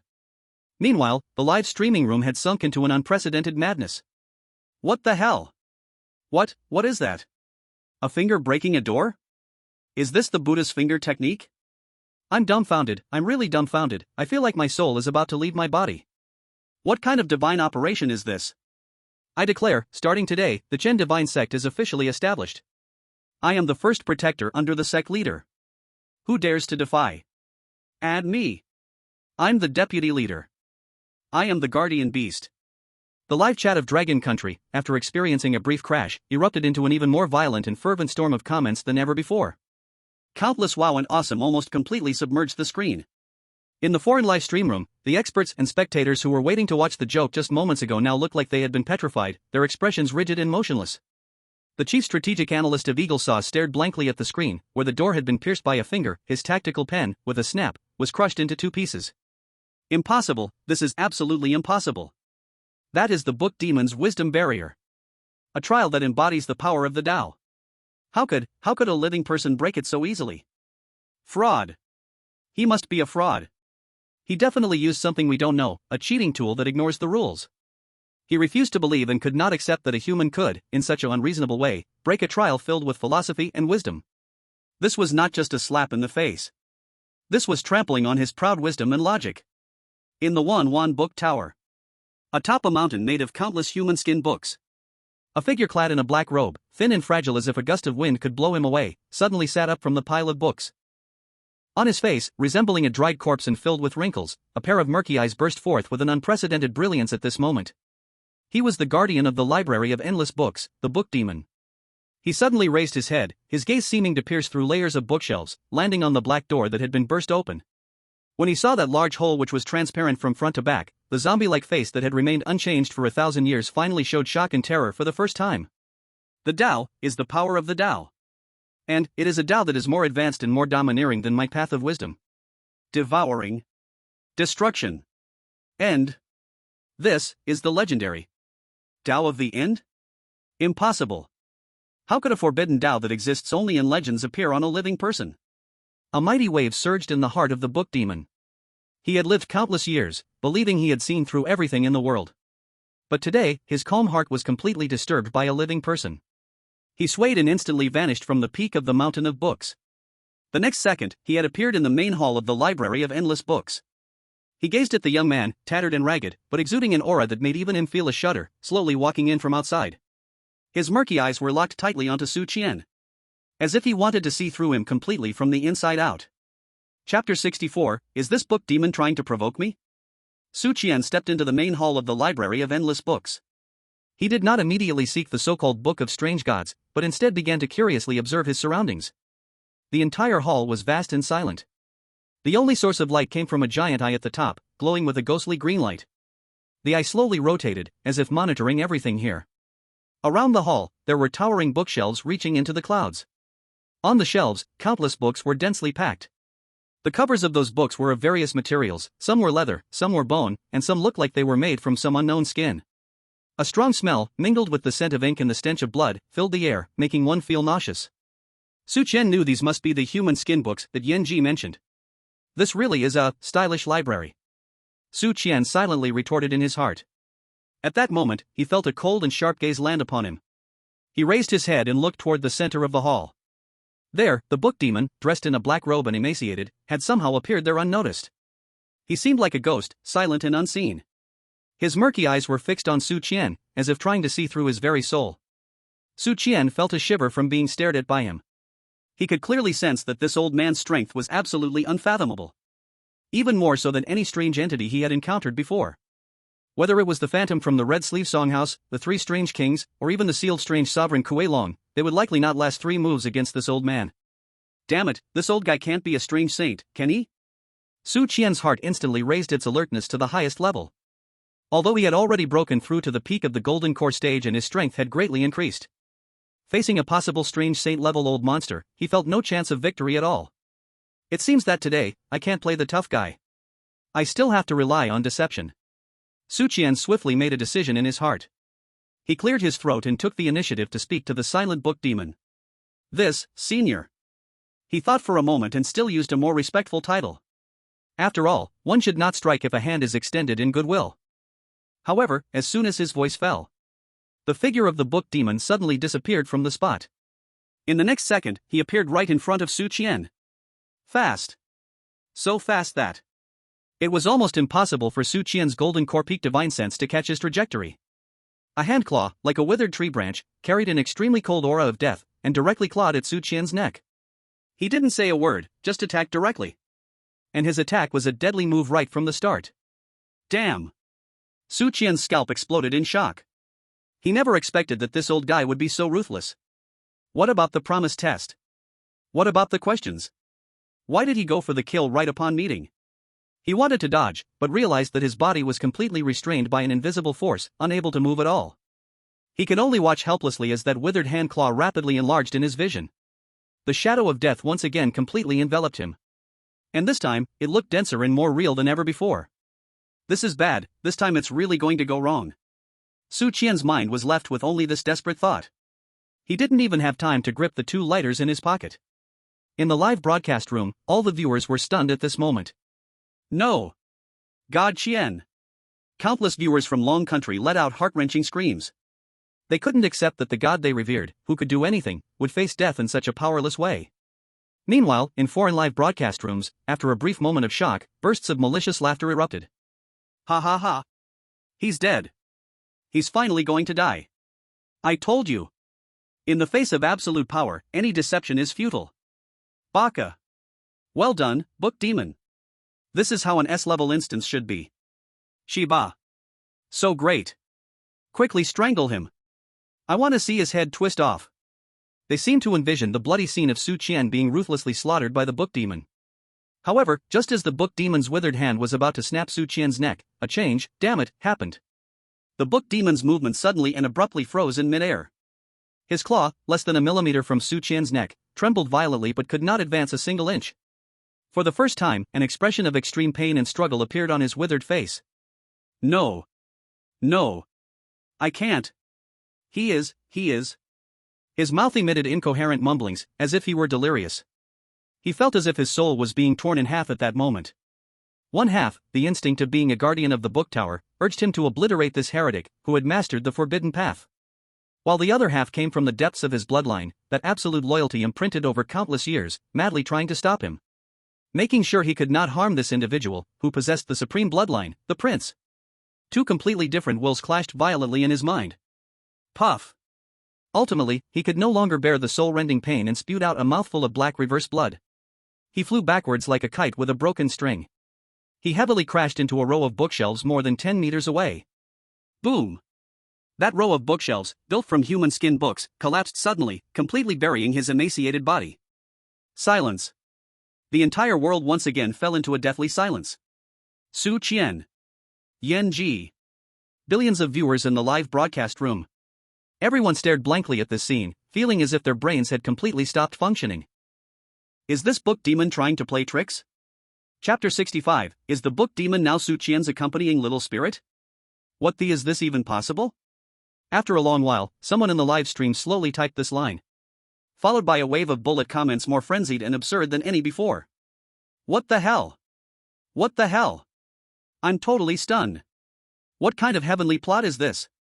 He made himself vomit blood? And buried himself alive? Is this book demon here to be funny? I declare, I no longer need to feel sorry for my CPU, because it's completely fried. This kind of plot, even the gods couldn't analyze it. Invincible. Our god Qian is truly invincible. He doesn't even need to move, just a glance makes this old monster shut down on the spot. This level of coolness has already broken the sky. I declare, the Qian God sect will officially be renamed Qian God Universe Invincible Supreme Sect starting today. I am the #1 loyal dog under the master's seat. The audience from Long Kingdom had completely given up thinking. They now just wanted to express their admiration and reverence for Su Qian in the most straightforward and passionate way. In the lobby of the library, Su Qian looked at the pile of books burying him and was completely speechless. Damn it, in this day and age, can bizarre things take their own performance this seriously? He finally understood. In this quest, he didn't even need to lift a finger. As long as he stood here, this group of bizarre entities would end up taking themselves out. Ahem. A weak coughing sound came from the pile of books. Then, the thin as a rail book demon trembled its way out of the book pile. At this moment, he looked even more miserable than before. The black robe was already tattered. His dry, corpse-like face was smeared with dark bloodstains. He looked at Su Qian, his murky eyes no longer held the previous intent to kill or struggle. Only endless reverence and deep relief? He slowly, but firmly knelt down before Su Qian. Old man, blind to his own faults, deserving of 1,000 deaths. Please, young master, lower your punishment. His voice was hoarse and weak, but it was filled with unprecedented sincerity. Su Qian looked at his appearance and was thoroughly stunned. Here we go again? Now it's greeting the young master? Do you bizarre entities have some strange XP? Alright, don't kneel anymore, my back is almost broken from all your bowing. Su Qian waved his hand with a mix of laughter and tears. He was now too lazy to act mysterious anymore. Because he realized that even if he did nothing, this group of bizarre beings would manage everything clearly on their own. Hearing Su Qian's words, the book demon finally dared to slowly stand up. He looked at Su Qian, with a smile on his face that was harder to watch than crying. Young master, you must be here to take the records of the mysterious gods left by the city lord, right? He asked proactively. Yeah. Su Qian's heart moved, then he nodded. The records of the mysterious gods was actually left behind by the city lord, I didn't know that. Please follow me. The book demon led the way, guiding Su Qian to the highest floor of the library. On the highest floor, there was only one bookshelf. On the shelf, there was only one book. A book made from unknown golden beast skin, radiating a vast and ancient aura. Young master, this is the third volume of the records of the mysterious gods. This book was personally compiled by the city lord, containing the secrets about the mysterious gods' realm. The city lord once decreed that only you have the right to read this book. The book demon respectfully handed the golden book to Su Qian. Su Qian received the book and hadn't even had the chance to flip through it. A clear system prompt sounded in his mind. Ding! Congratulations! You found and read the third volume of the records of the mysterious gods. Before sunset, find and read volume 3 of the record of the mysterious god, completed. Task reward, 25 points, already granted. Special reward, book demon sacrifice. Book demon sacrifice, the book demon willingly sacrifices itself, transforming into spirit of 10,000 books, signing a master-servant contract with you, and bestowing upon you its lifelong knowledge, as well as the entire control of the library of 10,000 books. Do you accept the sacrifice? Su Qian stared blankly at the sudden special reward in front of him. Sacrifice? Are you kidding me? It's a buy one get one free, and I get the entire library too? This is too amazing, right? Accept. Su Qian made the choice without hesitation. No jokes, such a free benefit should not be ignored. With his confirmation, the book demon kneeling in front of him, its emaciated body suddenly began to emit a wave of soft white light. Its body became increasingly transparent in the white light. Finally, with a bang, it completely transformed into countless points of light in the sky. Those points of light did not dissipate, but instead reassembled in midair into a palm-sized, Q-version old man wearing a black robe, with hair and beard all white. The little old man respectfully bowed to Su Qian. Spirit of 10,000 books, greeting the master. His voice was no longer old and hoarse, but rather crisp, like that of a child. Immediately, he transformed into a beam of light and directly drilled into Su Qian's forehead. Boom! A colossal amount of knowledge about all the books in the library of 10,000 books, as well as the entire control rights of the library, rushed into Su Qian's mind in an instant. Su Qian felt as if his brain, at that moment, had turned into a supercomputer. Countless pieces of knowledge, countless martial arts techniques, countless secrets, all clearly surfaced in his mind. He could even clearly feel that the entire library of 10,000 books had established a wonderful connection with him. As long as he had a thought, he could call upon any book within the library, even commanding those book golems made of human skin to fight for him. Wow! This is incredible! Su Qian's heart was filled with endless joy. He felt like a web novel protagonist who had just obtained a golden finger. Not only did his strength soar, but he also got a moving super library, plus an army made up of countless book golems. This feeling was simply too amazing. In the live stream room, the audience who witnessed this scene was once again shocked by this magical reality. My mind is blown again. What situation is this? That book demon self-destructed? Then transformed into the master's little sprite? I declare that the name of this subquest has changed again, it should be called God Qian and his sprite companions. Ha ha ha. Goddamn sprite companions. But you know what, it actually fits pretty well. The first is the fire-type flame maiden, the second is the ghost-type Yuelai, and now there's a knowledgeable book spirit. God Qian is forming a championship team. The Eagle Sauce live stream room has completely crashed. It said that their chief analyst, upon seeing the book demon sacrifice scene, directly ate his own computer, saying science is dead, and to burn paper for any matters. Let them eat. We just want to see how many unexpected miracles our God Cheng can create next. The audience from Dragon Country had completely entered a mode of watching gods fight. If it weren't for occasionally seeing other Dragon Country competitors looking terrified, they might have forgotten this was an S-rated eerie quest. Chapter 66, Continue to Cause Trouble. After Su Qian finished digesting the vast information in his mind, his mood was still unable to calm down for a long time. He glanced at his task panel. Player, Su Qian. Points, 70. Task list. Task 5, go to Ghostly Blood River, to the bottom of the river at the shipwreck graveyard. Has the right to ask for its crafting services. Su Qian looked at his score and let out a sigh of relief. This meant he had a safety net to fall back on. Even if the city lord returned tomorrow, he could leave directly without worrying about his identity being exposed.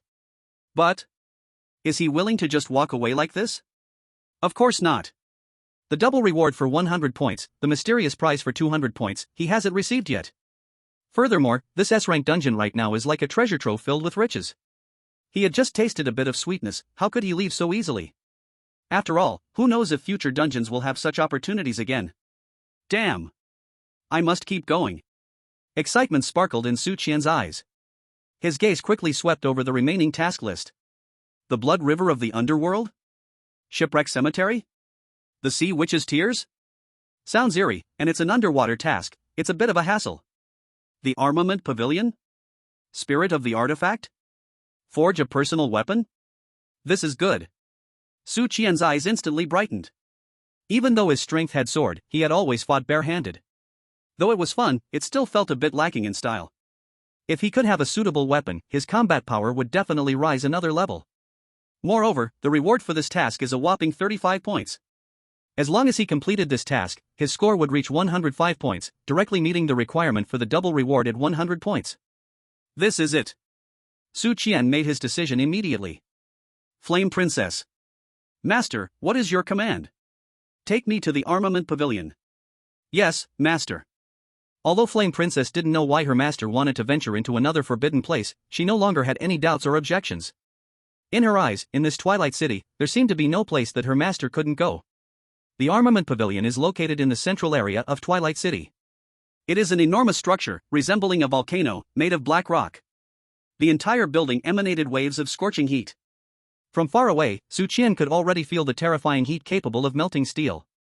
At the top of the building, bursts of fire would occasionally erupt, illuminating the crimson sky in an even more eerie glow. Master, this is the Armament Pavilion. Flame Princess stood 100 meters away from the pavilion, too afraid to step closer. Being a fire attribute entity, she had a high resistance to flames. But the kind of fire emanating from the Armament Pavilion made her feel a wave of fear. That was not ordinary fire. That was the geothermal mysterious fire that could burn souls. This Armament Pavilion is Lord C's private forging room. The guardian inside is a fire spirit captured by Lord C from deep within the earth. That spirit is even more temperamental than a monstrous beast and more reclusive than a book demon. It is only interested in forging and weapons, and anyone who disturbs its crafting will be burned to ashes by its geothermal mysterious fire. To ask it to forge a divine weapon, there is only one way. That is to gain its approval. Approval? Su Qian raised an eyebrow. Yes, Flame Princess nodded, that spirit believes that only true strong individuals are worthy of the divine weapons it forges. So, anyone who wants it to forge weapons must first pass its test. The content of the test is quite simple. You must enter the deepest part of the Armament Pavilion, the place called Heart of the Molten Fire, and endure the geothermal mysterious fire for the duration of one incense stick. Only those who can withstand the flames of the geothermal mysterious fire have the right to request its forging services. Only those who have the qualifications can make a move. Over countless years, many body refinement kings have tried to challenge, but in the end, they all turned to ashes. Master, you. I know. Su Qian waved his hand, interrupting Yanji's words. Another test? Why does every strange thing in this realm love to set up trials? But, underground strange fire? Sounds like it could be powerful. Just right, I can use it to test how strong my pinnacle golden core body really is. Thinking of this, Su Qian's face once again revealed a trace of excited smile. He did not hesitate at all and directly took a big step toward that terrifying black volcano emitting high temperatures. Chapter 67, What is True Power? As soon as Su Qian walked into the Divine Weapon Pavilion, a terrifying wave of heat rushed towards him. The temperature was at least 1,000 degrees. Enough to vaporize an ordinary person in an instant. But Su Qian, walking amidst it, only felt a bit warm, like being in a sauna. His body, having broken through to the pinnacle of golden core, was already far beyond ordinary people's imagination. The interior of the Divine Weapon Pavilion resembled a gigantic volcanic cavern. Lava flowed all over the walls. The air was filled with a rich smell of sulfur and burning metal. The sound of ding ding dong dong hammering came continuously from the deepest part of the cavern, echoing throughout the space. Su Qian followed the sound and walked inward. Soon, he arrived at an enormous circular platform, resembling a volcanic crater. In the center of the platform was a bottomless lava pool, rolling with golden magma. Beside the lava pool stood a giant over 5 meters tall, made entirely of burning flames and flowing magma. At this moment, he was swinging a huge hammer made of flames, vigorously pounding a piece of glowing red metal. With each strike, a deafening roar erupted, along with a shower of sparks. It was clear that he was the spirit of fire that Yanji had mentioned. Now that Su Qian was closer, he could clearly feel the breath radiating from this fire giant, wild and pure. It was a horrifying aura filled with the power of destruction and creation. Its strength was absolutely not below that of the strange Lord Kuei-long. In fact, it may even surpass it. As if sensing Su Qian's arrival, the fire giant stopped his actions. He slowly turned around, his eyes made of pure golden flames resting on Su Qian. A living person? His voice was like a volcanic eruption, filled with explosive power. What are you doing here? His tone was filled with impatience and disgust. Clearly, he hated being disturbed while he was working. I've come to ask you to forge a weapon for me. Su Qian said bluntly. A weapon? The fire giant seemed to have heard the funniest joke. Ha ha ha. He laughed loudly, shaking the entire Divine Weapon Pavilion with his laughter. A humble, weak little bug of a living person dares to possess a weapon crafted by me? Are you insulting me? His voice instantly turned cold. A terrifying, soul-burning heat immediately locked onto Su Qian. Get lost. Before I change my mind, disappear from my sight immediately. Otherwise, I don't mind using you as fuel and throwing you into my furnace. He pointed to the swirling golden magma pool beneath his feet, his tone filled with undisguised killing intent. In the live stream room, upon seeing this scene, the audience's hearts tightened again. Damn. This weapon spirit's temper is even worse than Mangzhan. One wrong word and he wants to burn someone for fuel? That's too ruthless. It's over, it seems that God Qian has encountered a tough opponent again. What to do now? The experts of Eagle Sauce have begun to predict again, saying that the strength of this spirit tool has reached the peak of the wicked honors. Su Qian absolutely cannot pass this time as easily as before. Faced with the fire giant's blatant threat, Su Qian just smiled. He even had the leisure to stretch out his hand and feel the scorching air around him. The temperature is nice, perfect for grilling skewers. His light-hearted words instantly reignited the fury of the fire giant. You are seeking death. The fire giant roared, no longer wasting words. He violently raised the huge hammer made of flames in his hand and smashed it down fiercely toward Su Qian. On that hammer, the flames burning were not ordinary flames, but the earth core wicked fire that could burn souls, as mentioned by Flame Princess. Before the hammer even struck, the horrifying heat had already twisted the space around Su Qian. Master, be careful. Standing 100 meters away, Flame Princess turned pale at this scene. She wanted to rush over to help, but the terrifying high temperature made it impossible for her to get close. She could only watch helplessly as the fire giant's hammer, capable of crushing even the wicked king, mercilessly descended upon her master. However, Su Qian still stood in place, unmoving. He didn't even bother to take out the lighter from his pocket.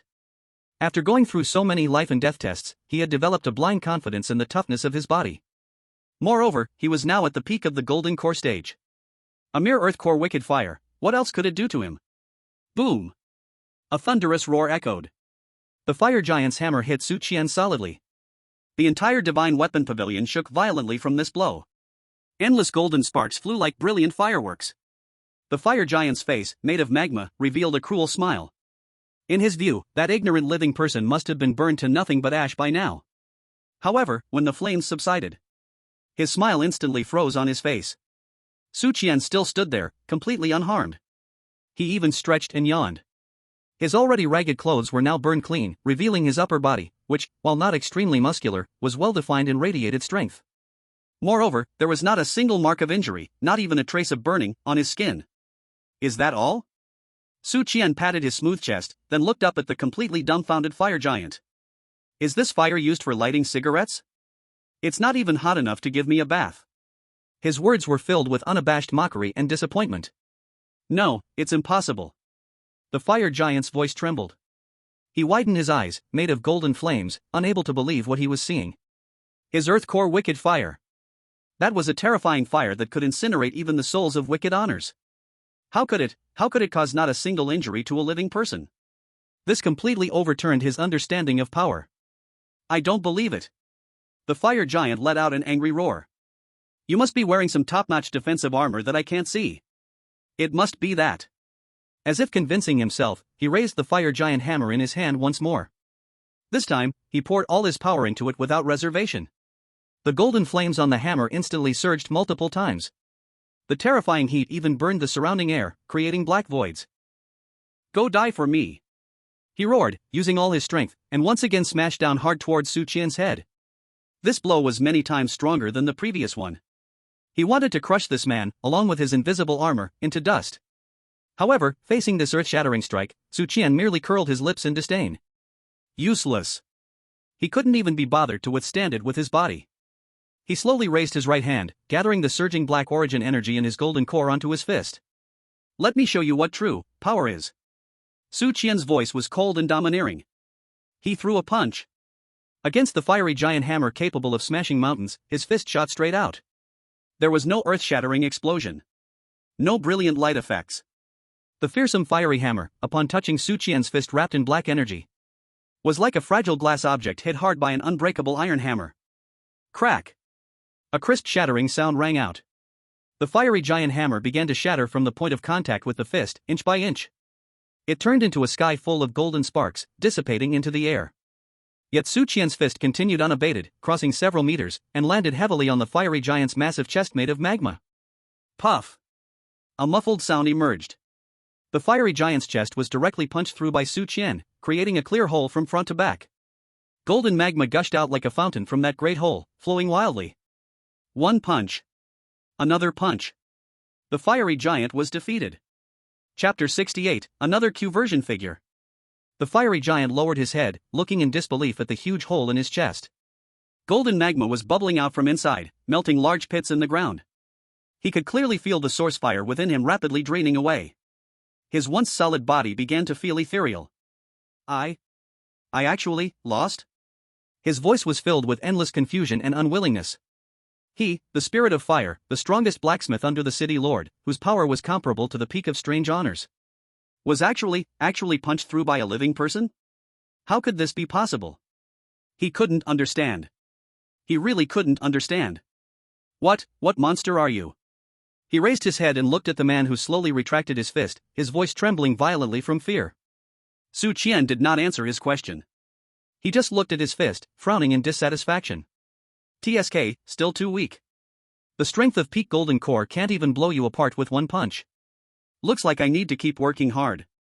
His self-talk fell into the fiery giant's ears like the most vicious curse and the cruelest humiliation. What does it mean, can't even blow you apart with one punch? You almost killed me, and yet you complain about being too weak? Is this something a person would say? Puff! The fiery giant could no longer hold back, spewing a mouthful of golden magma forcefully from his mouth. He felt that he was not injured by Su Qian, but rather was being killed by anger. In the live stream, the audience watching this scene had completely lost it with laughter. Ha ha ha. I can't take it anymore. I really can't take it anymore. Qian God, you are truly a devil. Killing with words. Killing with words. This is worse than directly killing him. Fiery giant, I have lived for over 10,000 years and have never suffered such humiliation. I would call this the highest realm of Versailles literature. The eagle sauce expert has fallen silent. Earlier, he was performing a wallbang with his head in the livestream. He said he could no longer believe his own eyes. The audience of the Dragon Kingdom was laughing so hard they could barely breathe. They realized that watching Qian show off had become their only joy. Inside the Divine Weapon Pavilion, Su Qian looked at the fire giant who was so furious he seemed ready to die on the spot, his smile dangerously bright. He stepped closer to the wobbling fire giant, one step at a time. Hey, big guy. Didn't you just say you would burn me as fuel and toss me into your furnace? Why are you not moving now? As Su Qian spoke, he flexed his wrists, producing a cracking sound. Is your hammer made of cotton? It has no strength at all. How about I teach you what true power is? With every word he spoke, he took a step closer. The aura of devouring and destruction, belonging to the pinnacle of golden core, was fully unleashed, pressing firmly upon the fire giant. Under this pressure, the already dim figure of the fire giant trembled violently. He felt that he was not facing a living person at all, but a horrifying demon god who emerged from the ancient wilderness, living off of devouring everything. Fear. An unprecedented fear instantly engulfed his fiery heart. He wanted to run, but he found that his legs were like they were filled with lead, unable to move at all. Why, you better not come over. His voice was already laced with a sob. His massive body, over 5 meters tall, was now shrinking back, like a little girl cornered by a bully. How ridiculous he looked, how absurdly ridiculous. Don't come over? Su Qian laughed. Weren't you quite arrogant just now? How come you're scared now? Too late. Su Qian's smile suddenly turned icy. His figure swayed and he instantly appeared right in front of the fire giant. Then, under the terror-filled gaze of the fire giant, he reached out and grabbed the fire giant's magma-like neck, lifting his massive body up effortlessly. Now, I'll give you one more chance. Su Qian looked at the fire giant, who was continuously struggling in his grip but had no power to resist, and said word by word. Kneel down, submit to me. Or I will completely swallow your fire right now. His voice was not loud, but it was filled with undeniable dominance and murderous intent. The fire giant stared at the man before him, who seemed as small as an ant in his eyes. Feeling the terrifying aura radiating from him, which made his soul shudder. He knew this man was not joking. If he dared to say a single no, he would truly die. His heart fire source, that he had cultivated for thousands of years, would be completely devoured by this devil. On one side was his ridiculous dignity and pride. On the other side were his thousands of years of cultivation and life. What should he choose? The fire giant hesitated for less than a second before making his choice. His massive form, composed of fire and magma, twisted and changed violently in the air. Finally, it transformed into a small fire person, about 1 meter tall, looking like a child in a red apron. Then, in Su Qian's hand, he respectfully bowed deeply to Su Qian. Little fire pays respects to master. His voice was no longer loud and aggressive. Instead, it turned soft and filled with grievance and timidity. From now on, Little Fire's life is the master's. If the master commands Little Fire to go east, Little Fire will never go west. If the master commands Little Fire to chase dogs, Little Fire will never chase chickens. Please, master, do not eat me. As he spoke, he squeezed out a few drops of tears made of lava. His pitiful appearance made people unable to help but want to laugh. Su Qian looked at the Q version Little Fire person holding his finger, crying with snot and tears, and felt utterly speechless. So, this thing can also turn into a little figurine? Chapter 69, Creating a Weapon of Destiny. Su Qian looked at the Q version Little Fire person who was crying and holding his finger, feeling once again that his worldview had been refreshed. The contrast before and after was just too huge, right? Just now, it was a 5 meter tall, fiery, explosive giant who would burn people as fuel over a small disagreement. Now, it had turned into a 1 meter tall, wearing a red apron, crying like a wronged little child Q version creature? This is just too fast-paced. Alright, stop crying. Su Qian said, somewhat amused and helpless. I didn't really say I would eat you. He felt that if he didn't stop it, this little guy might drown his finger in tears. Really? The little fire person looked up, its big watery eyes made of golden flames looked pitifully at Su Qian. Really? Su Qian nodded. Although he really wanted to devour the source fire of this weapon spirit to push his cultivation level to the next stage, what he wanted more was a weapon of destiny that belonged to him. After all, this was a task. And it seemed this little fire person was quite interesting. Having such an amazing forging master as a little brother, wouldn't it be easy to get any weapon he wanted in the future? Great. Thank you, master. Thank you for not killing me. The little fire person, upon hearing Su Qian's words, suddenly stopped crying and smiled. It jumped off Su Qian's hand and knocked its head against the ground repeatedly in gratitude. Master, you are so kind. You are my rebirth parents. I will definitely work hard for you in the future to repay your kindness. Su Qian looked at the scene and felt utterly overwhelmed. Alright, stop flattering me. He waved his hand and cut to the chase. So, about the test, I've passed, correct? Passed. Of course, you passed. The little fire person nodded repeatedly. Master's strength is earth-shattering, making ghosts weep. A mere test is child's play before you. Then about the weapon. Su Qian pointed to the giant furnace nearby. No problem. I'll take care of it. As soon as the little fire person mentioned forging, its entire demeanor changed. It seemed to contain boundless power and confidence in its tiny body. Master, what kind of weapon do you want? A knife? A gun? A sword? A spear? As long as you can name it, there's nothing I, little fire, can't forge. Its face was filled with pride and arrogance as a top forging master. Su Qian thought for a moment and then said, I don't have a specific request. I just want the strongest. The one that suits me the best. He told the little fire person his requirements. The strongest? The one that suits you?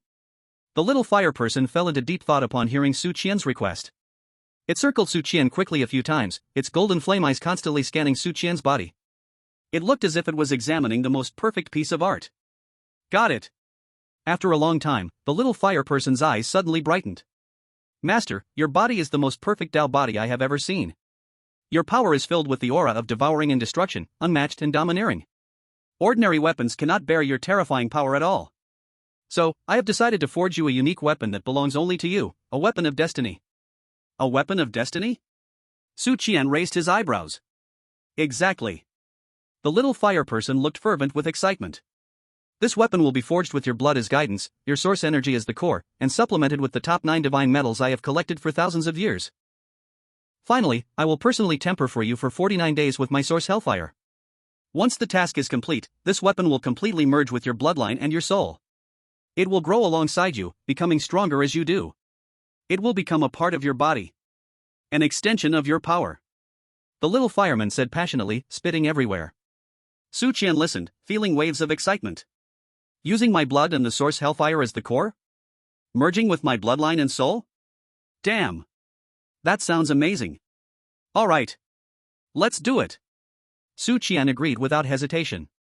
But, 49 days? That's too long, I can't wait that long.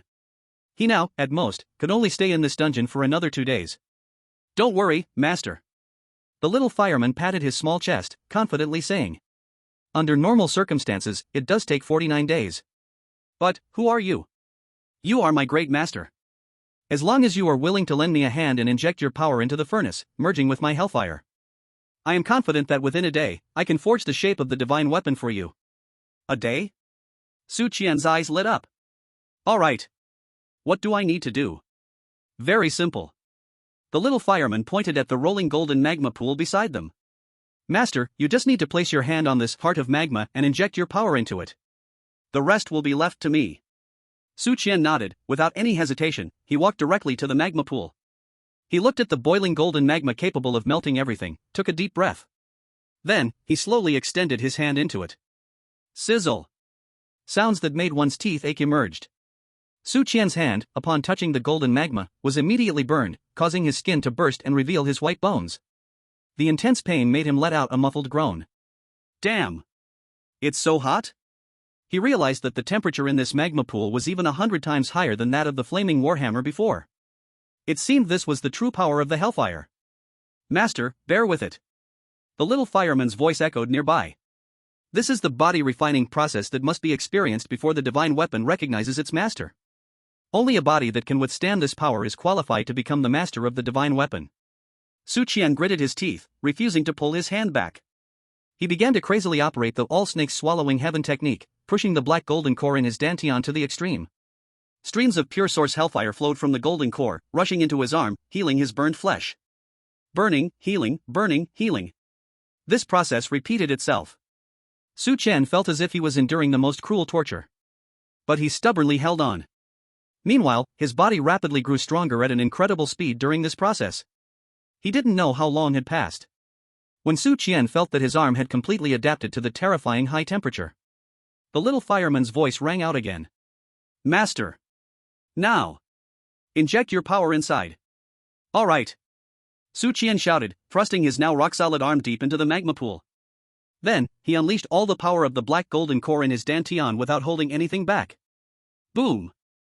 In an instant, a rush of black energy filled with devouring and destructive vibes surged along his arm into the golden magma pool. Black and gold, two utterly different but equally terrifying powers, violently collided at the center of the magma pool. The entire divine weapon pavilion shook violently at that moment.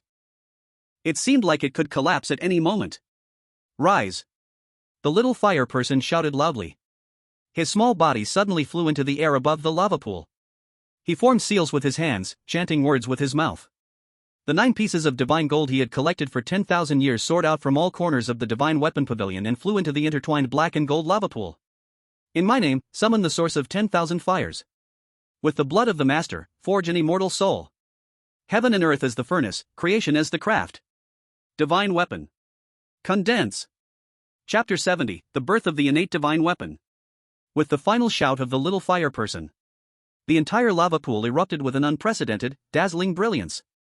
A pitch-black ancient long sword, about 3 feet long, with golden dragon patterns winding around its blade, slowly formed within the intertwined flames of black and gold. The aura emanating from the long sword was so domineering, so terrifying. It seemed to be born for slaughter and destruction. It's done. The little fire person revealed a tired yet ecstatic smile. He looked at the long sword floating in the flames as if he were looking at his most perfect child. Master, quickly. Drop a drop of your blood on it. Let it completely recognize you as its master.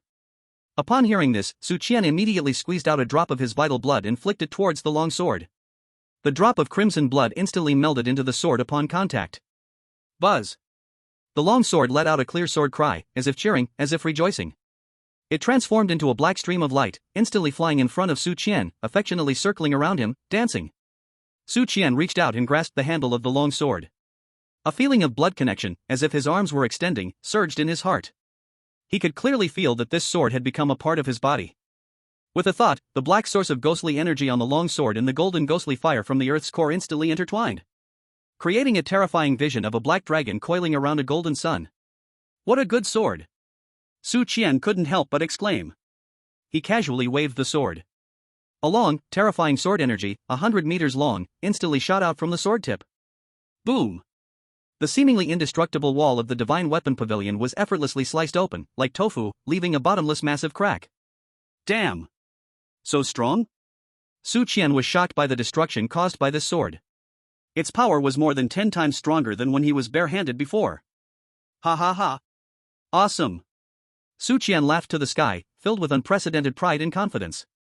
Ding! Congratulations! You have obtained the recognition of the weapon spirit and forged your innate divine weapon. Task 6, go to the divine weapon pavilion and ask the weapon spirit to forge an innate divine weapon, completed. Task reward, 35 points, issued.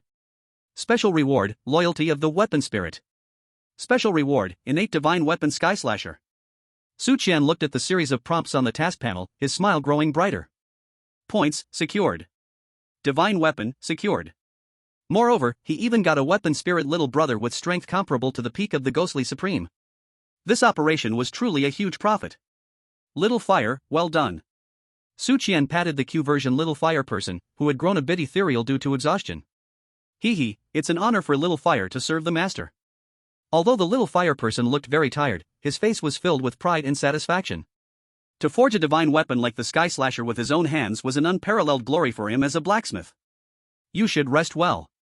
Qian thought, placing the little fire person into the book spirit space in his mind. That space had now become his private pet ball.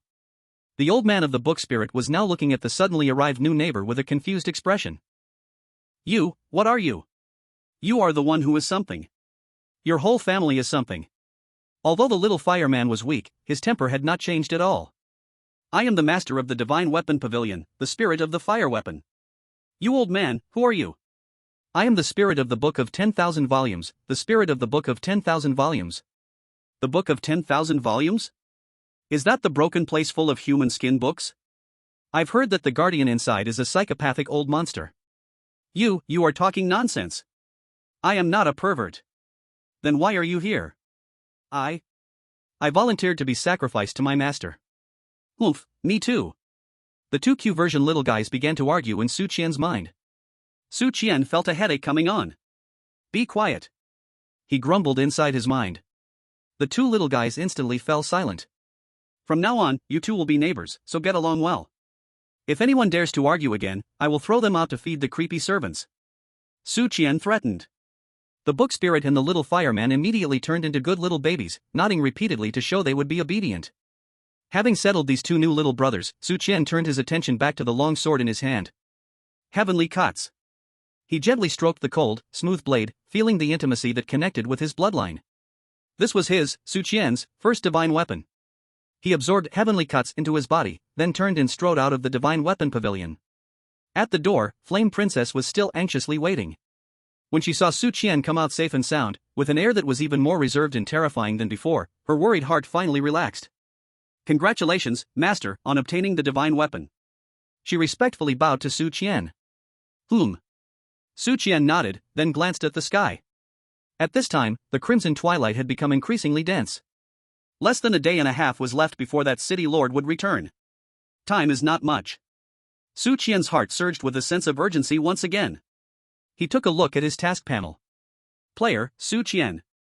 Points, 105. Task list.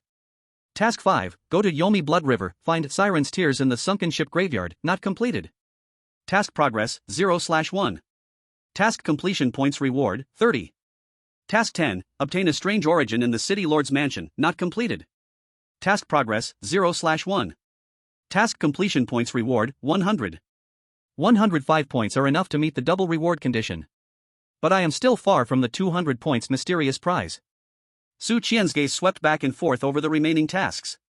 Yomi Blood River, Sunken Ship Graveyard, Siren's Tears. Each of these tasks sounded full of danger and unknowns. Completing all in a day and a half was almost impossible. It seems I can only choose selectively. Su Qian calculated in his heart that he needed to gather at least 65 points in the remaining time. First, go back to the inn, then see how everyone else is doing. Su Qian made a decision. Now with his increased strength and the powerful weapon Heavenly Cuts, perhaps he could try to help those Dragon Country contestants who were still struggling. After all, many hands make light work. Having one more person alive and getting out meant one more ray of hope for Dragon Country. And for several days, the other Dragon Country contestants had been honest and had not come to bother him, not morally binding him to help them. After all, they were his compatriots, and now that Su Qian had the ability, he naturally felt he should help if he could. Moreover, maybe the others' tasks could help him break through to Golden Core. Thinking of this, Su Qian stopped hesitating and, with Flame Princess, turned and quickly headed back toward the Yuelai Inn. Chapter 71, Bring 100 people to clear a dungeon? At Yuelai Inn. The atmosphere in the lobby was extremely oppressive. All the Dragon Kingdom contestants gathered here, their faces filled with despair and helplessness. What should we do? What should we do? My task is to go to the Wailing Forest and collect 10 wraith's hair, but I don't even dare to step outside the inn. My task is even crazier, I have to go to Bone Mountain and find a freak named Bone Demon to borrow one of its ribs. Isn't that just asking to die?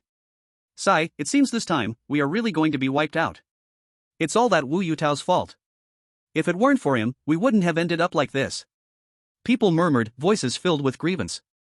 At that moment, the inn's door was pushed open from the outside. Su Qian and Yanji appeared at the doorway. Seeing Su Qian return, the oppressive atmosphere in the lobby was instantly shattered. Everyone's face showed excitement and hope. God Qian! You're back! God Qian! Zhao was the first to roll and rush to Su Qian, grabbing onto his thigh. God Qian, please, save us. His voice carried a sobbing tone. We really don't want to die. Thud. With Zhao leading the way, over 100 remaining Dragon Kingdom contestants in the lobby all knelt down in unison. Please, God Qian, save us. As long as you can bring us out alive, we are willing to be your cattle and horses. God Qian, you are our only hope. Their voices were filled with humility and pleading. No moral kidnapping, no presumption. Only the purest desire for life and respect for the strong. In the live broadcast room, countless Dragon Kingdom viewers couldn't help but shed tears upon seeing this scene. So tragic, really too tragic.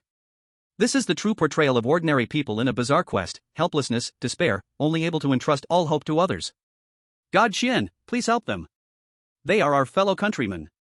I believe God Qian. He will not stand by and do nothing. In the inn lobby. Su Qian looked at the more than 100 people kneeling in front of him, feeling mixed emotions.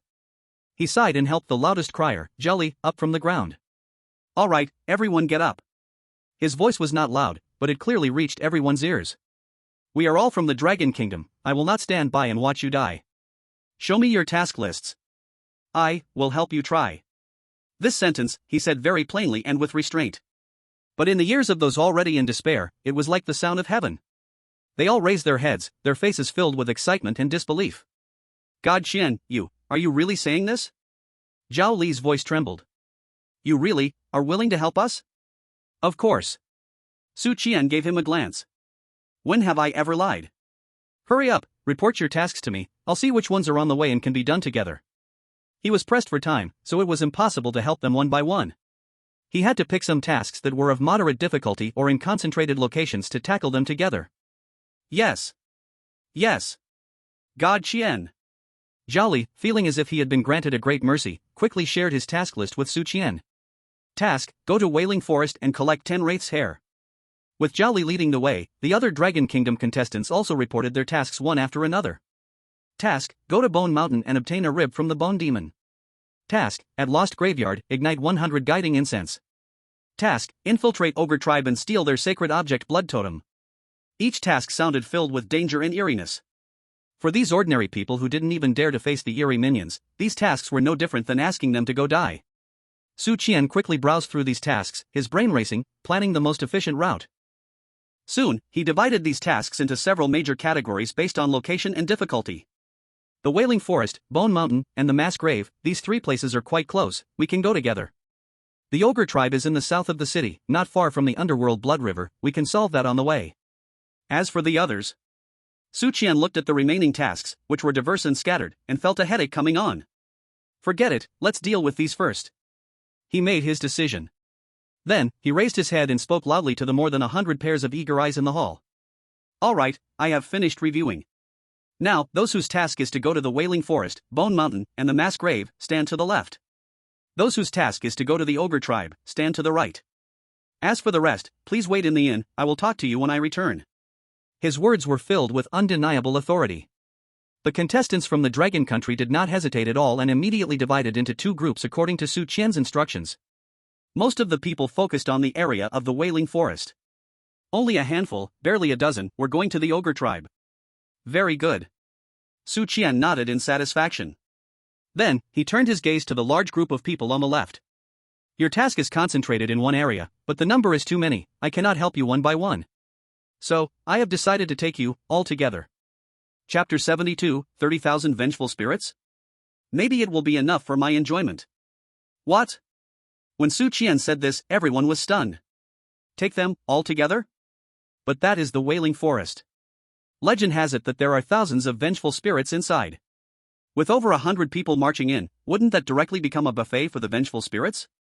God Qian, this is not appropriate, right? Zhao Li's face showed a troubled expression. We are too many people, the target is too big, if we are surrounded by strange creatures. Exactly. God Qian, having us behind you will only hold you back. Others also spoke out to dissuade him. Although they wanted to complete the task, they wanted to live even more. In the live broadcast room, viewers were equally confused seeing this scene. No way? God Qian wants to bring so many people to clear a dungeon? Is this playing an online game? Still forming a team for exploration? Too risky. God Qian can probably come and go freely alone, but bringing so many burdens will exponentially increase the danger. The experts from Eagle Country are starting to analyze again, saying that God Qian is seeking death, typical of personal heroism swelling up, and he will eventually get himself killed. Baka. This fool. Who does he think he is? A god? He wants to take a group of useless people to challenge the Wailing Forest? He is doomed. Everyone felt that Su Qian's decision was reckless and unwise. However, seeing their fear-stricken expressions, Su Qian smiled. Holding back? Who said you are going to hold me back? He looked around at everyone and then said something that took everyone by surprise. You are not going to hold me back. You are going to be bait. Bait? Everyone was dumbfounded. That's right. Su Qian nodded. The vengeful spirits in the Wailing Forest are too numerous, searching for them one by one would be a waste of time. So, I need you to lure them all out. Then, I will deal with them all at once. His words were so casually spoken. But to those contestants from the Dragon Country, it was like a thunderclap. To lure out tens of thousands of vengeful spirits? Then, you alone will deal with them all at once? God Qian, are you sure you are not joking? That's tens of thousands of vengeful spirits. Not tens of thousands of cabbages. God Qian, is this possible? Zhao Li's voice trembled with fear. Whether it's possible, you'll find out when you go. Su Qian didn't waste any more words with them. He turned around and looked at Han Wei, who had been standing at the back of the crowd. Waved his hand. Miss Han, please, come with us. Your strength is good, you can help protect them. He knew that relying solely on Yanji could not oversee so many people alone. And Han Wei, as one of the few heavenly sect-level powerhouses in Dragon Country, was undeniably strong. With her help, his plan would be foolproof. Han Wei was stunned upon hearing Su Qian's words. She didn't expect Su Qian to invite her actively. Moreover, he wanted her to protect others? She glanced at Su Qian, then at the terrified ordinary contestants. In the end, she nodded slightly. Okay. She also wanted to see what kind of astonishing spectacle this man, who always created miracles, would stage this time. Very good. Su Qian nodded in satisfaction. Since we have everyone, let's go. He waved his hand and led the way out of the Yuelai Inn. Yanji and Han Wei followed closely behind. And the more than 100 selected Dragon Country contestants, though still filled with fear and unease, could only grit their teeth and force themselves to follow.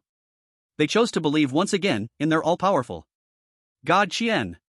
A grand team, led by a deity, with 2 exceptional beauty bodyguards and over 100 bait, set off towards one of the most dangerous forbidden lands of Twilight City, the Wailing Forest. The Wailing Forest, located on the eastern outskirts of Twilight City. It was a vast, eerie forest shrouded in black fog all year round. The trees in the forest all displayed a bizarre, twisted stance, with desolate trunks hanging dried corpses, swaying gently in the chilling wind. Woo woo. A series of ghastly, howling winds, echoing like the cries of ghosts, constantly came from deep within the forest, sending chills down one's spine. When Su Qian led his grand 100-person exploration team to the edge of the Wailing Forest, all the following Dragon Country contestants stopped in their tracks, their faces pale, legs weak. Qian God Qian, this is it. Zhao Li's voice trembled violently with fear. Just standing here, he felt his soul almost frozen by the eerie ghostly chill. Are there really tens of thousands of vengeful spirits inside? A timid female contestant, hiding in the crowd, asked softly. Not just tens of thousands. Han Wei, who had been following Su Qian, spoke up at this moment. Her face also wore a trace of seriousness. According to our Dragon Country's Eerie Research Center intelligence, this Wailing Forest is one of the places with the heaviest resentment in Twilight City. The vengeful spirits residing inside are conservatively estimated to be over 30,000. Moreover, these vengeful spirits, due to years of mutual devouring, are far stronger than those wild eerie spirits outside. Even in the deepest part of the forest, there may exist a level of vengeful spirit king. Her words made all the ordinary contestants present gasp in shock. 30,000? And a vengeful spirit king at that? How the hell are we supposed to fight? For more than 100 of us to go in, isn't that just to be used as food for them? God Qian, we should go back. Zhao Li's face had completely drained of color. Yes, God Qian, we don't want to do this mission anymore, we give up. We don't want to die. A chorus of pleading and retreating voices arose from the crowd. Their courage had been utterly shattered in the face of this terrifying forest. In the live broadcast room, viewers from Dragon Country, seeing this scene, were filled with worry. It's over, it's really going to fall apart. 30,000 vengeful spirits, plus the vengeful spirit king? Who can withstand this? Even God Qian. Can one person really face 30,000? The experts from Eagle Sauce have laughed crazy, saying we Dragon Kingdom people are just a bunch of cowards. Even before the fight has started, we've scared ourselves p. Baga. I told you. They don't dare to go in at all. That's Su Qian, he's just bluffing. Shiba. Cowards. A bunch of cowards. In the foreign livestream, mocking and disdain filled the air once again. However, just when everyone thought Su Qian would choose to give up because of his subordinates' rebellion, Su Qian smiled. 30,000? He looked at the terrifying forest shrouded in black mist, and instead of displaying any fear, he revealed a hint of excitement. Very good, even more than I imagined. This way, it might just be enough for me to have some fun. Chapter 73, A Sword Opens the Heavenly Gate. Su Qian's words were spoken lightly. But to everyone's ears, it sounded like a shocking explosion. What do you mean just enough for you to have fun? That's 30,000 vengeful spirits. Not 30,000 pigs. Everyone looked at Su Qian with expressions of madness. Even Han Wei couldn't help but frown. She admitted Su Qian was strong and mysterious. But his words were too arrogant, right? One person, facing 30,000 vengeful spirits? Even the strongest chosen one on Blue Star wouldn't dare to say such a big talk. Alright, stop talking nonsense. Su Qian no longer paid attention to their shock. He turned around and issued orders to the more than 100 people with terrified faces. Now, everyone, use your loudest voice for this lifetime, and shout at the forest. Shout what? Zhao asked in confusion. Shout whatever you want. Su Qian shrugged. You can curse, you can sing, you can tell jokes. In short, the louder the better, the worse the better. The only purpose is to wake up those sleeping guys inside. The corner of his mouth curled into a dangerous arc. Once they all come out, you all run back. The rest, leave it to me. Hearing Su Qian's plan, everyone was dumbfounded. Is this too simple and crude? Just by shouting, wake up 30,000 vengeful spirits? Then you alone stand in the front? What's the difference between that and sending oneself to death? Qian, is this really going to work? Zhao still felt somewhat uneasy. What? You don't believe me? Su Qian raised an eyebrow. No, it's not. Zhao shrank back under Su Qian's gaze. Then why aren't you starting? Su Qian said impatiently. Yes. Yes. Zhao no longer dared to hesitate. He took a deep breath and shouted with all his might towards the pitch-black forest, unleashing a heart-wrenching roar. Grandson's inside. Get out and die for Grandpa. His yell ignited the powder keg. With him leading, other Dragon Kingdom contestants also gathered their courage and started yelling at the forest. Chao and Ima. If you're bold, come out and fight one-on-one. Zhao. Wali Jio Jio. Ji and I time A. I-O. In an instant, various ear-piercing curses, off-key songs, and bizarre slogans echoed at the entrance of the wailing forest. That scene was just like a large mental hospital holding an outdoor gala. In the livestream, all the viewers were completely stunned by this magical scene. What the hell, what are they doing? A large-scale performance art scene? I'm dumbfounded. I'm really dumbfounded. I feel like my intelligence has been insulted. This is too silly. I've opened my eyes today. Eagle Sauce's experts have completely given up treatment. Just now they sang G and I Time A at the screen, saying they want to join this happy family. Just as everyone was laughing and crying over this ridiculous scene. Deep within the wailing forest. Suddenly, a piercing scream filled with endless rage and resentment erupted. Who is disturbing our peaceful slumber? Right after that, the entire forest shook violently. Countless black gases rose from the depths of the forest, soaring into the sky. Thousands and thousands of vengeful spirits, dressed in tattered clothes and wearing grim expressions, surged like a black tide from all directions of the forest, frantically racing towards the entrance.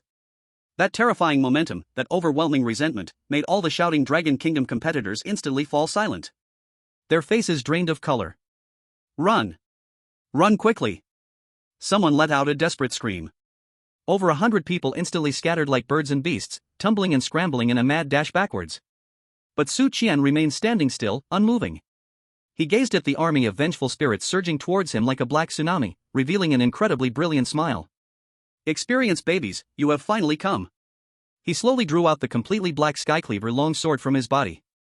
Today, let me show you what it means to clear the field with one sword. The moment the entirely black sword, wrapped with golden dragon patterns, appeared in Su Qian's hand. A terrifying sword intent, 100 times, 1,000 times more filled with destruction and devouring aura than the 30,000 vengeful spirits combined, instantly swept across the entire world. That sword intent was so domineering, so terrifying. It seemed to be born to sever everything, to end everything. Buzz. The long sword let out a crisp sound, filled with excitement and a thirst for blood. The Dragon Kingdom competitors who were frantically fleeing instinctively turned to look back upon hearing the blade's cry. Then, they witnessed a scene they would never forget for all their lives. There stood Su Qian, holding the terrifyingly oppressive black long sword, facing alone the army of vengeful spirits surging like a black tsunami. His figure appeared so small against the overwhelming resentment. Yet, the aura radiating from him seemed to rise higher than the heavens and sink deeper than the abyss. He was the sole ruler between heaven and earth. What sword is that? Zhao stared blankly at the long sword in Su Qian's hand, his voice trembling. Such a terrifying aura. Hanwei stopped as well, her face filled with undeniable shock as she looked at the sword. She could clearly feel that the power contained in that sword had far exceeded her understanding. That was definitely not a weapon of the level of the deceptive king. It wasn't even a deceptive lord. That was a true, divine weapon. Chapter 74, Absorbing the Energy of Vengeful Spirits. He actually has such a trump card? Hanwei felt a huge wave rising in her heart. She sensed that her understanding of this man seemed to be just the tip of the iceberg. What power does this man truly possess? In the live broadcast room, all the viewers were completely stunned by this sudden scene. What the hell? What sword is that? So cool. Is this the divine weapon forged by God Qian? This aura is too terrifying. I feel that just being swept by this sword aura, I might die on the spot. The experts from Eagle Sauce have already knelt down and started to bow, claiming they did not recognize Mount Tai, and should not have questioned our God Qian's strength, begging for his forgiveness. Ha ha ha. Now you know fear? Too late. Just wait and see how our God Qian sweeps away these 30,000 vengeful spirits with one sword. In front of the Wailing Forest. The army of vengeful spirits, numbering in the tens of thousands, instinctively halted upon sensing the terrifying aura emitted by the Sky Cleaver. For the first time, fear appeared in their hollow eye sockets. They could clearly sense. The sword in the man's hand poses a deadly threat to them. Roar! From behind the army of vengeful spirits, a roar filled with anger and unwillingness echoed. A terrifying figure, over 10 meters tall, made up of countless grievances and corpses, slowly emerged from the depths of the forest, wielding a giant bone sickle. It is the king of this wailing forest, the supreme trickster known as the Vengeful Spirit King. A mere living person dares to rampage in my territory. The Vengeful Spirit King's voice, filled with malice, resounded throughout the forest. You little ones! Don't be afraid. Attack! Tear him apart. Devour his soul. Under his command, the spirits that had momentarily stopped surged forward again, letting out piercing howls as they charged towards Su Qian. However, as Su Qian looked at the rushing army of vengeful spirits, his face showed no sign of fear. He slowly raised the Sky Slayer's sword in his hand. Then, he poured all of his peak golden core cultivation directly into the sword. Buzz! On the Sky Slayer's sword, the black original ghostly energy and golden earth core ghostly fire instantly entwined together. They formed a terrifying sword light that stretched 1,000 meters long, woven of black and gold. The sword light was so brilliant, so dazzling. It seemed ready to completely cleave open the crimson sky. Today, I will use you to test the sharpness of my new sword. Su Qian's voice was cold and indifferent. He faced the dark, endless army of vengeful spirits. With one sword swing. There was no earth-shattering sound. There was no world-destroying explosion. That 1,000-meter-long black and gold sword light directly tore through space the moment it was swung, silently slicing across the entire battlefield. Time seemed to pause at that moment. All the charging vengeful spirits suddenly froze in place. And then, under the horrified gaze of all, their bodies were evenly split in two from the middle. The cut was smooth as a mirror. There wasn't a single drop of blood, nor a wisp of black mist. It was simply and neatly severed. One sword. Just one sword. The countless vengeful spirits were thus cut in half by Su Qian. The scene was both bizarre and shocking. No way. Standing at the back, the Vengeful Spirit King stared blankly at this miraculous scene, his hollow eye sockets filled with endless fear and shock. He could not understand. He truly could not understand. Why? Why could a living person possess such terrifying, unnatural power? However, before he could comprehend it, the black and gold sword light that had annihilated 30,000 vengeful spirits arced through the air gracefully and silently slashed towards him. So fast. Fast to the point that he could not react at all. Put. With a soft sound, the Vengeful Spirit King's enormous body, made from countless corpses and grievances, was easily split in two by that sword light. He lowered his head, watching his slowly separating body, and only endless confusion and unwillingness remained in his hollow eye sockets. I, actually, can't even withstand a single sword. This was the last thought he left in this world. The next second, his body, along with the 30,000 split vengeful spirits, turned into countless black light dots and dissipated into the air. But those light dots did not disappear. Instead, they gathered into a long black river, made up of the purest original ghostly energy, under an invisible force. The long river surged forward, roaring wildly towards the man standing with a sword. Su Qian looked at the energy river formed by the gathering of 30,000 vengeful spirits' essence. Showed an incredibly satisfied smile on his face. He opened his mouth and took a deep breath. Who? That energy river, powerful enough to burst a deceitful king, was swallowed whole by him. Chapter 75, just killed some small monsters. At the moment when the energy river formed by 30,000 resentful spirits' essence was consumed by Su Qian. In the live broadcast room, all the viewers watching, whether from long country or foreign lands, were dumbfounded. I can't believe it, he just ate that energy? He's crazy. He's really lost it. That's the essence of 30,000 resentful spirits. Is he insane? It's over.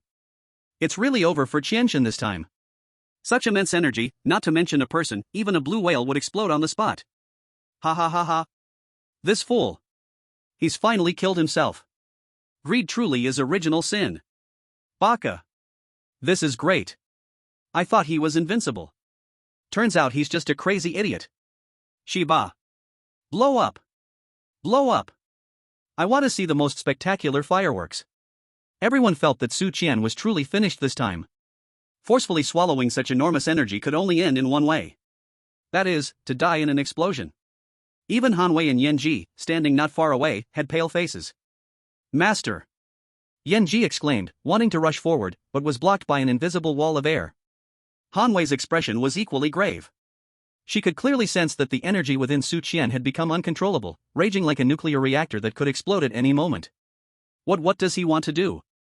Han Wei's heart was filled with confusion and worry. At this moment, Su Qian was also suffering tremendously. The vast energy torrent was crashing and rampaging within his body. He felt as if his body was a balloon blown to the limit, every inch of skin and every vein moaning under the unbearable strain. His cultivation, which had just broken through to the peak of the golden core, felt as fragile as a piece of paper before this power.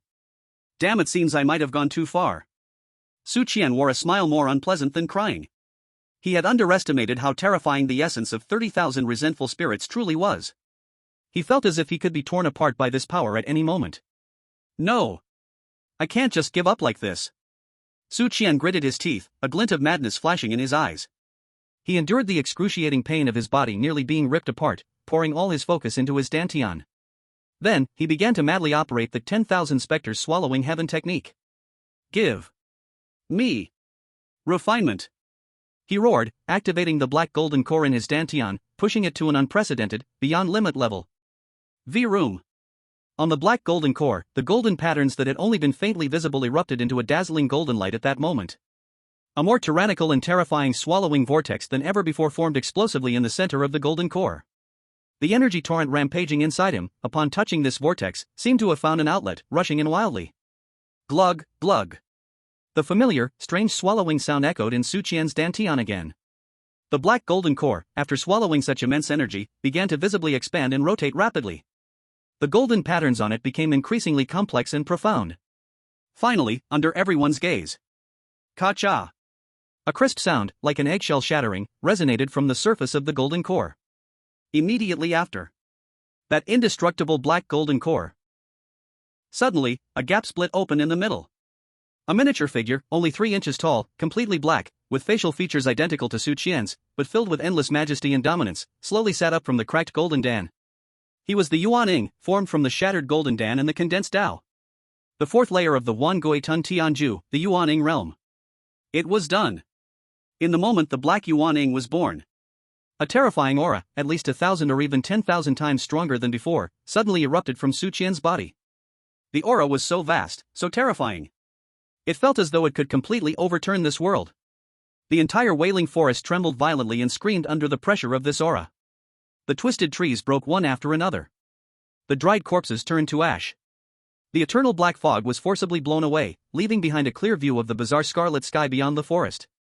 Who? Su Qian slowly opened his eyes and exhaled a long white breath. He felt stronger than ever before. He even felt like he could punch and shatter this entire planet. So, this is the power of the Yuelai Inn realm? He spread out his palm and looked at the black flame, pulsing and gathering in his hand, created by his will. A deeply satisfied smile appeared on his face. At this moment, the live stream was completely silent. All the viewers watching the live stream, whether they were from Dragon Country or foreign countries, were all like they had been struck by a spell. Staring blankly at the man on the screen, bathed in black flames, as if a god or demon had descended. Their minds had completely crashed. He broke through? After devouring the essence of 30,000 vengeful spirits, not only did he survive, but he actually broke through again? And looking at the momentum, the pressure, this is definitely not something the previous foundation building realm could compare to. This was a completely qualitative leap. God, he is a god. The chief strategic analyst of Eaglesaw sat on the ground, in a daze, mumbling unconsciously.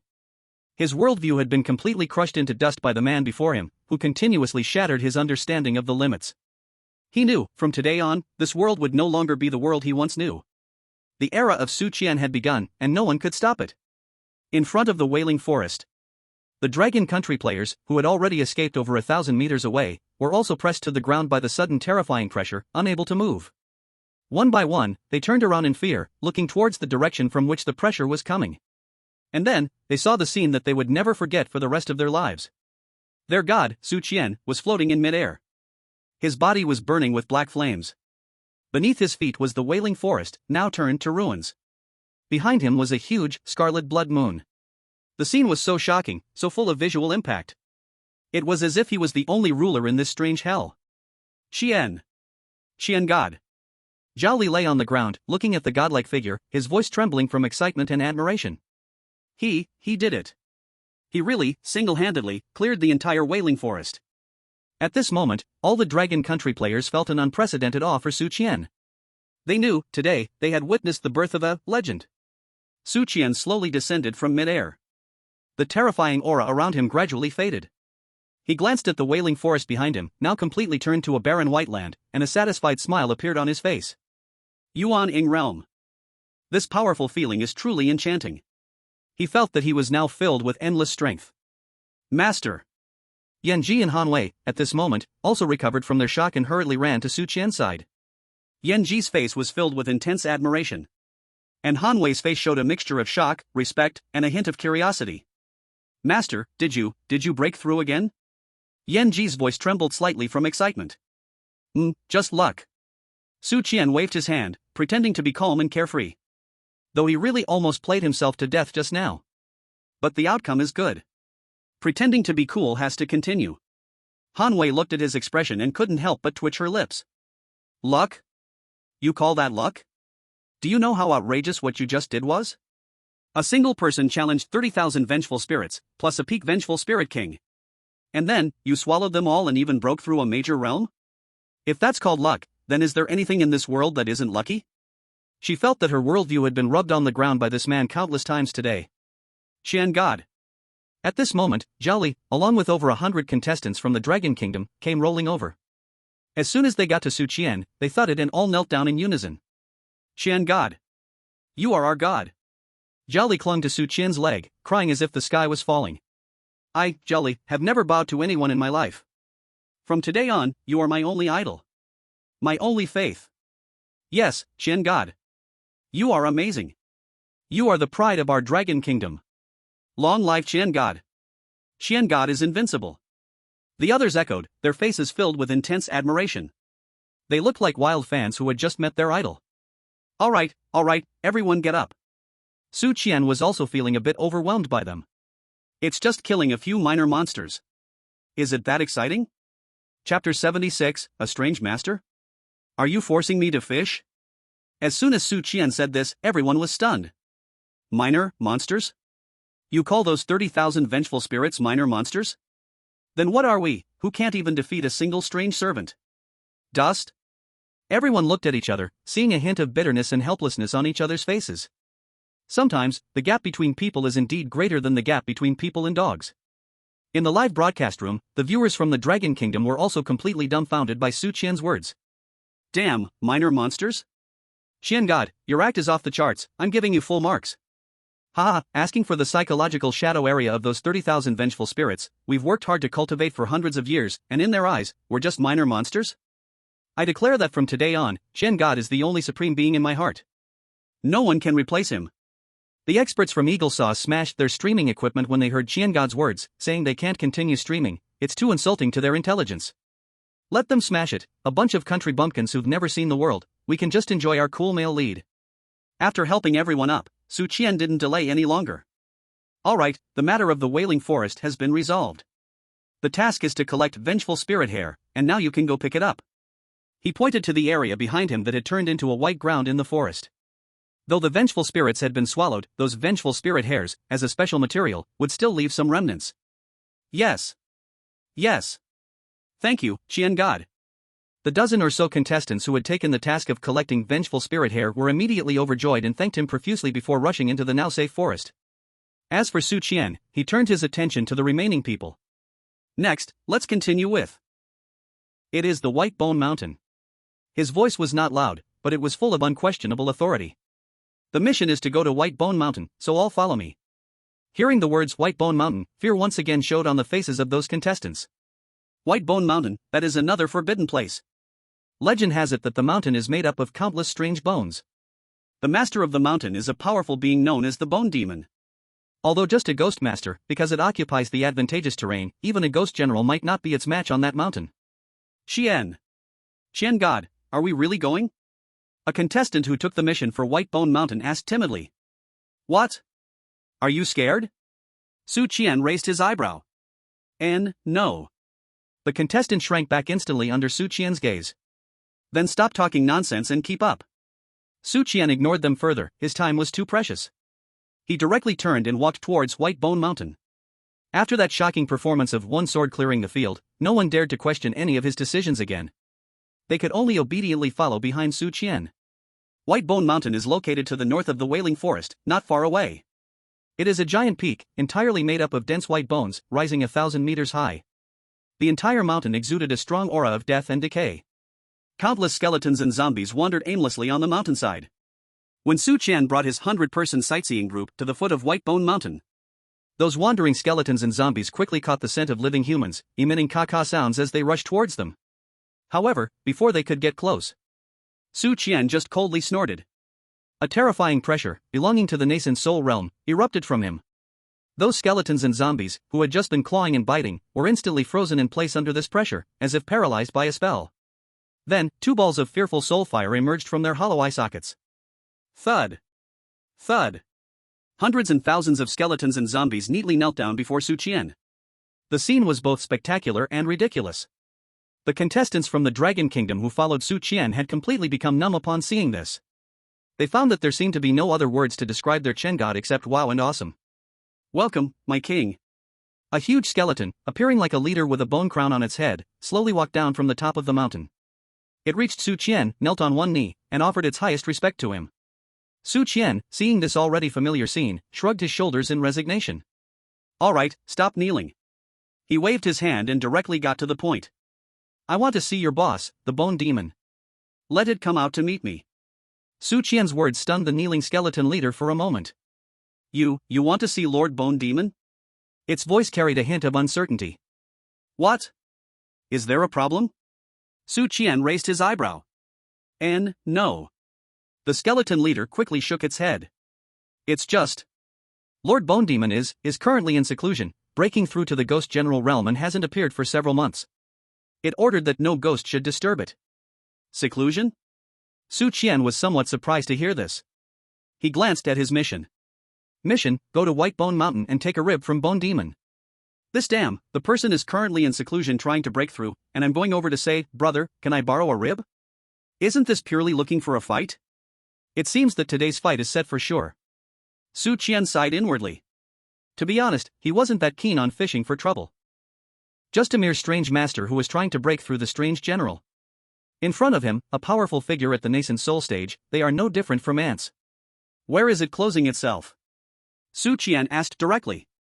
It's in the Bone God Temple at the mountain peak. The skeleton leader pointed to the magnificent palace made of huge beast bones at the mountaintop. I understand. Su Qian nodded, then ignored the skeleton leader, directly starting to walk towards the mountaintop. As he walked by, those skeletons and zombies kneeling on the ground all stepped aside, giving him a wide path. That scene looked like they were welcoming their king. The Dragon Kingdom competitors who followed behind Su Qian were completely stunned by this scene. They felt they were not here to venture into a strange instance, but rather following an emperor, to inspect their own kingdom. This feeling was simply too damn exhilarating. Chapter 77, Who Still Has Dreams? Soon, Su Qian brought everyone to the Bone God Temple at the mountaintop. The temple's gate was formed by two crossed giant beast leg bones, with the surface of the bones engraved with dark purple strange runes, gleaming alternately, exuding powerful prohibition power. Master, this is a prohibition set by the Bone Demon using its own original bone blood, connected to its breath. It might be hard to break. Before Yanji could finish her words, Su Qian had already lifted his foot. Without any build-up, nor any flashy effects, just an ordinary kick, he kicked at the intersection of the two leg bones. Bang! A loud and heavy noise echoed. The Bone Gate's prohibition, capable of withstanding the full force strike of a strange general, the runes crazily flickered in an instant, then blew up like overloaded bulbs.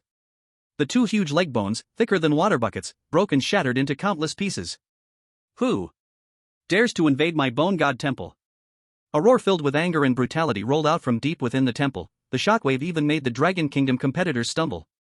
Immediately after, A horrifying aura, rapidly rising, about to transform from a strange master into a strange general, exploded from within the temple. Who dares to disturb me during my closing? I will tear him to pieces. In the roar, a terrifying figure over 3 meters tall, made entirely of pitch-black bones, with a pair of huge bony wings on its back, and holding a white bone scythe, charged out from deep within the temple. It was the master of Bone Mountain, Bone Demon. At this moment, it was at a critical point of breaking through, its bones creaking under the unbearable pressure, strong strange energy swirling around it, almost solidifying. In the 2 eye sockets made of ghostly blue flames, burned in endless fury for the frustrating interruption of its meditation.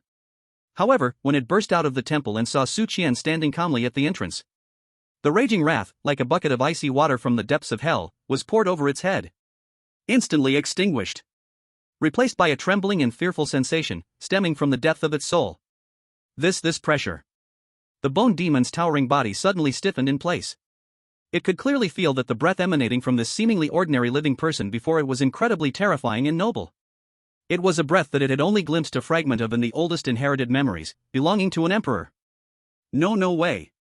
The bone demon's voice trembled. Its rising aura, just about to break through the barrier, lost control in an instant due to the sudden shock and instinct to submit, wildly swirling inside its body. Puff. A thick black strange energy spewed out from its mouth, and the bones in its body made a popping sound like frying beans. Breakthrough failed. It not only failed to advance to the strange general, but was also backfired due to chaotic breath. Severely injured inside, even its very foundation was shaken. Who exactly are you? The bone demon stared at Su Qian, its eerie blue soul flame pulsating violently, mixed with fear, anger, and a hint of grievance it wasn't willing to admit even to itself. Su Qian looked at its shocked, angry, and fearful expression and helplessly shook his head. I originally just wanted to discuss borrowing a rib with you. Who knew you were so easily scared? You ruined yourself. He spoke lightly, but to the bone demon, it felt more hurtful than the most vicious ridicule. What do you mean? I ruined myself. If it weren't for you suddenly barging in, scaring me with that terrifying pressure, I would have been a noble spectral general by now. It's all your fault. It's all your fault. I'll fight you. In that moment, the bone demon's sanity was swallowed by endless rage and unwillingness. It let out a desperate roar, brandishing the white bone sickle in its hand, ready to charge at Su Qian. However, just as it raised the sickle and took a step forward, thud. A familiar, dull sound of bone clashing against stone echoed across the entire bone mountain top once again. The bone demon's tall, dark skeleton wobbled, its legs buckled, completely out of control, and it knelt straight down on the ground. Again, it knelt again. The Dragon Kingdom competitors following Su Qian were utterly numb at this scene. They were even too lazy to shout wow and amazing anymore. Some even yawned. Used to it. Really used to it. In the live broadcast room, the audience from the Dragon Kingdom was a sea of joy. Ha ha ha. Another one kneeling. I declare, kneeling has become the exclusive domain skill of our Qianshan. Within this domain, all beings are equal, everyone must kneel. This bone demon is too miserable, interrupted leveling, kneeling right after going out, it's simply heartbreaking and tear-jerking. I would call it the most tragic boss of the year in Bizarre Dungeons. Latest news, the expert in the Eagle Nation's live broadcast room has stopped analyzing, he is now performing a head desk slam, claiming he wants to test the hardness of the keyboard. In front of the Bone God Temple. The bone demon knelt on the ground, feeling that its entire eerie existence had turned completely dark. It couldn't understand. It really couldn't understand. Why? Why is this happening? Just as it fell into endless self-doubt and despair, Su Qian had already walked up to it. Don't kneel, get up. Su Qian's voice was still so calm. I'm not the kind of person who likes to force others. Since you're not convenient right now, I'll take this rib myself. After saying this, under the terrified gaze of the bone demon, Su Qian reached out and casually tapped on the black bones made of special materials, as if testing a watermelon. This one is good, thick, and hard enough, he commented, then gently twisted the thickest rib with his fingers. Crack. A crisp sound that made people's teeth ache. The most solid rib, containing the bone demon's source power, was easily snapped off by Su Qian. Then, without looking back, as if tossing away an unwanted piece of firewood, he casually threw it to a Dragon Kingdom competitor who had taken the task behind him. Here, take it. Task completed. That Dragon Kingdom competitor, dazed, caught the rib still emitting powerful eerie energy, feeling like he was dreaming. As for the bone demon, looking at the huge gap in its chest and the living person holding its rib with a joyful face, it couldn't hold back anymore and let out a cry of despair. That cry was so miserable, so wronged, it was heart-wrenching. Those who didn't know would think it had been tricked by some scumbag, con of money and love, and finally even had its kidney taken. Su Qian looked at the bone demon on the ground, crying so hard that its skeleton was shaking, brow furrowed. Why cry, it's just a bone, he said lightly. Su Qian turned and looked at the crowd, who were now completely dazed. Alright, who still has dreams? Chapter 78, The New Game at the Mass Grave. Su Qian's words, alright, who still has dreams, echoed before the Great Hall. The voice wasn't loud, but it sent shivers down the spines of all the Dragon Kingdom contestants present. Dreams? Who the hell still dares to have dreams now? Everyone looked at the twitching bone demon on the ground, occasionally letting out a whimper, then looked at Su Qian, who had broken someone's rib and wore a disdainful expression, and they buried their heads even lower. This god Su, not only was his power abnormal, but his tongue was also deadly sharp. No. We no longer have dreams, God Su. A young man who took on the mass grave task replied softly, stealing his courage. His task was to light 100 soul incense sticks at the mass grave. The mass grave was a notorious place of death in the Twilight City. It said that over 100,000 bodies are buried there, shrouded in a perpetual cloud of dark energy, where 100 ghosts roam at night. Forget about lighting 100 incense, just getting near it could freeze someone to death from the overwhelming dark energy. Oh? The mass grave, is it? Su Qian glanced at the young man, then scanned the crowd. There are still others with tasks at the mass grave? Soon, over 20 people stood up trembling. Fear and unease were written all over their faces. Very good. Su Qian nodded, then waved his hand. Set off, to the mass grave. His tone was still so crisp, so unequivocal.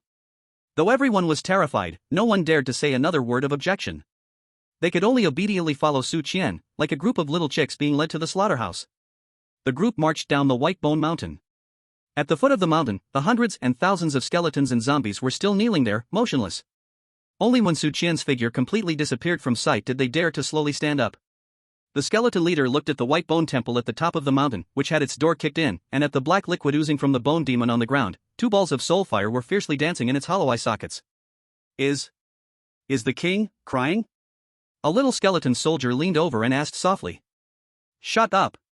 The skeleton leader slapped it away. Is that something you can casually discuss? From today on, White Bone Mountain is under my control. Everyone, get your spirits up. When you see that great person in the future, be polite. Did you hear me? Yes. Great King.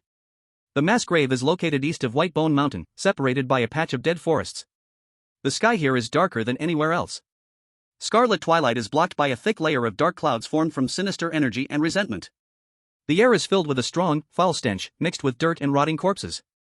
Everywhere on the ground, there are mounds of graves and sinister white bony arms reaching out from the soil. A cold wind howls across this desolate land, lifting the scattered paper money into the sky, rustling like a final lament for the 10,000 souls. As Su Qian led his 100 people sending to death group to the edge of the mass grave, everyone's faces turned worse than the dark clouds above. Qian. God Qian, this is the place. The young man who took on the mass grave task was shivering. Just standing here, he felt his hands and feet turn cold, the blood in his body was nearly frozen. He could even clearly see, behind those grave mounds, ghostly figures, half-transparent and sinister, occasionally flickering, gazing at them with greedy and malicious eyes. Damn it, this place is way too eerie. Su Qian looked at the scene of 100 ghosts walking at night before him. Also couldn't help but curse inwardly. Although he is now a big shot in the nascent soul stage, facing such a terrifying scene full of visual shock, he still felt a bit creepy in his heart. Qian Shun. What should we do now? A female contestant asked with a trembling voice. Her task was also to light the soul incense. What to do? Su Qian turned back to look at them and then said something that surprised everyone. Barbecue. Barbecue? Everyone was dumbfounded. Yeah. Su Qian nodded as if it were natural. In such a nice place, with such heavy energy, if we don't do a barbecue, that would be disrespectful to the 100,000 locals here. After finishing, he didn't care about the dazed expressions of everyone and directly took out a bunch of things from his storage space. A portable barbecue grill, a box of charcoal, a bag of prepared lamb skewers, chicken wings, and various vegetables. There were even several boxes of chilled beer.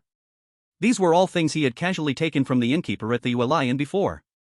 At that time, the innkeeper was still in a daze, not knowing what he wanted those mortal things for. Now, they finally came in handy. Su Qian skillfully set up the barbecue grill and lit the charcoal. Then, he placed a handful of lamb skewers on the grill. With a sizzling sound, an enticing meat aroma instantly spread in this chaotic burial ground filled with the stench of corpses. Come on, don't just stand there, come and help. Su Qian waved to the group of Long Kingdom contestants, who had completely blanked out. Barbecue whatever you want, don't be polite. Everyone. Han Wei. Yanji. Billions of viewers in the live stream. Everyone looked at Su Qian with the gaze of an alien, as he hummed a little tune while skillfully brushing sauce on the meat. Big brother. We are in an S-level eerie dungeon. We are currently in a chaotic burial ground with 100,000 corpses buried here. There are thousands of evil spirits eyeing us. You actually started a barbecue here? Is this reasonable? This is not reasonable. I can't believe this. I'm really at a loss. In the live stream, a viewer typed out these words with a trembling hand. Barbecuing on a burial ground, inviting 100,000 eerie brothers to eat? Qianshan, you are truly a genius. I declare, I will never doubt any of Qianshan's decisions again. Because I realize, my brain simply can't keep up with his rhythm. The experts from Eagle Sauce haven't spoken for a while. I just saw him quietly take out a pack of barbecue sauce from the drawer, as if preparing to join this feast. Just when everyone was still shocked and speechless by Su Qian's divine operation. The ghostly shadows that were originally hiding behind the mounds also all peeked out their heads. Their hollow eye sockets were filled with confusion. What is this living person doing?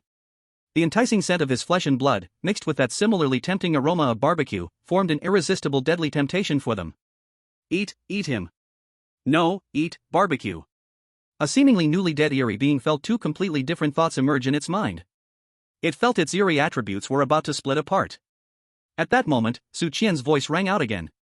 Just eating skewers is too boring. Let's have some music, to liven things up. After saying this, he actually pulled out a portable speaker from his storage space. Then, he pressed the play button. In the next second, a cheerful and upbeat music echoed throughout the chaotic burial ground. I played with mud in the Northeast. Although the Northeast isn't big, I have no home in Dalian. Come on, let's draw a dragon on the left with me, and draw a rainbow on your right. That catchy melody and dynamic rhythm. In an instant, the terrifying atmosphere of this chaotic graveyard was completely shattered. Replaced by a feeling of immense joy and silliness. Those evil spirits, originally fierce and filled with resentment, were stunned when they heard the music. They felt an impulse stirring within their cold bodies, which had been silent for hundreds of years, a desire to sway along with the rhythm? What is this magic sound? A spirit general, powerful enough to be at the ghostly night level, looked in horror at Su Qian, who was swaying to the music while scattering cumin. In that moment, it felt its worldview completely overturned. Just then, Su Qian suddenly stopped his actions. He picked up a skewer of freshly grilled, sizzling lamb, then flashed a dazzling smile at the thousands of evil spirits around him. Come on, brothers, stop staring. Meeting is destiny, today I'm treating. Who wants to try first? Chapter 79, is this aroma real? Su Qian's words sounded like a depth charge, booming across the chaotic graveyard and the live streaming room. Treating? Treating whom? Treating these 100,000 ghost brothers? Everyone's mind was filled with only this thought. They stared blankly at the man holding the lamb skewer, smiling brilliantly, feeling their understanding refresh once more. I swear. I announce, I will never say Qianshan is a pretentious king again. In the live streaming room, an audience member spoke with a trembling voice. Is he pretending? No, he's clearly here to stock up. Goddamn stocking up. But you can't say, it's actually fitting. Look at those evil spirits' expressions, they're totally dumbfounded. I feel like this S-level dungeon should be renamed to A Taste of the Twilight City starting today. Ha ha ha. The one above, you're really a genius. I'm going to register that name right now. Dragon Country's audience had completely given up on logic. They now just wanted to see what new tricks their unpredictable Qianshan would pull out next. And in the chaotic graveyard, those thousands of evil spirits were frozen in place. They looked at the skewer of lamb that exuded a lethal allure in Su Qian's hand, each showing a longing expression. However, they dared not step forward. Because they could clearly feel that the aura emanating from the living person in front of them was terrifying, unfathomable. It was a pressure that made them tremble and feel fear from the depths of their souls. What's wrong? Are you all too scared? Su Qian smiled at their fearful expression of wanting to eat yet not daring to come forward. He shook his head, then casually handed the skewer of lamb to a young man nearby who had completely lost his mind after taking on the graveyard task. Here, try it. Oh. Thank you, Qianshan. The young man, astonished, took the lamb skewer and bit into it carefully. Delicious. An indescribable flavor suddenly exploded on his taste buds. He felt that in his life, he had never eaten anything so delicious. The surrounding evil spirits, seeing this scene, revealed even more longing expressions. They could even clearly smell the enticing meat fragrance floating from the living person's mouth. GUL.RU. One spirit, unable to hold itself back, swallowed a mouthful of saliva. Alright, don't drool. Su Qian, seeing their state, felt somewhat reluctant. He sighed and then took out a handful of soul-drawing incense from his storage space. This was precisely the task item for those contestants. Want to eat? Su Qian shook the soul-drawing incense in his hand. The surrounding evil spirits instinctively nodded. Although they didn't know what it was, they could sense the aura it emitted. They had a deadly attraction to them. If you want to eat, it's fine. Su Qian's face revealed a kind smile. However, I am not someone who makes a losing deal. If you want to eat, you need to trade something. Trade? What can we trade? A bolder ghostly servant cautiously asked. It's very simple. Su Qian pointed at his dantian. Just give me a strand of your source. As soon as he said this, all the faces of the evil spirits changed instantly. Source. That was the foundation of their power, the proof of their existence. A strand? That was like asking for their lives. What difference was there? What? Unwilling? Su Qian looked at their alert expressions, and his smile slowly faded. A terrifying pressure, belonging to the nascent soul realm, erupted from him. Boom! The entire mass grave seemed to shake violently under this pressure. The surrounding evil spirits were like being crushed by an invisible mountain under this pressure. One by one, they lay on the ground, trembling, not daring to lift their heads. Now, are you willing? Su Qian's voice was cold and indifferent. It felt like a high and mighty king was examining his subjects. Willing. The leading ghostly servant was the first to force out a strand of source ghostly energy that was finer than a hair but incredibly pure from its body. That strand of ghostly energy quivered and floated toward Su Qian. Su Qian opened his mouth and inhaled, drawing that strand of ghostly energy into his body. Not bad. Su Qian nodded in satisfaction. Then he casually tossed a soul-drawing incense to the ghostly servant. A reward for you. The ghostly servant received the soul-drawing incense like it was a treasure, then eagerly lit it. Whoosh! A green smoke spiraled up from the soul-drawing incense. The ghostly servant took a single puff of that green smoke, and its previously somewhat illusory body instantly became more solid. A bright gleam erupted from its hollow eye sockets. What is this? It looked in shock at the soul-drawing incense in its hand, feeling that its ghostly life had been sublimated at that moment. What kind of soul-drawing incense is this? This is clearly a divine pill. The surrounding evil spirits saw this scene, and one by one, their faces showed expressions of shock and frenzy. They no longer had the hesitation and alertness from before. One by one, they rushed to force out a strand of source ghostly energy from their bodies and offered it to Su Qian. Lord Qian. Give me one. Lord Qian. I want one too. I also want. Lord Qian. I'll give you double. Give me two. For a moment, the entire mass grave turned into a large-scale, trading market. Thousands of evil spirits line up, using their sources to exchange for the divine pills in Su Qian's hands. The scene was so strange yet so harmonious. The Dragon Kingdom contestants following Su Qian stared at this scene, completely stunned. They felt that the shock they experienced today was more than in their entire lives combined. Is this possible? Zhao stared blankly at those lining up, with sincere expressions offering their sources, feeling that his worldview was once again being rubbed into the ground. So this is how the eerie dungeons can be played? And Su Qian was also overjoyed at this moment. While he fairly traded, he crazily operated the 10,000 spirits swallowing heaven technique, continuously drawing in that pure source ghostly energy. He could clearly feel that the black nascent soul in his dantian, after absorbing this energy, began to slowly but steadily grow larger again. Although the source power provided by these ordinary evil spirits was far less than the previous 30,000 vengeful spirits. But, even a mosquito is still meat. It's also meat. Accumulating little by little, a change in quantity will eventually lead to a change in quality. An hour later. When the last evil spirit, satisfied, left with its elixir. The entire graveyard had become desolate and empty. And those Dragon Kingdom players who took on the task of the graveyard had all successfully completed their missions. They looked at Su Qian, each face filled with endless admiration and gratitude. Qian, you are our god. From today on, this life of mine belongs to you. That's right. From now on, if you tell us to go east, we will never go west. The crowd expressed their loyalty, eager to set up a longevity tablet for Su Qian on the spot. At that moment, deep in the graveyard, a roar filled with authority and fury suddenly erupted. Who dares to steal my business on my territory? Immediately after, a terrifying aura, stronger by several times than the previous vengeful spirit king, soared from the depths of the graveyard.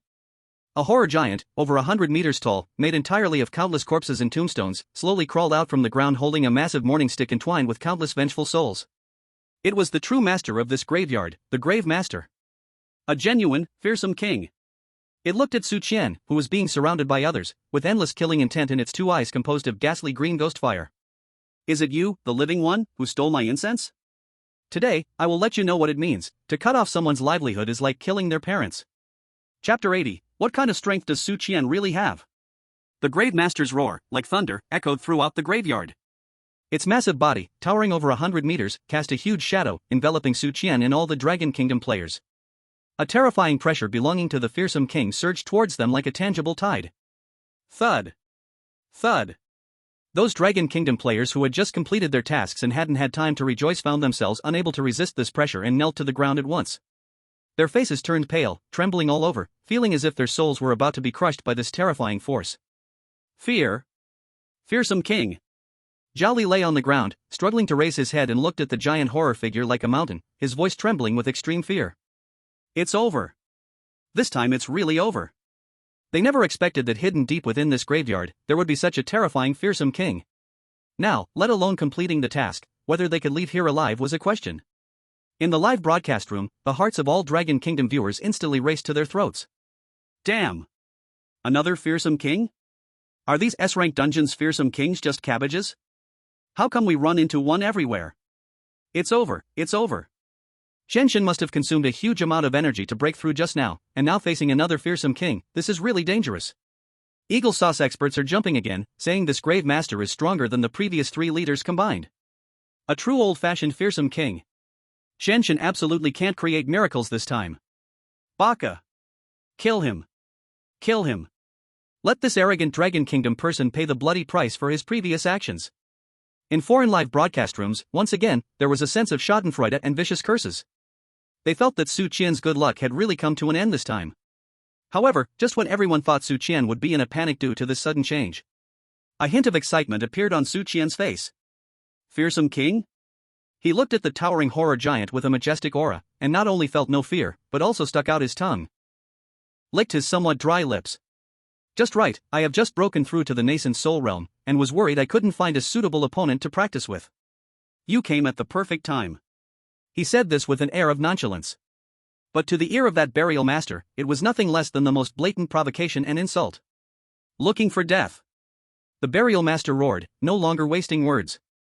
It raised high the enormous morning staff made of countless vengeful souls, carrying a terrifying force capable of shattering mountains, and smashed it down towards Su Qian, who seemed as tiny as an ant in its eyes. On that morning staff, the power of its realm, filled with death and decay, swirled around.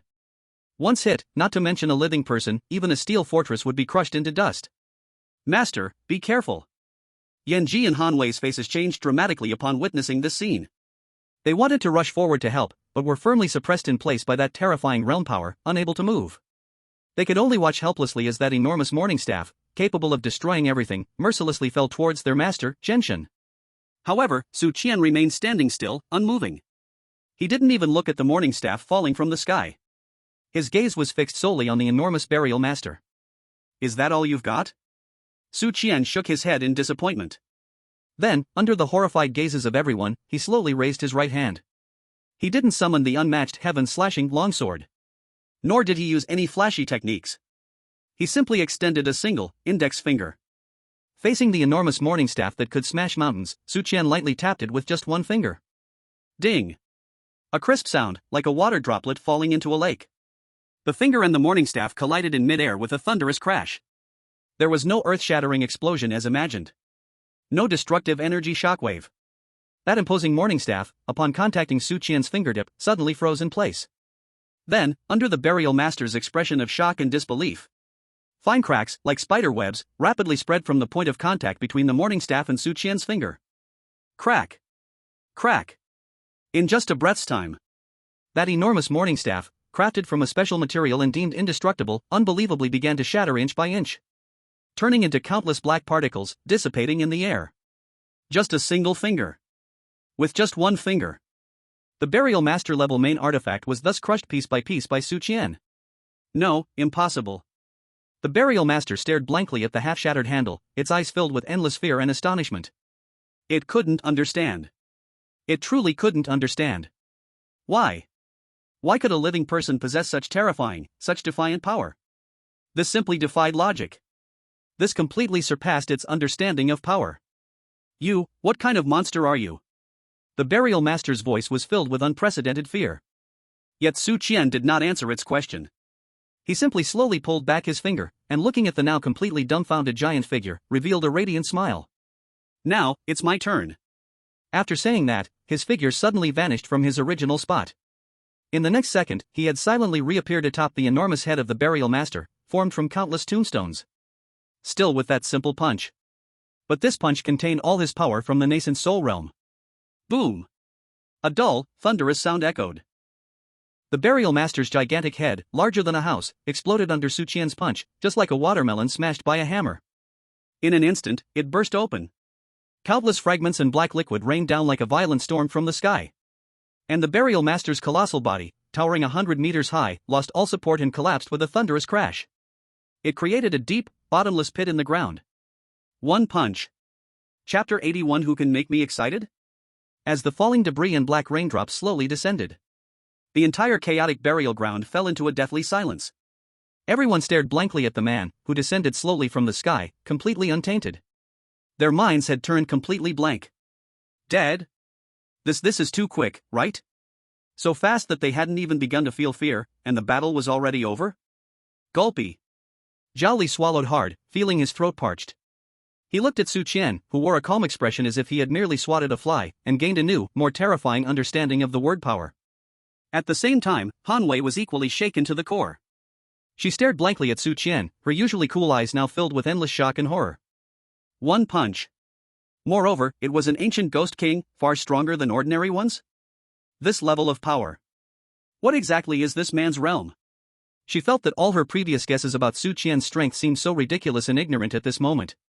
Meanwhile, the live broadcast room had already erupted. I can't believe it, I'm really stunned.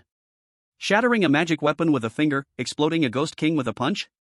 Can a human really do such a thing? I declare that from today on, Qian God is my only faith. Anyone who dares to insult him, I'll crawl through the internet and steal their router. So satisfying. Way more satisfying than breaking through myself. The Eagle State's livestream has completely crashed, and it said their chief expert bit his own tongue upon seeing the Burial Master explode with a punch. He has now been sent for emergency rescue. Ha ha ha. It's deserved. Let them shout again. Now they know who's truly the father. The audience from Long Country felt elated, the frustrations they had held in for so long were completely released at that moment. Yet Su Qian paid no attention to the crowd's shock. His gaze fell upon the massive black debris where the Burial Master had been obliterated by his punch. He could clearly feel that at the center of that ruin, a stream of pure original ghost energy, 100 times more refined than the previous 30,000 vengeful spirits, was slowly gathering. Good stuff. Su Qian's eyes instantly lit up. This is the original essence of the Ghost King. Without hesitation, he opened his mouth and took a deep inhale. Whoosh! That huge original ghost energy swirled like a black tornado, instantly pulled into his body. Boom! A wave of warmth even more pleasurable than any before surged wildly through his limbs and bones. He felt the black primal infant in his dantian grow stronger once again after absorbing this energy. Although he was still far from breaking through to the next realm. But that feeling of rapidly increasing strength was truly so intoxicating. Delight. Su Qian couldn't help but let out another satisfied groan. However, just as he was savoring that wonderful feeling, he suddenly noticed that the Dragon Kingdom competitors kneeling around him were looking at him with strange expressions. It was a mix of admiration, awe, and a sliver of fear in their eyes. Why are you all looking at me like that? Su Qian asked, puzzled. Zhao swallowed hard and said in a near dreamy voice, trembling. Qian God, you just ate that Decepticon king? Ate? Su Qian was taken aback by Zhao Li's words. Then, he quickly realized.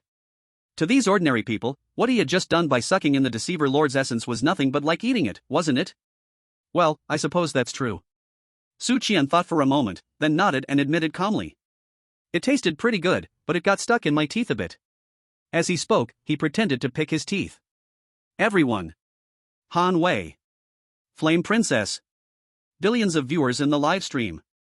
Everyone looked at Su Qian as if he were a prehistoric giant beast. Tasted pretty good? Got stuck in your teeth? Dude. That was a deceiver king. Not a pig you keep in your backyard. You blew it up and then actually ate it? And now you're complaining it got stuck in your teeth? Could a human even do that? A devil, he's just a devil. A Dragon Kingdom competitor mumbled to himself, then rolled his eyes and fainted from fear. The live stream was in complete chaos. Oh my god. Oh my god. Oh my god. I'm really losing it. I'm seriously losing it. Ate it? Qian God actually ate the Deceiver King? I declare that this instance's name has been changed again. It should be called I'm a foodie in a deceptive instance. Goddamn foodie. Does your foodie eat Deceiver Kings? I feel like the experts from Eagle Sauce might really get scared to death this time. I just saw him stuffing things into his mouth like mad, probably trying to imitate Qian God eating the Deceiver King. Ha ha ha ha ha. Let them learn. I wonder what they'll come up with. The viewers from the Dragon Kingdom were completely numb to Su Qian's various godly operations. Right now, they just wanted to see what new tricks this omnipotent Qian God could come up with next. And Su Qian, after showing off, did not delay any further. He took a look at his mission panel. Player, Su Qian. Points, 105. Task list. Task, infiltrate the ogre tribe and steal their sacred object blood totem. Uncompleted. Task progress, 0/1. Task completion points reward, 15. The ogre tribe, huh? Su Qian looked at this newly appeared task with a playful smile. Although the points reward for this task was not high, only 15 points. But the location of this task happened to be in the same direction as his next task location, the Nether Blood River. He could do them together on the way. Chapter 82, still crushing in a lower dimension. Alright, the matter of the mass grave has been settled. Su Qian clapped his hands and said loudly to the group of stunned Dragon Kingdom competitors. Now, those whose task is to go to the ogre tribe, step forward. Soon, a dozen competitors who had taken the ogre tribe task trembled and stood up. Their faces were filled with fear and unease. The ogre tribe was way more terrifying than the Wailing Forest and the Bone Mountain. Though the vengeful spirits in the Wailing Forest were numerous, most of them had no physical form. As long as one was careful, there was still a chance of survival. The bone demons of Bone Mountain were strong, but they generally stayed at the mountain top. As long as one did not provoke them, it was relatively safe. But the ogre tribe was completely different. The ogres there were all tall and strong. Immensely strong, and they feed on the flesh and blood of the living. This group of delicate, tender-skinned living beings is essentially delivering themselves directly to the cannibals. Qian God. Are we really going? A female contestant asked with a trembling voice. Her mission was to steal the so-called blood totem. What? Are you scared again? Su Qian raised an eyebrow. No. The female contestant was so frightened by Su Qian's gaze that she immediately fell silent. Enough with the nonsense. Su Qian waved his hand impatiently. What's so scary about a bunch of uncivilized savages? Let's go, I'll show you what real, dimensional oppression looks like. After saying that, he took the lead, bringing Yanji, Han Wei, and the dozen or so almost terrified delivery people towards the southern part of the city, where the ogre tribe was located. The ogre tribe is situated in the southern suburbs of Twilight City, an area filled with huge bones and primitive jungle, brimming with wildness and the smell of blood. Here, there are no tall buildings, no neat streets. Just one makeshift tent after another, built from animal skins and bones. Ogres, each over 3 meters tall, wearing animal skin around their waists and holding large bone clubs, patrol the tribe. Their skin displays a strange dark red hue. Their eyes are filled with a bloodthirsty and brutal scarlet. In their mouths, long tusks, like those of wild boars, protrude. An aura of brutality and killing intent radiates continuously from them. When Su Qian and his delivery team reached the entrance of the ogre tribe, the patrolling ogres instantly caught the scent of living humans. Roar! They let out excited and greedy roars, raising their bone clubs, charging crazily toward Su Qian and the others. The scene looked like a pack of wild dogs, starving for 3 days and nights, seeing a piece of juicy fresh meat. Ah! The dozen or so contestants from Longhua, following Su Qian, were so frightened by this sight that they all screamed and turned to run. However, before they even took 2 steps, Su Qian made his move. He didn't even summon his Sky Slasher sword. He simply took a step forward. Then, a burst of pressure, belonging to the nascent soul realm, more terrifying and solid than ever before, erupted from him. Boom! The entire ogre tribe seemed to violently shake under this pressure. Those ogres, just moments ago roaring and excited, were suddenly frozen in place, as if hit by a paralysis spell. The bone clubs they had raised high fell to the ground with a clatter. Their scarlet eyes reflected endless fear and astonishment. They could clearly feel that the aura emanating from this seemingly weak human was horrific and noble beyond measure. It was a feeling that made them tremble in their very blood and submit to the aura of a god. Thud. Thud. Hundreds of ogres knelt down neatly before Su Qian. They buried their huge, ugly heads deeply into the ground, their bodies shaking violently from sheer terror. They looked like a group of obedient grandsons meeting their ancestors. The dozen or so Longwei contestants, following Su Qian, were completely stunned by the scene. They were no longer shocked. They had gotten used to it. Really used to it. Following their Qian god, it seemed there was no other way but to kneel. And just then, deep within the tribe, in a giant tent made from the hide of a giant beast, much larger than any other tent, there came a roar filled with anger and authority. Who is it? Daring to be wild in my tribe? Immediately after, a terrifying aura more powerful than those ordinary ogres, 10 times stronger, surged from the tent, belonging to the peak of the Trickster King. A ogre, over 5 meters tall, wearing a crude armor made of an unknown metal, and holding a massive wolf fawn club thicker than a water barrel, strode out of the tent. It was the chief of this ogre tribe, and also its strongest warrior, Bloodfang. It looked at the kneeling tribesmen on the ground, and then at Su Qian, standing calmly at the entrance of the tribe. Its blood-red eyes filled with endless fury. A humble living person dares to make my people kneel before you? Bloodfang roared, lifting the huge wolf fawn club in its hand and pointing at Su Qian. You are looking for death. Unlike the others who knelt down in fear upon sensing Su Qian's pressure. As the chief of the ogres, it had its own pride and dignity. It would never allow itself and its people to bow to a humble living person. Oh. Finally, someone with backbone has come? Su Qian looked at the furious ogre chief, a hint of interest appearing on his face. Just right, I haven't had my fun today. I hope you can entertain me. After speaking, his figure suddenly vanished from the spot. In the next second, he appeared right in front of the ogre chief. Still with that simple punch. But this punch was even faster, fiercer, and more domineering than the one that shattered the grave lord before. Boom! The ogre chief didn't even have time to react. Its head, larger than a grinding millstone, was smashed open by Su Qian's punch. Like a watermelon hit by a speeding train. It exploded instantly. Red and white splattered everywhere. And its massive body lost all support, crashing down. It completely collapsed the huge tent behind it. One punch. Another damn punch. The ogre chief, Bloodfang, with strength comparable to the peak of the Trickster King, had fallen. Chapter 83, God Qian takes us flying. When the massive headless corpse of the ogre chief crashed to the ground, kicking up clouds of dust, the entire ogre tribe fell into a deathly silence. All the ogres who knelt on the ground stared blankly at this scene, their simple minds completely blank. Is he dead? The strongest warrior of their tribe, their chief, Lord Bloodfang, was just smashed open by that frail-looking living person with a single punch? How is this possible? They felt their worldview, at that moment, completely shattered. Gulp! An ogre closest to the scene struggled to swallow. It looked at the man who slowly retracted his fist, entirely spotless, with endless fear and horror in his blood-red eyes. It suddenly felt that the living person before it seemed more like a devil than they, the ogres. Is there anyone else who is unconvinced? Su Qian's voice rang out calmly. But in the ears of those ogres, it was no different than a devil's voice from the underworld. And no more. We concede. You are our new chief. An elderly ogre, who looked like a tribal elder, was the first to react. It stumbled and knelt before Su Qian, shouting in a tone filled with awe and reverence. With it taking the lead, the other ogres. Everyone also realized it. Hail the new chief. Long live the new chief. The new chief is invincible. Hundreds and thousands of ogres all shouted in unison, like a roaring ocean, towards Su Qian. The scene was so spectacular, yet so absurd. The dozen or so Dragon Kingdom contestants following Su Qian were completely numb after seeing this. They felt that the magical events they experienced today were too many for their brains to handle. From the one sword cleared the field in the Wailing Forest, to the rib training therapy at Bone Mountain, and now to one punch becoming the chief. They felt like they weren't challenging some S-level bizarre instance.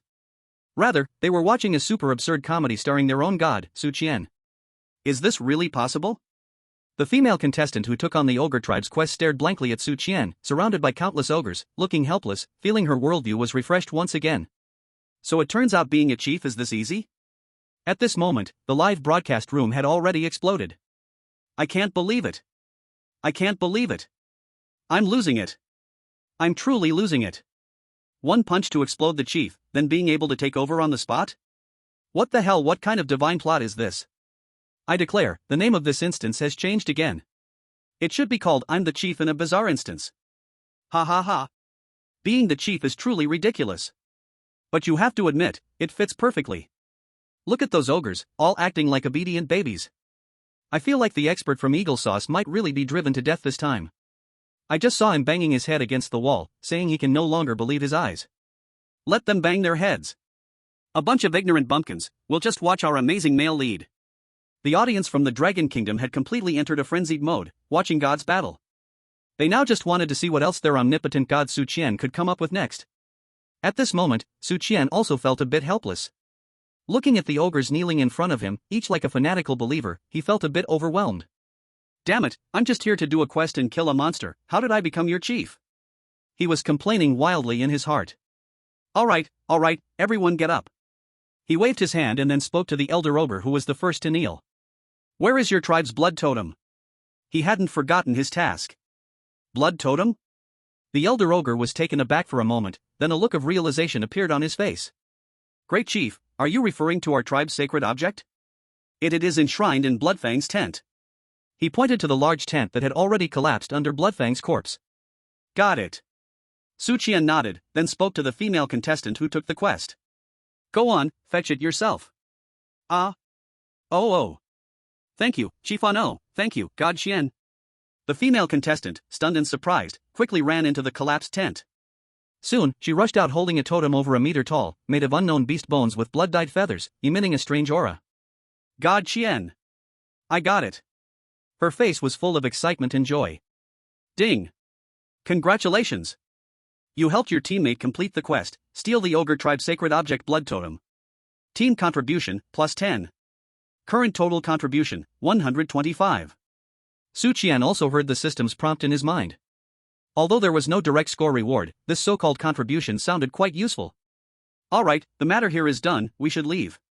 Su Qian glanced at the sky, there was less than a day left before that lord would return. He had to hurry. Go and do your task. Chieftain. You are leaving? The elder ogre, hearing Su Qian's words, suddenly became anxious. You are our ogre tribe's new chieftain. How can you just say you're leaving? That's right, chieftain. You can't abandon us. The other ogres also began to plead not to leave. Their expressions were just like a group of orphans about to be abandoned. Su Qian looked at their faces and felt a headache coming on. Damn it, is this chieftain thing really addictive? He muttered in his heart, then waved his hand impatiently. Alright, I'm just going out to handle some matters, I'll be back soon. You all stay in the tribe honestly until I return. No causing trouble, understood? He casually made this remark. Yes. Chieftain. When the ogres heard Su Qian say he would come back, they immediately relaxed. Each one thumped their chests, promising they would be obedient. Su Qian finally nodded in satisfaction and then left the ogre tribe with Yanji, Hanwei, and a dozen relaxed Dragon Country contestants who had completed their tasks. When Su Qian and the group returned to the Yuelai Inn, the entire inn lobby instantly erupted with excitement. Those Dragon Country contestants, who were previously frowning and filled with despair due to their tasks, were stunned to see Zhao Li and over 100 others return safely, their faces glowing with the joy of surviving. Zhao. Brother Zhao, you all came back?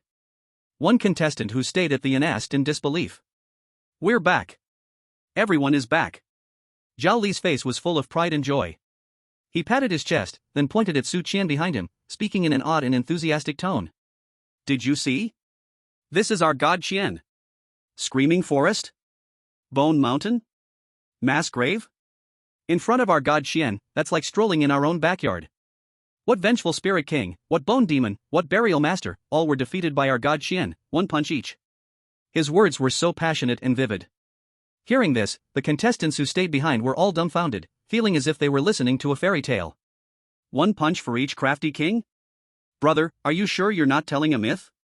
However, when they saw those who had gone out with Su Qian take out their task items, their faces beaming with the joy of completing the task, they had no choice but to believe it. Thud. In the next second, all the remaining Dragon Country contestants who had not completed their tasks knelt before Su Qian in unison. God Qian. Please, let us fly with you this time. Yes, God Qian. You are our god. You can't just ignore us. As long as you help us, we are willing to do anything for you. Their voices were more humble and pleading than those of Zhao Li and the others before.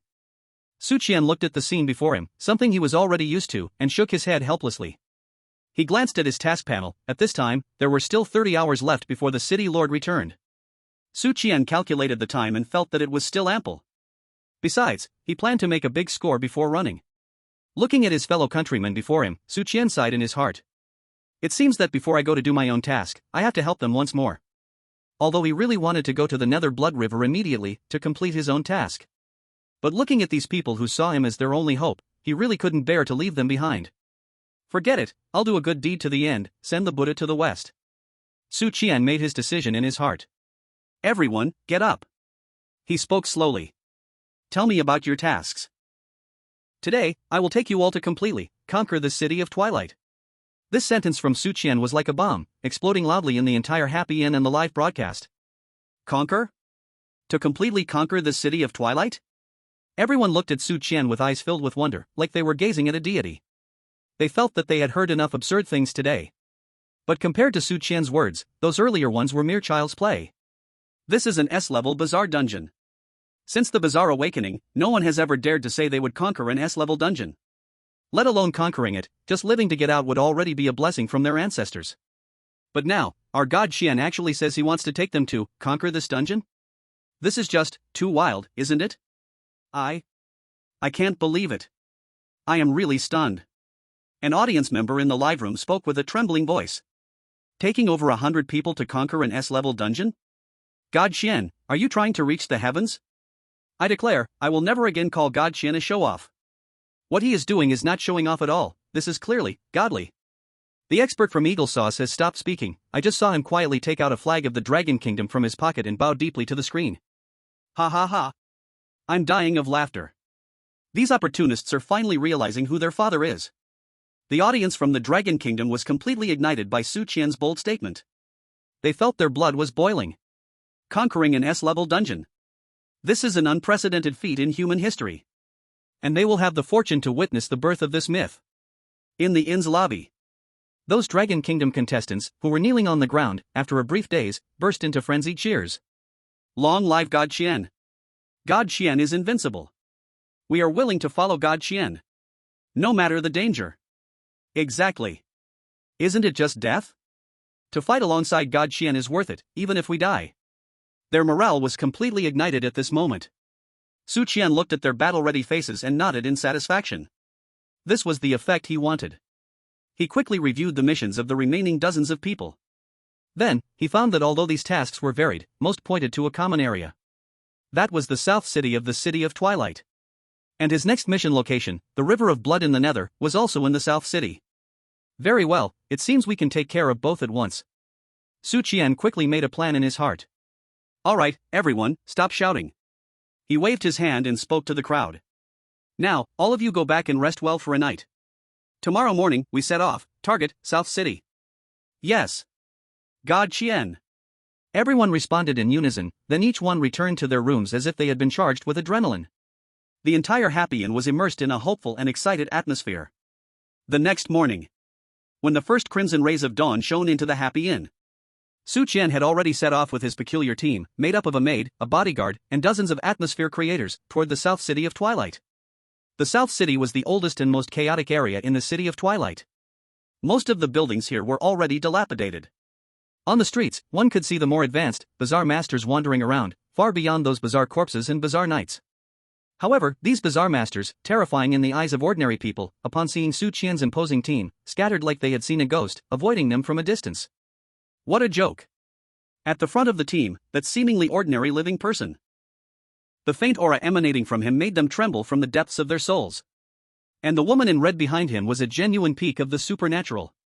Such a luxurious lineup, let alone these little supernatural masters, even the supernatural king would think twice. Thus, Su Qian's journey had been surprisingly smooth. Not a single weird being dared to come up and provoke him. This made the Dragon Kingdom contestants who followed feel like they were dreaming. They even had a sense that they were not breaking through an S-level dungeon but wandering through a tourist spot. Qian. Qian God. Where are we going? One contestant, looking at the supernatural beings avoiding them, asked quietly. The Abyssal Blood River. Su Qian replied with 3 calm words. The Abyssal Blood River? Upon hearing these 4 words, everyone's face changed in an instant. The Abyssal Blood River. That's one of the 3 strongest forbidden places in the city of Twilight, along with the Wailing Forest and the Library of 10,000 Scrolls. Legend has it that the river is formed from countless eerie blood converging together. The water is filled with poison and corrosion. At the bottom of the river lurk countless terrifying aquatic supernatural beings. Among them, the most terrifying is the river's master, the Lord of the Blood River. An unfathomable power, said to have reached the level of the supernatural royal. Are they really going to that place? Qian God. You don't mean to challenge that Lord of the Blood River, do you? One contestant asked, his voice trembling. Challenge it? Su Qian chuckled. No, I'm going fishing. Everyone. Here we go again. Once again, it was this kind of celestial-like statement they couldn't understand at all. Under the already numb gazes of the crowd, they quickly arrived at the edge of the Abyssal Blood River. It was a river over a kilometer wide, rushing endlessly, made up of thick, dark red blood that emitted a foul odor. On the river's surface drifted countless severed limbs and eerie white bones. A series of wails full of resentment and unwillingness echoed from the riverbed, sending chills down their spines. Just standing here, everyone felt as if they were in the hell of Ubby. Qian God. What should we do now? Zhao Li looked at the terrifying blood river and felt his legs start to weaken again. Su Qian did not answer him. His gaze fell on a solitary small dock made of bones at the riverbank. At the dock was a shabby black-covered boat, constructed from unknown beast bones and blackwood. A ferryman dressed in a raincoat, wearing a bamboo hat and holding a bamboo pole sat quietly at the bow of the boat, motionless. He looked like a lifeless statue, not a hint of supernatural energy felt from him. But Su Qian knew this ferryman was certainly not simple. Because, after breaking through to the nascent soul realm, his perception became incredibly sharp, and he felt from this ferryman a breath that was even older and deeper than that of the Cheskos Niue. This guy must be a monster that has lived for who knows how many years. Interesting. A faint smile of interest appeared on Su Qian's face. Without any hesitation, he stepped forward and walked toward the small dock. Qian God. The others wanted to stop him but didn't dare. They could only watch helplessly as their Qian God stepped closer to the mysterious and unknown ferryman. When Su Qian reached the front of the dock, the ferryman, who had remained motionless, slowly raised his head. Beneath the bamboo hat was a wrinkled face, seemingly dry like tree bark. His eyes were 2 bottomless, pitch-black voids. Just one look from him made one feel as if their soul almost getting sucked in. Get on the boat, young man. He spoke, his voice raspy and long, as if it came from a distant, forgotten time. Get on the boat. Su Qian nodded. The fare is one story. Chapter 85, The City Lord and His 6 Close Friends? Without a moment's hesitation, Su Qian agreed. Then, he stepped onto the rickety black boat that seemed ready to fall apart at any moment. What is your story? The ferryman looked at Su Qian, curiosity flashing briefly in his 2 dark, hollow eyes. Su Qian smiled. Then, he slowly told the mysterious ferryman the bizarre tale of how many called him Little Lord. Su Qian spoke vividly, so absurdly. Yanji and Han Wei, along with dozens of contestants from the Dragon Kingdom standing by the shore, were all dumbfounded. They felt as if they weren't listening to a story. Instead, they felt they were hearing the ramblings of a madman. However, after hearing Su Qian's story, the mysterious ferryman fell into a long silence. For the first time, his withered face showed shock and horror. His 2 dark hollows stared fixedly at Su Qian, as if trying to see through him completely. After a long time. Suddenly, thud, the ferryman directly knelt at the bow of the boat, bowing deeply 3 times to Su Qian. Little old man, the underworld ferryman, pays respects to Little Lord. His voice was filled with an unprecedented respect and devotion. He looked like a long-lost old steward finally waiting for the return of his young master. Su Qian stared at him, utterly stunned. But he had weathered many storms, so his heart was already calm. All right, don't kneel anymore, you'll break the boat. He waved his hand, both amused and helpless. Yes. Little Lord. The ferryman slowly got up but remained bent over, not daring to raise his head. Little Lord, why are you in this filthy place? He asked cautiously. I came to find something. Su Qian said casually. Find something? The ferryman was taken aback, then a realization dawned on his face. Little Lord, you are here to retrieve that item, right? That item? Su Qian raised an eyebrow, his heart racing.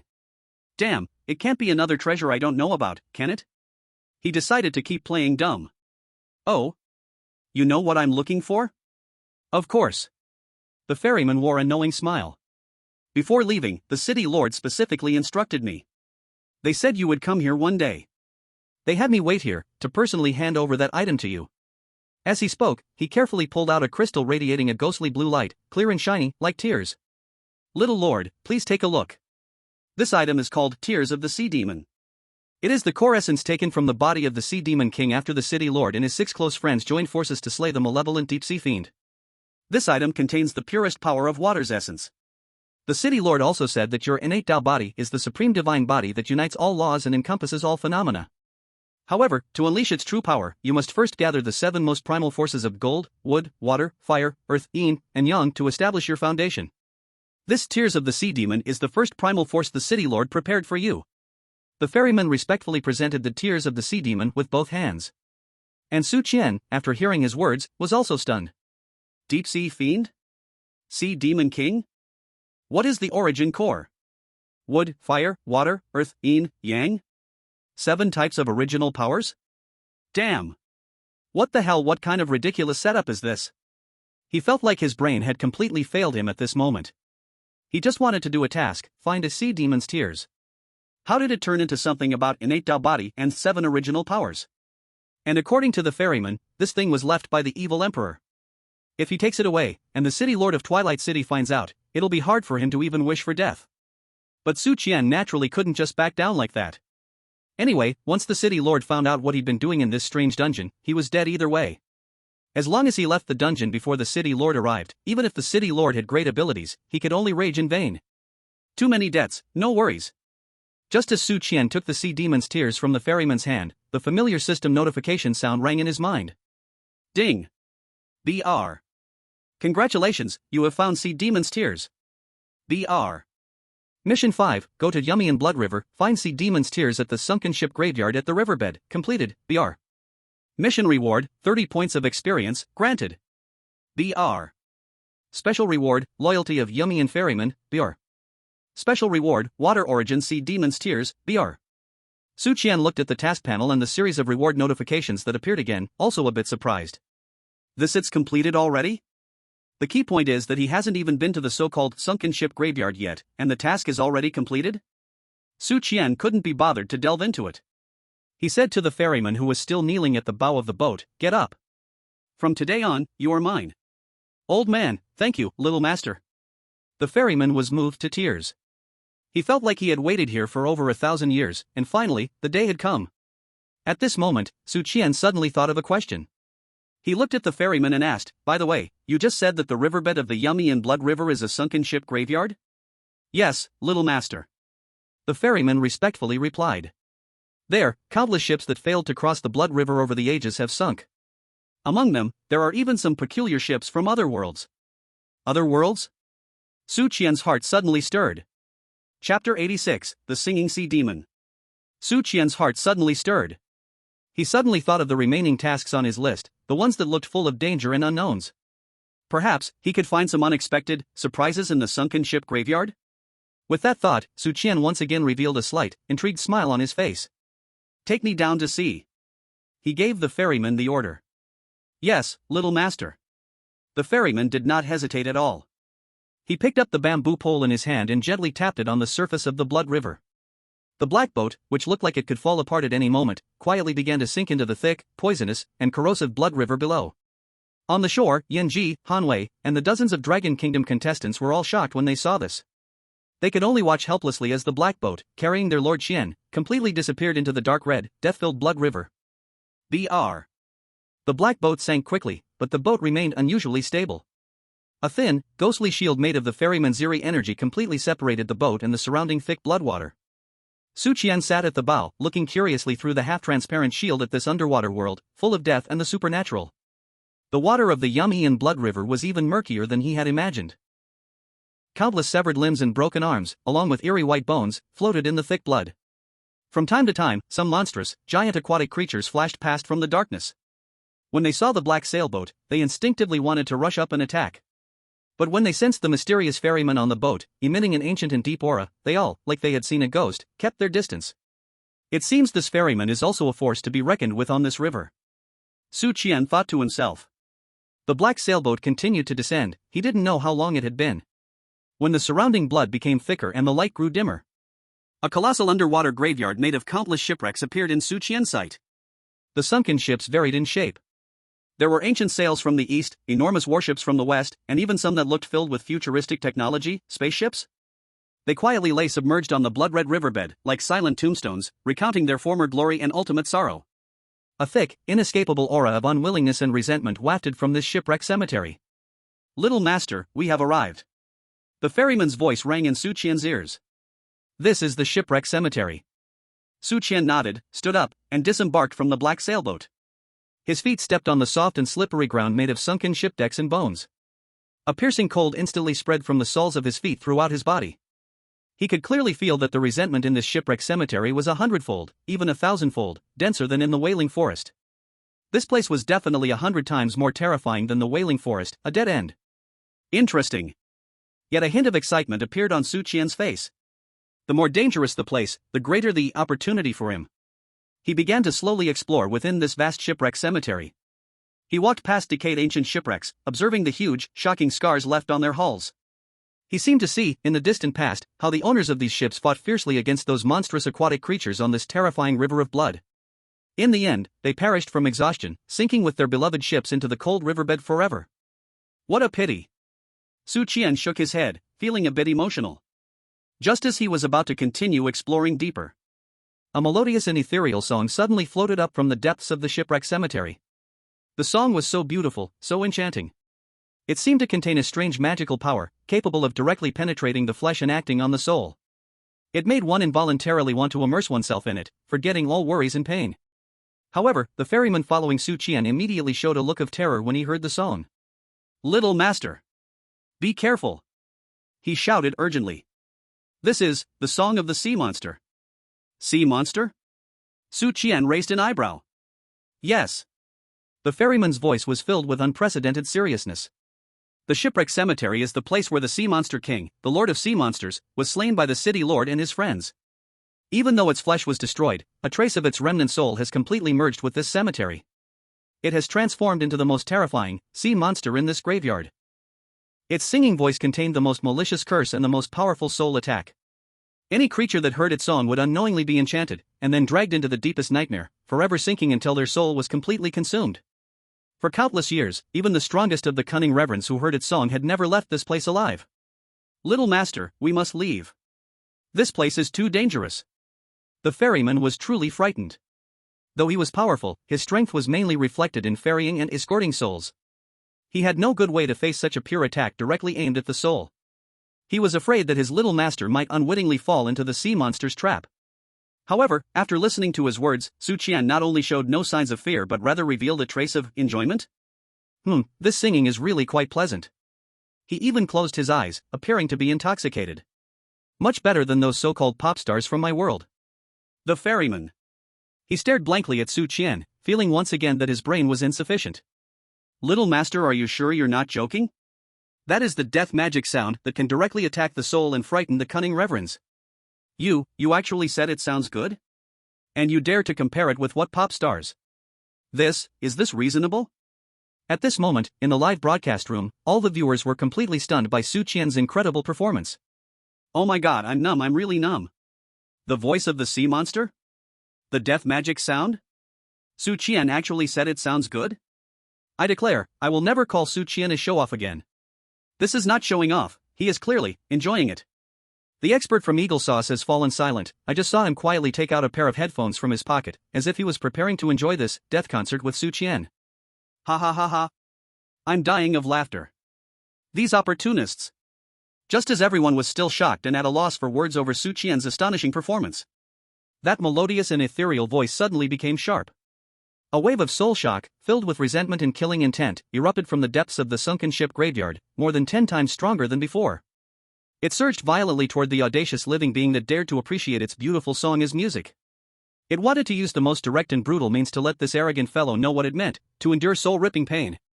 However, faced with this terrifying soul attack capable of shaking even the cunning reverends to their core, Su Qian merely frowned in annoyance. So noisy. He slowly opened his eyes and looked toward the direction of the singing, speaking in dissatisfaction. It was singing so well, Why did it suddenly start screeching?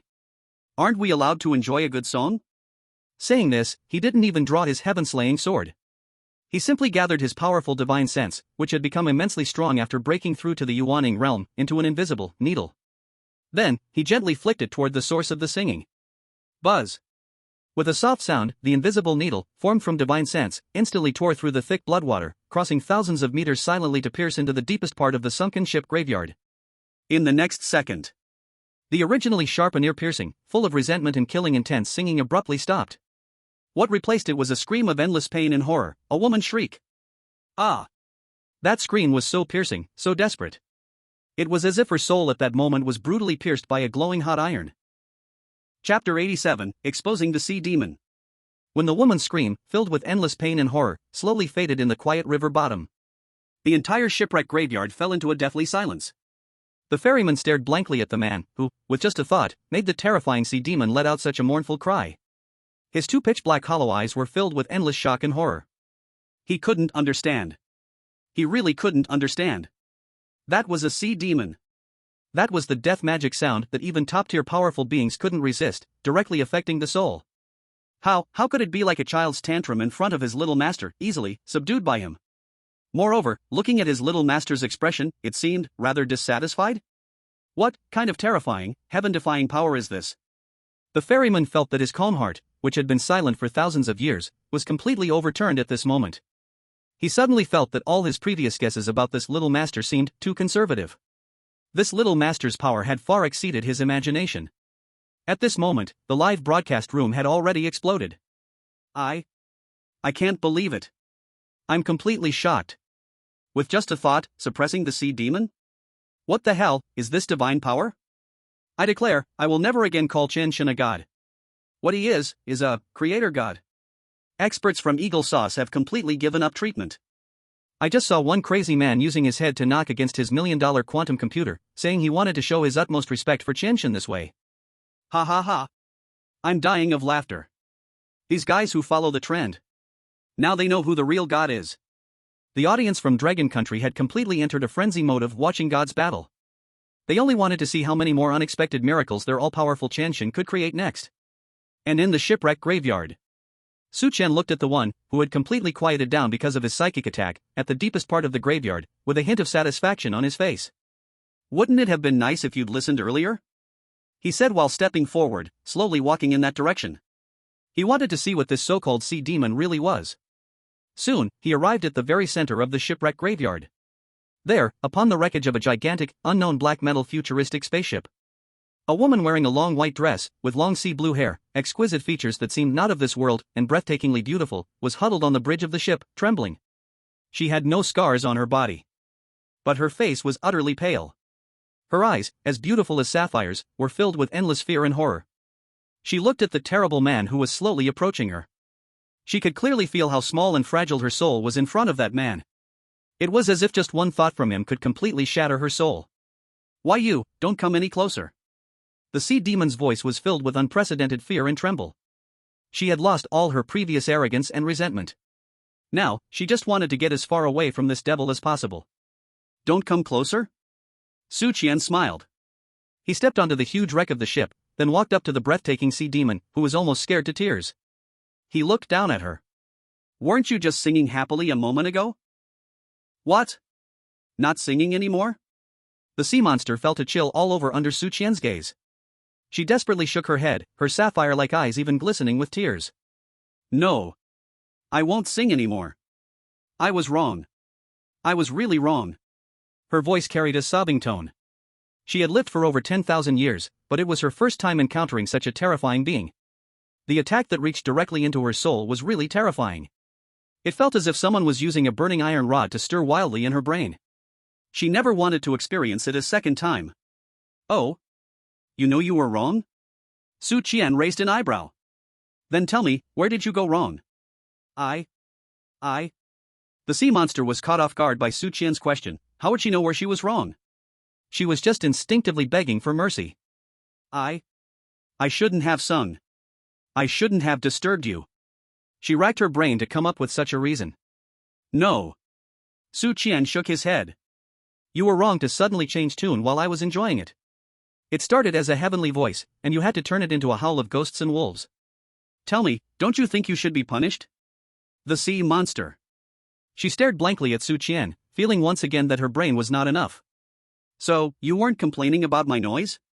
You were complaining about how I sang badly? What kind of ridiculous reason is that? She felt her soul, which had just calmed down a bit, start to ache again at that moment. What? Not convinced? Su Qian looked at her dazed expression, and the smile on his face turned somewhat dangerous. No. I dare not. The sea monster shivered at Su Qian's smile and quickly shook her head. I submit. I completely submit. Right now, she just wanted to quickly send this calamity away. All right then. Su Qian nodded. Since you're so sincere, I won't make things difficult for you. Hand over your tears. He hadn't forgotten his real purpose for coming here. Although he had already obtained the sea monster's tears from the ferryman. Who would say no to more treasures? Moreover, he always felt that these two tears might not be the same thing. Tears? The sea monster was stunned again upon hearing Su Qian's words. Then, looking at Su Qian, her stunningly beautiful face broke into a shy and charming smile. She slowly closed her sapphire-like beautiful eyes. 2 lines of crystal-clear tears, radiating a faint blue light, slowly flowed from the corners of her eyes. As those tears left her cheek, they directly turned into 2 identical crystals, just like the one Su Qian obtained from the ferryman. Here you go. She shyly handed the 2 sea monsters' tears to Su Qian. Su Qian looked at her like this, and he was utterly speechless. Damn, these tears were really cried out? He felt both amused and helpless as he took the 2 still slightly warm tears. Then, without a second thought, he tossed one into his mouth. Crunch. Chicken flavor, crunchy. Su Qian commented while chewing. But, a bit salty. The sea monster. She stared blankly at the man who actually chewed and ate her most precious source crystal like candy. Feeling like her entire eerie life had completely darkened. When Su Qian crunched down on those 2 source crystals that contained all the sea monster's cultivation and swallowed them, he could clearly feel that the black infant in his dantian had once again grown stronger. Although he was still far from breaking through to the next level, the feeling of steady strength increase still made him feel incredibly comfortable. Not bad, not bad. Su Qian nodded in satisfaction, then looked at the completely petrified beauty of the sea monster and smiled. Your tears, they taste all right. If you want to cry again, remember to let me know right away.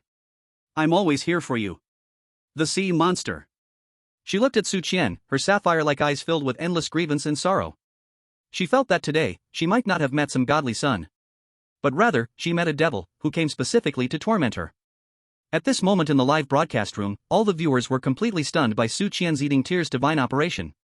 I can't believe it. I'm really shocked. He ate it?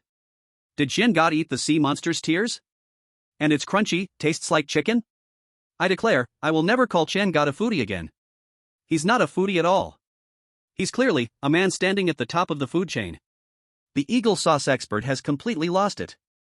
I just saw him, frantically shoving glass beads into his mouth, saying he wants to taste how crunchy it really is. Ha ha ha. You're killing me. Let them learn. I want to see what they can learn. The audience from Dragon Country had completely gotten used to Su Qian's various outrageous actions by now. They just wanted to see what new stunts their all-powerful Qian God would come up with next. After teasing the poor sea monster, Su Qian did not delay any further. He glanced at his task panel. Player, Su Qian. Score, 135. Task list. Task 7, win a game of chance at the Dead Man's Casino and obtain the store's treasure fate dice, not completed. Task progress, 0/1. Task completion score reward, 40. Task 10, obtain an eerie origin from the Lord's Mansion, not completed. Task progress, 0/1. Task completion score reward, 100. 135 points. Su Qian looked at his score, feeling a wave of satisfaction in his heart. Only 65 points left for the mysterious grand prize of 200 points. And now, there's less than a day left before the Lord returns. Time was very tight. He must seize every moment to complete the remaining tasks. The Dead Man's Casino? Su Qian frowned slightly at the newly appeared 7th task. The reward points for this task were quite high, a full 40 points. But the location of this task was in the west city of Twilight City. It was very far from where he was now. Going there and back would probably take up most of the day. No, this is too much of a waste of time. Su Qian shook his head and directly gave up on this task. His gaze skipped over the troublesome tasks in between. Instead, it focused on the last one, the most critical, with the highest reward points. Task 10. Obtain an eerie origin from the Lord's Mansion. Chapter 89. First encounter at the Lord's Mansion. Lord's Mansion. This ultimate task that had been hanging at the top of the task list since he entered the dungeon. Also the most mysterious, most dangerous, and most unpredictable place in the entire Twilight City. There lived the city's owner, the legendary Eerie Emperor. Although the main character had now gone out traveling. But one could easily guess that the nest he left behind would definitely not be a good place. Inside, there would surely be traps everywhere, with dangers lurking. There might even be something scarier than the Eerie Emperor, a guard monster. Going there would be like pulling teeth from a tiger's mouth. The level of danger was absolutely incomparable to all previous tasks combined. But the reward for this task was equally tempting, to the point that it was impossible to refuse. 100 points. As long as he completed this task, his total score would soar directly to 235 points. Not only would he get a double reward of 100 points, but he would also directly unlock that long-awaited 200 points mysterious grand prize. Let's do it. Su Qian's eyes sparkled with a crazy and resolute light. He had never been one to back down. A timid person. Since we've come this far, let's just go big. Isn't it just the Lord's Mansion? Isn't it just the lair of the mysterious emperor? I dare to impersonate your son, so why should I fear breaking into your home? Besides, I am now a big boss of the nascent soul realm. I hold that heaven-slashing divine sword, have the Wanquan library in my head, and I'm followed by a group of powerful little brothers. With such a luxurious lineup, if I can't even break into an empty Lord's Mansion, I might as well find a piece of tofu and headbang to death. Thinking of this, Su Qian's heart was filled with unprecedented pride and confidence. Ferryman. He turned around and looked at the mysterious ferryman who was still standing respectfully on the black sailboat. Take me to the Lord's Mansion. Yes, young master. The ferryman showed no hesitation. He picked up the bamboo pole in his hand and gently tapped the surface of the blood river. The old black sailboat instantly transformed into a black flow of light, carrying Su Qian at an incredible speed toward the shore. The Lord's Mansion was located right in the center of Twilight City. It was a structure more magnificent, grand, and filled with dignity and dominance than any building Su Qian had ever seen before an aerial fortress. The entire Lord's Mansion floated 1,000 meters high above Twilight City. It was made of an unknown black metal that emitted a faint dark light. Countless black thunders, filled with the breath of destruction and death, flickered and intertwined around the Lord's Mansion, forming an impenetrable, absolute death electric net. Any being that dared to approach would be struck into oblivion by the terrifying black thunder in an instant. A pressure more terrifying than the three preceding strange kings, hundreds of times more terrifying, belonging to the mysterious emperor, spread from the Lord's Mansion. It enveloped the entire Twilight City, causing all the strange beings living in this city to feel tremors and submission from the depths of their souls.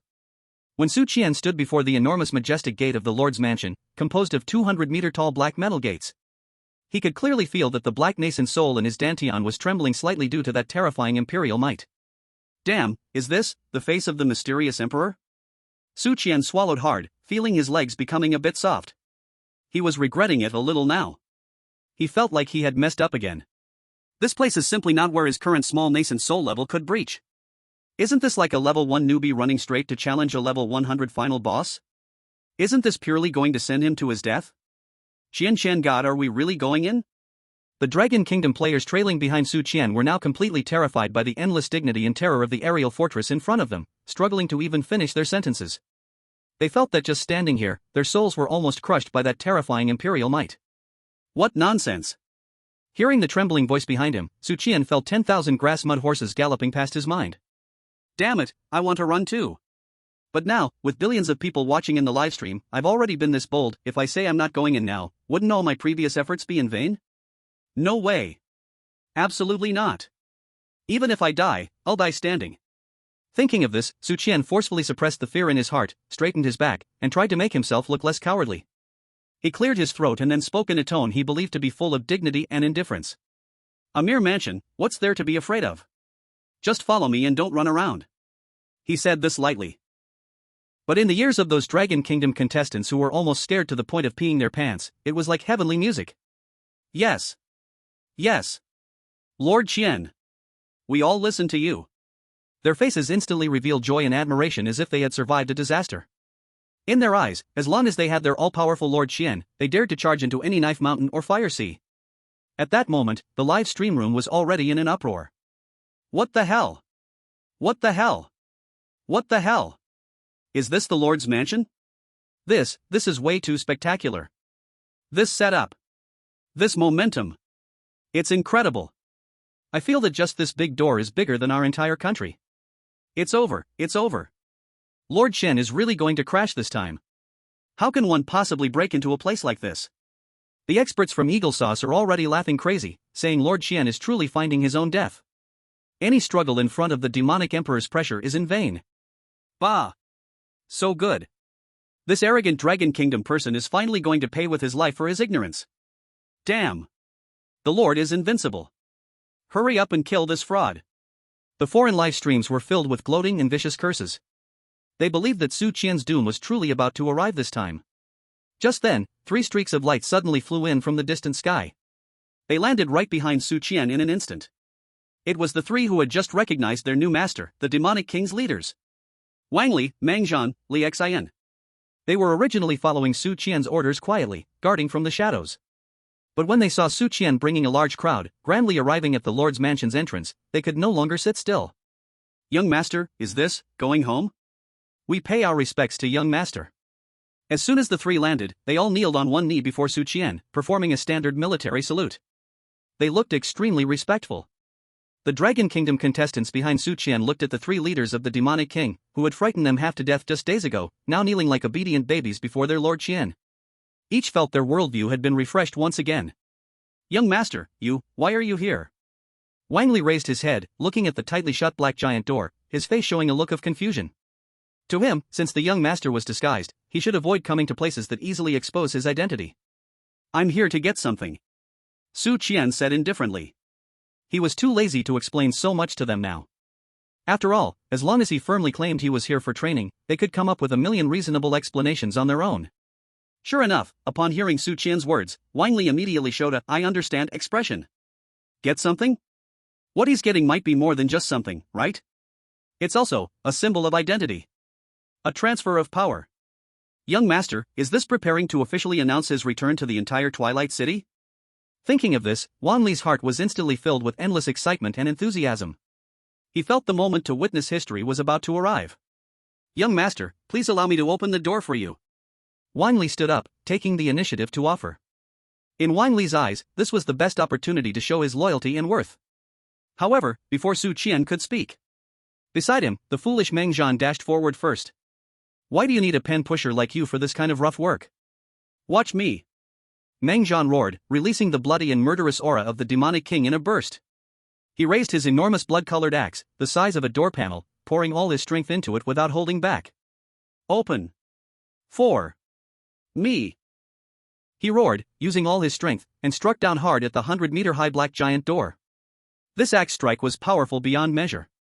It was enough to split a mountain in 2. However, dang! A crisp sound, like the clash of metal, rang out.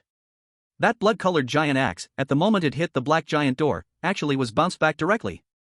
A terrifying backlash, 100 times more powerful than Meng Zhan's own strength, surged into his body through the axe handle. Puff! Meng Zhan spat out a mouthful of black reverse blood violently. His stout body flew back like a cannonball, crashing down over 1,000 meters away, hitting the ground heavily.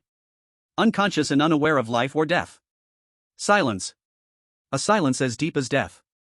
Everyone stared blankly at this scene, feeling as if their brains had completely stopped functioning. That was the Decepticon King, after all. A real, bona fide Decepticon King. His all-out strike couldn't even leave a scratch on that door? Even worse, he was struck down, spitting blood and unconscious on the spot? What the hell? What level of defense is this?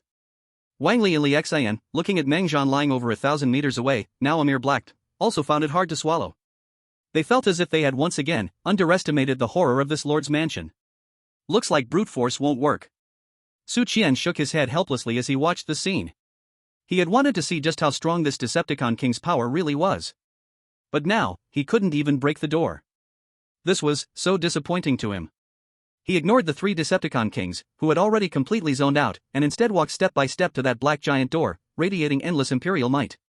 He knew that this door could not be opened with brute strength. It tested bloodlines. It tested identity. It tested qualifications. Damn it, it's time to gamble with my life. Su Qian sighed bitterly in his heart. He reached into his pocket with his right hand and quietly, with his nail, pierced the tip of his finger. Bright red blood immediately seeped out. He smeared the drop of blood on the dark green lighter, which he had always regarded as a talisman.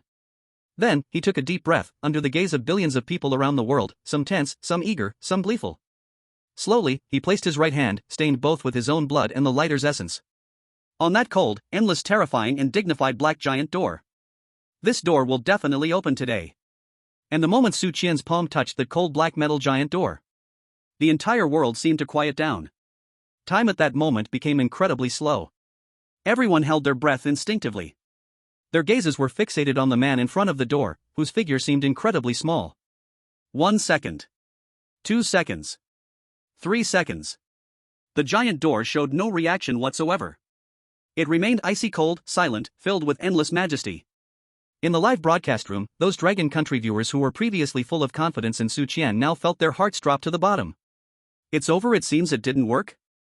Is this the time when Qianshan really flips the script? I said. This is the lair of the Decepticon Emperor. It's not that easy to break in. In the overseas live broadcast room, cheers erupted in advance, filled with schadenfreude. Ha ha ha ha. I knew it. I knew it would be like this. Fraud. This Dragon Country person is just a fraud. Now he can't keep up the act. Baka. Great. The Lord's Mansion's defense is truly invincible. This arrogant fellow is about to be ground to mincemeat by that terrifying imperial might. Shiba. Hurry up and die. I can't wait to celebrate. They seem to have already seen Su Qian in the face of absolute power. The scene of helpless rage, ultimately leading to despair and death. However, just when everyone thought that everything was settled, a change, once again, happened. The black giant door, which had been silent for several seconds, suddenly began to shake violently without any warning. V-room. A long and ancient buzzing sound, as if from the primal chaos of the world, echoed from the giant door, resonating throughout the entire world. Immediately after, the countless eerie lightning patterns, which had only flickered in brightness before, on the door, all of a sudden, illuminated. A dazzling, radiant, and even more brilliant and magnificent seven-colored light, filled with divinity and majesty, erupted from those lightning patterns. The light was so overwhelming. It instantly painted the entire crimson sky with vibrant, colorful hues. All the living beings that were illuminated by the seven-colored light, whether they were the Dragon Kingdom contestants following Su Qian, or the three leaders of the Eerie Kings who were completely stunned, or the entire city of Twilight, with all its weird creatures gazing up at the sky. At this moment, they all felt an irresistible urge deep within their souls, a desire to bow and worship. Thud. Thud. Thud. In front of the city lord's mansion, the dozens of Dragon Kingdom contestants could not control their bodies and all fell to their knees in unison. Wang Li and Liu Qiyun also, once again, felt their legs weaken and knelt down. They gazed at that figure, bathed in the seven-colored light, as if a god had descended to the world. Their eyes were filled with endless fanaticism and reverence. The Son of God. This was definitely the kind of omen that would only appear when the Son of God descends. They had bet right. They really had bet right. At this moment, an ancient, grand, and overwhelming voice, filled with endless authority and a touch of joy, slowly echoed from the giant black metal door. It reverberated throughout the entire Twilight City. I have slept for 10,000 years. Finally, I have waited for you. Welcome, little master, home. Chapter 91, The Terrifying Old Servant in the City Lord's Mansion. With the last word falling, that giant black door, which was said to be unmovable even by the eerie saints, and which had been closed for 10,000 years, it slowly began to open inward, revealing the deep, vast, and endlessly mysterious and unknown darkness behind the door. The entire world, at this moment, once again fell into an absolute, unprecedented silence. In the live broadcast room, the billions of viewers all stared blankly at the screen, as if petrified, witnessing a scene that looked like something out of a mythical epic. Their mouths were open wide enough to fit an egg. Their eyes were as wide as copper bells. Their minds had completely gone blank. The door opened? The door to the city lord's mansion, which even the Eerie King could not move, actually opened like this? And it opened, automatically? It even said, "Welcome, little master, home?" What the hell? What kind of outrageous plot is this? I swear, I will never call Qianshan a god again. After a long while, someone in the Dragon Kingdom's live broadcast room shakily typed out this line of text. This is not a god. This is clearly the Dao ancestor descending to inspect his own domain. Ha ha ha. Dao ancestor? Who else but the Dao ancestor deserves this kind of grandeur, this kind of vibe?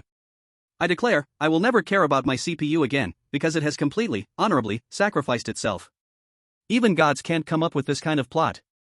The Eagle Sauce livestream has completely crashed, and reportedly their network department, after trying to fix it 100 times, chose to collectively resign, saying that this kind of miracle has exceeded what science can handle. They quit. The audience of Long Country had completely given up on thinking. They now just wanted to quietly enjoy how their all-powerful humble god would bring them a dual feast for the eyes and the soul. In front of the city lord's mansion, Su Qian looked at the grand door, slowly opening for him, radiating endless majesty and a terrifying aura. Listening to the delighted and reverent "welcome back, young master" near his ear, he was completely stunned. What the hell? Home? This door, it recognizes me as its son? No, is my luck just a bit too damn good? He felt that since entering this adventure, it was as if a rich lady named Goddess of Luck was pampering him. Moreover, she was that kind who would spend to make him happy, with no strings attached. This feeling was simply too damn good. Ahem. Su Qian cleared his throat, trying hard to bring back the corners of his mouth that were about to stretch to his ears. He had to hold himself together. He had to maintain his aloof, mysterious, unfathomable young master persona. He turned around and glanced at the group of Long Country competitors who had already knelt on the ground, looking at him with eyes like they were gazing at a deity, along with the two equally kneeling ghost kings. Then, in a calm yet commanding tone, he slowly spoke. Get up. Follow me, we go home. After saying that, he no longer paid attention to the expressions of those who had turned to stone, and boldly stepped into the mansion's door, filled with endless mystery and unknown. However, just as one of his feet had just stepped into the city lord's mansion, a pressure, more terrifying, more solid, filled with death and decay than any previous experience, erupted violently from the depths of the dark void. Immediately after, a figure clad in worn-out butler attire, hunched and seemingly so fragile it could be blown over by a breeze, appeared silently before Su Qian. He seemed like a ghost that crawled out of a grave, blocking Su Qian's path. His face held no expression. His body emitted no aura. But Su Qian's spirit sense, which had become extraordinarily sharp after breaking through to the Yuaning realm, detected a threat from the seemingly ordinary old butler, more terrifying and deadly than that previous book demon. This old fellow was definitely the most terrifying presence in this city lord's mansion, apart from the absent city lord. That aged figure stood there quietly, like a lifeless statue. He did not speak or make any movements. But the eerie aura emanating from him, halting as if it could freeze space itself, made everyone's hearts leap to their throats in an instant. Who is this? What, a terrifying aura! I feel just looking at him one more time and my soul would freeze. The Long Country competitors following Su Qian all turned pale and trembled violently from fear. Even Wang Li and Liu Qiyun, the two ghost kings, had unprecedented seriousness etched on their faces. They clearly felt that this seemingly ordinary old butler was absolutely far stronger than they were. In fact, he might have already reached the peak realm of Ghost Saint. Fu Bo? Wang Li looked at the aged figure and tentatively whispered. The old butler, referred to as Fu Bo, slowly lifted his drooping head. It was a face covered with age spots and wrinkles, looking like dry tree bark. His eyes were two bottomless, pitch-black voids. As his hollow gaze landed on Wang Li and Liu Qiyun, both of their bodies trembled instinctively. Wang Li, Liu Qiyun. Uncle Fu spoke, his voice hoarse and dry, like two rusty iron pieces rubbing against each other. You two, why aren't you staying well in your military camp? What are you doing here? His tone was full of questioning and displeasure. Uncle Fu, Wang Li was about to explain, but was directly interrupted by Uncle Fu. And you too. Uncle Fu's hollow gaze fell on the Dragon Kingdom players, who were nearly scared to wet themselves. A group of humble, living beings, like ants, dare to step on this sacred land? You are desecrating. His voice instantly became icy cold. A terrifying aura filled with death and decay exploded from him. Chapter 92, the source of Su Qian is older than the city lord? The terrifying killing intent erupted completely at that moment. The pressure from the peak of the ghostly saint was like a mountain, crushing down on everyone. Thud. The dozens of Dragon Kingdom players were instantly pressed to the ground by this pressure, their faces pale, not daring to breathe. Even Wang Li and Liu Qiyun, the two ghost kings, were sweating profusely on their foreheads. They knew Uncle Fu was truly serious about killing this time. Uncle Fu. You misunderstood. Wang Li gritted his teeth, struggling to speak. They are not ordinary people. They are brought back by the young master. Young master?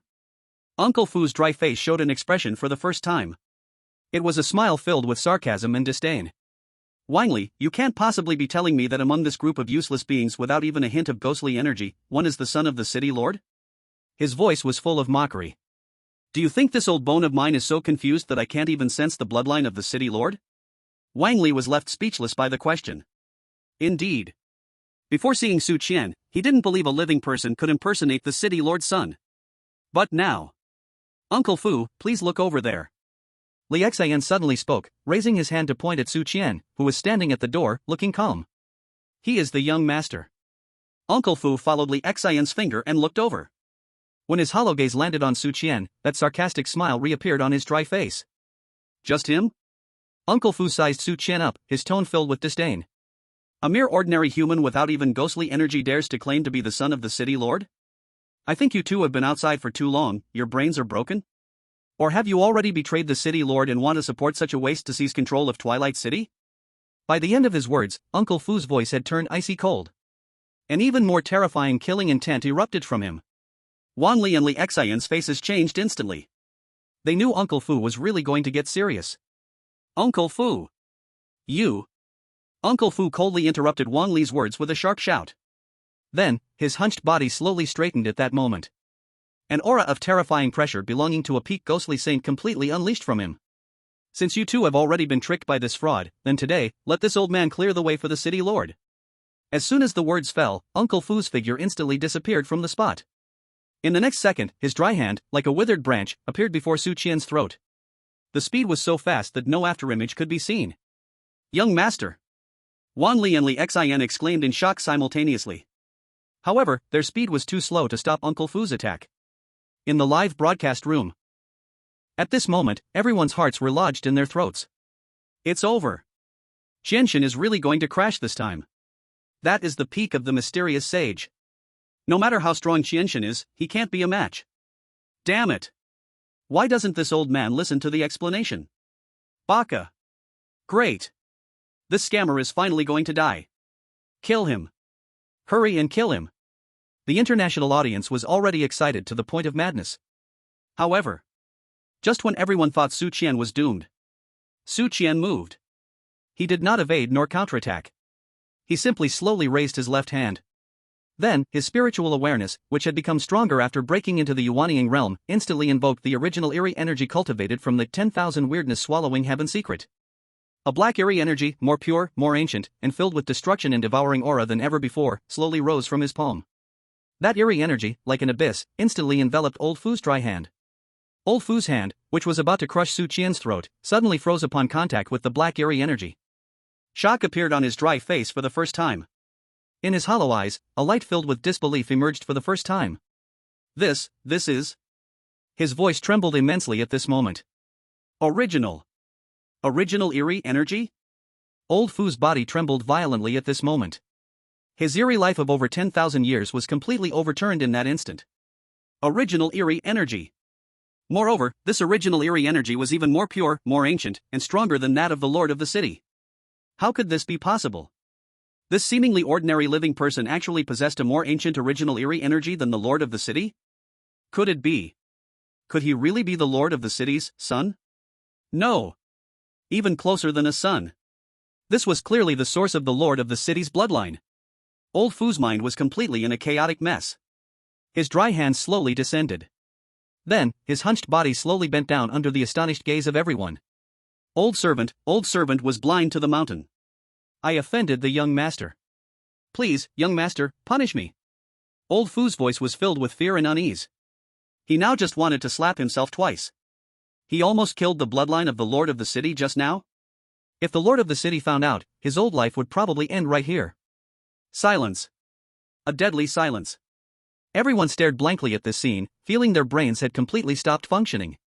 The powerful mysterious sage at the peak, who had just been filled with murderous intent to clean house, actually knelt down. And he knelt so decisively, so thoroughly? What the hell, what kind of divine plot is this? The live broadcast room had already exploded. Damn. Damn. Damn. This is possible? Just a glance, a trace of eerie energy, stunned the peak of the mysterious sage? I declare, I will never say Qianshan relies on luck again. This is clearly the child of destiny. Eagle Country's experts are completely crazy, saying this kind of plot violates all scientific laws. They want to complain to God. Ha ha ha. It's killing me. Let them complain. I want to see if God can manage our Qianshan. And Su Qian, looking at the old butler kneeling in front of him, had a hint of a helpless smile on his face. All right, get up. I am not that petty. You are also thinking of my father, I understand. Old Fu felt gratitude on his dry face upon hearing these words. The young master is magnanimous, the old slave is ashamed. He quickly got up from the ground and respectfully stood behind Su Qian. His attitude was 100 times more respectful than it had been towards Wang Li and Li Xian. Seeing this, Su Qian said nothing more. He turned around and looked at the still open gate of the city lord's mansion. Let's go. Take me to see where my dad's treasure vault is. Chapter 93, No one can enter the treasure vault? Uncle Fu's hunchbacked figure led the way ahead, his attitude so respectful as if he were worshipping a god walking in the world. With every careful step, he feared to shatter the shadow on the ground, disturbing this unfathomable young master behind him. The dozens of surviving Dragon Country contestants had completely given up on thinking. Their brains, after experiencing a roller coaster ride from despair to ecstasy, to incredulity, and finally to complete numbness, had turned into a lump of mush. They followed Su Qian like a group of faithful disciples, their eyes filled with awe and fervor. Thinking? Analyzing?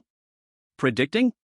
These high-level human activities seemed so excessive and laughable in the presence of the god of humility. Their only thought now was to closely follow and witness this divine being crush the rules of this bizarre world, time and again, underfoot. The interior space of the city lord's mansion was far more magnificent than what could be seen from the outside. It was not just a building, but rather a small world forcefully stuffed into the sky. Massive columns made of unknown black metal stood like the arms of a giant god, supporting this floating land. The surface of these columns was smooth as a mirror, yet they reflected no light, instead looking like deep black holes wanting to suck in one's soul. The diameter of the columns required dozens of people to embrace, they reached high to the top, merging into the black dome thick with strange air. Turning to the walls, one would feel the scalp tingle. Countless vivid and bizarre reliefs were carved into the walls, these were not mere decorations but solidified epics of war, snapshots of destruction and slaughter. Some reliefs depicted three-headed, six-armed demons wielding sharp blades, tearing apart a colossal beast of the starry sky, with blood and entrails depicted in gruesome detail, as if one could smell the bloodstains sent crossing time and space. Other reliefs showed an endless army of bones, with each skull's eye sockets burning with ghostly green flames, marching across a ruined ground of gods, trampling broken statues beneath their feet. And there were reliefs showing a gigantic mouth devouring one world after another, as planets crumbled in its maw like candy. These reliefs were filled with dynamic tension, every muscle texture, every wound held a breath of violence and destruction. The contestants merely took a glance and felt as if their souls were about to be dragged into that endless murderous illusion, their hearts jolted, lowering their heads to avoid looking again.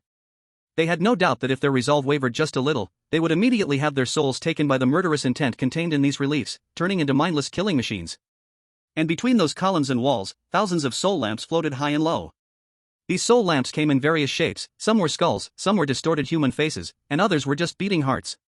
They emitted a dim, dark light, providing the only source of illumination in this grand yet lifeless space. What burned within the lamps was not ordinary fire but the twisting, struggling souls of the dead. The faces of those souls were clear, filled with unwillingness, resentment, and endless agony. They silently roar in the light, never to find relief. Young master, these soul lamps were personally crafted by the city lord. Uncle Fu spoke in a tone mixed with reverence and pride, as if introducing his master's most prized artwork. Each soul lamp contains the spirit of someone who was at least a trick king level strong in life. Some special soul lamps, like the one you see, the one shaped like a dragon's head, seals within it a spirit that once dared to challenge the city lord's authority. Su Qian followed his direction and looked at the dragon headlamp, where a fierce ghostly figure clad in a tattered dragon robe was frantically slamming against the lamp's wall, yet was repeatedly pushed back by an invisible force. Each impact made its soul grow dimmer and dimmer. Uncle Fu continued, their purpose is not just to provide energy and maintain the floating and operation of the city lord's residence. More importantly, they are the eyes and ears of the city lord. Each soul lamp is connected to a specific area of Twilight City, any rustle or stir in the city will not escape the city lord's perception. At the same time, they serve as a deterrent, warning all who covet this city of the fate that awaits those who defy the city lord. Su Qian was taken aback by this revelation. Goodness, this is quite a grand undertaking. He casually glanced around, just in this seemingly endless corridor, the number of soul lamps had already surpassed 10,000. How many trick kings and trick saints must have been killed to gather such a lighting army? This cheap dad he had yet to meet truly was a ruthless and fearsome figure, an undeniable hardliner. After what felt like an endless walk, Uncle Fu finally stopped before a door. This door was entirely different in style from the surrounding grandeur. It was not large, only twice the height of a regular door, made entirely of a deep black metal. However, it bore no extra carvings, only a massive, eerie rune that took up the entire door panel. The rune was extremely complex, formed by countless twisted lines and strange symbols. It seemed alive, with the lines slowly writhing and reorganizing, causing dizziness at just a glance, as if one's soul was being drawn in. The entire rune emitted an aura that surpassed time and space, filled with mystery and supreme authority, as if it was the very embodiment of rules. Young master, this is the private treasury of the city lord. Uncle Fu's voice was even more respectful, trembling slightly. He bowed deeply and said, inside are treasures that the city lord has personally collected, plundered, and traded over the past tens of thousands of years from various worlds. Each one is enough to drive the outside trick saints mad. At this point, Uncle Fu's tone suddenly grew hesitant and troubled. However what? Su Qian raised an eyebrow, intrigued as he looked at him. Uncle Fu bent even lower, almost to 90 degrees, carefully choosing his words. However, this treasury door is called bloodline proof. It is itself a supreme treasure with its own spirit. According to the city lord's rules, only his own source trick energy, and it must be in its purest and most peak state, can be recognized by it to open the door. This is the fundamental rule, impossible to bypass or break. He paused, lowering his voice even further, afraid to offend Su Qian. Moreover, before leaving, the city lord gave this old servant a deadly order. Until he returns, no one is allowed to enter the treasury. By no one, this old servant believes, it also includes you, young master. The voice of Fu Bo was as small as a mosquito, and he didn't even dare to look up at Su Qian's expression. His mood was at an extreme contradiction. On one hand, he had already determined that Su Qian was a little master whose origin was even deeper than the lord's bloodline and should be served with everything. On the other hand, the lord's accumulated power over 10,000 years and that deathly command weighed down on his heart like a mountain, making him unwilling to contradict it.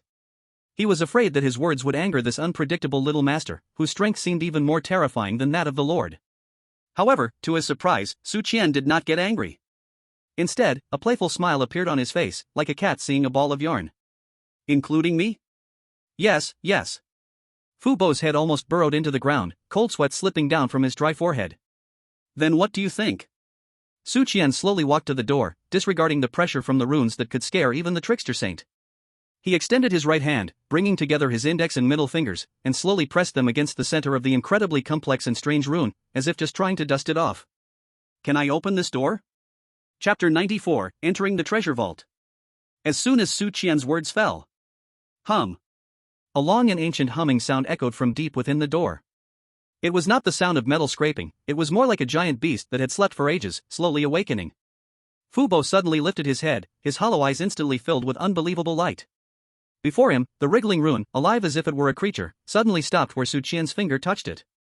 Then, a gentle yet incomparably noble golden light surged from Su Qian's fingertips, instantly illuminating the entire rune. The golden light flowed like a living stream, rapidly spreading along the countless complicated lines of the rune, turning the entire dark door plank into a dazzling golden seal in a millionth of a second. The door that originally emanated a cold aura that kept people at bay completely changed its demeanor the moment it was fully covered by the golden light. It was no longer cold metal but like a loyal guardian seeing its long-lost master, emanating a joyful emotion. Click. A soft sound, like a whisper between lovers. That bloodline proof, which Fu Bo believed could be opened by no one but the Lord himself, quietly and respectfully opened inward without any warning, under the shocked gazes of everyone.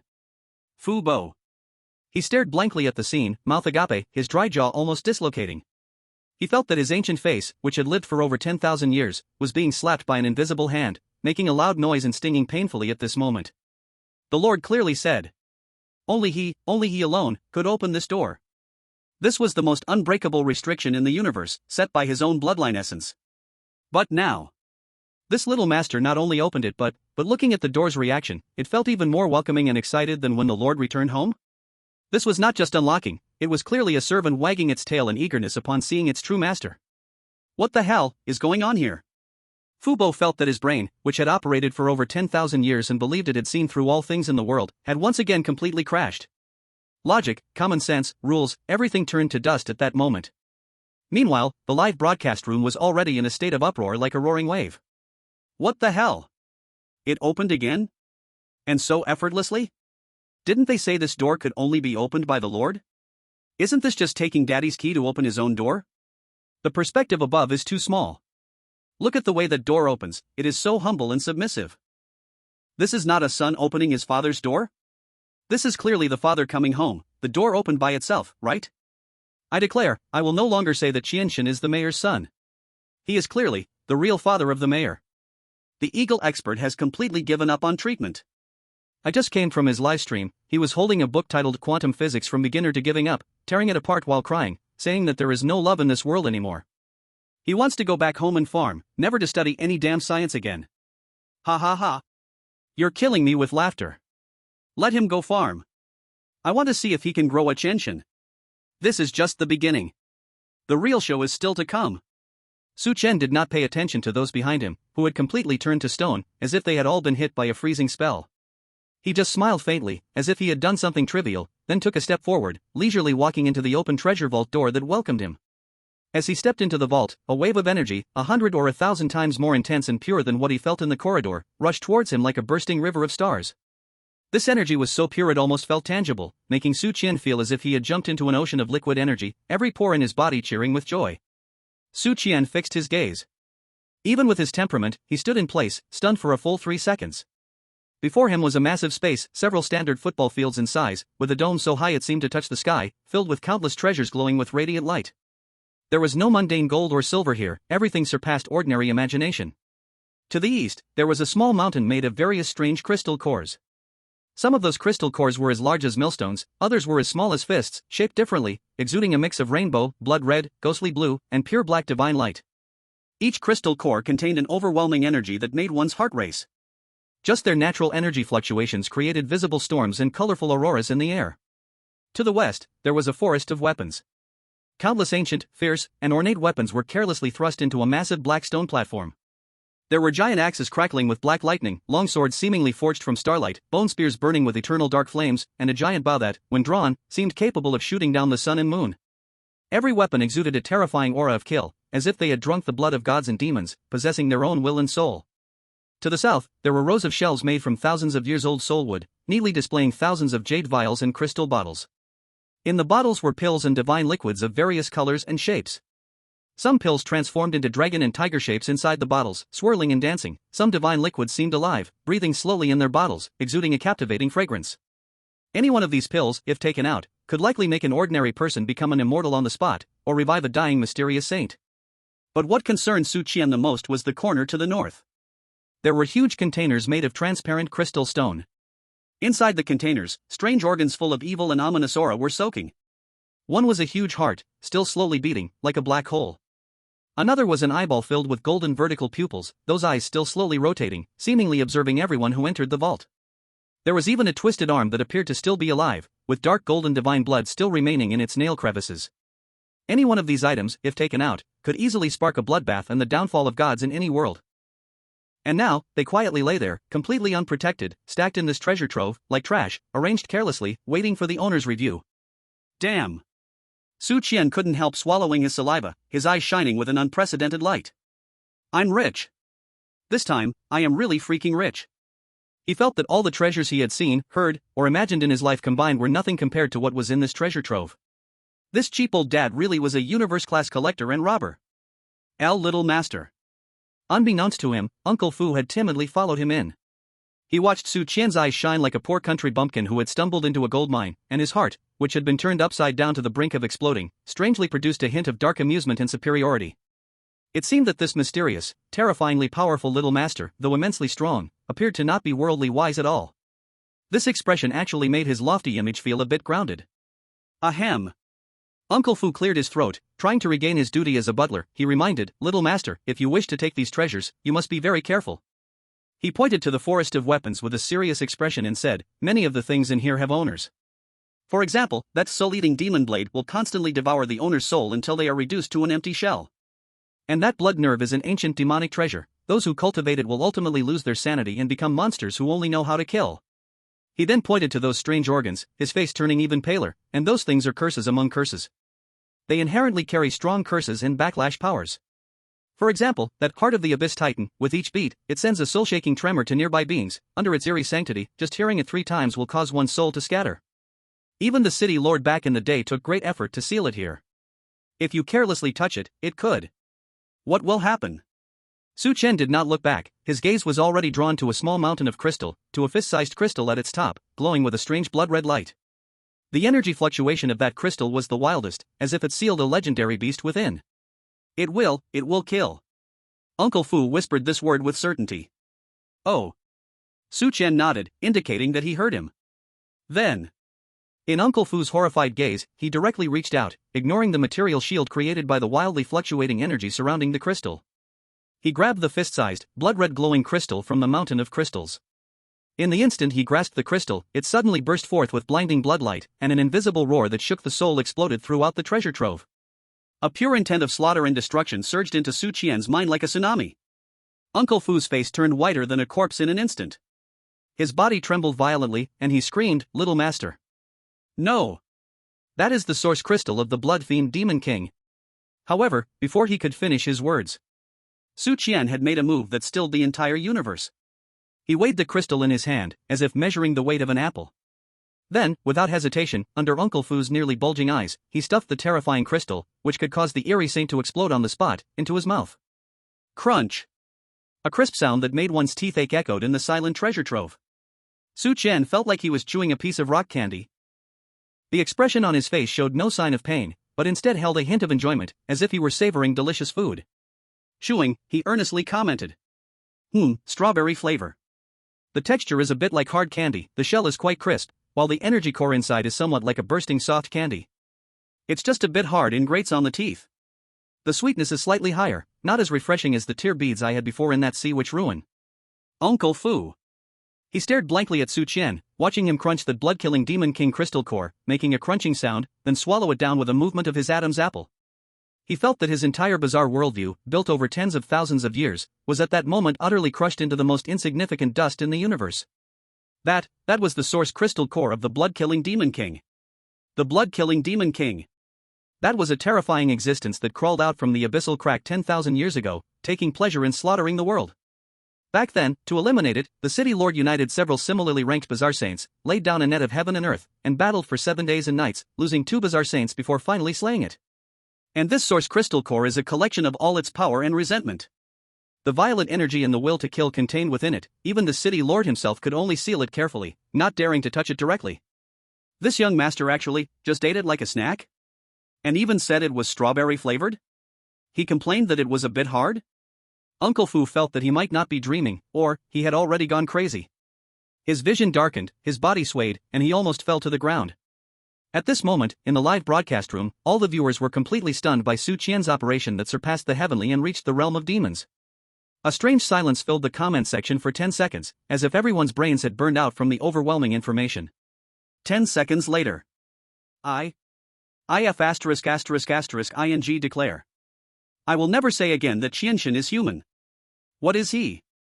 He is clearly a humanoid glutton. A cosmic black hole turned into a spirit. Everything can be eaten? And he can even give live food reviews? Reviewing taste and texture? I'm F ****ing cracking up. I suspect Qianshan's stomach is not a stomach, it's connected to a 4-dimensional space that specializes in processing high-energy materials. Breaking news.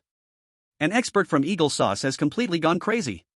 He is now crazily stuffing granite from his lab into his mouth, crying and shouting that he also wants to taste what strawberry flavor really is. Ha ha ha. You're killing me with laughter. Let him go plant. I wonder if he can grow something. As long as his teeth don't break. In the treasury, after Su Qian finished eating the crystal core, he smacked his lips, seemingly feeling not yet satisfied. The energy within him only fluctuated slightly, completely absorbing the violent power without even a burp. His gaze fell again on the weapon forest. He reached out, took a black long sword with an ancient design from the nearby rack, its blade dark as ink, as if it could absorb all light. This sword is nice. Su Qian weighed the long sword in his hand, a cold and longing thought instantly transmitted from the sword body, wanting to drill into his arm and devour his life force. He nodded in satisfaction. It feels easier to handle than my sky-slashing sword. Just as Uncle Fu, who had just caught his breath and hadn't yet recovered from the shock of the strawberry-flavored crystal core, saw Su Qian pick up the sword, his expression changed again. Almost instinctively, he used the last bit of his strength to hoarsely shout. Young master! That is annihilation. The legendary fierce weapon that has slain deities. However, his words, once again, could not be finished. Su Qian had already injected a trace of his original bizarre energy into that constantly struggling sword. In the terrifying aura of the black long sword. Chapter 96, Obtaining the Strange Origin. Buzz. A light sound, not from metal, but from the shiver deep within the soul. The black long sword named Oblivion trembled violently the moment Su Qian infused it with his original bizarre energy. That cold intention wanting to devour all vitality, when encountering Su Qian's even more overbearing and unreasonable devouring power, acted like a rebellious child meeting their true father. 1 second it was baring its fangs and claws, the next second it became as docile as a kitten. The deep, pitch blackness of the sword, seemingly able to absorb all light, gradually faded away, replaced by a purer darkness originating from Su Qian's palm energy. It was submitting. It was expressing its loyalty. Uncle Fu's hollow eyes were fixed on that sword, his dry lips trembled, unable to speak a word. Oblivion. That was the Oblivion Demon Sword. It was the supreme weapon snatched from the hands of the Oblivion Demon Emperor, who had 1 foot in the threshold of the Bazaar God, during the time when the city lord trampled an entire demon realm. This sword had slain gods and slaughtered demons. Under its blade, there were not just 100 million souls, but at least 80 million. Its viciousness had sunk deep into the bones, even the city lord himself could only seal it in the deepest part of the treasure vault, daring not to use it lightly. But now, this young master not only picked it up, but even just with a wisp of bizarre energy, made this fierce weapon, which even the Bazaar Emperor could not fully tame, acknowledge its new master on the spot? Uncle Fu felt that his heart, which had stood strong for thousands of years, was on the verge of breaking at this moment. He felt he might burst open at any moment, just like that previous bloodline sensing sphere. Su Qian, however, paid no attention to his almost near-death expression.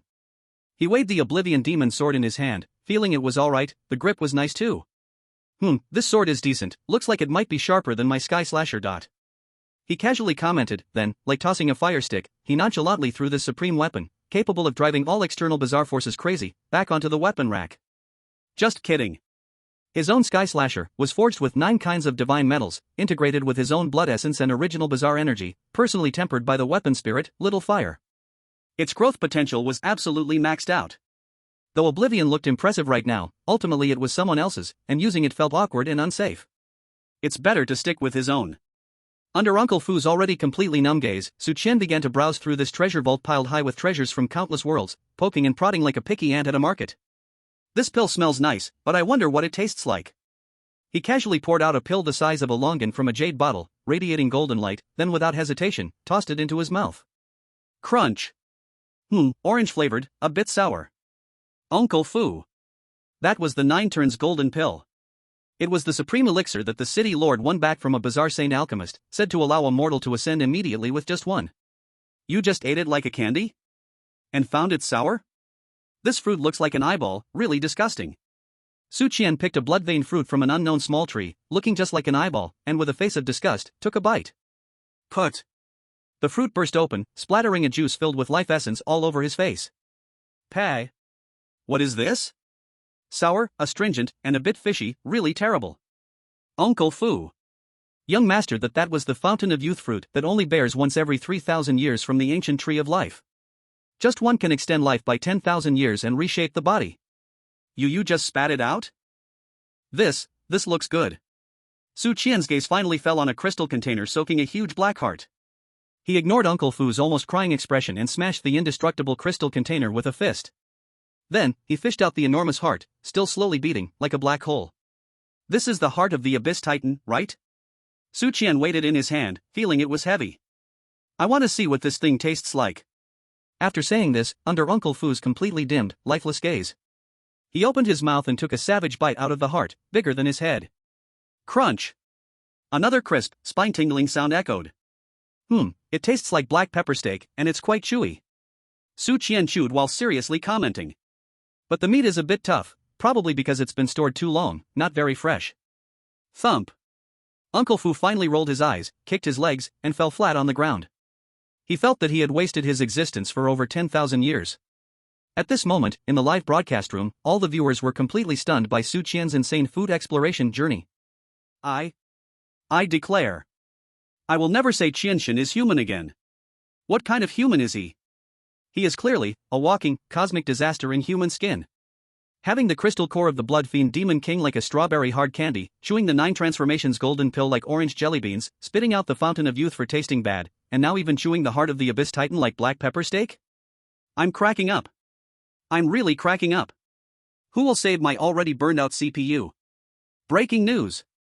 An expert from the Eagle Nation, seeing Qianshan biting into the heart, directly ate his own desk while crying, saying he also wanted to taste what black pepper steak is like, and he's now been dragged away by a group of people in white coats. Ha ha ha. You're killing me. Let him eat. Let him eat. I want to see if his teeth can handle it. The audience in the Dragon Kingdom erupted in laughter after experiencing a brief moment of extreme, unmatched shock. After chewing a few bites of the black pepper steak, Su Qian seemed to find it a bit greasy. He casually tossed aside the heart, which was still more than half left. Then, he finally remembered the true purpose of coming here. Alright, Uncle Fu, where is that strange origin of the city lord's residence? Oh no, my dad's. He turned back and glanced at Uncle Fu, who was lying on the ground, foaming at the mouth, unconscious. Then, he shook his head helplessly. Sigh, such poor psychological quality. Looks like I still have to rely on myself. Su Qian's gaze began to carefully search through the treasury piled high with countless treasures. He could clearly sense that the target of this task, that strange origin, was in a corner of this treasury. That aura was so unique, so familiar. Soon, his gaze locked onto the very center of the treasury. There stood a giant altar made of unknown white jade, standing 10 meters high. On the altar, there was nothing. Only a completely black, fist-sized ball, seemingly containing the birth and death of the entire universe, radiating an aura that made Su Qian feel immensely close and eager. The black orb was quietly floating there. Found it. Su Qian's eyes instantly lit up. He could clearly feel the terrifying power contained in that black orb, how delicious it was. Without hesitation, he stepped forward and walked towards the altar. He walked up the altar's steps one by one. Then, under the watchful eyes of billions of people worldwide, who had become completely numb, he reached out his hand and grabbed that black orb, which represented the most core and primal power of this S-level dungeon. Chapter 97, Mission completed, ready to flee. Buzz. The moment Su Qian's palm gripped the black orb, the entire treasury, even the whole Lord's mansion, trembled violently. A stream of energy, grander, older, and filled with primordial essence than ever before, surged up his arm and rushed wildly into his body. Boom! Su Qian felt as if billions of suns were exploding inside his head at the same time. That energy was so pure, so gentle. It was not like the brutal energies from the crystal cores or hearts before, which he had to forcibly devour and refine using the 10,000 tricks swallowing heaven technique. It was like a long-lost traveler finally finding his way home. It took the initiative, warmly merging into Su Qian's limbs and bones, into his dantian, and into his black primordial infant. Gurgle, gurgle. The black primordial infant in Su Qian's dantian, upon touching this energy, acted like an infant that had been hungry for billions of years, finally taking its first sip of mother's milk. It emitted satisfied and joyful gurgle sounds, then opened its small mouth, starting to greedily swallow that vast primordial energy, one gulp at a time. As it devoured, Su Qian's cultivation began to rise at a terrifying, absurd speed, even more crazily than ever before. Early stage of primordial infant. Mid stage of primordial infant. Late stage of primordial infant. Peak stage of primordial infant. In just a few breaths, his cultivation skyrocketed to the peak of the primordial infant realm. Moreover, this momentum showed no signs of stopping. The massive primordial energy, after nourishing his primordial infant, kept flooding through his meridians, refining his body and bones ceaselessly. At that moment, Su Qian felt like he was undergoing an unprecedented transformation, a complete rebirth. Boom! Another thunderous sound echoed from the depths of his soul. The recently stabilized bottleneck of the primordial infant realm was as fragile as a thin sheet of paper before this unstoppable torrent of energy easily pierced through. The fifth layer of 10,000 tricks swallowing heaven technique, transformation into God realm. It was achieved. At the moment of breaking through to the transformation into God realm, the black primordial infant in Su Qian's dantian suddenly opened its eyes. Two beams of substantial black divine light shot out from its eyes, piercing through Su Qian's body and directly smashing a small mountain made of strange crystal cores, turning it into powder in the air. And the body of the black primordial infant began to grow rapidly, becoming more solid and clearer at a visible pace. In the end, it actually stepped out from Su Qian's dantian and appeared right before him. It was another Su Qian, the same height, the same facial features, but wearing a black imperial robe made of the purest primordial strange energy, embroidered with colorful dragon patterns. He was Su Qian's transformation into God. A condensation of Su Qian's entire cultivation and will. Damn! Su Qian stared at this transformation into God, identical to himself but filled with endless majesty and aura, completely stunned. He felt like he had given birth to himself? Isn't this completely absurd? And just when he was dazed, the crisp system prompt finally arrived in his mind, tardy but clear. Ding! Congratulations, you have obtained a strange primordial essence. Mission 10, obtain a strange primordial essence in the Lord's Mansion, completed. Mission reward, 100 points, already issued. Total score, 235. Congratulations, your total score has exceeded 100 points. When leaving the dungeon, all rewards will be doubled. Congratulations, your total score has exceeded 200 points. You have successfully unlocked the mysterious grand prize. Mysterious Grand Prize, Original Mark of the 7 Deadly Sins, incomplete. Original Mark of the 7 Deadly Sins. It is said that the 7 supreme beings who built the entire eerie realm left behind this mark, which possesses incredible power. What you have obtained is the mark representing gluttony. Effect: you can ignore any restrictions, devour and perfectly refine any form of energy. Note, due to this mark being in an incomplete state, its effect will be weakened to some extent, and it may bring some unexpected side effects. Su Qian looked at the task panel, filled with a series of dense reward notifications, and was stunned. 7 deadly sins? Gluttony? Devour and perfectly refine any form of energy? Holy crap! This is exactly what I've been doing all along? So all my previous actions, eating crystal cores, gnawing hearts, swallowing resentful spirits, were because of this gluttony mark? No wonder. No wonder I could digest all that raging energy like it was candy. No wonder those 2 lighters, as soon as they touch blood, make those eerie beings bow down like they are seeing their father. Because, flowing through my blood, is simply not some bullsh** T imperial blood. It's the original mark of those 7 supreme beings. With everything figured out, a huge wave surged in Su Qian's heart. He finally understood what had happened to him. He also finally understood why he possessed such incredible luck and such an outrageous physique. So it turns out, I am the biggest bug in this dungeon. Su Qian bitterly smiled in his heart.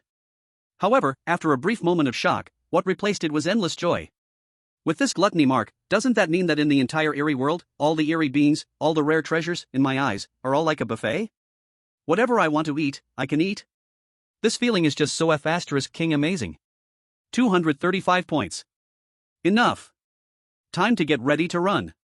Su Qian glanced at his score, and the enormous rock in his heart finally settled. He looked outside the treasury at those Dragon Country contestants still kneeling on the ground, and those few completely petrified eerie little brothers. In his heart, an idea suddenly formed. Why be happy alone when you can be happy together? Since I'm leaving anyway, I should leave some souvenirs for my compatriots? Thinking of this, a brilliant smile, even carrying a hint of kindness, appeared on Su Qian's face. He turned around and said loudly to the dumbfounded Dragon Country contestants outside the treasury, "Don't kneel anymore, come in. Today, I'm treating. You can pick anything in this treasury, 1 item each, and once you're done, we'll leave." As soon as he said this, the entire world seemed to fall silent once more. Outside the treasury, those kneeling Dragon Country contestants all raised their heads, their faces filled with disbelief. What? The things in this treasury they can pick at will? 1 item each? They looked at the mountains of crystal cores, divine weapons, and pills exuding terrifying energy in the treasury. They felt as if they were dreaming.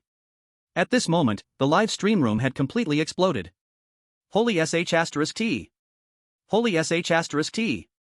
Holy sh**t. I'm losing my mind. I'm really losing my mind. Pick at will? 1 item each? God Qian, are you really going to completely empty this S-level dungeon? I declare. I will never call God Qian a god again. What the hell is he? He's clearly a robber. Ha ha ha. Robber of the gods. But I love it. So King domineering. When the top officials of Eagle Sauce heard God Qian's words, they reportedly collectively went into shock on the spot. Now in the ICU, waiting for rescue. Under the numb gaze of billions of people around the world. An unprecedented, crazy party led by a god, robbing the lair of a ghost emperor with a group of mortals, has officially begun. Chapter 98, The Crazy Party Before Leaving. What are you still dazed for? Didn't you hear what God Qian said? Zhao was the first to react from the extreme shock. His face, flushed with excitement, was filled with ecstatic joy. He scrambled to get up from the ground and let out a heart-wrenching roar at the group behind him, who were still in a daze, the Dragon Kingdom contestants. We're rich. We're King rich. His shout was like a lit fuse on a powder keg. K. Really, can we take whatever we want? God Qian, you're not joking, right? The rest of the dozen Dragon Kingdom contestants finally awakened from their dreams. They looked at Su Qian, filled with uncertainty and desire in their eyes. Of course. Su Qian waved his hand impatiently. When have I ever lied? I'll give you 3 minutes, 1 for each person, take what you can and go. Remember, don't be too greedy, take only what you can use. If you take something you shouldn't, and it backfires, don't blame me for not reminding you. Though his words carried a hint of warning. In the ears of those Dragon Kingdom contestants, it sounded like the sweetest music. Yes. Yes. Thank you, God Qian. Long live God Qian. God Qian is our rebirth parent. In the next second. the entire treasury of the Lord's mansion erupted with wailing cheers. Those dozen Dragon Kingdom contestants charged into the treasure trove like a pack of wolves that had been starving for 3 days and nights. With red eyes, they desperately rushed toward the piles of treasures they hadn't dared to even look at before. F***K. This is a Ghost Lord level crystal core? I'm rich.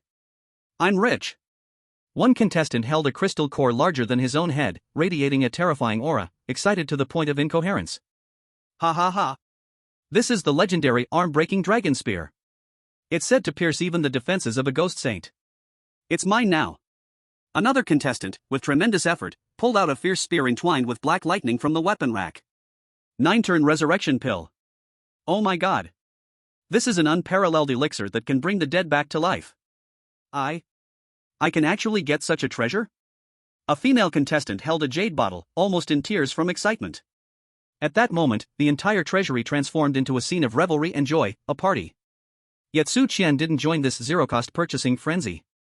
His gaze fell on the still unconscious Fu Bo. He stepped forward and kicked at that frail body. Hey, old man, stop pretending to be dead, get up. Fu Bo's body jolted violently. Then, he slowly opened his hollow eyes. He looked at Qian, his dried face filled with complex expressions. There was awe, fear, but more of a relief? Little master. His voice was hoarse and weak. Alright, don't call me little master anymore. Qian waved his hand.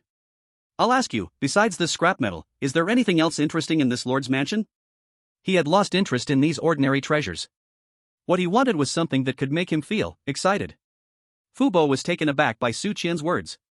Scrap metal? He glanced at the treasures in the treasury, treasures that would make any ghost saint go crazy. Then he looked at Qian's face, full of disdain. He felt his heart, which had just calmed down, start to ache again in that moment. How high is this little master's vision, really? Back, little master. Uncle Fu struggled to get up from the ground. This treasure house stores nothing but ordinary collectibles. The lord of the city's real treasures are kept in another place. Another place? Qian's eyes instantly lit up. Where? In the lord of the city's palace. Uncle Fu's voice trembled slightly from fear. The palace. That is the place where the lord of the city rests and practices. It is the most private and the most strictly guarded place in the entire lord's mansion.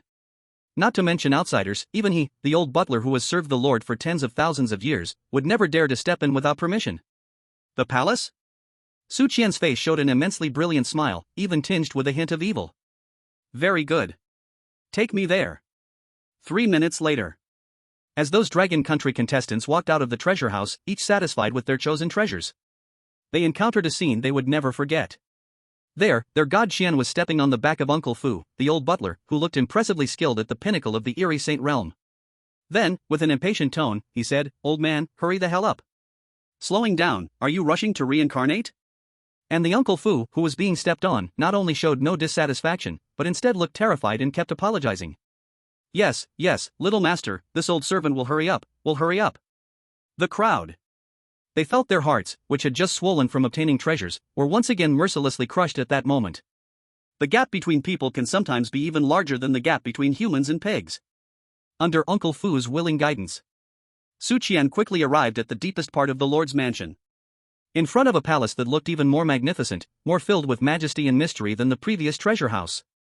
The palace's grand door was also made of an unknown black metal. But, unlike the treasure house's door, this door was not engraved with any complex runes. It was just a plain, smooth as a mirror, black door. Yet, this ordinary black door made Qian feel a terrifying, deadly threat, 100 times more than before at the treasure house door. He could clearly sense that behind this door hid a terrifying existence capable of completely erasing him and the entire lord's mansion. Little master. Uncle Fu's voice trembled violently from extreme fear. This is the lord of the city's palace. The lord's most precious things are inside. However, but the lord specifically instructed before leaving that no matter what happens, we absolutely must not open this door. Because behind this door is. Before Uncle Fu could finish, Qian already smiled. I know. He looked at the black door that radiated endless terror and death, his face showing not a hint of fear, but rather a trace of unprecedented excitement and fervor. Because I can feel it. My dear, old man left me his last, and the biggest gift. It's waiting for me inside. After saying that, he no longer hesitated at all. Under Uncle Fu's terrified gaze, Under the completely numbed gaze of the tens of billions of viewers in the live broadcast room, he slowly raised his right hand. Then, with one punch, towards that forbidden door, which even Uncle Fu at the pinnacle of the eerie saint dared not approach, he struck fiercely with all his might. Chapter 99, The Return of the City Lord, The Apocalypse Descends. Boom! An earth-shattering explosion shook the entire Twilight City. At the deepest part of the City Lord's mansion, a deafening explosion rang out. Su Qian's fist, infused with all the power of the nascent soul realm, collided squarely with the black door, exuding endless terror and the breath of death. However, to everyone's surprise, the door did not shatter as they had imagined. In fact, it didn't even tremble in the slightest. It just stood there quietly, as if Su Qian's fist, capable of killing the king of deception, was nothing more than a gentle breeze brushing by it. Su Qian looked at the unharmed black door, momentarily stunned. He felt as if his fist had struck a wall made of the hardest material in the universe. That terrifying backlash force even made his fist, comparable to a divine weapon, feel a slight sting. Interesting. A curious smile appeared on Su Qian's face. It was the first time he had encountered something that could withstand his full power punch without a scratch. This door was indeed extraordinary. Master, no. Uncle Fu's terrified and desperate scream rang out behind Su Qian. This is the End of Days Gate. It was created by the City Lord using his own source imperial blood, combined with the power of those 7 great lords, the strongest seal. Behind this door is the most terrifying, forbidden existence sealed during that world-destroying battle, suppressed by the City Lord and his allies. If it is released, the entire Twilight City, and even the whole realm of deception, will be completely destroyed. Uncle Fu was genuinely frightened. He never expected that his little master would be so audacious, daring to touch the End of Days Gate. This was no longer just courting death, it was dragging the whole world down with him. At the same time, in the live stream room, after hearing Uncle Fu's explanation, the comments erupted. What the hell? End of Days Gate? Forbidden existence? God Qian, is he really going to break everything?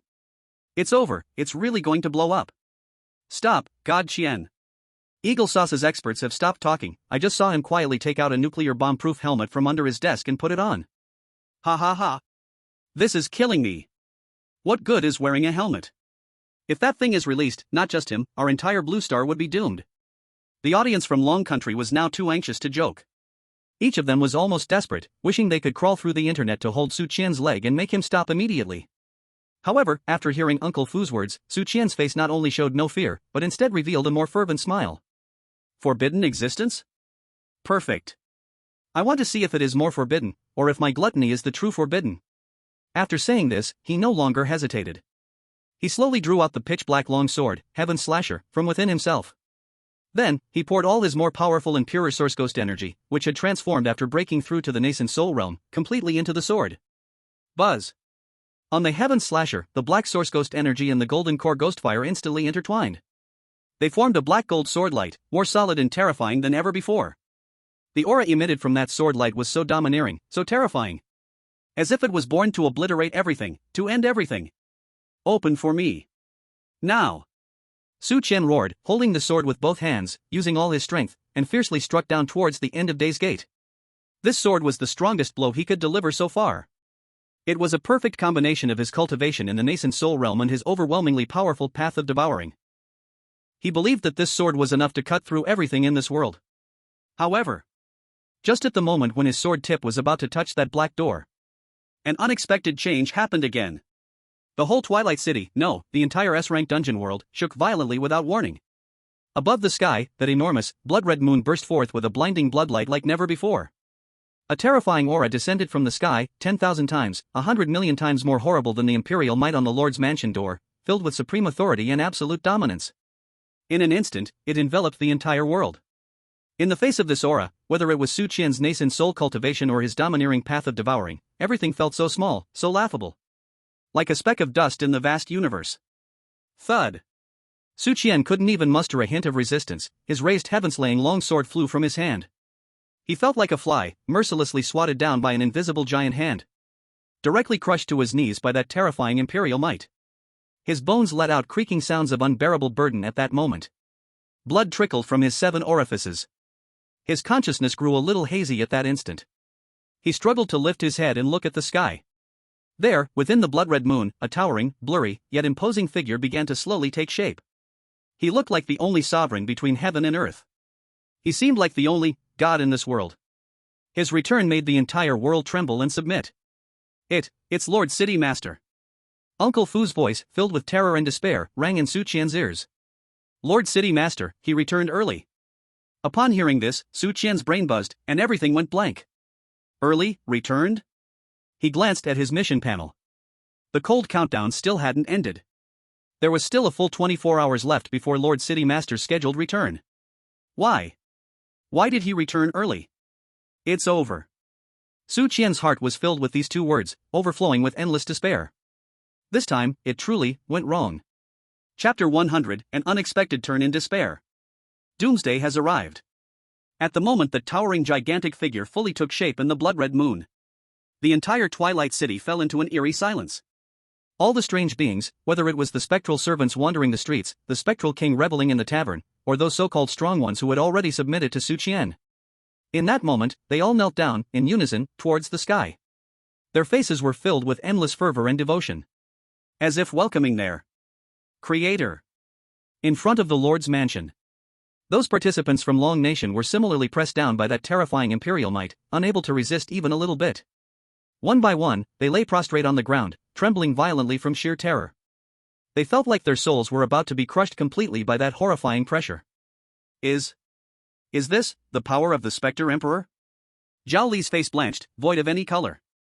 He felt like an ant, one that could be crushed at any moment. In the face of absolute power, any struggle was futile. Han Wei's face was equally pale. Her pride as a heavenly sect-level strong person was utterly shattered at that moment. For the first time, she clearly felt what despair really meant. Meanwhile, the live stream chat was already in an uproar. What the hell? What the hell? Lord City Master is back? You came back early? Oh no. This is it. Shen has been caught red-handed. What the hell, what's going on? Didn't they say we still had one more day? Why have they suddenly returned? The eagle experts are laughing crazily, saying this is called the net of heaven is vast and wide, yet it misses nothing. That Dragon Kingdom trickster is finally going to pay for his actions. Baga. Great. The city lord is wise and powerful. Hurry, kill this arrogant guy. Shiba. Our chance has come. As long as he dies, all the treasures in this instance will be ours. In the foreign livestream, it was once again filled with schadenfreude and vicious curses. They seemed to see Su Qian being cruelly tortured to death by the returning wily emperor. In the Dragon Kingdom's livestream, however, there was a deathly silence. Everyone's face was filled with despair and unwillingness. They did not want to believe. They did not want to believe that their all-powerful Qian, who had created miracle after miracle, would end in such a dramatic and ironic way, leading to his end. No, don't. A female viewer from the Dragon Kingdom looked at the familiar figure, kneeling on the ground, bleeding from all 7 orifices, and couldn't help but cry. Who will save him? But no one could answer her. Because everyone knew, in front of a true wily emperor, any prayer would be pale. In front of the city lord's mansion, Su Qian knelt on the ground, struggling to lift his head, looking up at the sky, at the enormous figure slowly emerging from the blood moon. He could clearly feel a cold gaze filled with destruction and death locking onto him tightly. He knew, this time, he was truly doomed. Damn it. He gritted his teeth and squeezed out these 2 words. I never expected, after dominating this instance for so long, I would end up dying, at the hands of my own father. His heart was filled with endless unwillingness and self-mockery. Fine. If I have to die, then so be it. Anyway, I've had enough fun these past few days. I ate the wily lord's hardcore, slept with the wily general's maid, and was a chieftain for a day. This life, it was worth it. Suddenly, a surge of unprecedented heroism rose in Su Qian's heart. He slowly stood up from the ground. His tall figure, although trembling violently under the terrifying imperial might, still stood straight. He looked up at the sky, at the terrifying figure that was about to completely descend. His face had no trace of fear. Only the purest, craziest, fighting spirit. Come on. He roared, unleashing his Yuan Ing realm power without reservation. He was going to use his life to defend his final dignity. However, just as he prepared to launch his final and most brilliant attack in this life, an anomaly, damn it, occurred. In the sky, that enormous figure, which was about to fully descend, suddenly froze in place without warning. Its massive body seemed to be firmly blocked by an invisible yet immensely powerful barrier, preventing it from descending even a bit. A voice filled with doubt and confusion came down from the sky, carrying an obvious surprise. Then, the terrifying imperial might that had oppressed everyone to the point of breathlessness suddenly retreated like a tide in that moment. In the sky, the crimson blood moon that had almost burst became calm once again. As if what had just happened, the apocalyptic descent that made the entire world tremble, was just an illusion. The whole world fell into a deathly silence once more. Everyone stared blankly at the scene, feeling their brains had completely stopped working. What is happening? The lord of the city, why isn't he coming down? Is he stuck? Qian also had a confused look on his face. He stared blankly at the sky, feeling like a condemned prisoner about to be executed, only for the executioner to suddenly tell him the gun jammed. What the hell, is this even possible? Chapter 101 False Hopes and Frenzies. Deathly silence. A full minute of deathly silence. Whether in front of the Lord's mansion or in the live broadcast room, everyone seemed to be under a collective paralysis spell, each with a dazed expression, frozen in place. In their minds, only one thought remained. What just happened? That powerful, world-destroying lord of the Phantom Empire was actually stuck on the final step of his descent? It was like a stylish guy about to jump off a building for a cool moment, but then he slipped and got his head stuck in the window frame? This scene was so bizarre, so ridiculous. It was unclear who it was, but someone couldn't hold back and laughed. That laugh was like a stone thrown into a calm lake, instantly breaking the eerie silence in the air. Ha ha ha ha ha. Stuck? The Lord is stuck? What the hell? What the hell? I'm frozen. I'm really frozen. What the hell kind of story is this? I declare, I will never say Qian God is a god again. What kind of god is this? He's clearly the son of heaven. Even the laws of this world are helping him cheat. After a brief moment of shock, all the Dragon Nation contestants and all the Dragon Nation viewers in the live broadcast room erupted into laughter that was even crazier and more hysterical than before. They laughed until they doubled over, tears streaming from their eyes. They felt that today's magical events had piled up so much that their brains were almost unable to handle it. Despair? Not a chance. In front of their Qian god, who always created outrageous miracles, there was no such thing as despair. I knew it. Our Qian god is invincible. Zhao got up from the ground, wiping his tears and snot while shouting with a voice full of enthusiasm and adoration. What nonsense, Phantom Emperor! In front of our Qian god, he's bound to get stuck. Long live Qian god! Qian god is #1 in the universe. Long live Qian god! Others echoed, each looking like they had been pumped with adrenaline, wildly shouting. They looked like they hadn't just brushed past the gates of hell, but were watching an incredibly entertaining comedy show. Meanwhile, in the foreign live broadcast room, there was a deathly silence. Those who had just been gloating, waiting to see a good show, now looked like they had been gagged with socks, unable to say a word. Their faces were filled with disbelief and confusion. Stuck? A true Phantom Emperor, stuck when arriving at his own den? Is this a joke? No, it's impossible, this is absolutely impossible. The chief strategic analyst of Eagle Sauce sat dazed on the ground, mumbling unconsciously. This is unscientific. This completely violates the law of conservation of energy, violates the theory of spatial transfer. He felt that his proud worldview, built on science and logic, had at this moment been thoroughly and ruthlessly ground to dust. He began to doubt life. He started to wonder if everything he had learned before was wrong. Above in the sky, in the crimson blood moon, the towering figure also wore a face of confusion. What's going on? My power, why has it been repelled by the rules of this world? Lord City Master, Qian's great-grandfather, Liu Qiyun, was filled with endless confusion. He couldn't understand. He really couldn't understand. This Twilight City was clearly his own crafted private territory. Every rule here was set by him personally. Logically, in this place, he should be the all-powerful and absolute ruler. But why, when he wanted to go home, was he blocked by his own home's security door? Could it be because I have been gone too long?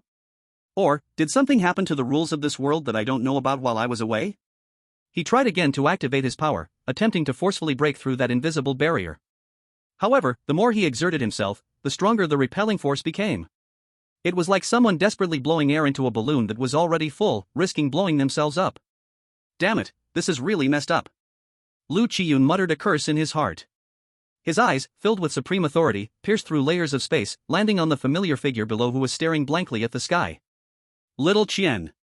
When he saw his dear grandson, whom he hadn't seen for over a decade, actually appearing on his territory. His face, always filled with authority and dominance, revealed a smile filled with comfort and indulgence for the first time. This kid has grown up. He looks much more spirited than when he was on the earthly realm. Not bad, truly my offspring. He looked at Su Qian, who was kneeling but still standing straight, filled with endless pride and satisfaction. Then, his gaze shifted to the few others kneeling beside Su Qian. Yanji, Hanwei, Yuji, Xinji. This kid is impressive. He has only been here a few days, yet he has collected all those little gifts I prepared for him? Good eye, these girls are all top-notch beauties that I handpicked back in the day. It seems my grandson takes after me in this regard, ha. Liu Qiyun laughed proudly in his heart. He had no idea how much psychological shock his sudden and halted homecoming journey had brought to the confused onlookers below. He only wished to quickly resolve this damned security door problem. Then he could go down and catch up with his dear grandson.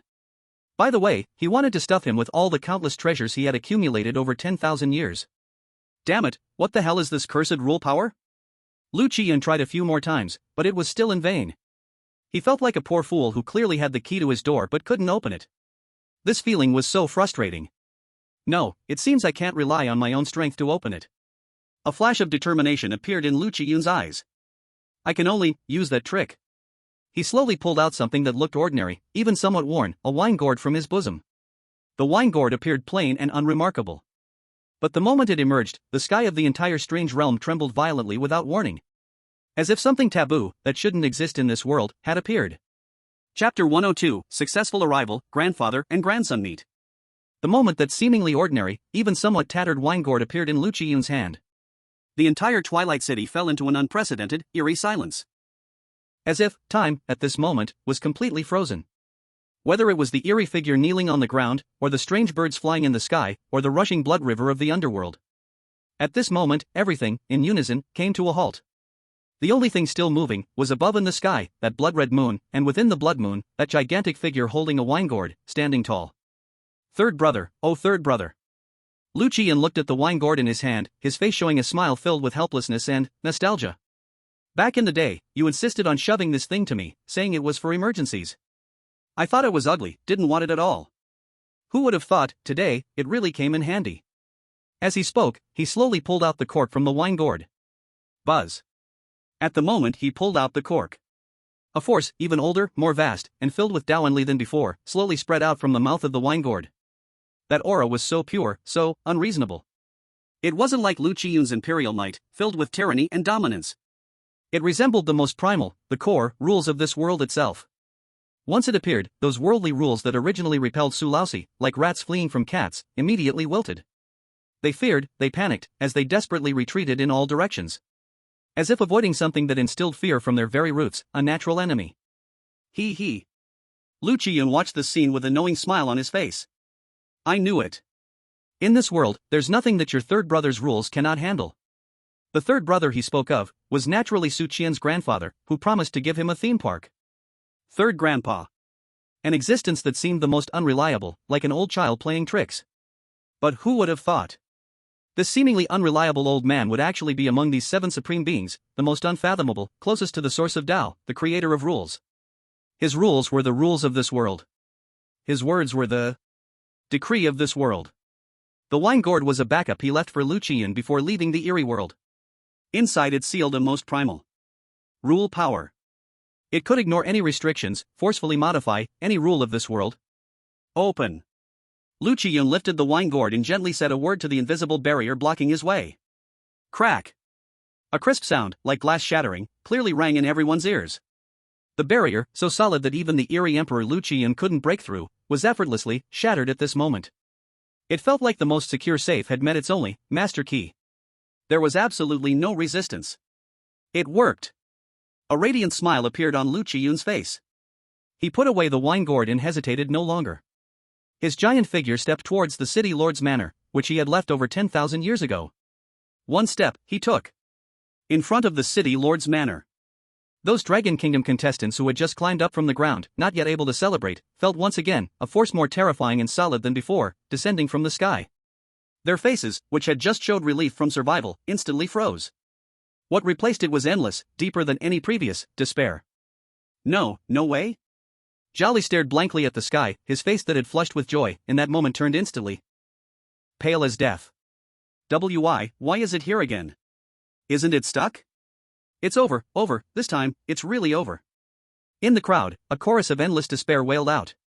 If the first arrival filled them with fear, the second time being stuck offered them hope. Then this third time, with no obstacles, unstoppable, arrival. Left for them was only the kind of endless darkness and despair that could completely swallow a person. Han Wei also trembled, her usually cold face, for the first time, showed an expression named fear.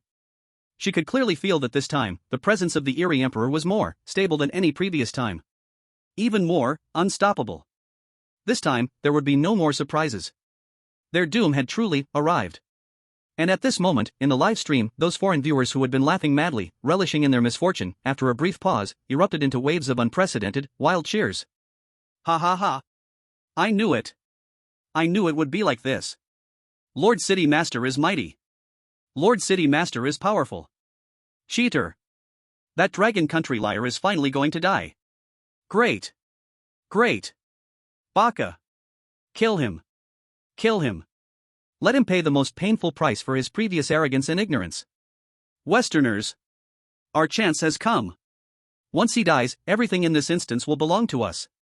They seem to have already envisioned the scene of Su Qian being brutally killed by the returning eerie emperor. Each one excited, dancing wildly, as if possessed. But in the Dragon Country's livestream, it was a dead silence. Everyone's face was filled with endless sorrow. They knew this time, truly, there was no hope left. Their god, their all-powerful Cheng god, this time, was truly about to fall. In front of the city lord's mansion, Su Qian looked up at the sky, at the terrifying figure that was slowly descending towards him.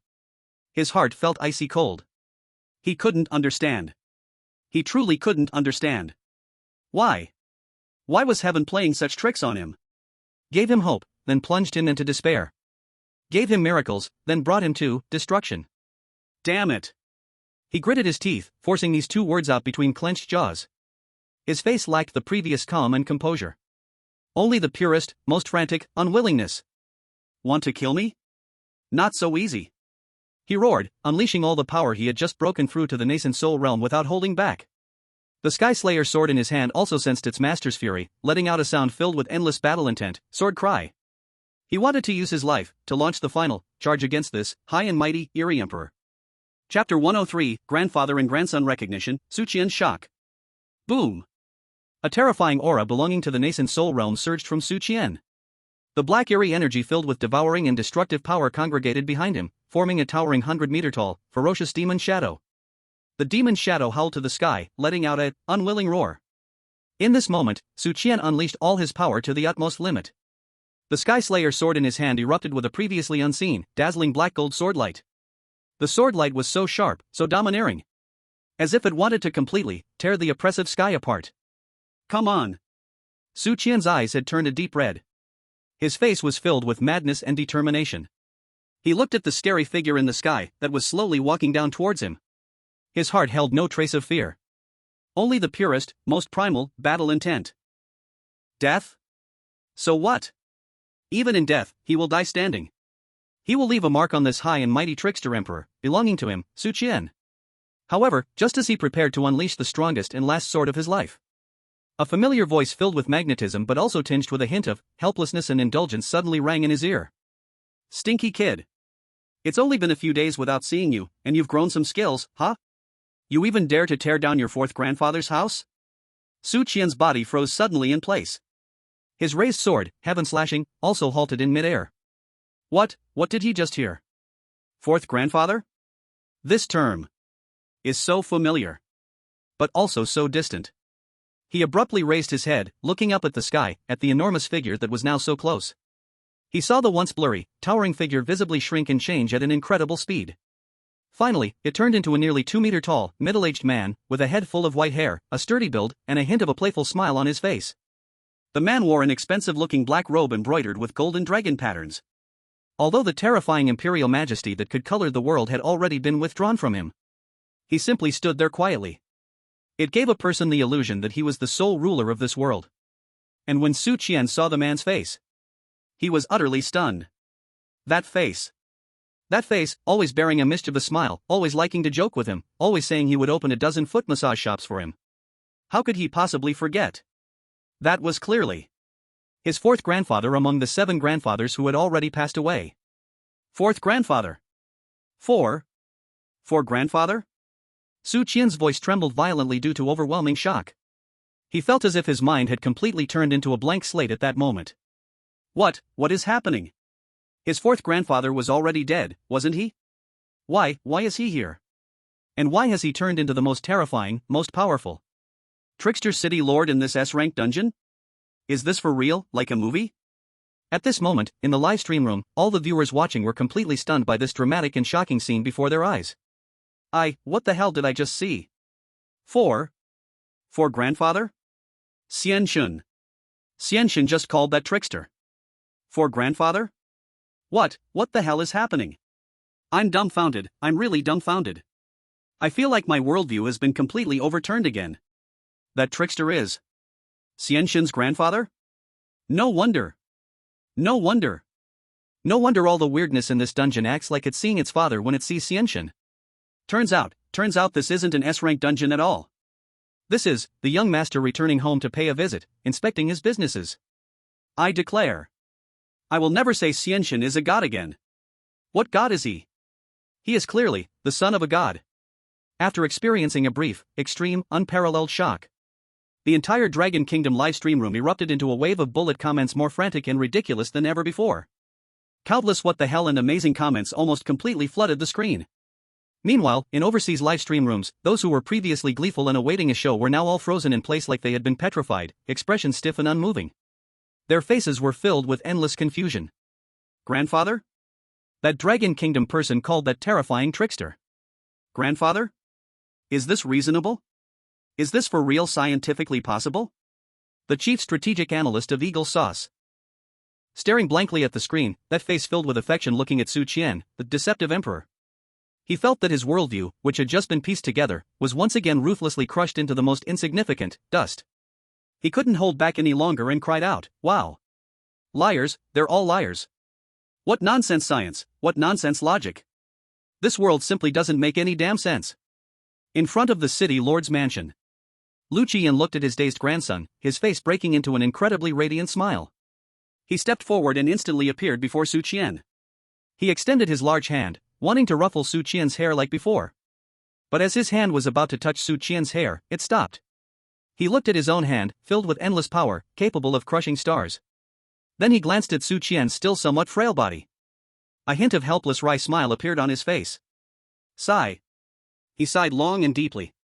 Can't go back, huh?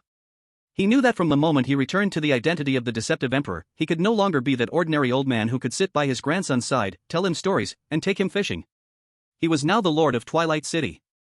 One of the 7 deceptive emperors that made the entire deceptive realm tremble. He had already lost the ability to go back. Chapter 104, Grandpa's Sigh. Su Qian's body froze in place. He held the heaven-slaying sword, the black and gold light at the tip still shining, but that soaring fighting spirit vanished without a trace at the moment he heard Grandpa. Grandpa? Su Qian's mind went blank. He had only called this title in dreams, before the 7 old men who had already passed away. He raised his head to look at the middle-aged man walking out of the blood moon. That face, that always had a hint of a mischievous smile, that promised to open a dozen foot massage parlors for him. How could he forget? This was clearly his grandpa, Liu Qiyun, who had already been buried. Grandpa? Su Qian's voice trembled, he felt as if he were either dreaming or had gone insane. His grandpa had long since died, hadn't he? How could he appear here? And had turned into the most powerful deceptive emperor lord in this S-level dungeon? This was even more absurd and magical than everything he had experienced before. In the live stream room, all the viewers were also completely stunned by this scene. What the hell did I just hear? Grandpa? Su Qian called that deceptive emperor Grandpa? What the hell is going on? I'm dumbfounded, I'm really dumbfounded. I feel like my worldview has been overturned once again. No wonder.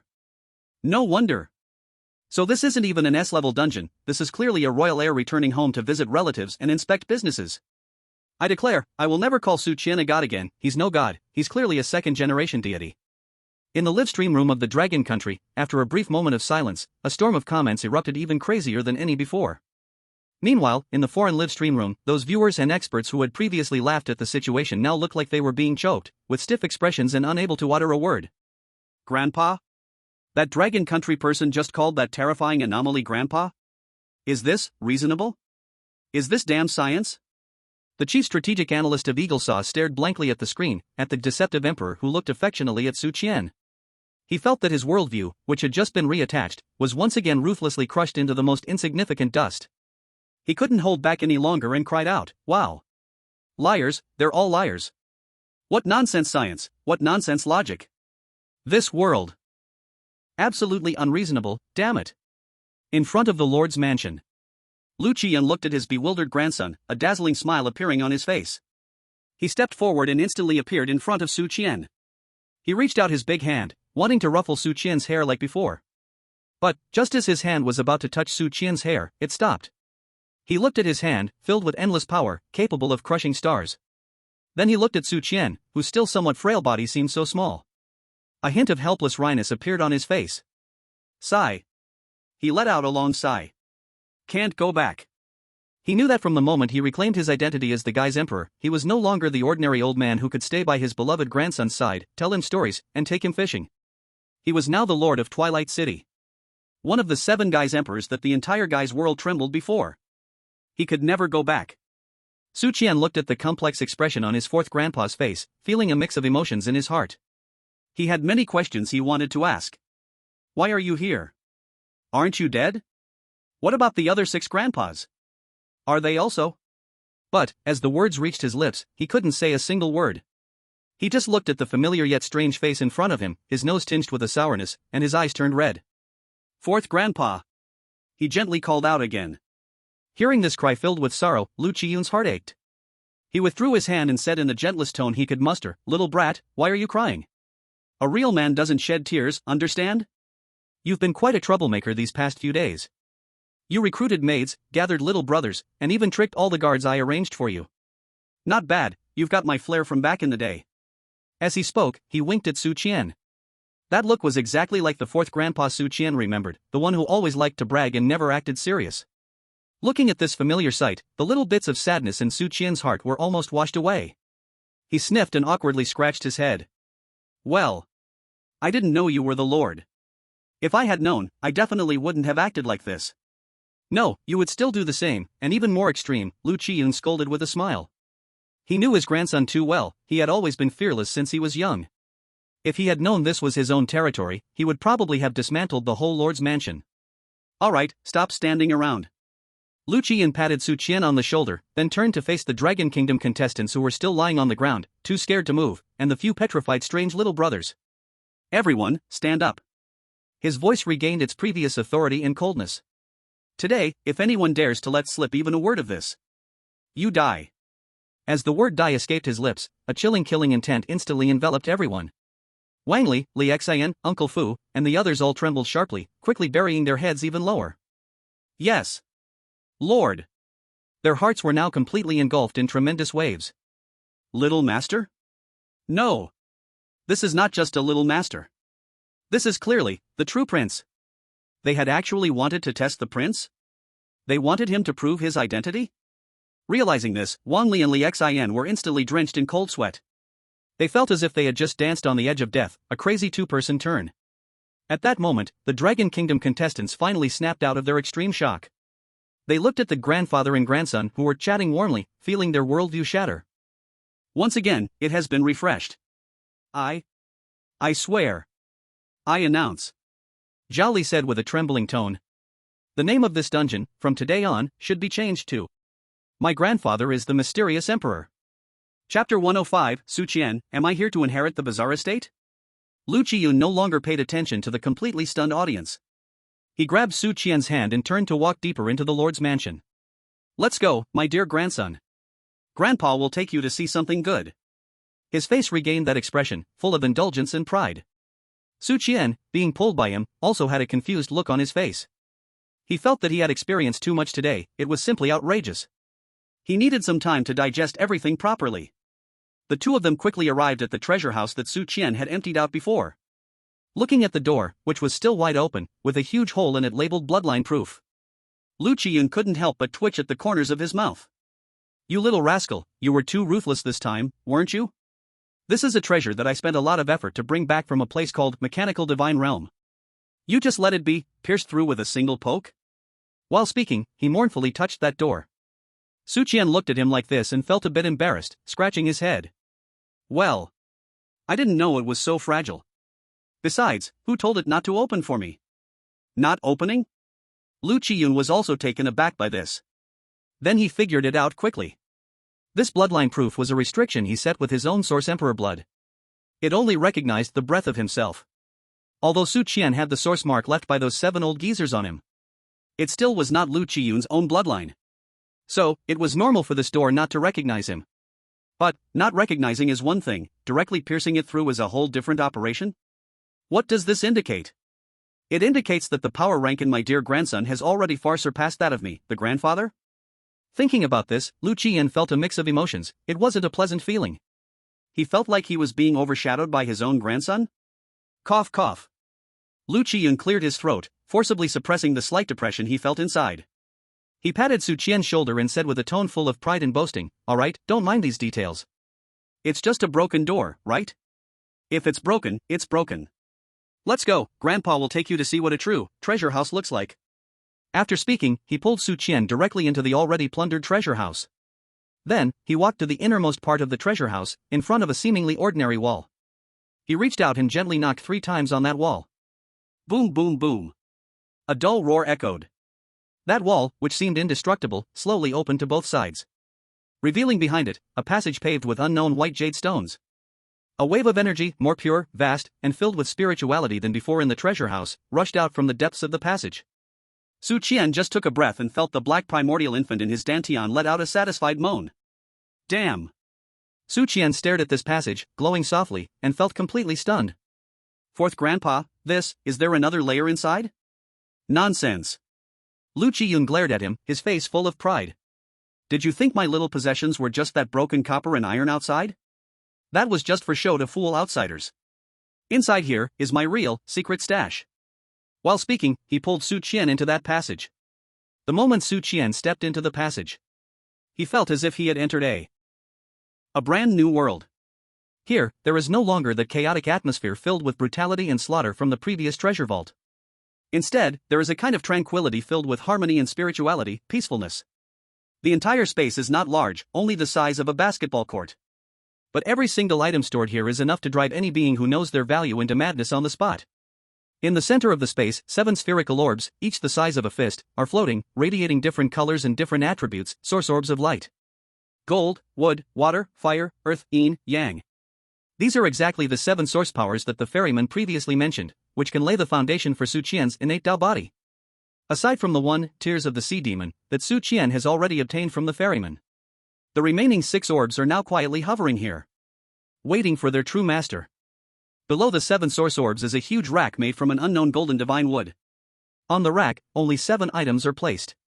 A war axe, crafted entirely from chaotic thunder crystal, entwined with destructive thunder. A spear, its body coiled with a vividly lifelike divine dragon formed from the power of the stars.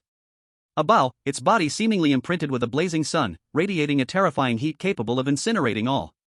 A shield, etched with an immensely thick mountain that seems capable of bearing the entire world.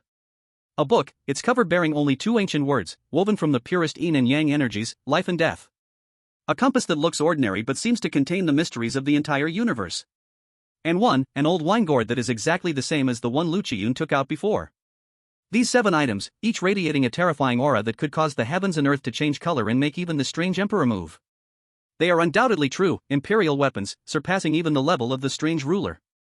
Su Qian looked at these 7 imperial weapons radiating unmatched divine might, feeling as if his breath was about to stop. He felt that the so-called treasures he had obtained in that outer vault were simply garbage compared to these things. How is it, my dear grandson? Liu Qiyun watched Su Qian's wide-eyed expression, full of pride and boastfulness on his face. What do you think of your great-grandfather's private stash? This. Su Qian swallowed hard, feeling his throat dry as a desert. Great-grandfather, these are all yours? Of course. Liu Qiyun patted his chest, looking proud. These 7 treasures were obtained by me after risking my life in a cursed place called Battlefield of Gods and Demons. Each one has been stained with the blood of more than one deity. As he spoke, he reached out to take down the war axe entwined with destructive thunder. Here, dear grandson, this Qian is a weapon I once used. It is very domineering, take it for self-defense. He then took down the spear coiled with the star divine dragon. And this Pujuan, when it strikes, is like a dragon and is indestructible. Also this Qian compass, it can deduce heavenly secrets, bringing good fortune and avoiding calamities. And this is my Fenshin Bao. And this Budong shield, Luanhui book. Xiaoyao gourd. Liu Qiyun acted like an old man showing off his young glory, bragging about his spoils to his grandson.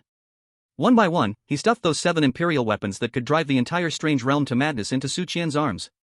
Su Qian, holding those 7 heavy imperial weapons radiating terrifying auras, felt like he was dreaming. He felt as if he had not come to challenge some S-level dungeon, but rather, to inherit a family fortune?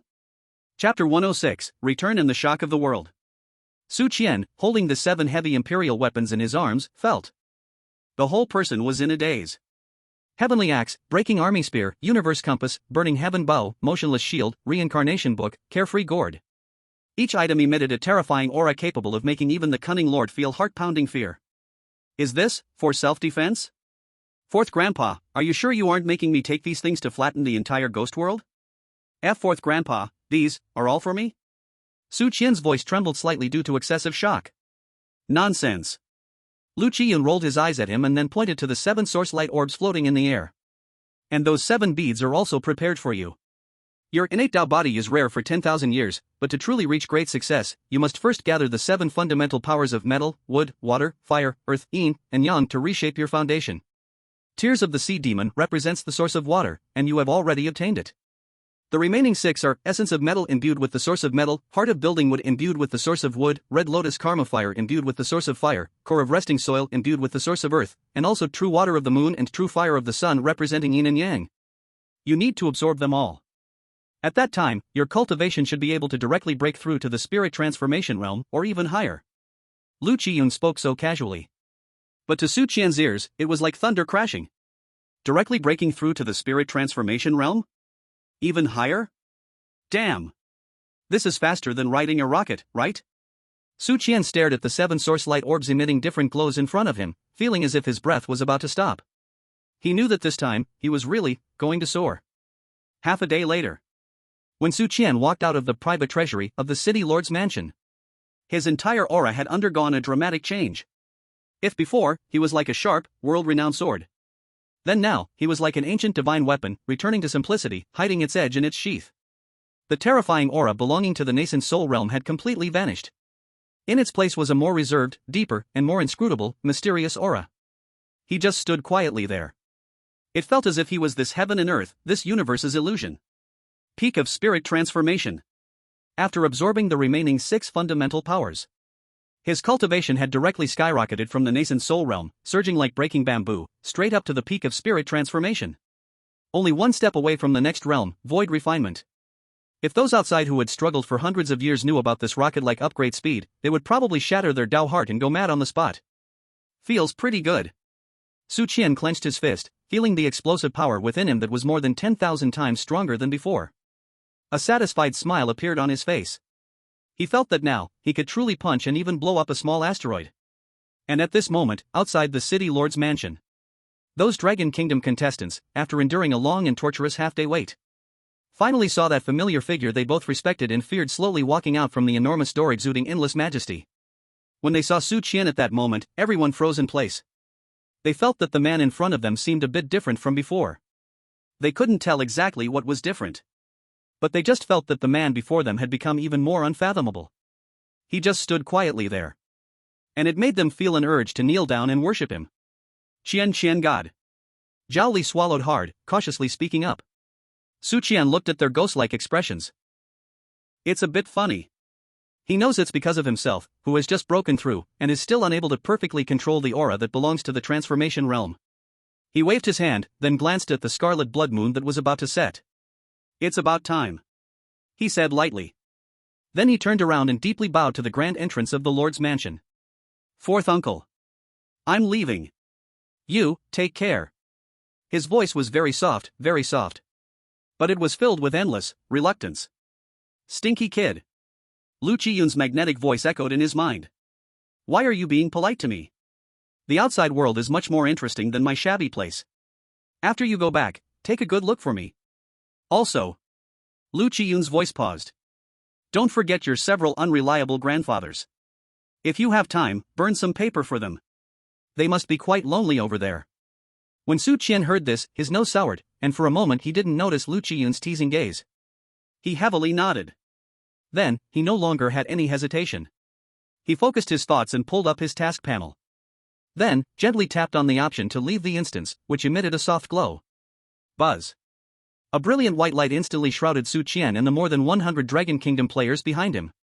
The next second, their figures slowly vanished under all the strange gazes in this city filled with death and the eerie twilight.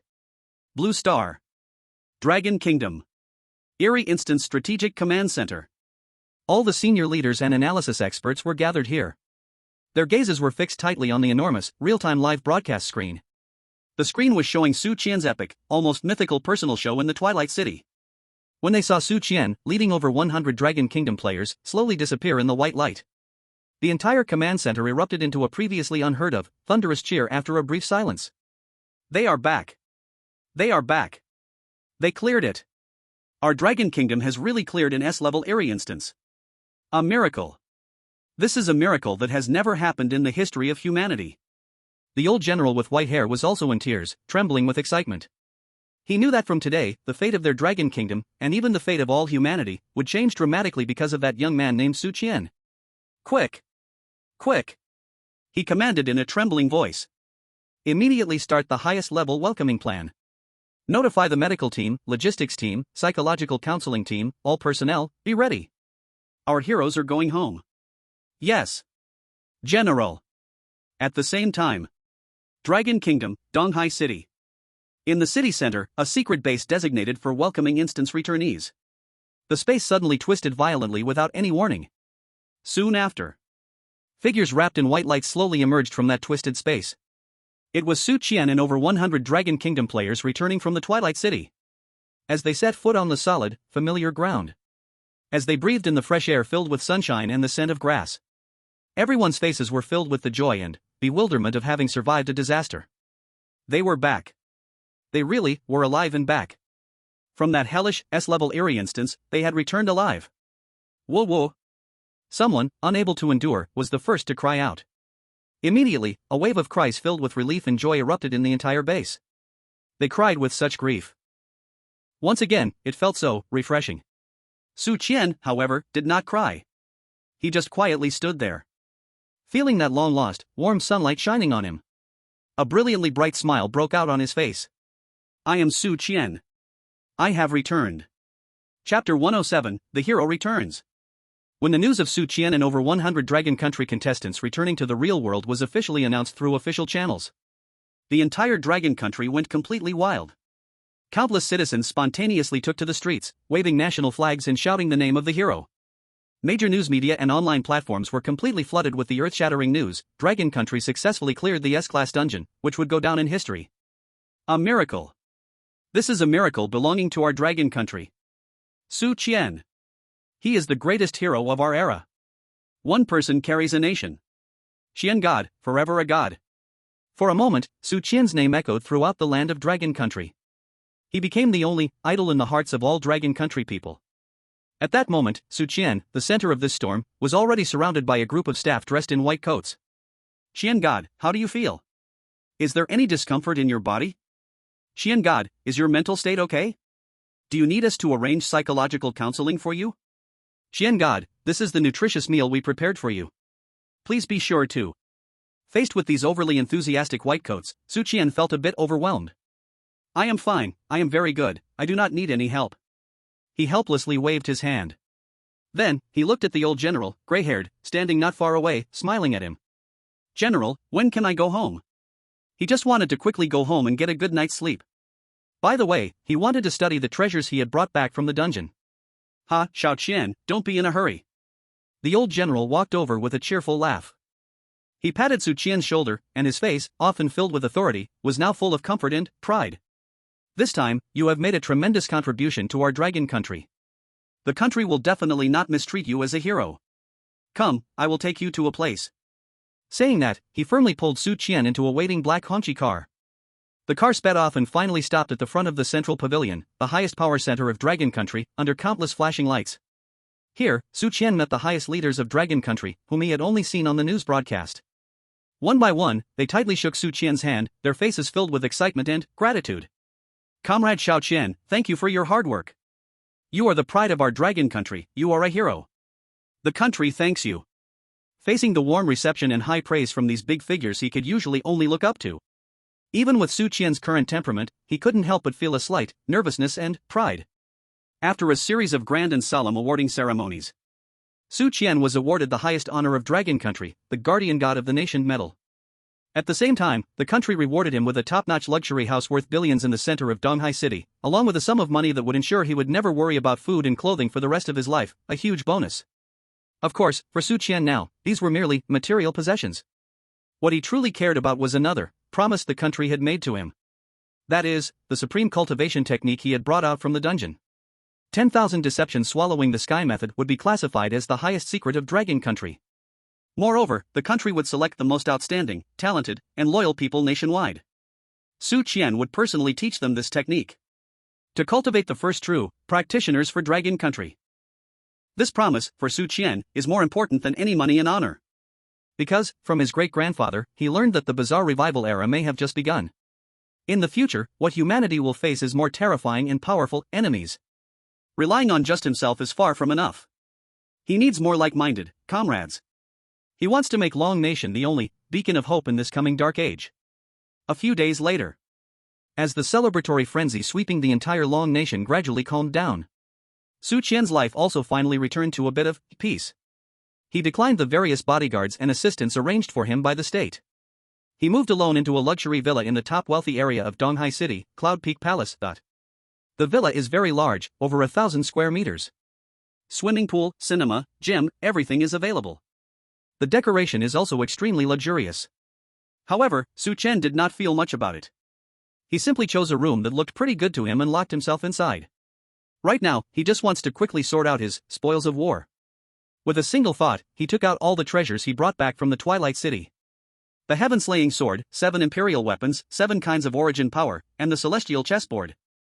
Plus, the more than 100 Long Nation contestants who bought various heavenly materials and earth treasures from the city lord's treasury. Although each of them only took 1 item. But with so many people, over 100 items are enough to make any glorious king or even honored master green with envy. The energy fluctuations radiating from them were almost going to blow the roof off the entire villa. Fortunately, Su Qian had previously used his power to set up a barrier around the villa to isolate the aura.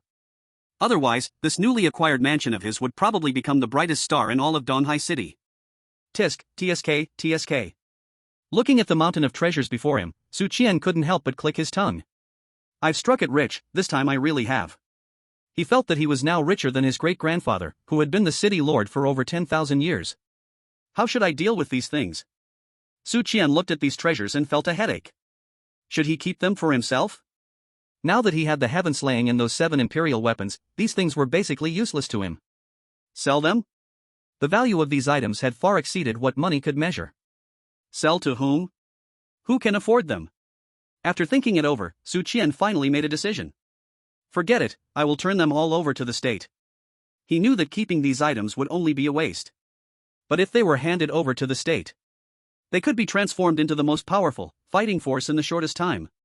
To cultivate more strong warriors for Long Nation. With this thought, Su Qian no longer hesitated.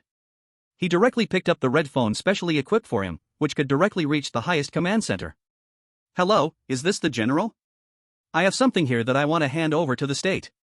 Yes, it's some local specialties. Chapter 108, Daily Life of a National Idol. When the senior officials of Long Nation received the more than 100 local specialties from Su Qian, which came from the S-level dungeon, the entire central pavilion was once again completely shaken. Those big shots, who usually remain unruffled even when Mount Tai collapses before them, were all wide-eyed like country bumpkins when they saw those terrifyingly energetic crystal cores, divine weapons, and elixirs. This is a glorious master-level crystal core? A top scientist responsible for researching bizarre energies held a blood-colored crystal core larger than his head, trembling with excitement. My God! The energy contained within this is more than what we had before. The energy gathered from all copies adds up to be enormous. It is pure. And this gun? This definitely transcends the heavenly stage, a holy weapon. A general in charge of weapon research stroked the armor-breaking dragon gun, wrapped in black lightning, his face filled with endless fervor. With it, our Dragon Nation's individual combat capability will directly elevate to a new level. And this medicine. The entire command center was immersed in a huge, indescribable ecstasy. They knew that with this batch of strategic materials from S-grade copies, their Dragon Nation would have a stronger confidence in the upcoming, more brutal and bizarre war. And all of this was because of that young man named Su Qian. For a moment, Su Qian's status in their hearts was raised infinitely again.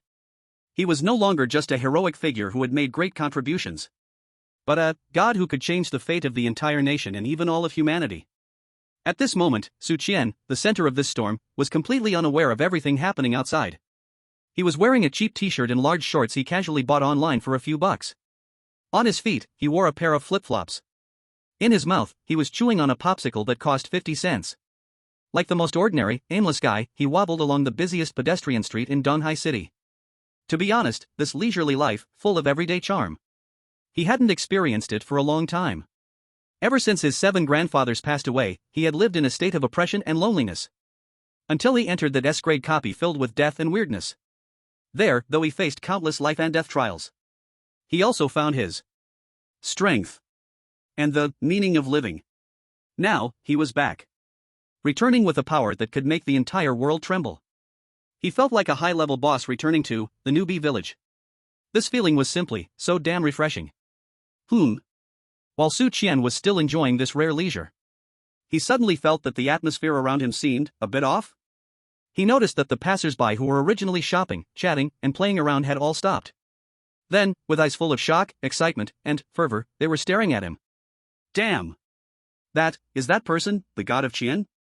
No one knew who spoke first, but it was said in a trembling voice. What? The god of Qian? Where?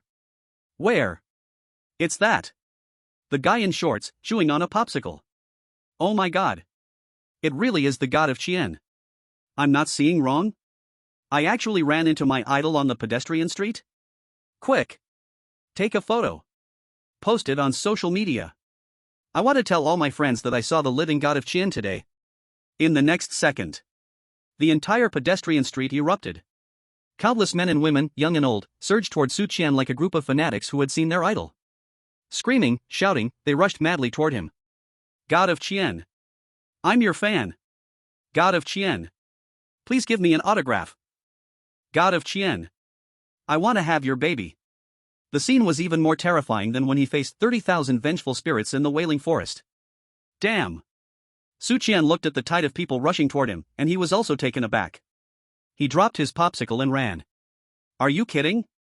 He wasn't afraid of the strange emperor, so why would he be afraid of you mere mortals? But he was afraid of trouble. He didn't want to be surrounded by these enthusiastic fans like a monkey. So, under the astonished and speechless gaze of billions of viewers around the world, a scene unfolded, where a god capable of destroying the world faced a group of unarmed mortals. A grand drama performed together. The chase had officially begun on the busiest pedestrian street in East Sea City. Half an hour later, Su Qian, breathless, hid in a remote public toilet in the men's restroom. He listened to the crowd outside, still unwilling to disperse, making waves of shouts filled with regret and unwillingness. He shook his head, somewhat helpless. Damn, it's just too damn hard to be a hero these days. He felt that right now, he was even more famous than those top-tier A-list celebrities. Looks like I need to start wearing a mask when I go out. Su Qian thought to himself quietly. Just when he was about to wait for the crowd outside to disperse before sneaking away, the red phone in his pocket suddenly rang. Su Qian took it out and saw it was Zhao Li calling. Hello, Zhao Go, what's up? Su Qian answered the phone. Qian Shun. Where are you? I just saw the livestream, it looks like you were surrounded by fans? On the other end, Zhao Li's voice was full of schadenfreude. Don't mention it. Su Qian said irritably, I'm hiding in the toilet right now. Ha ha ha. Once Zhao Li heard this, he burst into laughter, unable to stop. Genshin, you finally have your day, huh? Alright, stop laughing. Su Qian said, feeling a bit helpless. What do you need me for? Oh, almost forgot about business. Zhao Li collected himself, then with excited tones, he said, Genshin, do you remember those treasures we brought back from the city lord's treasury? I remember, what's up? I found a few experts to help me appraise the pearl I brought back. Zhao Li's tone grew incredibly excited. Guess what it is? What is it? Su Qian asked, a bit curious. It's the pearl of the sea stabilizer. Zhao Li's voice trembled violently with excitement. Legend says it's a treasure from the ancient dragon palace. With one, you can stabilize a vast, endless sea. I'm freaking rich. Chapter 109, Underflow and New Storm. Pearl of the Sea Stabilizer? Su Qian was taken aback by Zhao Li's words. Although he didn't know how incredible this thing really was. Just the name alone told him it was definitely something extraordinary. Good job, Zhao Gui, your luck is good enough to buy lottery tickets. Su Qian laughed and made a teasing remark. Hee, isn't this all thanks to you, Jinshin? Zhao Li's voice on the other end was filled with gratitude and flattery. If it weren't for you, we'd probably have turned into a pile of shit in some strange belly by now. Alright, enough with the flattery. Su Qian said, feeling a bit amused. Is there anything else? If not, I'm hanging up, the smell in this toilet is a bit overwhelming. No, Jinshin, there's one more thing. Zhao Li hurriedly said. I'm treating you to a meal today, how about it? I'm booking the top-tier Heaven on Earth Club in East Sea City, I've reserved the entire place. Think of it as my small token of gratitude to you. His tone was filled with sincerity and anticipation. Dinner?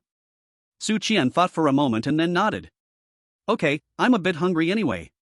He felt as if he hadn't properly enjoyed a meal in a long time. Since entering that S-grade dungeon, he had either been eating crystal cores or gnawing on hearts. Though they tasted okay, they were not really food for humans.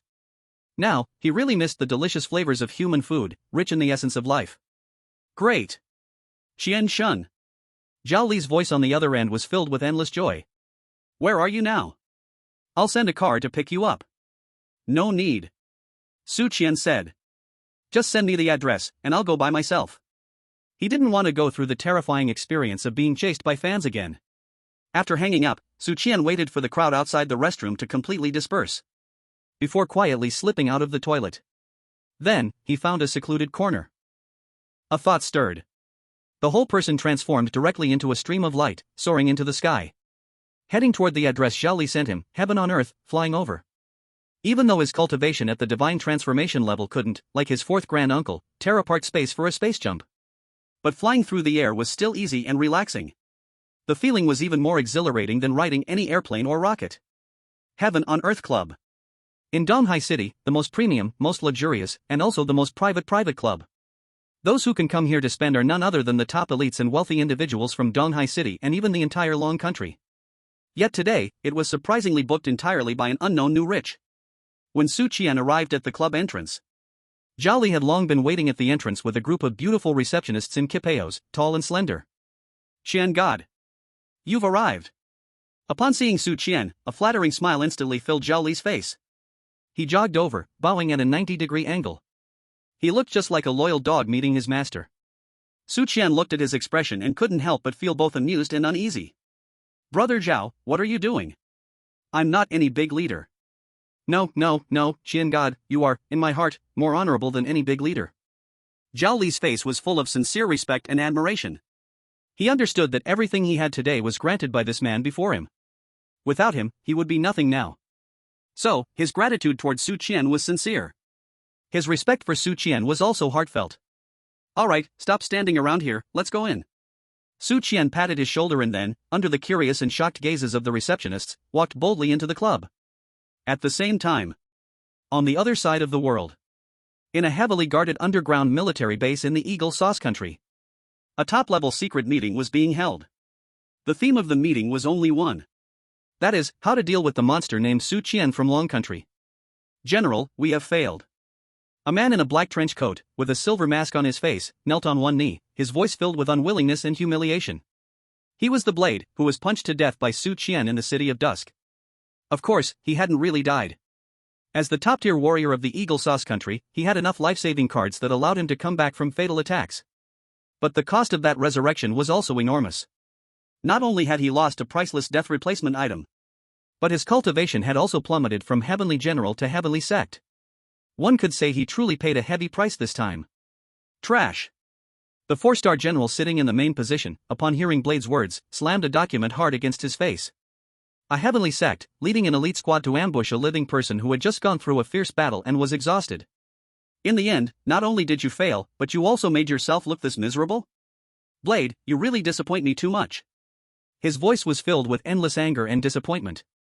General, it's not that our military is incapable, it's that Su Qian, he is too strong. Blade gritted his teeth, struggling to explain. He is not just an ordinary human. He is a cultivator. His power is filled with strangeness and dominance. My attacks could not break through his defenses at all. Cultivator? The 4-star general frowned upon hearing these two words. We've already obtained relevant intelligence from Long Country. That Su Qian does indeed master a new power system called cultivation. Moreover, he has also practiced a method called Thousand Demon Swallowing Sky. I handed it over to the Dragon Nation. Now, the entire Dragon Nation is frantically studying this technique. Once they succeed in their research and widely promote it, our Eagle Sauce Nation's global supremacy will face unprecedented challenges. A civil official sitting beside them said with a serious expression. So, we must find a way to curb the development of the Dragon Nation before that. Even, destroy them. A cold, murderous intent flashed across the face of the 4-star general. But, General, Su Qian is already back in the real world. We have no way to threaten him at all. A hint of bitterness appeared on the face of Dao Feng. After witnessing Su Qian's terrifying strength, like that of a god or devil, he had completely lost the courage to be his enemy. Who says there's no way? At that moment, a cold, evil voice suddenly echoed in the conference room. Then, a figure formed from pure black, eerie energy silently appeared in the center of the room. The figure's face was unreadable. But the terrifying aura radiating from him made everyone present feel a shiver from the depths of their souls. That aura was even several times stronger than Dao Feng at his peak. Why, you who? The 4-star general looked at the suddenly appearing black figure with unprecedented vigilance and seriousness. Me? The black figure let out a low, mocking chuckle. I am here to help you fulfill your wishes. I am also here to take back what originally belonged to me. His voice was not loud, but it made everyone present feel a chill run down their spines. For they heard in that voice an endless, greedy desire for destruction.